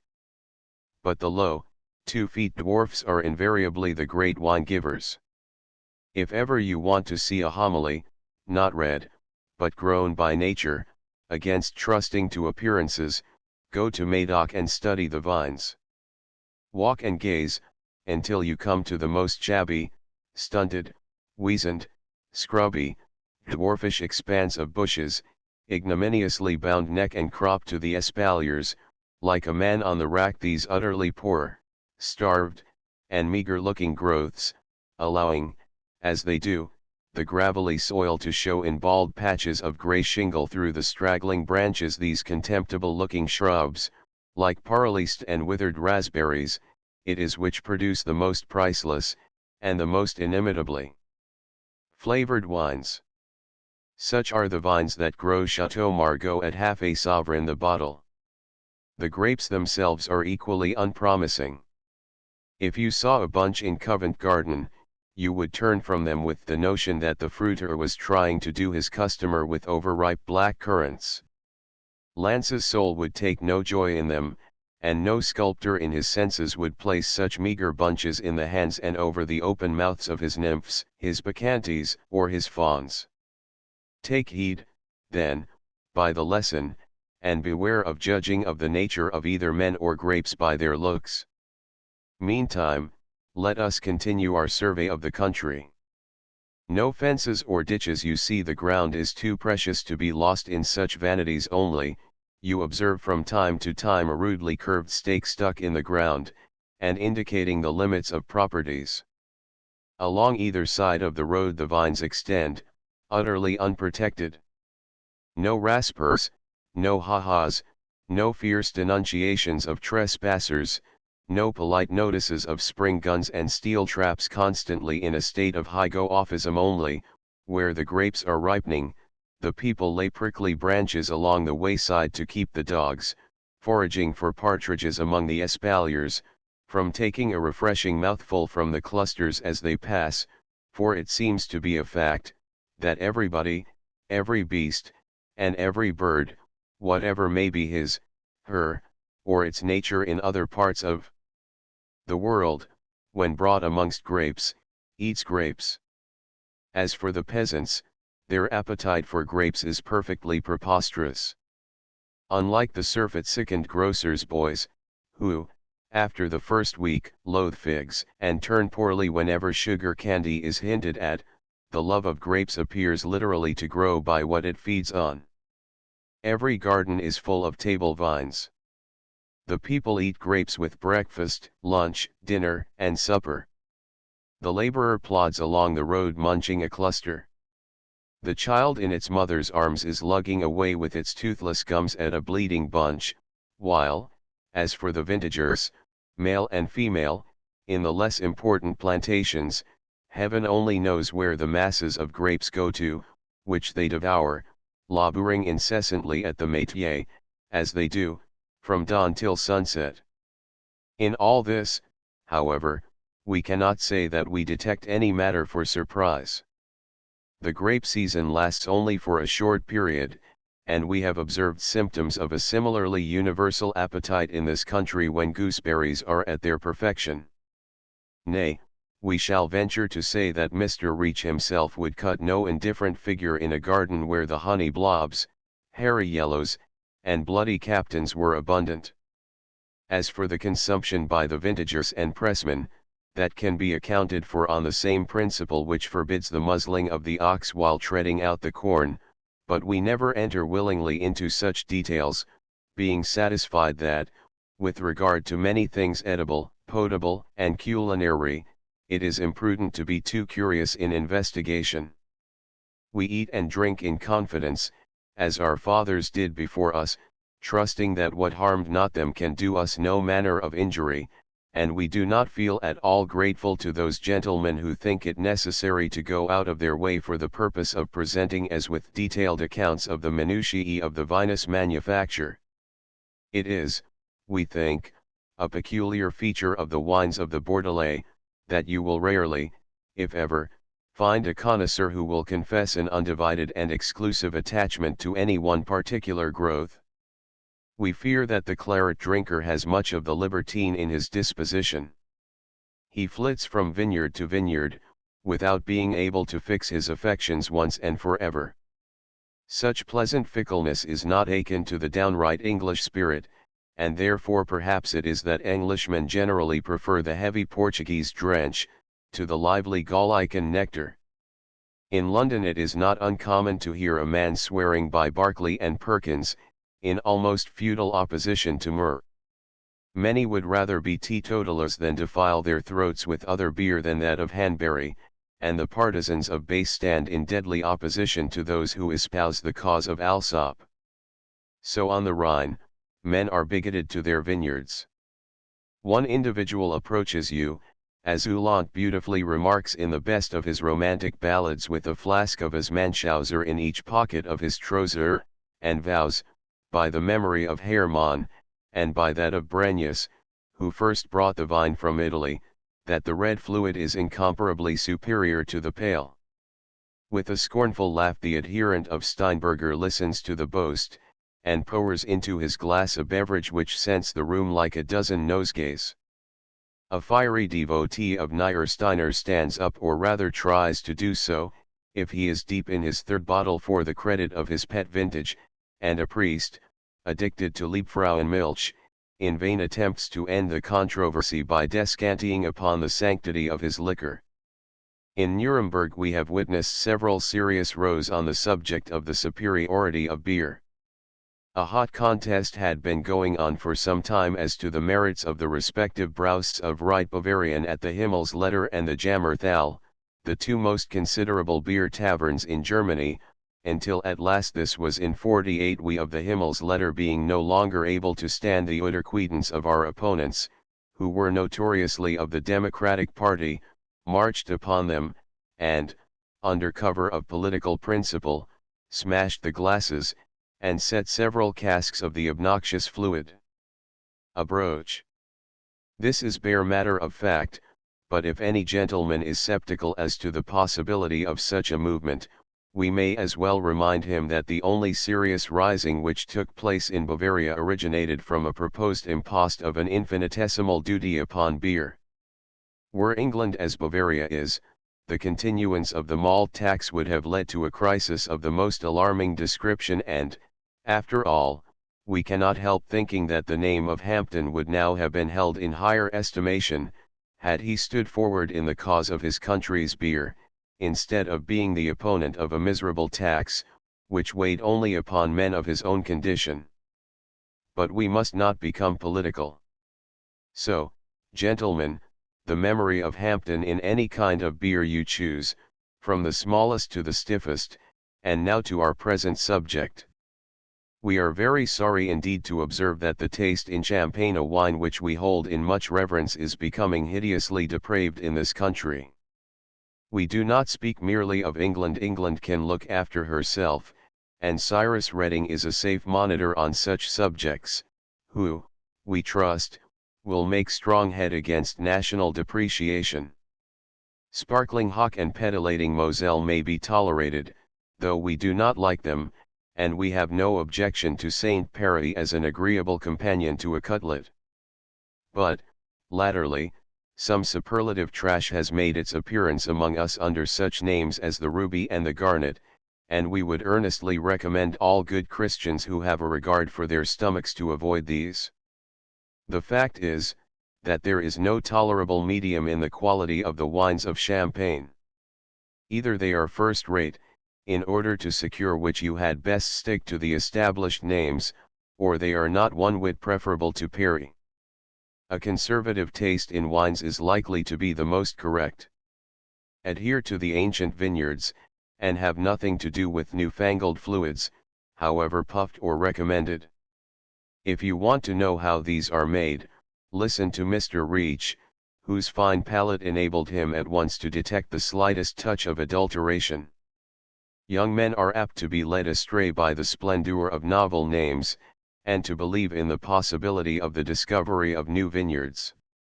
They cannot resist an imposition, if it is paraded before them with proper pomp and dignity. Some years ago a nondescript species of liquor, bad enough to perpetuate the cholera in a province, was received with considerable approbation, because it bore the high-sounding name of Vin de Montmorency. We always distrust in wines those poetical and chivalresque titles. From this condemnation, however, we would specially exclude Beaujolais de Fleury, a delicious liquor, which might have beseemed the cup of old King René of Provence. But your Vin de Montmorencys, your Chateau Chastel Heralds, and your Sang de Saint Simeons, with other similar tisans, are neither more nor less than the concoction of those ingenious troubadours, the wine fabricators of Sète. I said that it was good for our stomachs to see no English bunting at Sète. The reason is, that Sète is a great manufacturing place, and that what they manufacture there is neither cotton nor wool, Perigord pies, nor Reims biscuits, but wine. Will a Sète industrial write with the greatest coolness over his Port Cotera en Fabrique de Vins. All the wines in the world, indeed, are made in Sète. You have only to give an order for Johannesburg or Tokay, for all I know, for the Falernian of the Romans, or the nectar of the gods, and the Sète manufacturers will promptly supply you. They are great chemists, these gentlemen, and have brought the noble art of adulteration to a perfection which would make our own mere logwood and sloe juice practitioners pale and wan with envy. But the great trade of the place is not so much adulterating as concocting wine.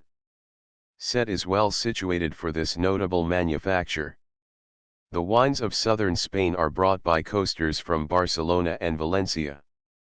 The inferior Bordeaux growths come pouring from the Garonne by the Canal du Midi, and the hot and fiery Rhône wines are floated along the chain of étangs and canals from Beaucaire.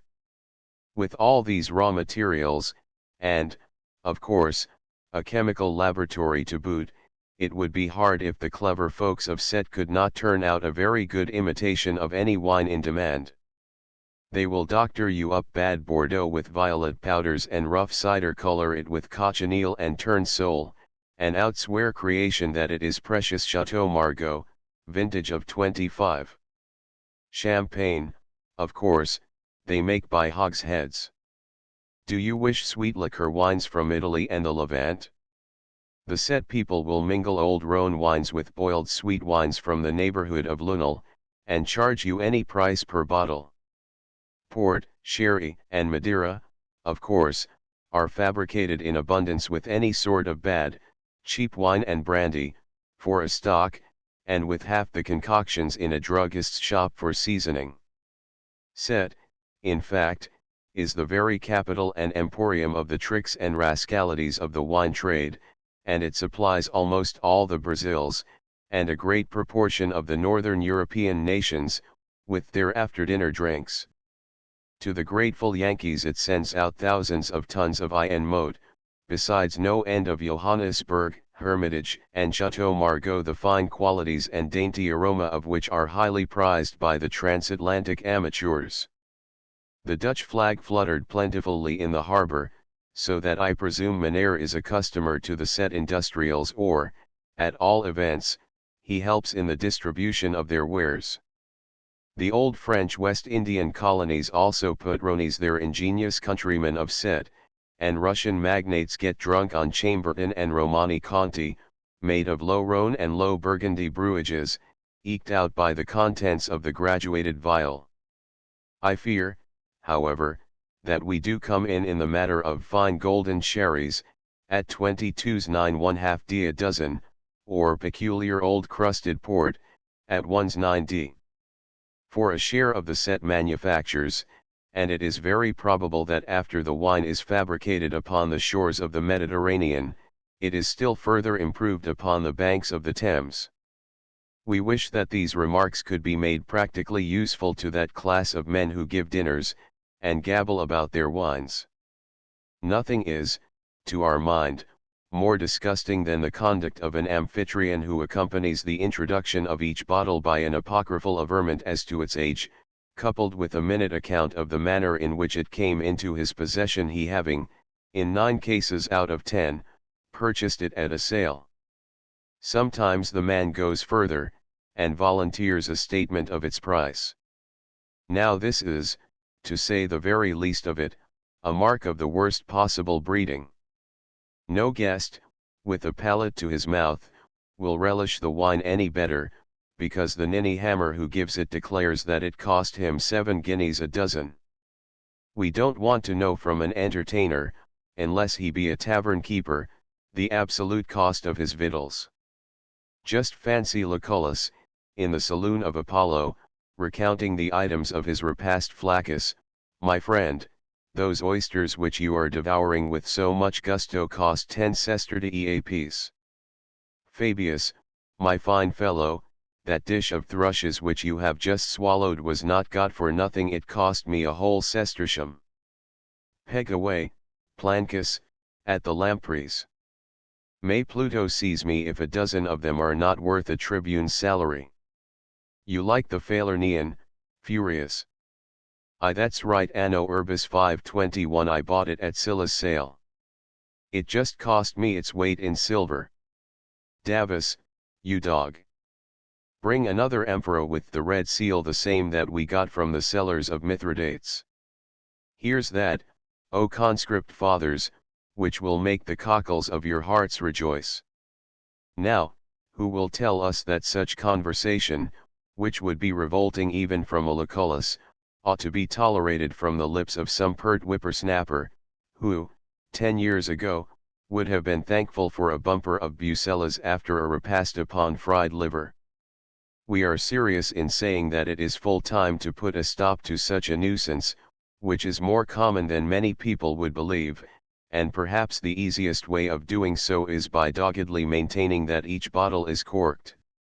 After half a dozen of the famous vintage have been opened, and pronounced undrinkable, the odds are that you will hear nothing more for the rest of the evening on the subject of liquor.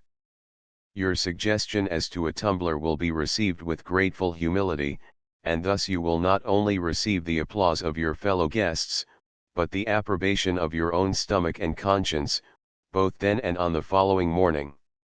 There are many points connected with dinner taking belonging to a different branch of ethics which deserve mature consideration. If you are not a man of large fortune, you must perforce study economy. We presume that you have in your cellar a certain limited portion of really good wine, such as will make glad the heart of man, and leave no vestige of a headache, but you cannot afford, and you certainly ought not to bestow, that indiscriminately. Good taste in wine is, like good taste in pictures, and good taste in poetry, by no means a common gift. Every man wishes to be thought to possess it, but, in reality, the number of those who have the gift of the Geschmack, as the Germans term the faculty, is but few.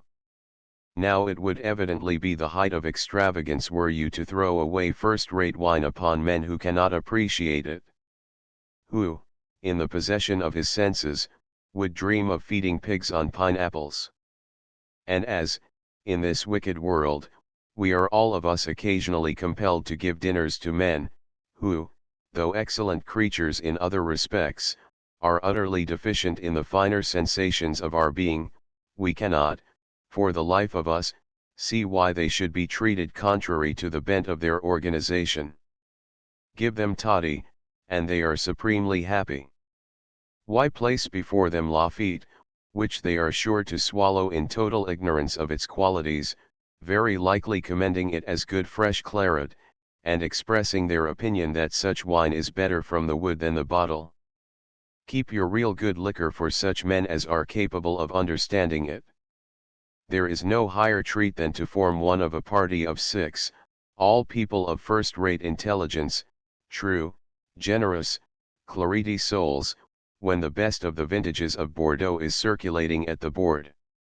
No man talks of the wine he would as soon think of commending the air because it was wholesome, or the sun because it gave him warmth.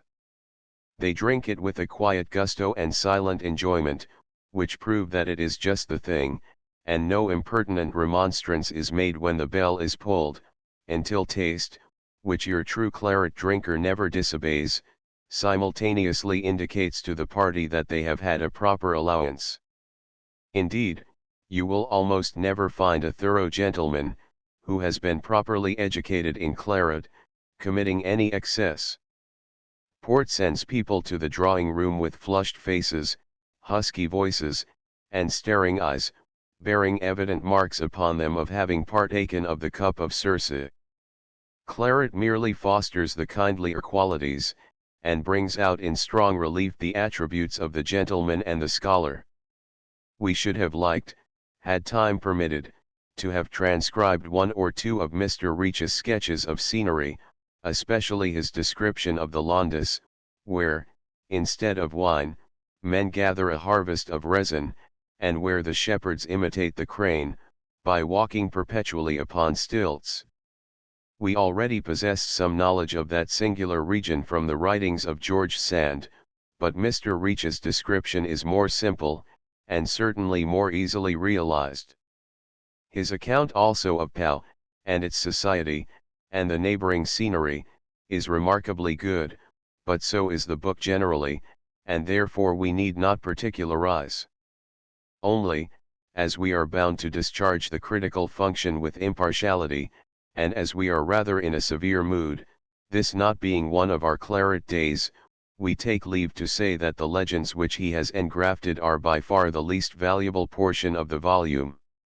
Everybody who knows anything of modern bookmaking, must be aware that such tales are entirely attributable to the fertile genius of the author, for we would as soon believe in the discovery of a buried treasure, as in the existence of those grey-haired guides, veteran smugglers, and antique boatmen, who are invariably brought forward as the Homeridae or recounters of floating tradition. We have travelled a good deal in different parts of the world, and seen as much of that kind of society as our neighbours, but we can safely aver that we never yet met with a local Sinbad who had anything to tell worth the hearing. If an author wants the materials of romance, the best place that he can frequent is a commercial traveller's room. We have been privileged to hear in such social circles more marvels than would furnish forth a whole library of romance, with this additional advantage, that the narrator of the tale, whether it referred to love or war, was invariably its principal hero. But we are now rapidly approaching the limits of our paper, and must break off.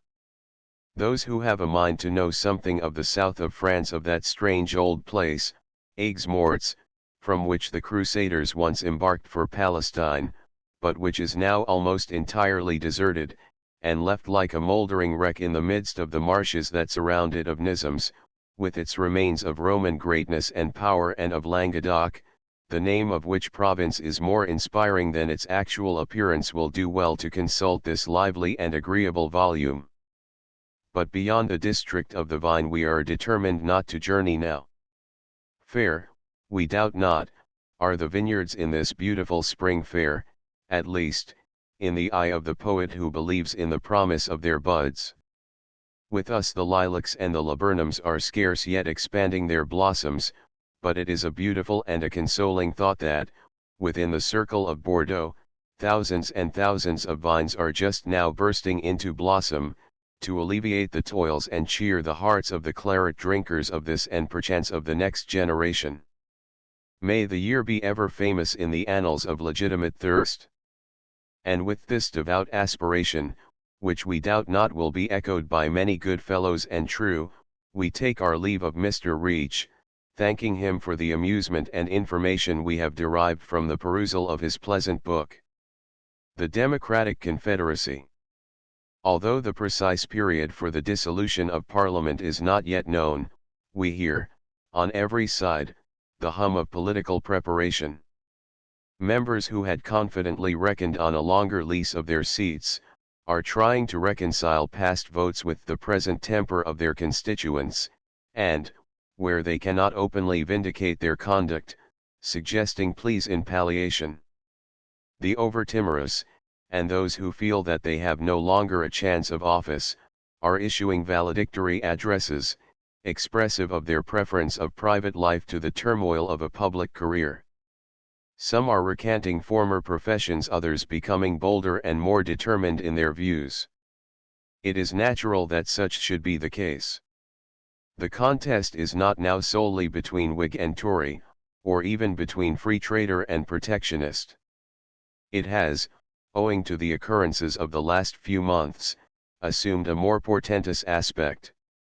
Since his resignation, if we may not assume an earlier date, Lord John Russell has entered into the most close and intimate relations with the Manchester party, whose confession of political faith, as they themselves hardly scruple to avow, falls very little short of republicanism.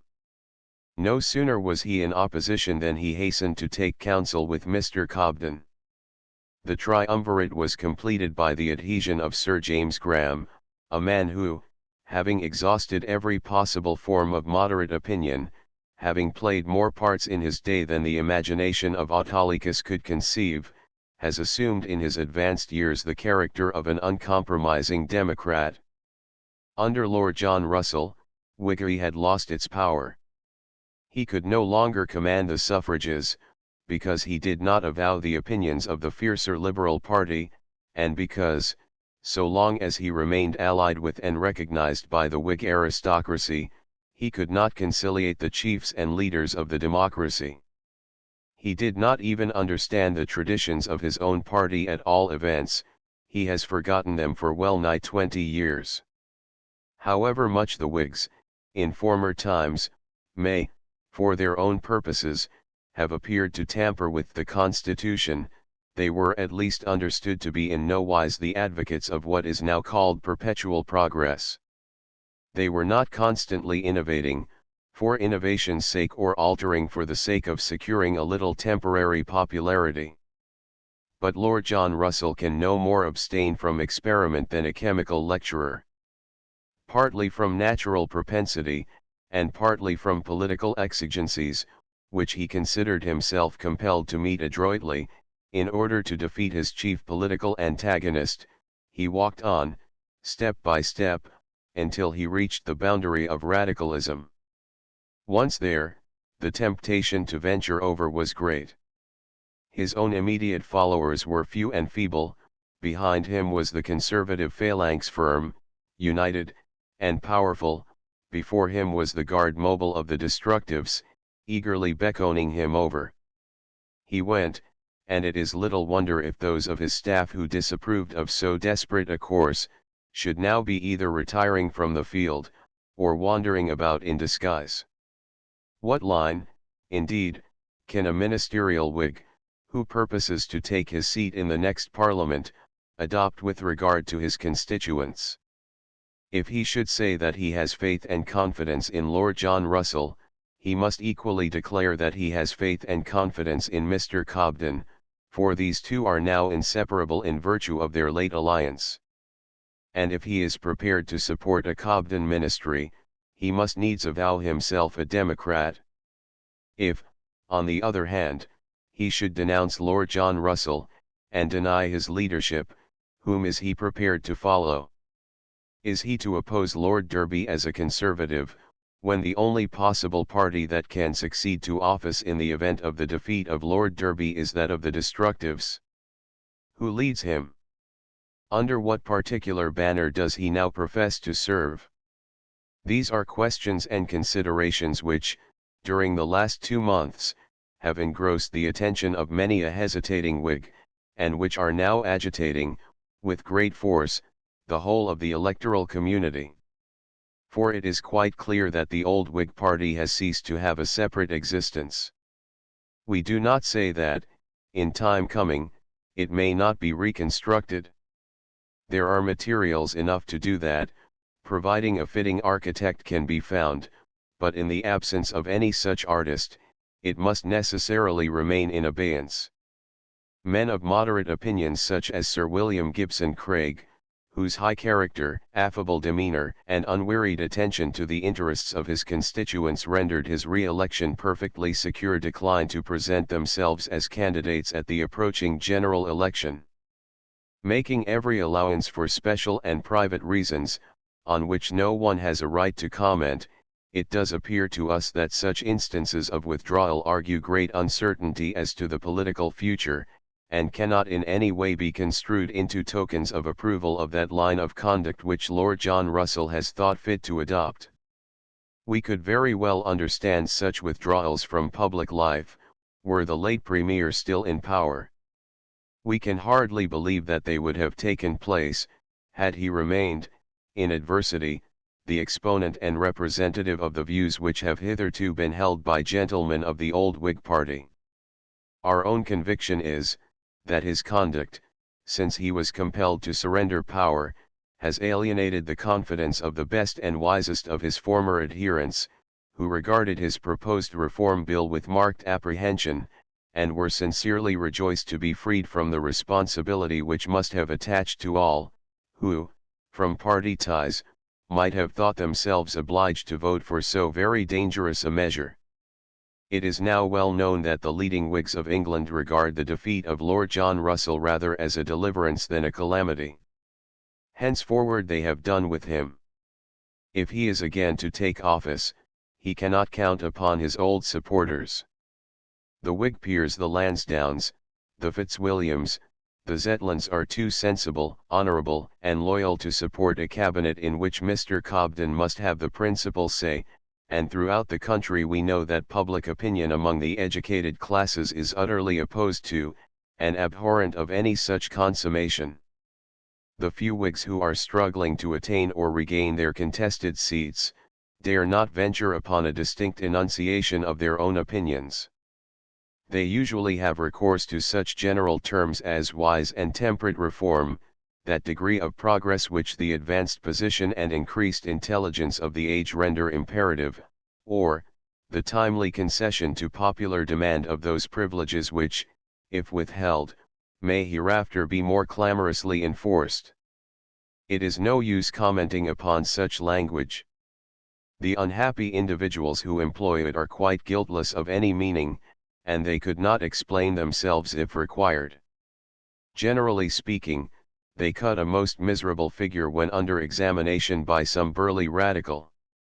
On no one point are they explicit, save in their rejection of the ballot, which they think themselves entitled to accept to, as Lord John Russell has hitherto declined to pronounce in favour of secret voting, and they dare not, for the lives of them, attempt to mark out the limit of the suffrage, or state the proper period for the duration of parliaments. This is but a cowardly and contemptible line of conduct. If they have any spark of manhood in them, why can they not speak out?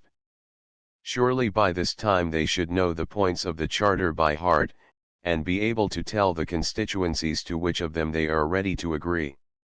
On the contrary, we find nothing but dodging, shuffling, equivocating, and reserving. The fact is, that they have no mind of their own at all, and they are in sore perplexity as to the state of two other minds which they are trying to reconcile, the first being the mind of Lord John Russell, and the second being the mind of the constituency which they are addressing. For, apart from reform altogether, there are several topics about which your pure Whig candidate must be exceedingly cautious. For example, there is the withdrawal of the grant to Maynooth. Even supposing that Lord John Russell were as alert a Protestant as he professed himself to be in the autumn of 1850, how could he venture to sacrifice the support of the Irish tale? Therein lies the difficulty.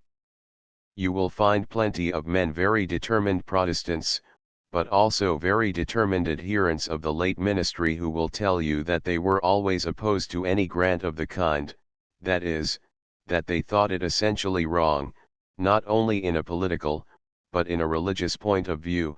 But, press one of these gentlemen upon the point, especially if, as in the case of Edinburgh, the selection of a candidate seems to depend greatly on his views with regard to that measure, and you will almost invariably find that his attachment to Protestantism is less strong than his regard for the interests of his party.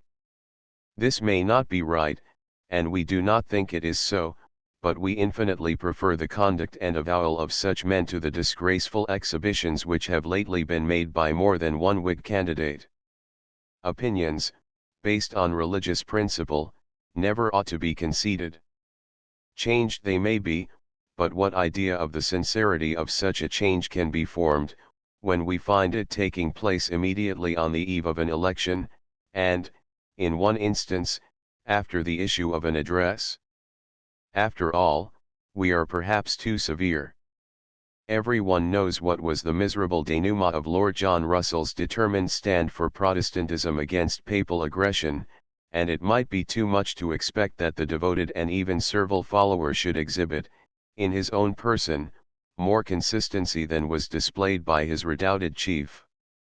It is, however, quite apparent that, notwithstanding Lord John Russell's advances to the Radical party, the latter are by no means inclined to place confidence in the Whigs. In every case in which such a movement seems likely to be attended with any prospect of success, they are putting forward candidates of their own, men whose adhesion to democratic principles is beyond the possibility of a challenge. Persons whose names were never before heard of, utterly briefless barristers, reporters, and writers for the Radical press, broken-down speculators, who consider a career within the walls of St. Stephen's as the best method of effacing the memory of the enormities of Capel Court, attorneys in dubious practice, and the like class of characters are presenting themselves to constituencies rather on the strength of recommendations from the Radical Reform Junta, than from any particular merits of their own. By these men the Whigs are especially persecuted, and may, perhaps, in various instances, be beaten. Yet, strange to say, the Whigs, as a party, have not the courage to adopt any distinct principle, or announce any determined line of action, which would serve at once to distinguish and separate them from the fellowship of these political adventurers. They are ashamed of their old party names, and persist in calling themselves liberals. Now, as we all know, liberality is, in politics, an exceedingly comprehensive term. Cuffy was a liberal, so is Mr. Fergus O'Connor, so are Mr. Joseph Hume, Mr. John M. Gregor, Mr. Cobden, Mr. W. J. Fox, Lord Melgand, and Mr. James Moncrieff. And yet it would be difficult to say upon what particular point, negations excluded, one and all of these gentlemen are agreed. The fact is, and the Whigs know it, that there is no such a thing as a united Liberal party, and that the soldering up of their differences is impossible. When a Whig appeals to a constituency as a Liberal, he is taking the worst and weakest, because the most untenable, ground. He is acting the part of the Girondists, who persisted in claiming kindred with the Montagnards, until the mountain fell upon and crushed them. It is this feature which distinguishes the present from every previous contest. The chiefs of the Liberal sections profess to act in concert and amity. They hold meetings, pass resolutions, and lay down plans for future operations. Their followers are as much opposed to each other as Abram and Balthazar of the house of Montague were to Samson and Gregory of the house of Capulet. One thing alone they agree in: they are determined to do everything in their power to obstruct Her Majesty's present government. It is very needful that such matters should be considered at the present time, that sober-minded people, who must take a part in the approaching election, should thoroughly understand the responsibility which devolves upon them, and the consequences which may ensue from their committing an error of judgment. The influence of party watchwords, though materially lessened of late years, has not yet ceased to exist, and it is possible that some men may, through a terror of being charged with political inconsistency, actually commit themselves to principles which they hold in sincere abhorrence. Therefore it is necessary to look, not only to the past and present position of parties, but also to their future prospects and views, according to the support which may be accorded to them by the country at the general election. Let us suppose that, at the opening of the new Parliament, Lord Derby should be defeated by a vote of want of confidence. His resignation must follow as a matter of course, and then begins the strife. Past events render it perfectly clear that the old Whig government cannot return to office, or, if it could do so, must act upon other principles than before. Lord John Russell's resignation in February was an event which could not have been long postponed.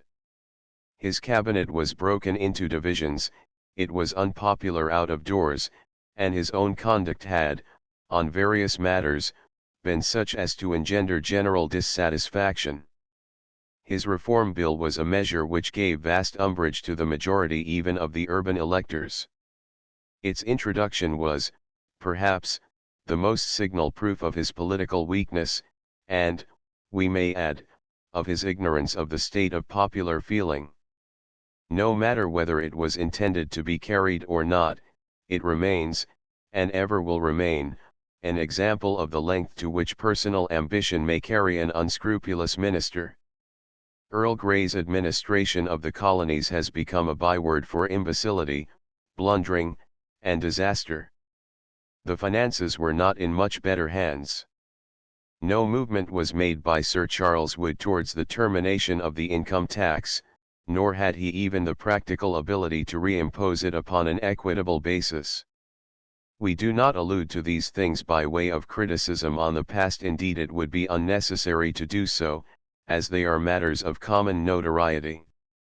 We state them merely to show that the reconstruction of the Whig government, out of old materials, and on old principles, is a thing impossible, and that the next professing liberal government must differ greatly in kind and character from any which has hitherto preceded it. Could it possibly be a moderate government? Let us first consider that not only the Radical party, who must be looked upon as the chief supporters of such a government, but Lord John Russell and Sir James Graham, are pledged to the introduction of certain organic changes, differing only in degree.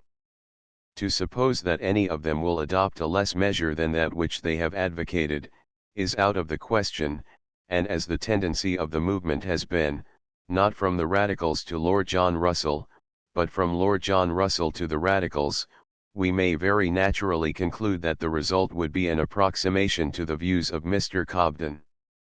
That gentleman, as we know, for he does not scruple to tell us so in as many words, has ulterior objects of his own, the time for developing which in safety has probably not yet arrived. We shall not inquire too curiously into the nature of those, being satisfied, as probably will be most of our readers who have watched the progress of the man, that they are not at all calculated to improve the stability of any of our institutions. We cannot, therefore, see what hopes can be entertained of the formation of a moderate government, supposing Lord Derby's to be overthrown, unless, instead of uniting with Mr. Cobden, Lord John Russell could effect a union with some other political party. No such party exists. Unless we are much deceived, the majority of the followers of the late Sir Robert Peel, at least the majority of those who may be able to re-enter Parliament, are prepared to give their support and confidence to Lord Derby's administration. There may, no doubt, be exceptions. Sir James Graham and Mr. Cardwell are clearly out of the Conservative ranks, and may enlist under any banner they choose. But as it is extremely problematical whether either of these gentlemen will obtain seats in the new House of Commons, their views are of little consequence.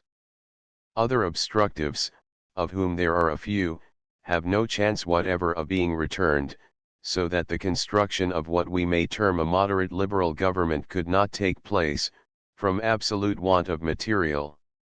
Indeed, judging from the language lately employed by the Knight of Netherby, we should say that moderation is as far from his thoughts as from those of the rankest radical in Oldham. Unless, therefore, the electors are really anxious for a radical government and for radical measures, they ought to abstain from giving a vote to any candidate who is hostile to the continuance of Lord Derby's administration. Let us not be misunderstood. We are not now arguing as to the propriety of sending protectionists instead of free traders to Parliament. We are not asking any man to forsake his opinions on points of commercial policy.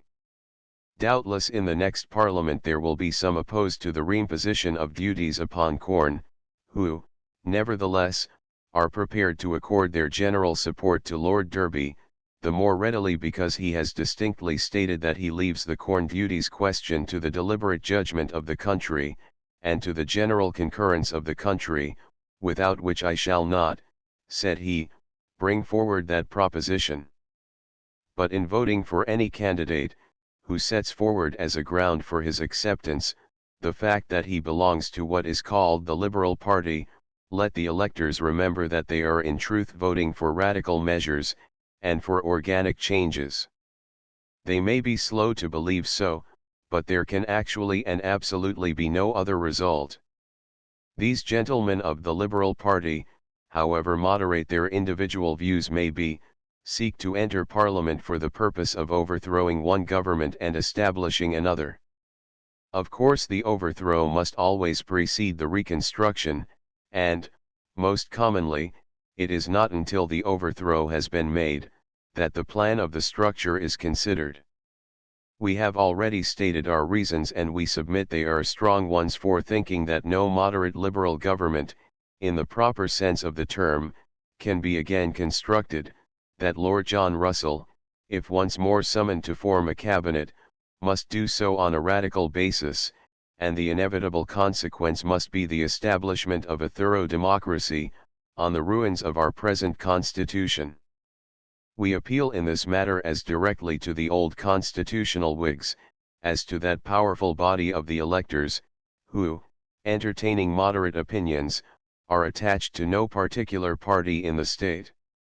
We entreat them earnestly to consider the difficulties of the present crisis, difficulties which have arisen not so much from any increasing power of the radical faction, as from the weakness, vacillation, and strong personal ambition of the late Whig leader. No doubt it is an honorable and a high ambition which excites a statesman to aim at the possession of power, but the honor ceases the moment that principle is abandoned. And it does appear to us that, of late years, far too little attention has been paid to the terms of the conditions which are implied by a minister's acceptance of office. Under our constitutional monarchy he is the servant of the crown, and he is bound to bring forward such measures only as will tend to the dignity and the safety of that, and the welfare of the people generally. Is it possible for any one conscientiously to maintain that Lord John Russell has pursued such a course? Is it not, on the contrary, apparent to all, that his main object, and the leading thought of his life, has ever been the supremacy of his own political party? Has he not, in order to prolong that supremacy, approached repeatedly to factions with whose principles he had nothing in common, and purchased their temporary support on terms alike degrading to the giver and to the recipient? That is not the art of governing, at least as it was understood of old. Once let it be known that a government is plastic, that it may be bullied, coerced, or driven into making terms, and its moral power and influence are forever gone. Is there any reason, we would ask the electors, why any man should incur such risk as must arise from the installment of a radical ministry in power, solely from personal devotion to the interests of my Lord John Russell? There may be some who think that hitherto he has deserved well of his country. So be it, we have no objection that they should entertain such an opinion. But this much is undeniable, that however good his intentions might be, he neither could, nor can, command a majority of direct followers of his own, and that he has been forced to scramble on from point to point by the assistance of political antagonists, dexterously availing himself, at each turn, of the hand which was immediately nearest. But this kind of course must always have an end. A precipice lay before him, and, as no other arms were open, he leaped into those of Mr. Cobden. If the main body of the Whigs are prepared to follow Lord John Russell wherever he may go, notwithstanding all that has passed, and all that he has indicated for the future, we, of course, can have no manner of objection. But let them distinctly understand what is in store for them if they choose to adopt such a course. Many of them, we know, were thoroughly disgusted with the Reform Bill which he introduced this session, and did not hesitate to express their conviction that it was an unnecessary, dangerous, and reprehensible measure. If Lord John Russell returns to power, he must bring in a new Reform Bill far more democratic than the last. That is the condition on which he is allowed to retain the nominal leadership of the opposition, and from it he cannot depart. The Manchester party will not rest until they have attained their end. They are for no half measures, they are plagued by no scruples. Their doctrine is, that political power should be vested in the uneducated masses, the instinct of the million being, according to their great oracle, wiser than the wisdom of the wisest. In other words, mob rule is to be paramount, and whatever the majority wish to be done, must be straightway put into execution. Is there any reflecting man in the country who does not shudder at the thought of such a consummation? Is there any one conversant with history who does not see to what it must necessarily lead? With no lack of demagogues to mislead and excite them, what part of the British fabric would be secure against the attacks of an ignorant democracy? It may be true that Lord John Russell does not contemplate this, that he would even shrink from and repudiate the thought with horror. But he is not the less doing all in his power to forward the advance of anarchy. By consenting to lower the suffrage, he has given authority and significance to demands far more comprehensive in their scope. He has indicated that the bulwark which he himself erected, 20 years ago, is not to be considered as permanent, but merely temporary in its purpose. He has begun, like the foolish dike builder of Holland, to tamper with the sea-wall of his own construction, heedless of the inundation which must follow. Let the Whigs pause for a moment, and consider what are the principles maintained by the men with whom their leader is now in alliance. Of their notions on religious matters it is difficult to speak with accuracy. One large section of them consists of rank papists, men under the control and domination of the Roman Catholic priesthood, and ready to do their bidding in anything that may advance the supremacy of a false and apostate church. Another section professes to regard all churches and creeds as alike, maintaining, as a fundamental doctrine, that establishments ought to be abolished, and religious teaching maintained only on the strict voluntary principle. The advocates of this view are of course prepared to strike down the established churches of England and of Scotland, to overturn the whole existing ecclesiastical arrangements, and to confiscate ecclesiastical property. Another section is supremely indifferent to religious teaching of any kind, regarding secular education as quite sufficient for all the requirements of the people. These are the men who regard all opposition to papal aggression as sheer bigotry and intolerance, who clamour for the admission of Jews into one House of Parliament, whilst in the same breath they profess themselves ready to dismiss the Christian prelates from the other. In politics they are Republican, all except the name. But, in truth, it matters little what name is given to their creed, seeing that the principle which they profess is that of pure democracy. It is not pretended, and certainly they do not pretend, that if their scheme were carried, the House of Peers could continue on its present footing to coexist with the House of Commons. They admit that they have ulterior objects, all revolutionists have, and these are left to our conjecture. Is then our present constitution so faulty, that the great body of the electors are prepared to risk, and to recommend a change? If not, let them beware of returning any man who will so far support Lord John Russell as to act unscrupulously against Lord Derby. By all means let the measures of the present government be considered with the utmost rigidness and exactitude, and let no favour be shown to them beyond what they conscientiously deserve. The ordeal must be, a severe one, but ministers will not shrink from it, being conscious of the integrity of their motives. But it is no part of the game of opposition to allow them a fair trial, or even a fair hearing, if they can in any wise be prevented. They must, say the Democrats, be crushed, and that immediately. Mr. Cobden went the length of counseling that they should not be permitted to get through the business of the present session, so apprehensive was he of the effect which an appeal to the constitutional feelings of the country might produce. He and Mr. Villars had concocted a scheme which they thought might precipitate a crisis, but it was too scandalously factious to admit of its being carried into effect. The late Whig government has been tried, and found wanting. It never can be reconstituted again, and its old supporters are undoubtedly released from all their ties of allegiance. It will be for them to determine whether they are to follow Lord John Russell in his retreat to the camp of the Radicals, or continue to maintain those constitutional principles which were once the boast of the Whig party. The question is indeed a serious and a momentous one. Lord Derby has most clearly indicated the nature of the ground on which he stands.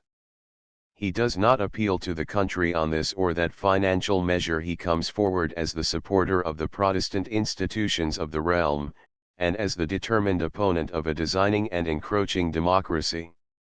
What sound Protestant, or true lover of his country, can be indifferent to such an appeal?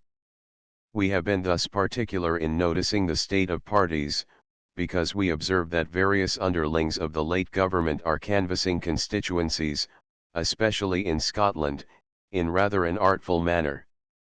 They keep out of sight altogether the fact of the Chesham Place alliance. They are as unwilling to allude to that treaty as to the notorious Lichfield House Compact, when the Whigs bartered religious principle for Roman Catholic support. Now, this may be very convenient for those gentlemen, but, we presume, the electors will agree with us in thinking that the sooner they can arrive at a distinct understanding upon such points the better. It is all very well to talk of judicious and timely reform, but the orator who uses such terms should go a little further, and explain to his audience the exact nature of the reform which he contemplates. Because, if Lord John Russell's abortive bill is not to be introduced again, but, in the event of his resumption of office, another, revised by Mr. Cobden, and approximating to the full requirements of the Manchester politicians, is to be tabled instead, it would be as well to know how far the liberality of honourable candidates will permit them to advance. Also, it would be a curious and not unprofitable subject of inquiry whether they still hold themselves to be bound by the acts of their parliamentary leader. If they attended the meeting at Chesham Place, they must be held as consenting parties to the Cobden Compact. If they did not, it might not be useless to ask who is their leader, and what line of policy do they intend to pursue. It is a good thing to hear the abstract opinions of political soldiers and subalterns, but in these times, it is much more instructive to learn the name of the captain of their troop.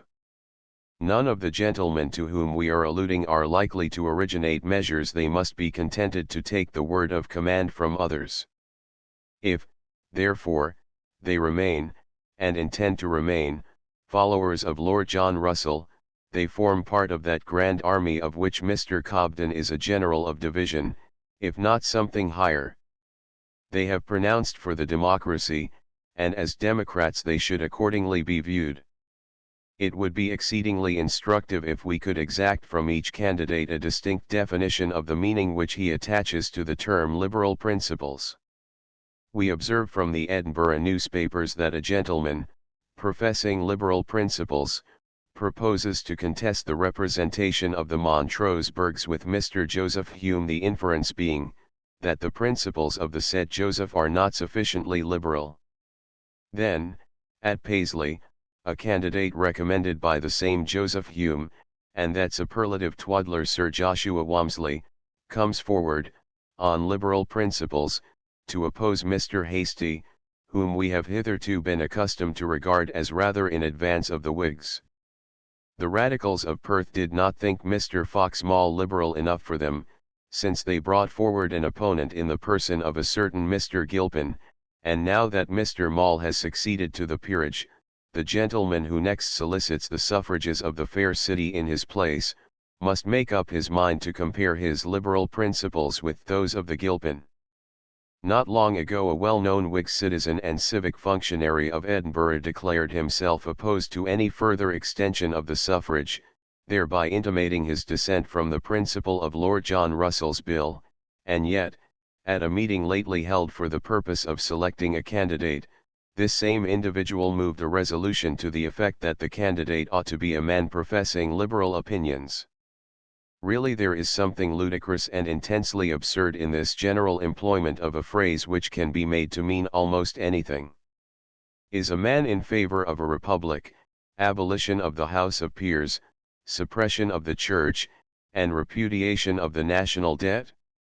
Then he is undoubtedly a man of liberal principles. Is he merely for household suffrage, electoral divisions, vote by ballot, and triennial parliaments?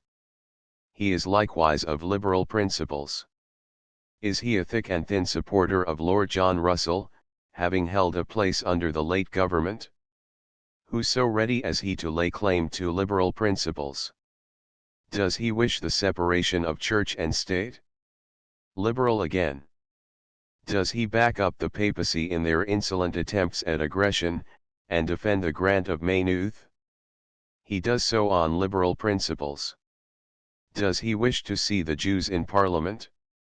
He vindicates that wish on the score of liberal principles.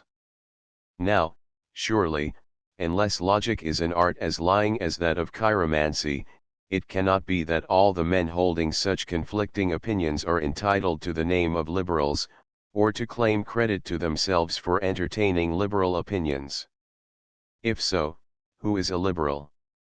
But it is not worthwhile to comment further upon a point so very obvious as this. If liberalism means contemplated overthrow and anarchy, we make the gentlemen who profess such principles as welcome to their title as was the late Thomas Paine, when he too arrogated to himself, in his isolation, the name of liberal. If it means adherence to the principles of the Constitution, love of social order, and regard for the welfare of the general body of the people, we fear that we must deny the name to a good many of those who claim it. One miserable feature in the conduct of some of these soi-disant liberal candidates, especially the new ones, is their extreme avidity to swallow any pledge that may be proposed, provided that, by so doing, they can secure the suffrages of some inconsiderable fraction of the electors.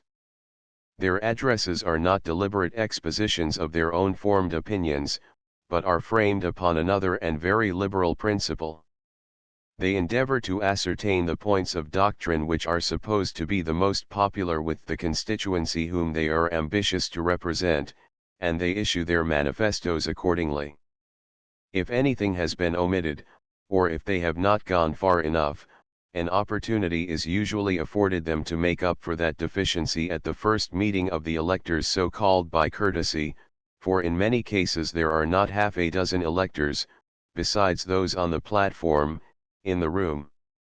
Such meetings are invariably attended by the busybodies of the place, radical cobblers, church-rate martyrs, philosophical barbers, and perhaps one or two specimens of that most loathsome of all animals, the dirty dandy.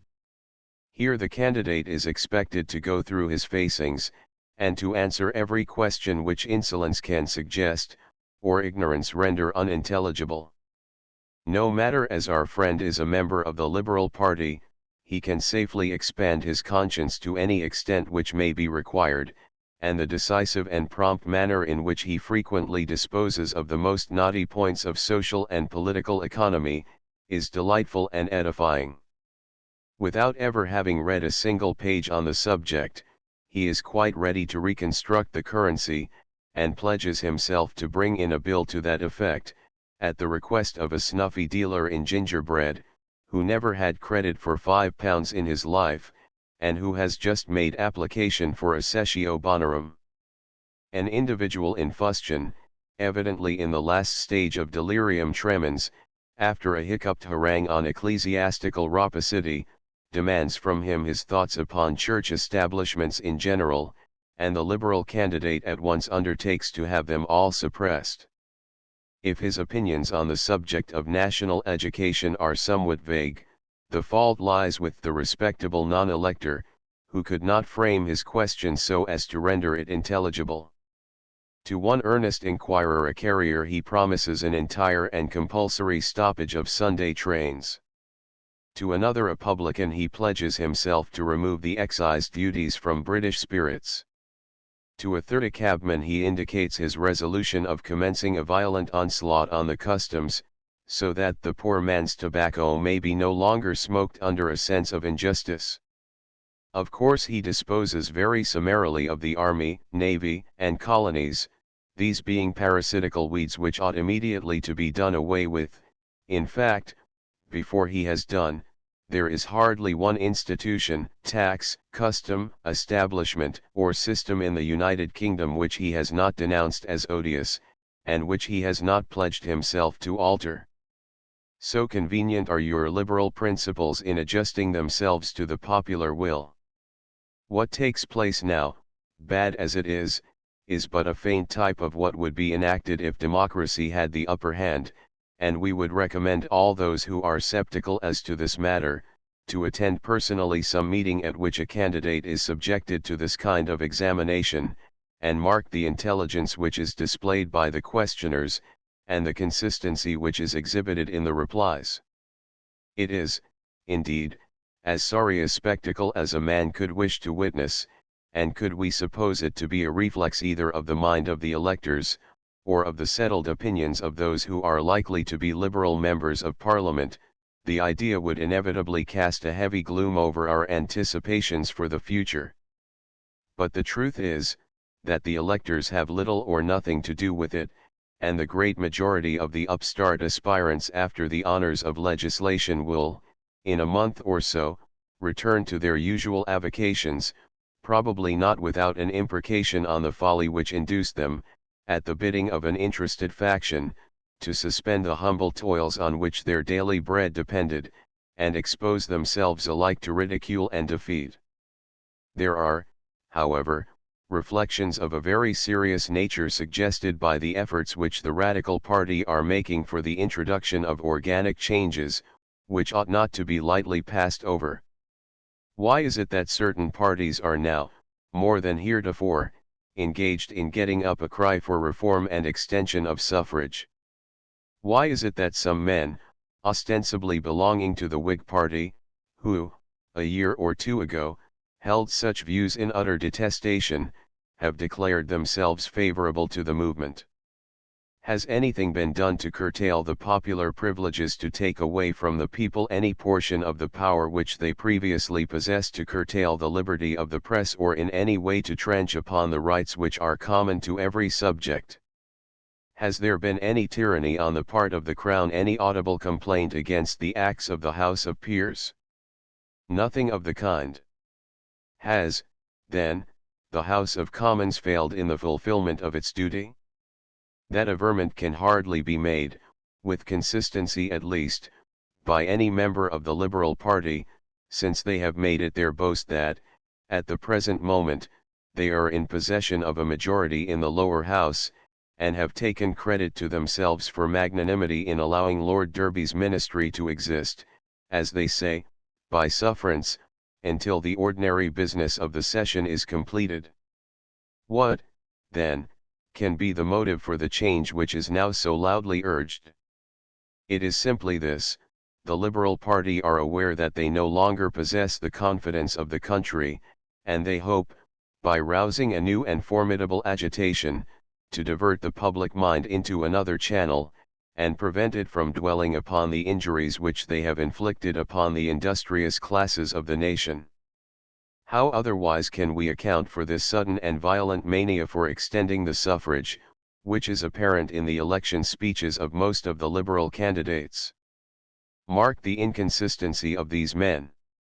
They tell us, no matter whether falsely or not, that the country never was in a state of greater prosperity than now, and that such has been the fruit of their earnest and triumphant efforts. Very well. If it be so, what reason can be urged for making any organic change? Are not the prosperity and the welfare of a nation, and that content which, as we are told, reigns among the working classes, the surest proofs that the Constitution is working admirably, and would it not, in that case, be utter madness to alter its arrangement? Yet such is the dilemma in which the Liberals, including Lord John Russell, are placed. They dare not aver that the country is not prospering, seeing that, for many years, they have had it all their own way, and that any statement of the kind would be tantamount to a censure passed upon themselves. On the contrary, they avow prosperity in the highest degree, and yet they are clamoring for a change, which cannot improve, but may possibly imperil it. They cannot say that they demand extension of the suffrage because the acts of another ministry might possibly endanger the prosperity which they assume to exist. Both the Radicals and Lord John Russell had declared for extension of the suffrage long before Lord Derby was summoned to take office. They were quite as keen for organic change at the time when they tauntingly told us that protection was coffined and buried forever, as they are now when they behold it in life and motion. Nor can they reasonably suppose that a cry for extended suffrage will be generally acceptable to the great body of the present electors, who are jealous enough of the privileges which they have so long possessed, and are by no means disposed to part with them, or to be swamped by the uneducated rabble. We are loath to suppose that any, beyond the worst and most unprincipled agitators of the Manchester rump, are base enough to hope in their hearts that they may succeed in exciting popular tumult and disturbance. We shall not consult Mr. Roebuck's History of the Whig Ministry for any similar passages in former days. We content ourselves with the assurance that no disposition of the kind exists anywhere. Therefore, after looking at the subject in all its bearings, we are constrained to come to the conclusion, that all this talk about reform on the part of the Liberals has its origin in a sincere and not unnatural desire to mislead the people of this country, and to withdraw their attention from those matters in which they are immediately and most deeply interested. The advocates of that system which has been dominant for several years, although its introduction is of an older date, are, of course, loud in its praise, and claim for it the credit of full and triumphant success. We do not deny that their system has, in the meantime, had the effect of cheapening commodities, though not in the ratio which they predicted. The price of the loaf of sugar and of various other articles commonly termed of first necessity, is lowered, and we may fairly acknowledge that to many this not only appears, but is, a valuable boon. For, undoubtedly, if we could procure all the articles which we consume at a far lower rate than before, retaining, at the same time, our incomes undiminished, we should each of us be immense gainers. We might either work less, and continue to live as formerly, or we might work as formerly, and gradually accumulate a capital. But if, in proportion to the cheapness of commodities, our incomes equally diminish, then it is not easy to see wherein the advantage lies. It is obvious, then, that at least one class of persons, those who are in the receipt of fixed incomes, must profit materially by any system which induces the cheapening of commodities. The mere annuitant can now live more comfortably than before, but as annuitants do not constitute a very large class of the community, and as they necessarily must derive their incomes from the product of internal labor, we apprehend that, in treating of such questions, it is proper to look directly to the working and productive classes. We do not intend to argue over again points which we have repeatedly discussed in previous articles, Our object just now is to show that these pretended liberals have reason on their side in wishing to escape from a calm and deliberate investigation of the consequences of their lauded policy. We are told by them that the working classes never were so comfortable as they are just now.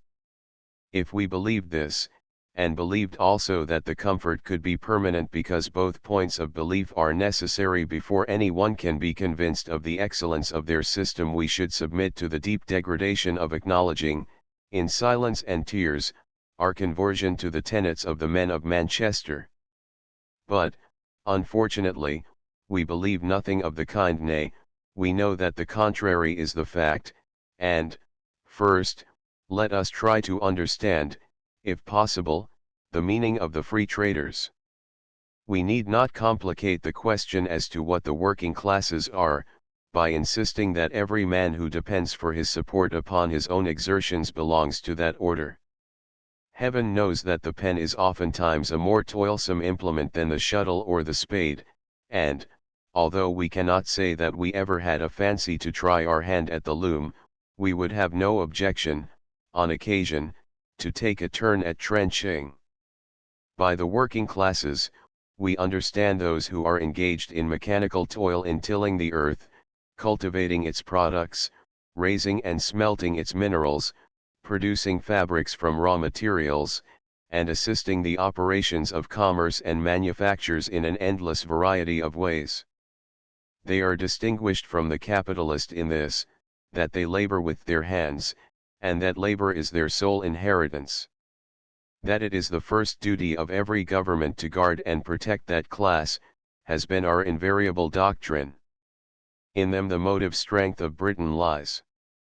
Machinery is of man's invention, the human frame is the work of God alone, animated by his breath, and must not be treated as a machine. They may be called upon, as all of us are called upon, to contribute some portion of their labor for the maintenance of our national institutions, which have undeniably exempted us from those terrible calamities by which almost every other state in Europe has been visited. A bad system of the entailment of state debts, commenced more than 160 years ago by a monarch who came over to this country as a liberator, has increased the national burdens, and occasioned a further tax upon labor. Yet, nevertheless, it is undeniable that the condition of the British laborer, in every department of industry, has been for a long time superior to that of his fellow in any other European country. The men of the working classes are, though they may not know it, possessed of enormous power. Wrong they cannot be, except by their own consent, and as victims of delusion, for the sympathy of the intelligence of the country is with them, and so is that of the higher orders. To all who have true nobility of soul, the rights of the working man are sacred, and when that ceases to be the case, the days of the aristocracy are numbered. But why is it that the condition of the British laborer has been superior to that of his foreign equal? That is indeed a consideration of the very greatest importance, and it would be well if statistical compilers and political economists had set themselves seriously to consider the reason why, instead of simply noting the fact. We have read a good many volumes, more than we care to enumerate, written by gentlemen of that class, but we never have been able to find any intelligible explanation of that phenomenon. Yet surely it is a remarkable one.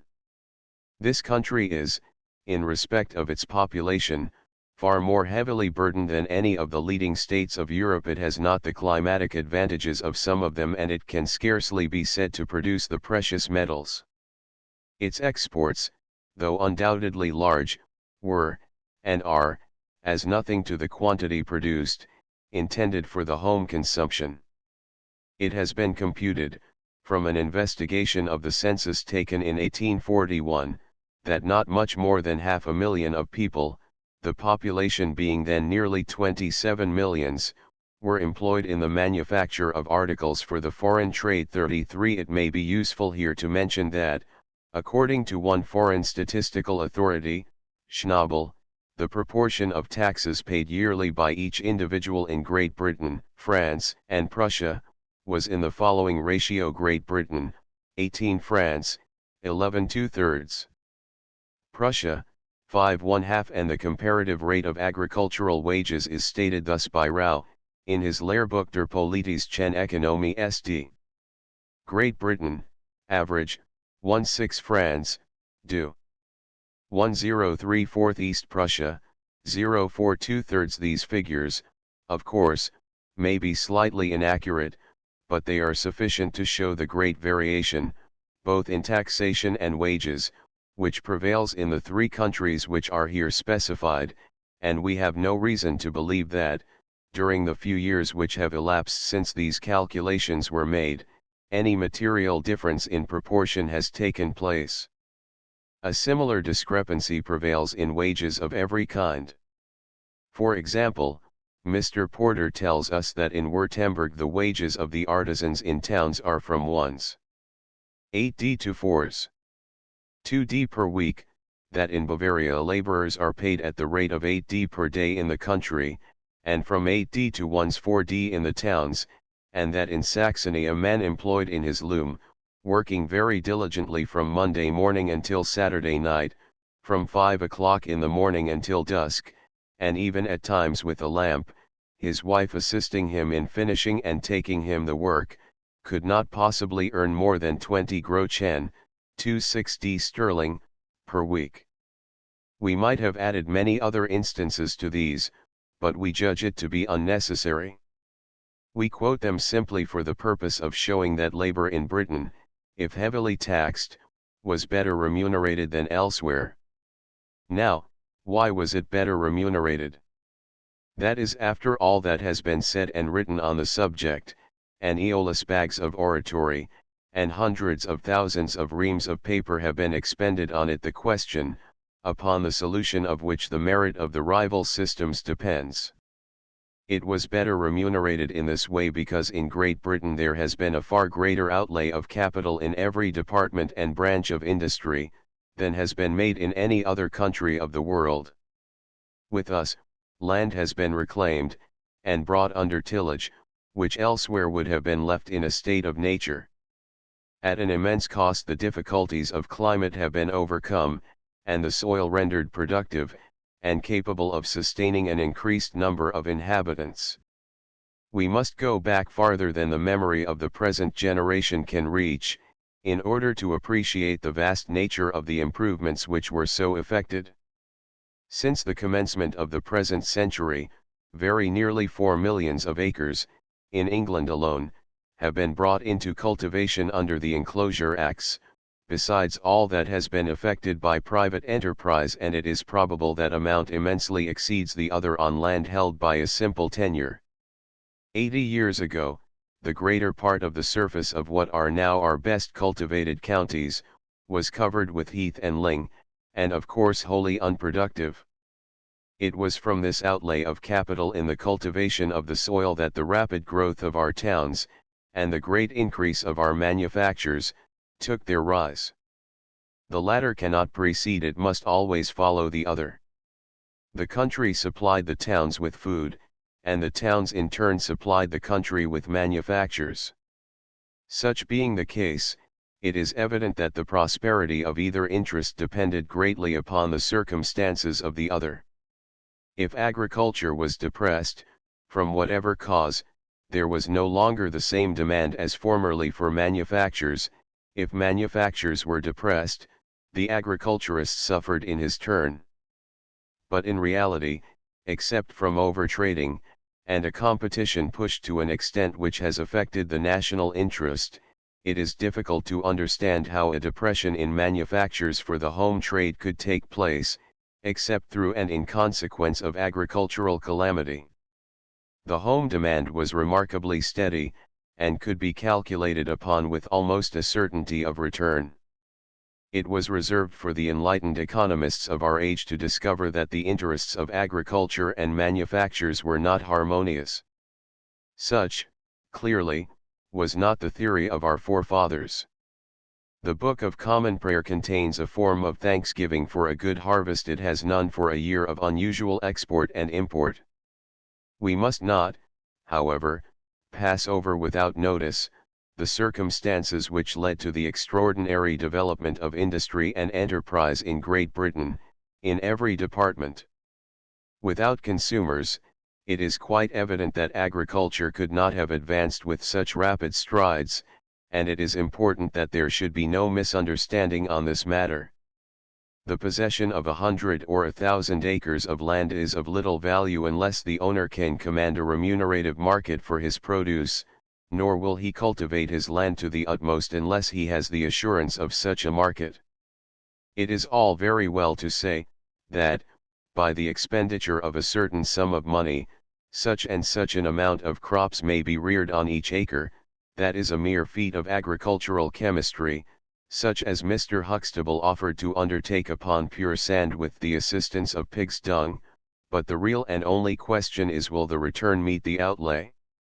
Without some unusual and extraordinary cause to increase the number of consumers, it is clear to us that the progress of agriculture must have been comparatively slow, and accordingly, we find that cause in the Continental War, which continued for nearly a quarter of a century, and which has effected such mighty changes, the end of which is not yet apparent in the social position of Great Britain. To maintain that war, the resources of this country were taxed to the utmost. So great were the demands, that they could not possibly have been met but for two things, one being the result of internal arrangement, and the other arising from external circumstances. The first of these was the suspension of cash payments, and the extension, or rather creation, of credit, arising from an unlimited paper currency. The second was the monopoly of the foreign markets, which we engrossed, in virtue of our naval supremacy. No writer on the social state of Britain, even at the present hour, and no political economist who does not specially refer to these two circumstances, are worth consulting. Better put their volumes into the fire, than discuss effects without regard to their antecedent cause. It may be that the extent to which that unlimited currency was pushed, has since had disastrous results. If unwisely permitted without control or regulation, it was, as we think, contracted in a manner even more unwise, and the practical consequence has been an enormous addition to the weight of the public debt. But without a currency of very large extent, without the credit which that currency created, Great Britain could not have continued the struggle so long, nor brought it to a triumphant issue. It was this that stimulated both agriculture and manufactures, the latter having, in addition, the inestimable privilege of the command of the markets of the world, without any interference of a rival. Reclaimed fields and new manufactories were the products of that period, and unquestionably there never was an era in our history when prosperity appeared to be more generally diffused. If prices were high, so were wages. Employment was plentiful, because improvement was progressing on every side, and no jealousy existed between the manufacturer and the agriculturist. During 15 years, from 1801 to 1815, the average annual quantity of wheat and wheat flour imported to this country was only 506,000 quarters. Perhaps it may be instructive here to quote the words of an acute observer in 1816, regarding the improvements which had taken place, before any check occurred. The writer of the historical summary in the Edinburgh Annual Register for that year thus expresses himself: during the continuance of the last war, many things had conspired to stimulate to the highest extent the exertions of every class of the people of England. Cut off by the decrees of Bonaparte from direct intercourse with some of the richest countries of Europe, the policy which England had adopted in revenge of this exclusion, had greatly increased the action of those many circumstances which naturally tended towards rendering her the great, or rather the sole entrepot, of the commerce of the world. In her the whole of that colonial trade which had formerly been sufficient to enrich, not her alone, but France and Holland also, had now centered. The inventive zeal of her manufacturers had gone on from year to year, augmenting and improving branches of industry, in which, even before, she had been without a rival. The increase of manufactures had been attended with a perpetual increase in the demand for agricultural produce, and the events of the 2 years of scarcity, as they were called, lent an additional spring to the motion of those whose business it was to meet this demand. The increase which took place in the agricultural improvements of the island, was such as had never before been equalled in any similar period of time. Invention followed invention, for economizing labor, and increasing production, till throughout no inconsiderable part of the whole empire the face of the country was changed. It may safely be said, asserted Mr. Brougham, that without at all comprehending the waste lands wholly added to the productive tenantry of the island, not perhaps that 2 blades of grass now grow where 1 only grew before, but certainly that 5 grow where 4 used to be, and that this kingdom, which foreigners were wont to taunt as a mere manufacturing and trading country, inhabited by a shopkeeping nation, is, in reality, for its size, by far the greatest agricultural state in the world. Contrary, perhaps, to the general expectation, the close of the war and the return of peace operated disastrously upon the internal interests of the country. Though the manufacturing energies of the continent had been checked, its agriculture was ready and available, and accordingly, no sooner were the ports opened than prices fell at an alarming rate. The result was not only immediate agricultural distress in Britain, but the greatest depression in every branch of manufacture connected with the home trade. The agricultural distress needs no explanation. The vast improvements on land had been made with borrowed money, and when prices went down, the proprietor too often found himself unable from his rents to pay the bare interest of the money expended. Yet, had these improvements not taken place, how could Britain have continued the struggle so long? How could her manufacturing population have been fed? These are questions never considered now, especially by those agitators who revile the landlords, or rather the legislature, for the imposition of the corn laws, but the truth is, that, unless the corn duty had been then imposed, England must, within a very few years, either have exhibited the humiliating spectacle of a bankrupt and ruined state, or been plunged in revolution. The distress rapidly spread to the manufacturers, for example, those engaged in the silk trade, and the iron and coal workers of Staffordshire and Wales. The fall in the price of corn produced its natural effect by limiting the consumption of everything else, and, as if to crown the calamity, the exporting manufacturers, in their eagerness for gain, committed precisely the same blunder, from the effects of which they are now suffering so severely, and by creating a glut in the continental markets, they both annihilated their own profits, and excited such an alarm in foreign governments as to give rise to a system of prohibitory duties, which continues to the present hour. Then followed the resumption of cash payments, with all its train of ruin, a measure which, whether necessary or not in principle, could not have been carried but for the existence of a corn law, which in some degree mitigated its pressure. In a country so loaded with debt as ours, it is in vain to talk, as Lord John Russell lately did, of a natural price. The term, indeed, has no kind of significance under any circumstances, and we are perfectly certain that the noble lord, when he employed it, was not attempting to clothe a distinct idea in words. He found the phrase somewhere, perhaps borrowed it from the economist and used it, because he thought it sounded well. If he could reduce the price of all commodities here to the level of that which prevails in a continental country, a consummation which appears to be contemplated and desired by the free traders, the result would necessarily be a like decadence of our wealth, not accompanied, however, by a relaxation of our present burdens. The high wages which the working classes receive in this country, contrasted with the low wages which are given elsewhere, depend upon the return which is yielded to the capitalist who calls their labor into being. Now, let us see what effect depression in any one great branch of industry exercises upon the working classes, who are not immediately dependent upon it for their subsistence. This involves one of the most curious phenomena in economical science. When an interest is depressed, it does not always happen, especially in the first stage of depression, that the laborers attached to that interest feel immediately the consequences of the decline. Agricultural wages, for example, do not fluctuate according to the price of wheat.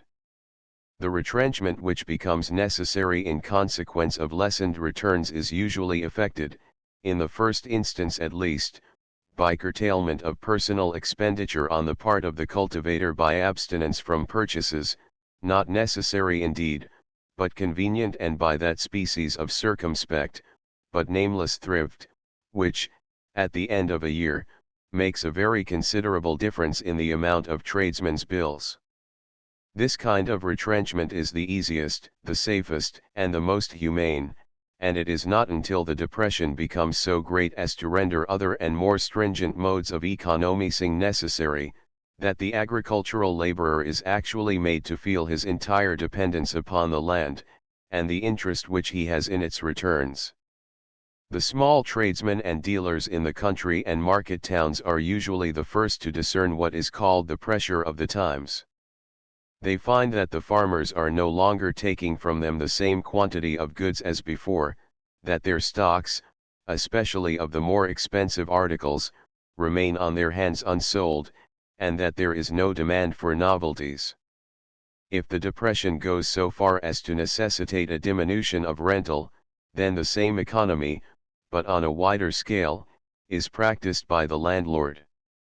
Expensive luxuries are given up, establishments contracted, and the townspeople begin to complain of a dull season, for which they find it impossible to account, seeing that money is declared to be cheap. All this reacts upon the artisans very severely, because in towns labor has a far less certain tenure than in the country, and when there is a cessation of demand, workmen, however skilled, are not only liable, but certain to be dismissed. If the shopkeeper cannot get his goods off his hands, the manufacturer need not expect to prevail upon him to give any farther orders. The demand upon the mills becomes slack, and the manufacturer, finding that there is no immediate prospect of revival, considers it his duty to have recourse to short time. This is precisely what has been going on for the last 2 years. Landlords and farmers have curtailed their expenditure in consequence of the great fall of prices, and the parties who have actually suffered the most are the tradesmen with whom they commonly deal, and the artisans in their employment. It is impossible to affect materially the gigantic interest of agriculture without striking a heavy blow at the prosperity of home manufactures, and unfortunately these manufactures, or at least many branches of them, are now liable to foreign competition. If it should be allowed that this is a true statement of the case, and we cannot see how it can be contract overt, then it will appear that the working classes, the vast majority of whom are engaged in producing for the home market, have lost largely in employment if they have gained by cheaper food. And it is most remarkable, that in proportion as food has become cheap in this country, so has emigration increased. That is apparently one of the strangest features of the whole case. What contentment can there be in a nation when the people are deserting their native soil by hundreds of thousands? They did not do so while the other system was in operation. Whatever were the faults of protection, it did not give rise to scenes like the following, which we find quoted in The Economist of April 17, as if it were something rather to be proud of than otherwise. The pious editor entitles it The Exodus. Certainly he and his friends have made Ireland the reverse of a land flowing with milk and honey. The flight of the population from the south is thus described by the Clonmel Chronicle. The tide of emigration has set in this year more strongly than ever it has within our memories. During the winter months, we used to observe solitary groups wending their way towards the sea coast, but since the season opened, and a most beautiful one it is, these groups have been literally swelled into shoals, and, travel what road you may, you will find upon it strings of cars and drays, laden with women and children and household stuffs, journeying onward, their final destination being America. In all other parts of the country it is the same. At every station along the rail, from Gould's Cross to Salins, the third-class carriages receive their quota of emigrants. The Grand Canal passage boats, from Shannon Harbour to Salins, appear every morning at their accustomed hour, laden down with emigrants and their luggage, on their way to Dublin, and thence to Liverpool, whence they take shipping for America. And yet this wholesale expatriation is so far from appearing a disastrous sign, that it does not even excite a word of comment from the cold-blooded man of calculations. Truly there are various points of similarity between the constitution of the free trader and the frog. Remarkable undoubtedly it is, and to be remarked and remembered in all coming estimates of the character and ability of the men, styling themselves statesmen, whose measures have led to the frightful depopulation of a part of the British Empire.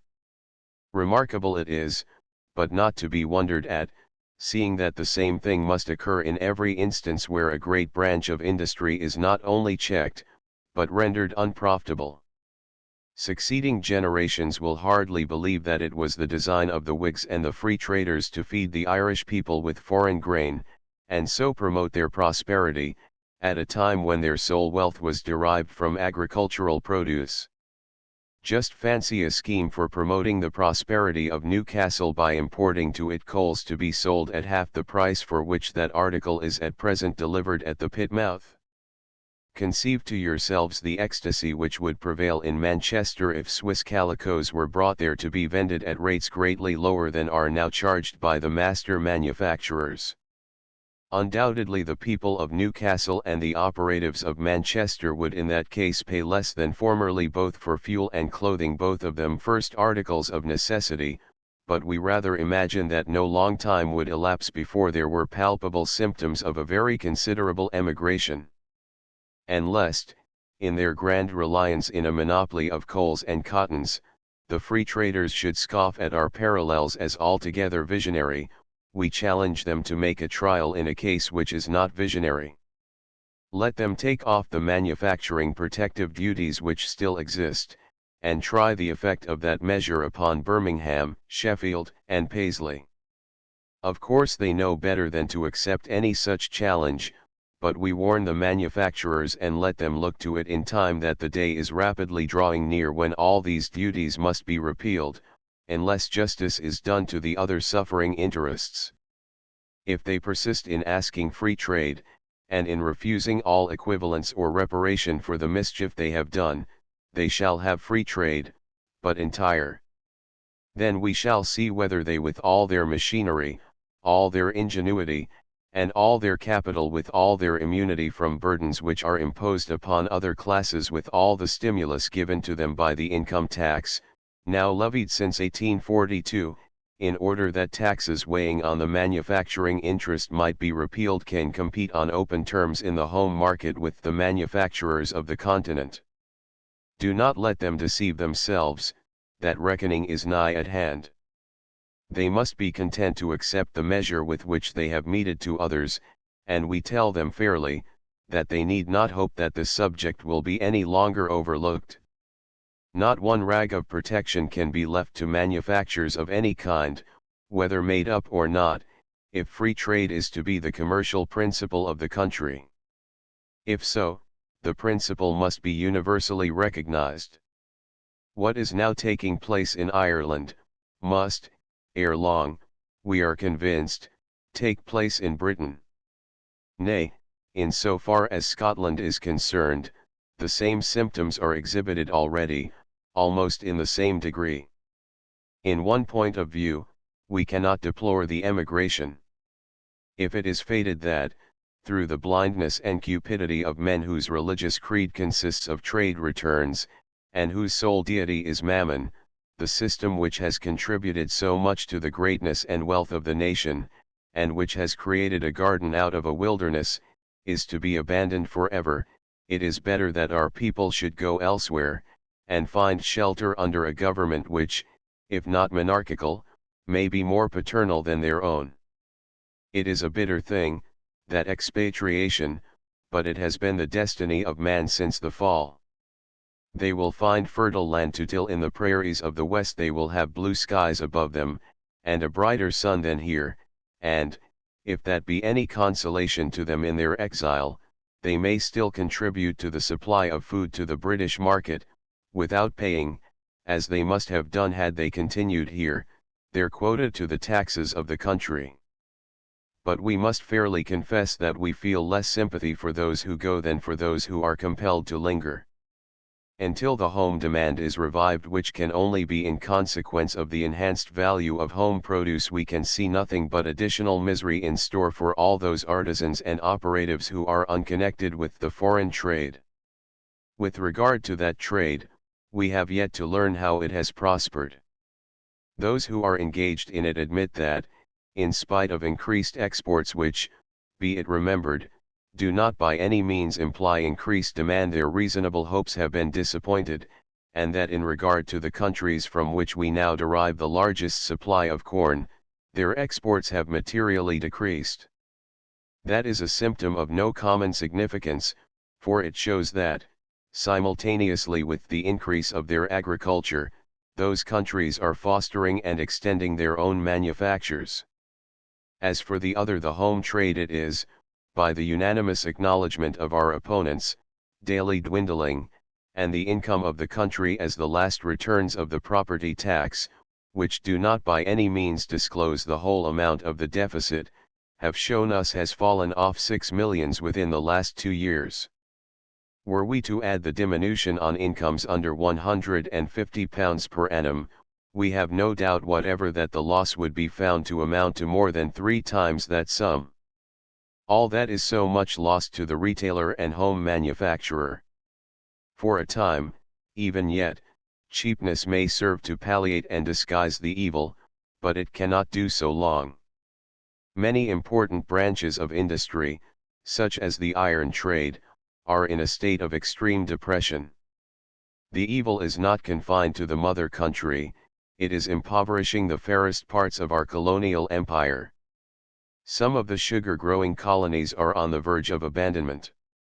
Unless a very different policy from that adopted by the Liberals is pursued and sanctioned by the people of this country, the catastrophe cannot long be delayed, and then, perhaps, the British public, though too late, may be instructed as to the relative value of colonial possessions of our own, and those belonging to states which do not recognize reciprocity.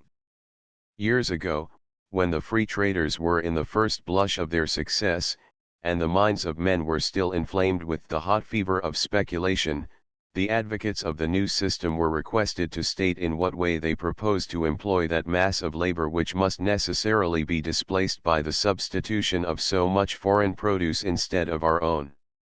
They answered, with the joyousness of enthusiasm, that there would be room enough and to spare in the factories for every man who might so be thrown out of employment. It was not until an after period that the stern and dreary remedy of emigration was prescribed and enforced, not until it had become apparent from experience that all their hopes of increased profit from foreign trade and expected reciprocity were based upon a delusion. Then indeed the misery which had been created by reckless legislation was exalted into a cause for triumph, and the exodus of the poor from the land of their birth, wherein they no longer could find the means of labor, was represented as a hopeful sign of the future destinies of the country. We are very far, indeed, from blaming those who, at the present time, declare themselves averse to any violent changes, and who think that some remedy and redress may be given, without having recourse to an entire alteration of the principle upon which our present commercial policy is based. It may be that time is yet required before the effects of free trade can be fully felt and appreciated by some of the classes of this country, and, certainly, the first step which ought to be taken in the new Parliament, should be a readjustment of taxation, corresponding to the altered circumstances of the community. Of course, as this demand is founded strictly upon justice, it will be opposed strenuously by many of those who glory in their liberal opinions, but we believe that the great bulk of the British people, whatever may be their thoughts on other points, have that regard to justice, that they will not countenance oppression. It may be that the agricultural classes cannot yet expect to receive that measure of relief which they have waited and hoped for so long. The partial failure of the last harvest on the continent, though it has not brought up prices to a remunerative level, has had more than the effect of checking their further decline, and that circumstance, we are bound to admit, may have some influence on the minds of many who are slow to believe that foreign importations can really affect the permanence of British agriculture. The experience of another season may be necessary to open their eyes. So far as we can gather from the opinions of men who are engaged in the trade, and who are best qualified to form a judgment upon such subjects, we may look almost immediately for a great increase of importations, and a rapid decline of prices. The failure on the continent did not extend to the wheat crop, it was limited to the rye and potatoes, the customary food of the peasantry, and it is now ascertained that there is a large surplus of wheat ready to be thrown into our ports. But it would be out of place to discuss such points just now. The verdict lies with the country, to which Lord Derby has appealed. If that verdict should not be of a nature to enable him at once to apply a remedy to agricultural distress, by the reimposition of a duty on corn, then we must look in the first instance to such a readjustment of burdens as shall at least give fair play to the cultivator of the soil. But there is much more than this. The strength of the protective case lies in its universal application to all classes of the community, and it is not we, but our opponents, who affect to regard it as a question in which no one is interested beyond the landlord and the tenant. We look upon it as of vital importance to the retailer, the tradesman, the artisan, and the home manufacturer, and to all who labor for them, and it appears to us that the time has now arrived when a full and searching parliamentary inquiry should be made on the subject of the cheap loaf in connection with the rate of wages, and the prosperity of the home trade. Surely the free traders can have no reason to object to this. They ground their case on philanthropy and regard to the interest of the poor and laboring man, and in that respect we are both agreed.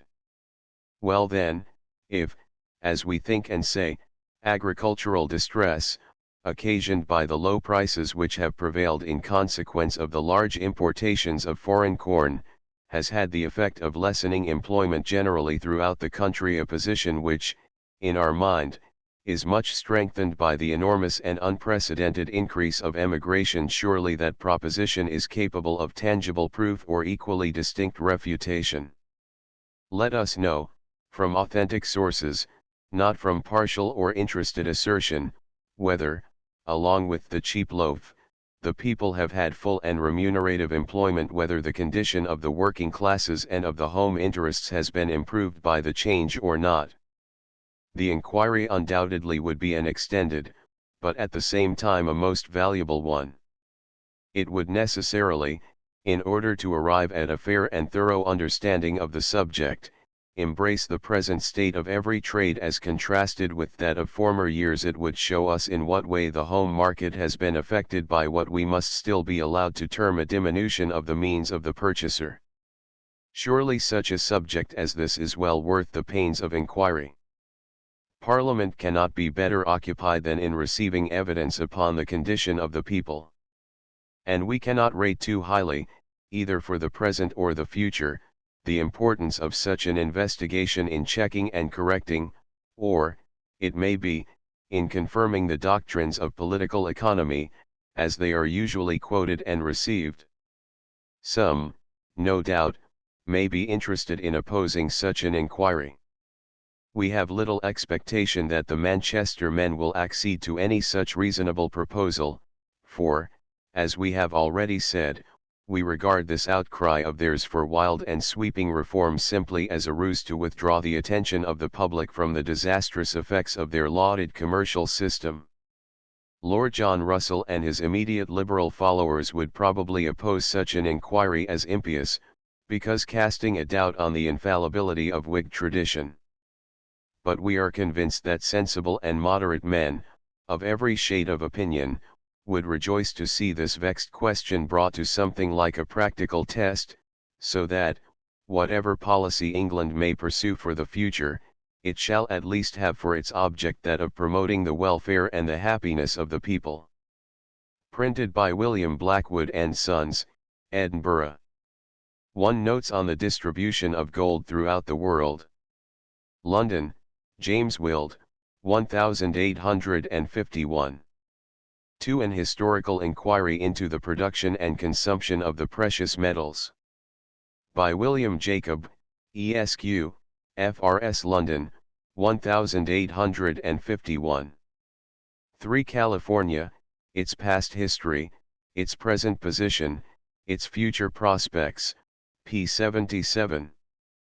4 We leave our readers to form their own opinion of the following passage from Mr. Theodore Johnson's Sites in the Gold Region. Speaking of the Padres of the old mission of San Francisco Dolores, he says, that these priests were cognizant of the abundance of the precious metal at that period is now well known, but they were members of the extraordinary society of the Jesuits, which, jealous of its all-pervading influence, and dreading the effect of a large Protestant emigration to the western as well as to the eastern shores of America, applied its powerful injunctions of secrecy to the members of the order, and their faithful obedience, during so long a period, is another proof both of the strength and the danger of their organization.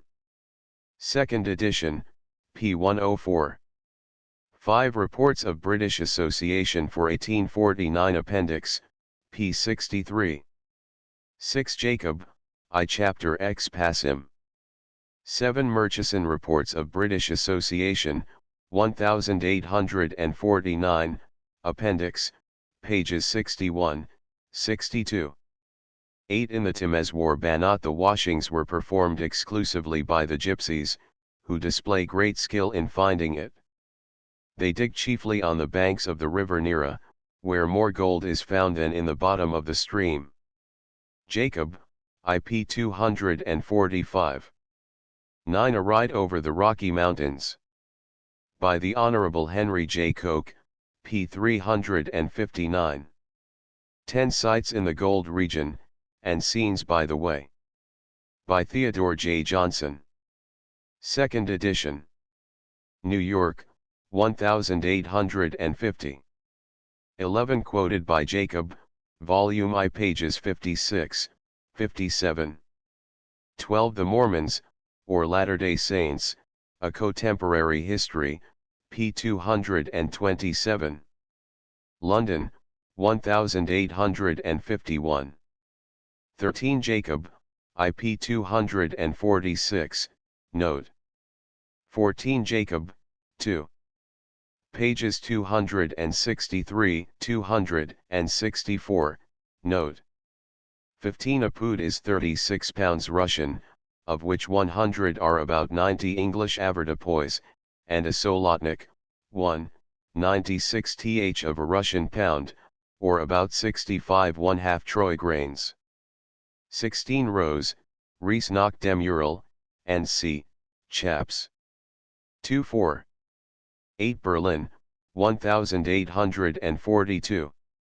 17 Compare Wild, p. 26, with Jacob, 2. Pages 62, 167. 18 Jacob, IP 56.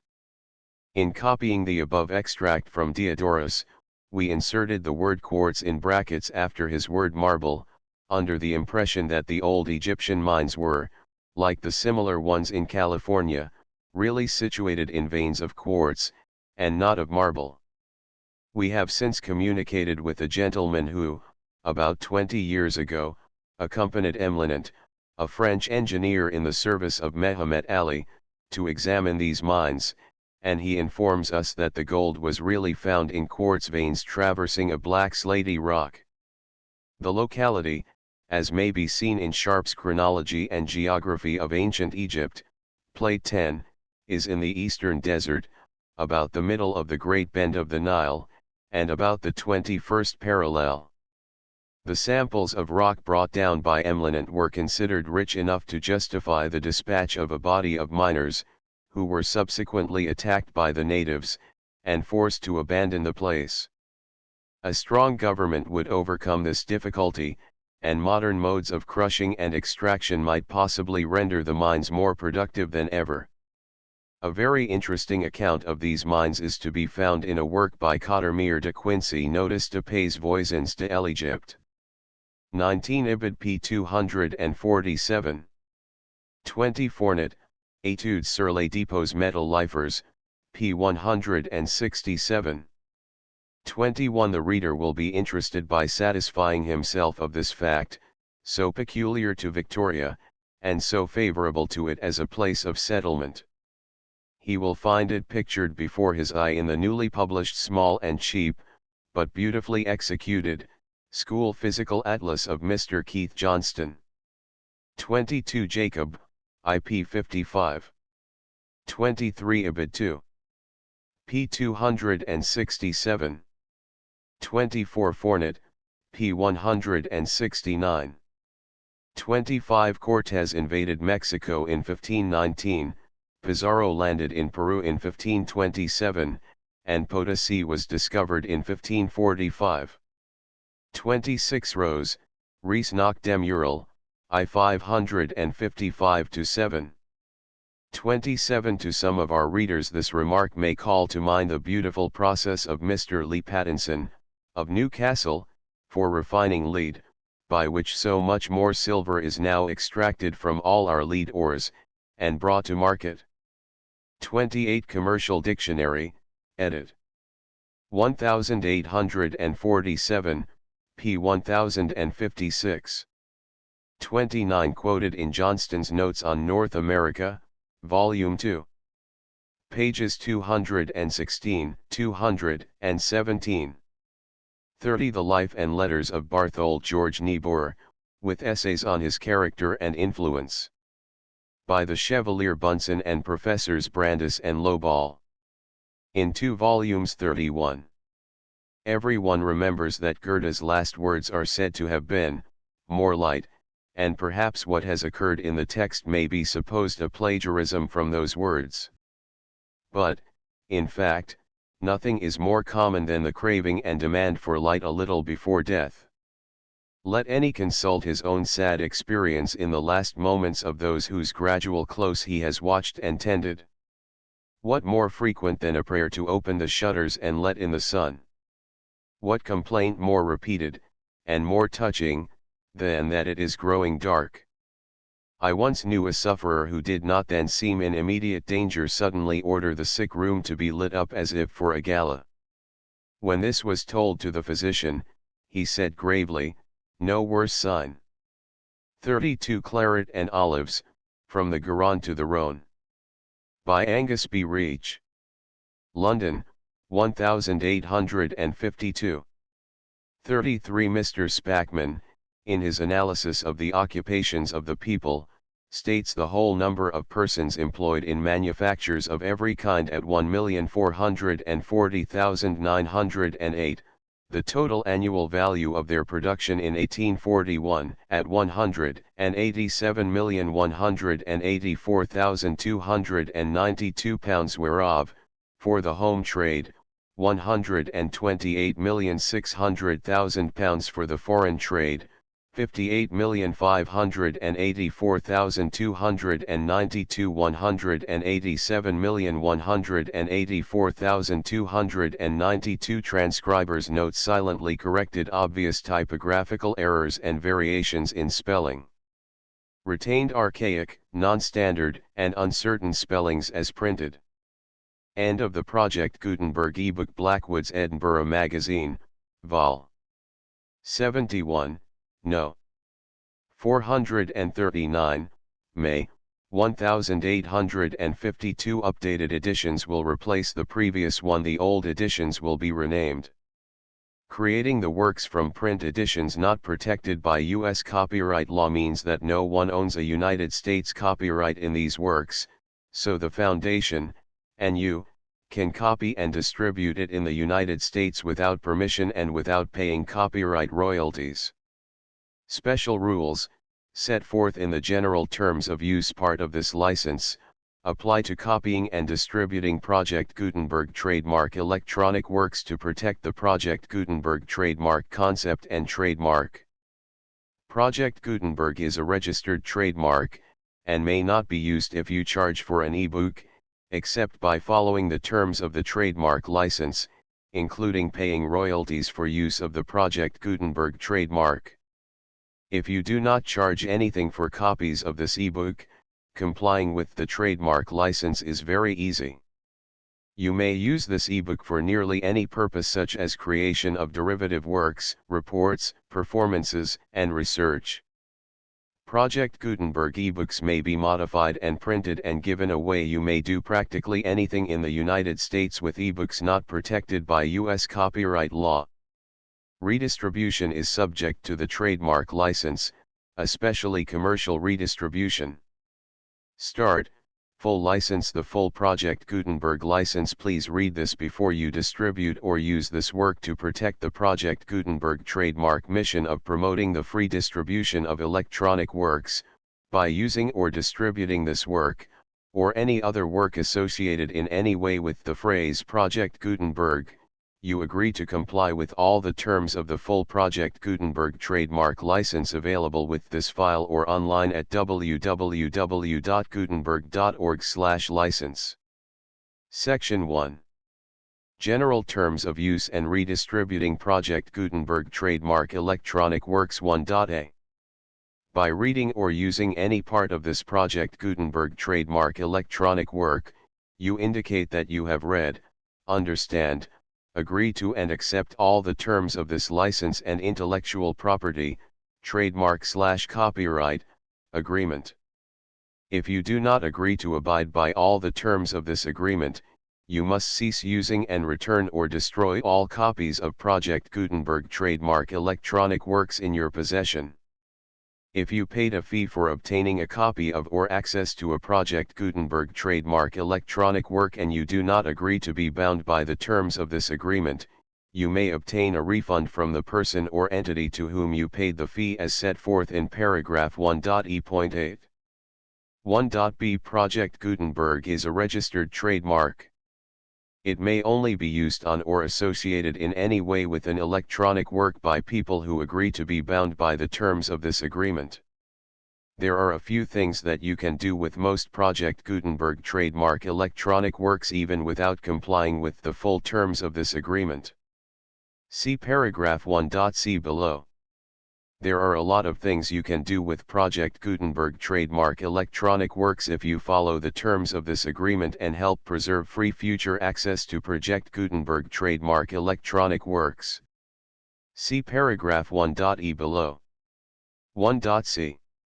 The Project Gutenberg Literary Archive Foundation, the foundation or PGLOF, owns a compilation copyright in the collection of Project Gutenberg trademark electronic works.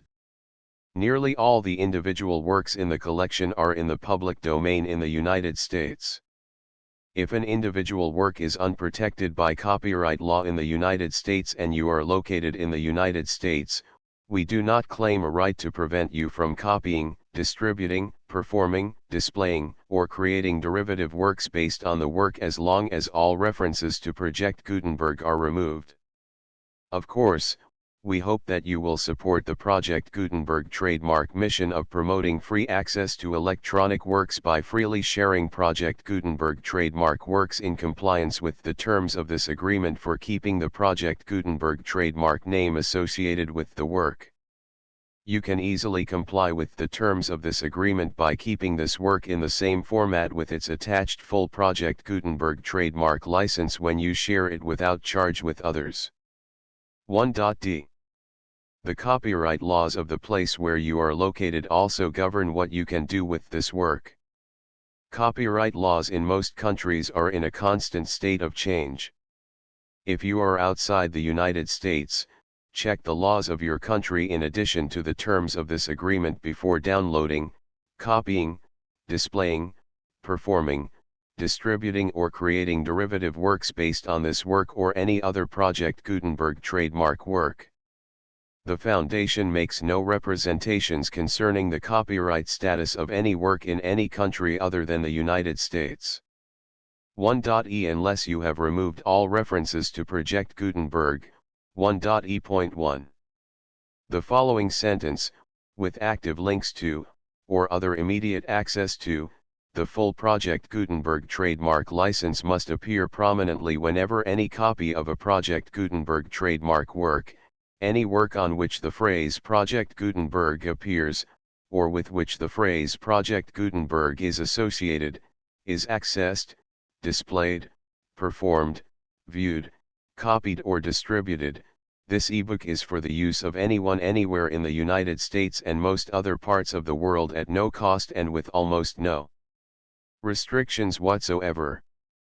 You may copy it, give it away or reuse it under the terms of the Project Gutenberg license included with this ebook or online at www.gutenberg.org. If you are not located in the United States, you will have to check the laws of the country where you are located before using this ebook. 1.e.2. If an individual Project Gutenberg trademark electronic work is derived from texts not protected by U.S. copyright law, does not contain a notice indicating that it is posted with permission of the copyright holder, the work can be copied and distributed to anyone in the United States without paying any fees or charges.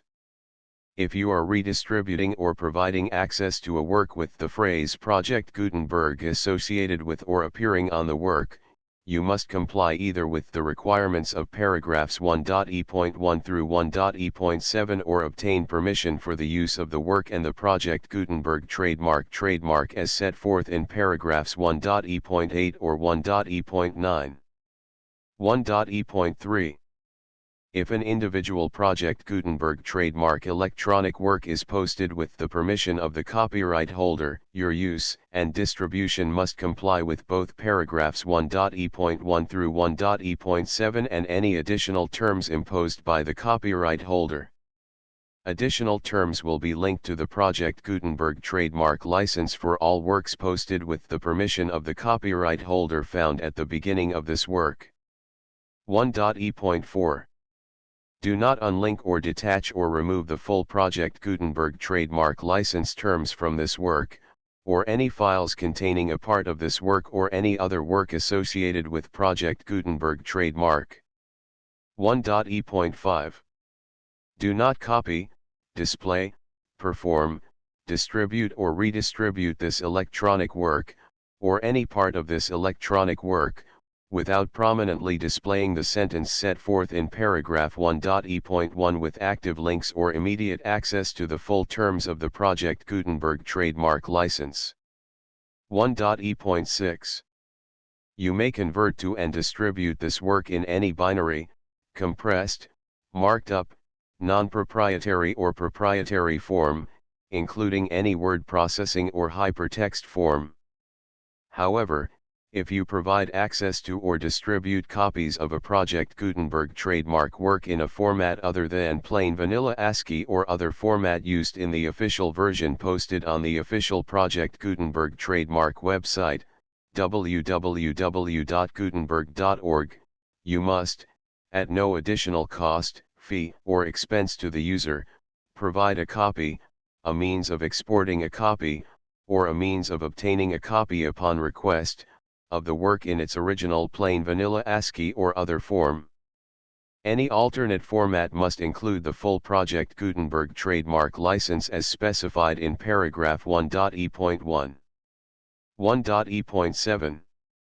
Do not charge a fee for access to, viewing, displaying, performing, copying or distributing any Project Gutenberg trademark works unless you comply with paragraph 1.e.8 or 1.e.9. 1.e.8. You may charge a reasonable fee for copies of or providing access to or distributing Project Gutenberg trademark electronic works provided that, you pay a royalty fee of 20% of the gross profits you derive from the use of Project Gutenberg trademark works calculated using the method you already use to calculate your applicable taxes. The fee is owed to the owner of the Project Gutenberg trademark, but he has agreed to donate royalties under this paragraph to the Project Gutenberg Literary Archive Foundation. Royalty payments must be paid within 60 days following each date on which you prepare, or are legally required to prepare, your periodic tax returns. Royalty payments should be clearly marked as such and sent to the Project Gutenberg Literary Archive Foundation at the address specified in Section 4, Information about donations to the Project Gutenberg Literary Archive Foundation. You provide a full refund of any money paid by a user who notifies you in writing, or by email, within 30 days of receipt that he does not agree to the terms of the full Project Gutenberg trademark license. You must require such a user to return or destroy all copies of the works possessed in a physical medium and discontinue all use of and all access to other copies of Project Gutenberg trademark works. You provide, in accordance with paragraph 1.f.3, a full refund of any money paid for a work or a replacement copy, if a defect in the electronic work is discovered and reported to you within 90 days of receipt of the work. You comply with all other terms of this agreement for free distribution of Project Gutenberg trademark works. 1.e.9. If you wish to charge a fee or distribute a Project Gutenberg trademark electronic work or group of works on different terms than are set forth in this agreement, you must obtain permission in writing from the Project Gutenberg Literary Archive Foundation, the manager of the Project Gutenberg trademark. Contact the Foundation as set forth in Section 3 below. 1.f.1.f.1. Project Gutenberg volunteers and employees expend considerable effort to identify, do copyright research on, transcribe and proofread works not protected by U.S. copyright law in creating the Project Gutenberg trademark collection. Despite these efforts, Project Gutenberg trademark electronic works, and the medium on which they may be stored, may contain defects, such as, but not limited to, incomplete, inaccurate or corrupt data, transcription errors, a copyright or other intellectual property infringement, a defective or damaged disk or other medium, a computer virus, or computer codes that damage or cannot be read by your equipment. 1.f.2. Limited warranty. Disclaimer of damages, except for the right of replacement or refund described in paragraph 1.f.3, the Project Gutenberg Literary Archive Foundation, the owner of the Project Gutenberg trademark, and any other party distributing a Project Gutenberg trademark electronic work under this agreement, disclaim all liability to you for damages, costs, and expenses, including legal fees. You agree that you have no remedies for negligence, strict liability, breach of warranty or breach of contract except those provided in paragraph 1.f.3. You agree that the Foundation, the trademark owner, and any distributor under this agreement will not be liable to you for actual, direct, indirect, consequential, punitive, or incidental damages even if you give notice of the possibility of such damage. 1.f.3. Limited right of replacement or refund. If you discover a defect in this electronic work within 90 days of receiving it, you can receive a refund of the money, if any, you paid for it by sending a written explanation to the person you received the work from. If you received the work on a physical medium, you must return the medium with your written explanation. The person or entity that provided you with the defective work may elect to provide a replacement copy in lieu of a refund. If you received the work electronically, the person or entity providing it to you may choose to give you a second opportunity to receive the work electronically in lieu of a refund. If the second copy is also defective, you may demand a refund in writing without further opportunities to fix the problem. 1.f.4. Except for the limited right of replacement or refund set forth in paragraph 1.f.3, this work is provided to you as is, with no other warranties of any kind, express or implied, including but not limited to warranties of merchantability or fitness for any purpose. 1.f.5. Some states do not allow disclaimers of certain implied warranties or the exclusion or limitation of certain types of damages. If any disclaimer or limitation set forth in this agreement violates the law of the state applicable to this agreement, the agreement shall be interpreted to make the maximum disclaimer or limitation permitted by the applicable state law. The invalidity or unenforceability of any provision of this agreement shall not void the remaining provisions. 1.f.6 Indemnity. You agree to indemnify and hold the foundation, the trademark owner, any agent or employee of the foundation, anyone providing copies of Project Gutenberg trademark electronic works in accordance with this agreement, and any volunteers associated with the production, promotion, and distribution of Project Gutenberg trademark electronic works, harmless from all liability, costs, and expenses, including legal fees, that arise directly or indirectly from any of the following which you do or cause to occur. A. Distribution of this or any Project Gutenberg trademark work. B. Alteration, modification, or additions or deletions to any Project Gutenberg trademark work, and C. Any defect you cause. Section 2. Information about the mission of Project Gutenberg trademark. Project Gutenberg trademark is synonymous with the free distribution of electronic works in formats readable by the widest variety of computers, including obsolete, old, middle-aged, and new computers. It exists because of the efforts of hundreds of volunteers and donations from people in all walks of life. Volunteers and financial support to provide volunteers with the assistance they need are critical to reaching Project Gutenberg trademark's goals and ensuring that the Project Gutenberg trademark collection will remain freely available for generations to come. In 2001, the Project Gutenberg Literary Archive Foundation was created to provide a secure and permanent future for Project Gutenberg trademark and future generations. To learn more about the Project Gutenberg Literary Archive Foundation and how your efforts and donations can help, see sections 3 and 4 and the Foundation information page at www.gutenberg.org. Section 3. Information about the Project Gutenberg Literary Archive Foundation. The Project Gutenberg Literary Archive Foundation is a non-profit 501(c)(3) educational corporation organized under the laws of the state of Mississippi and granted tax-exempt status by the Internal Revenue Service. The Foundation's IN or Federal Tax Identification Number is 64-6221541. Contributions to the Project Gutenberg Literary Archive Foundation are tax-deductible to the full extent permitted by U.S. federal laws and your state's laws.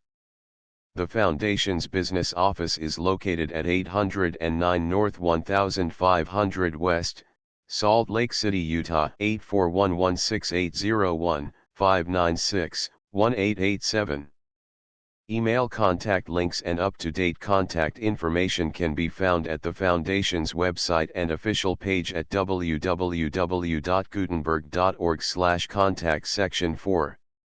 Information about donations to the Project Gutenberg Literary Archive Foundation. Project Gutenberg trademark depends upon and cannot survive without widespread public support and donations to carry out its mission of increasing the number of public domain and licensed works that can be freely distributed in machine-readable form accessible by the widest array of equipment, including outdated equipment. Many small donations, $1 to $5,000, are particularly important to maintaining tax-exempt status with the IRS. The Foundation is committed to complying with the laws regulating charities and charitable donations in all 50 states of the United States. Compliance requirements are not uniform and it takes a considerable effort, much paperwork, and many fees to meet and keep up with these requirements. We do not solicit donations in locations where we have not received written confirmation of compliance. To send donations or determine the status of compliance for any particular state, visit www.gutenberg.org/donate. While we cannot and do not solicit contributions from states where we have not met the solicitation requirements, We know of no prohibition against accepting unsolicited donations from donors in such states who approach us with offers to donate. International donations are gratefully accepted, but we cannot make any statements concerning tax treatment of donations received from outside the United States. U.S. laws alone swamp our small staff. Please check the Project Gutenberg web pages for current donation methods and addresses. Donations are accepted in a number of other ways, including checks, online payments, and credit card donations. To donate, please visit www.gutenberg.org/donate. Section 5.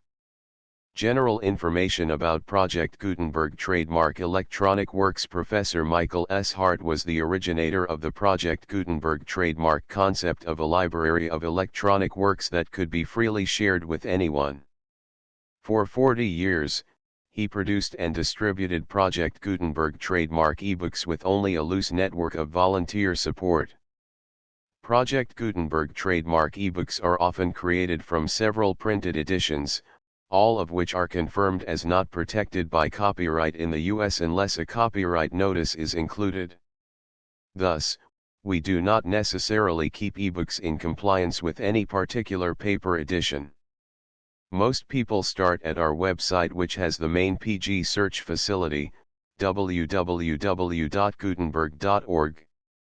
This website includes information about Project Gutenberg trademark, including how to make donations to the Project Gutenberg Literary Archive Foundation, how to help produce our new ebooks, and how to subscribe to our email newsletter to hear about new ebooks.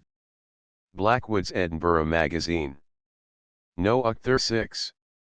May, 1852. Volume LXXI. Contents. Gold, Its Natural and Civil History 1-2 Life of Niebuhr 30 Thomas More. Lament. My Novel, or, Varieties in English Life. Book 11 Initial Chapter. Chapter 2. Chapter 3.